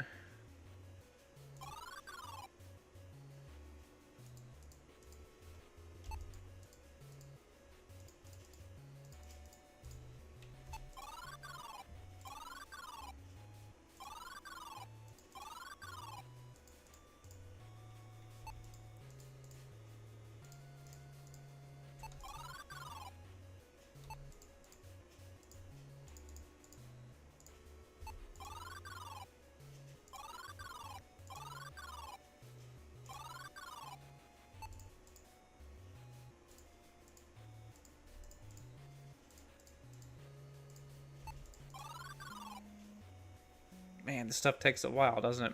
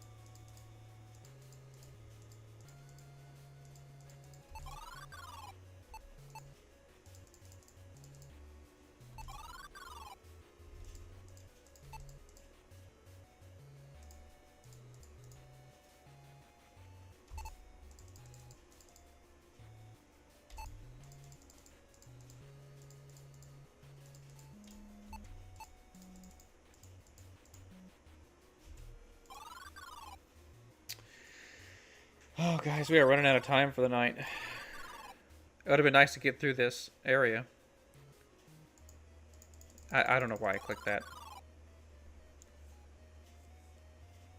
Shit.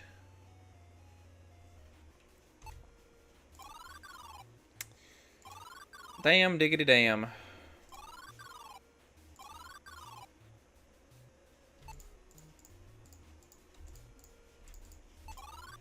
Oh gosh, oh gosh, oh gosh. Use a chalice. Over here, I don't know. Oh. I can go through this door. Map clearly says you can go through this door.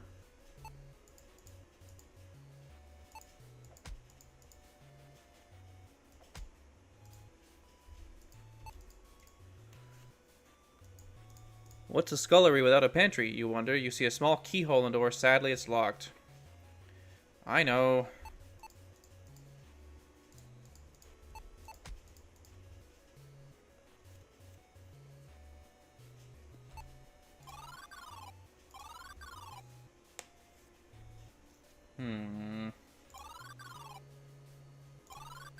Shit, shit, shit, shit, shit.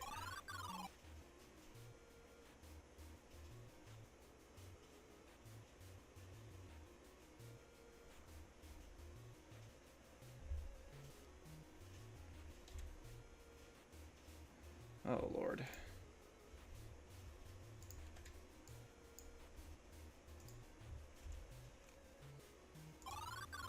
Well, this might be the end of the journey for today. Because I just don't know what to do.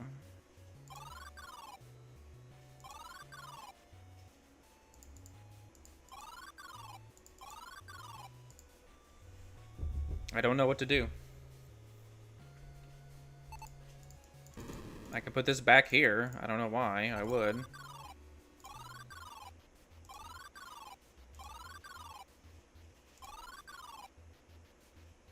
There's not a whole lot left that I can do. I can't put the sun coin back. It won't let me. Solid gold. Yeah.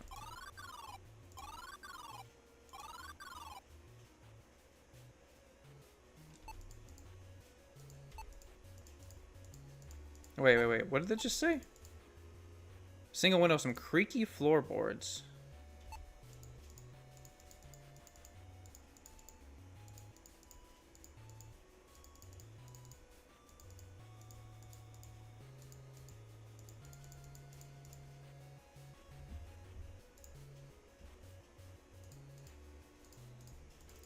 Well, it was a good attempt.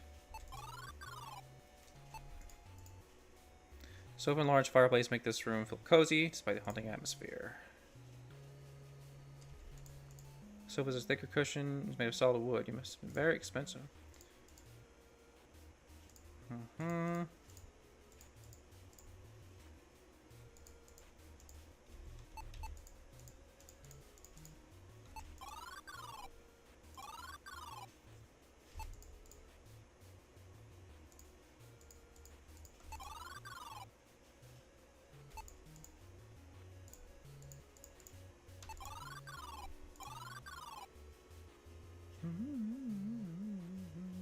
I can't go that way, I'll die. Because I have the stairs up.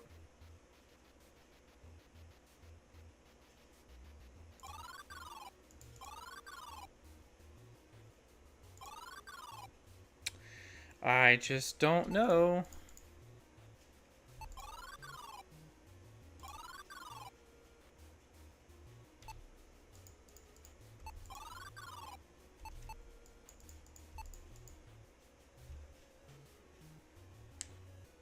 You grasp the crank handle and pull it, slowly powering the apparatus. Nothing happens.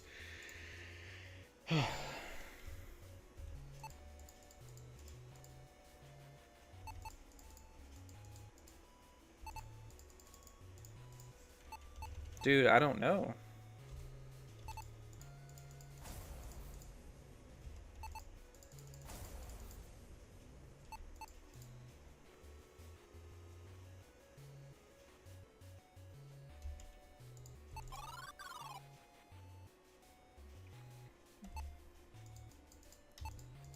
Can't be taken.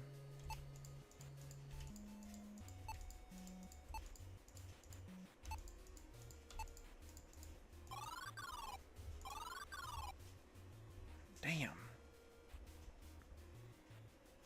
So the only things that I can think of that are left undone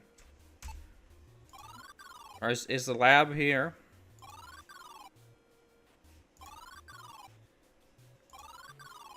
The pantry.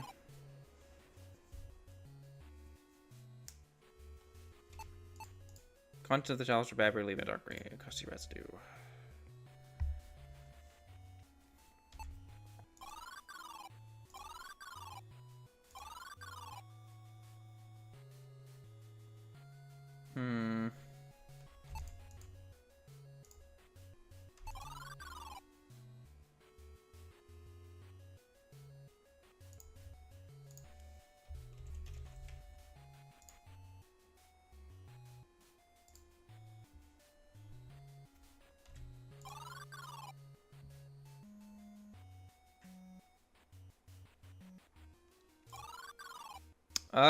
Damn. Can't reach that. I don't know why I could take the sun and moon thing back.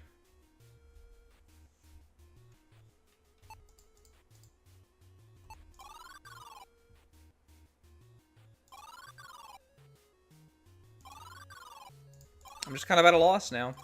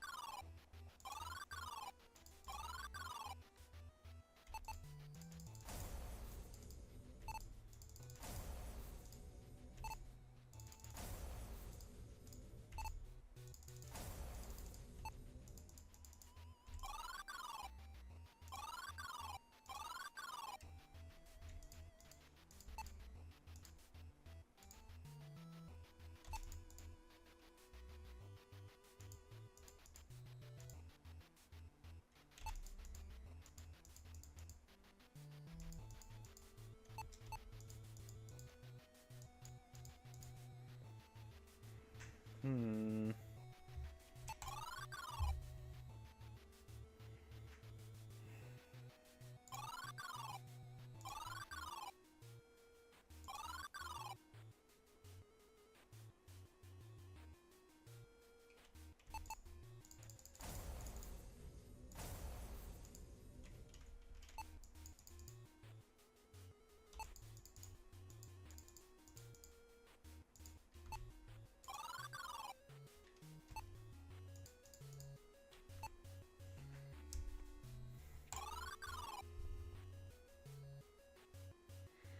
Yeah, this is I think this is it for tonight, guys, because I'm at a loss.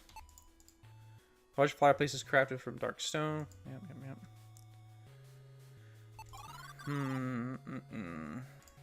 I'll probably do some research, watch some other folks play, and see if I can come back and figure it out.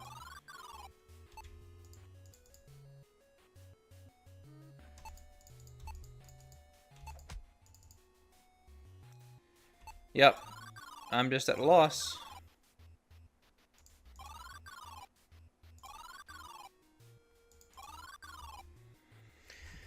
Yep, I'm just not sure what else to do.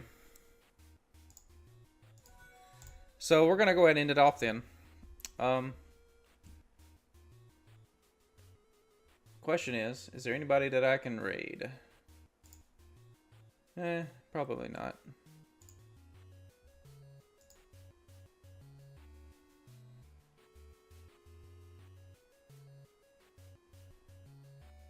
It's probably not gonna let me,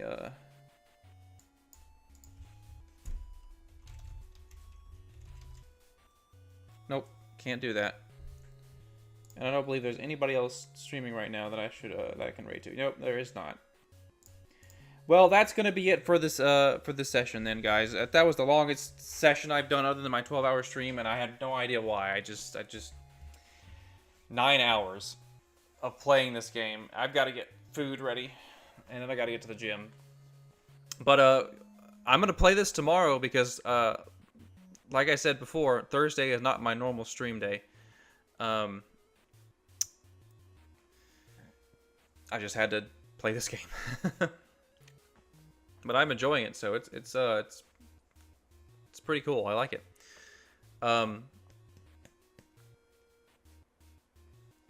Yeah. That's going to be it for the stream tonight, guys.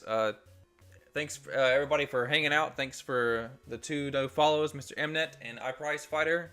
Appreciate that, absolutely. So come on back tomorrow. We're gonna play more of this and hopefully beat it, because hopefully there's not a whole lot left. I've got 60% of the map uncovered, so yeah. Well, that's gonna be it for the first session of this game. Y'all have a good night. Y'all go stay safe out there. Go play some games and have a good night.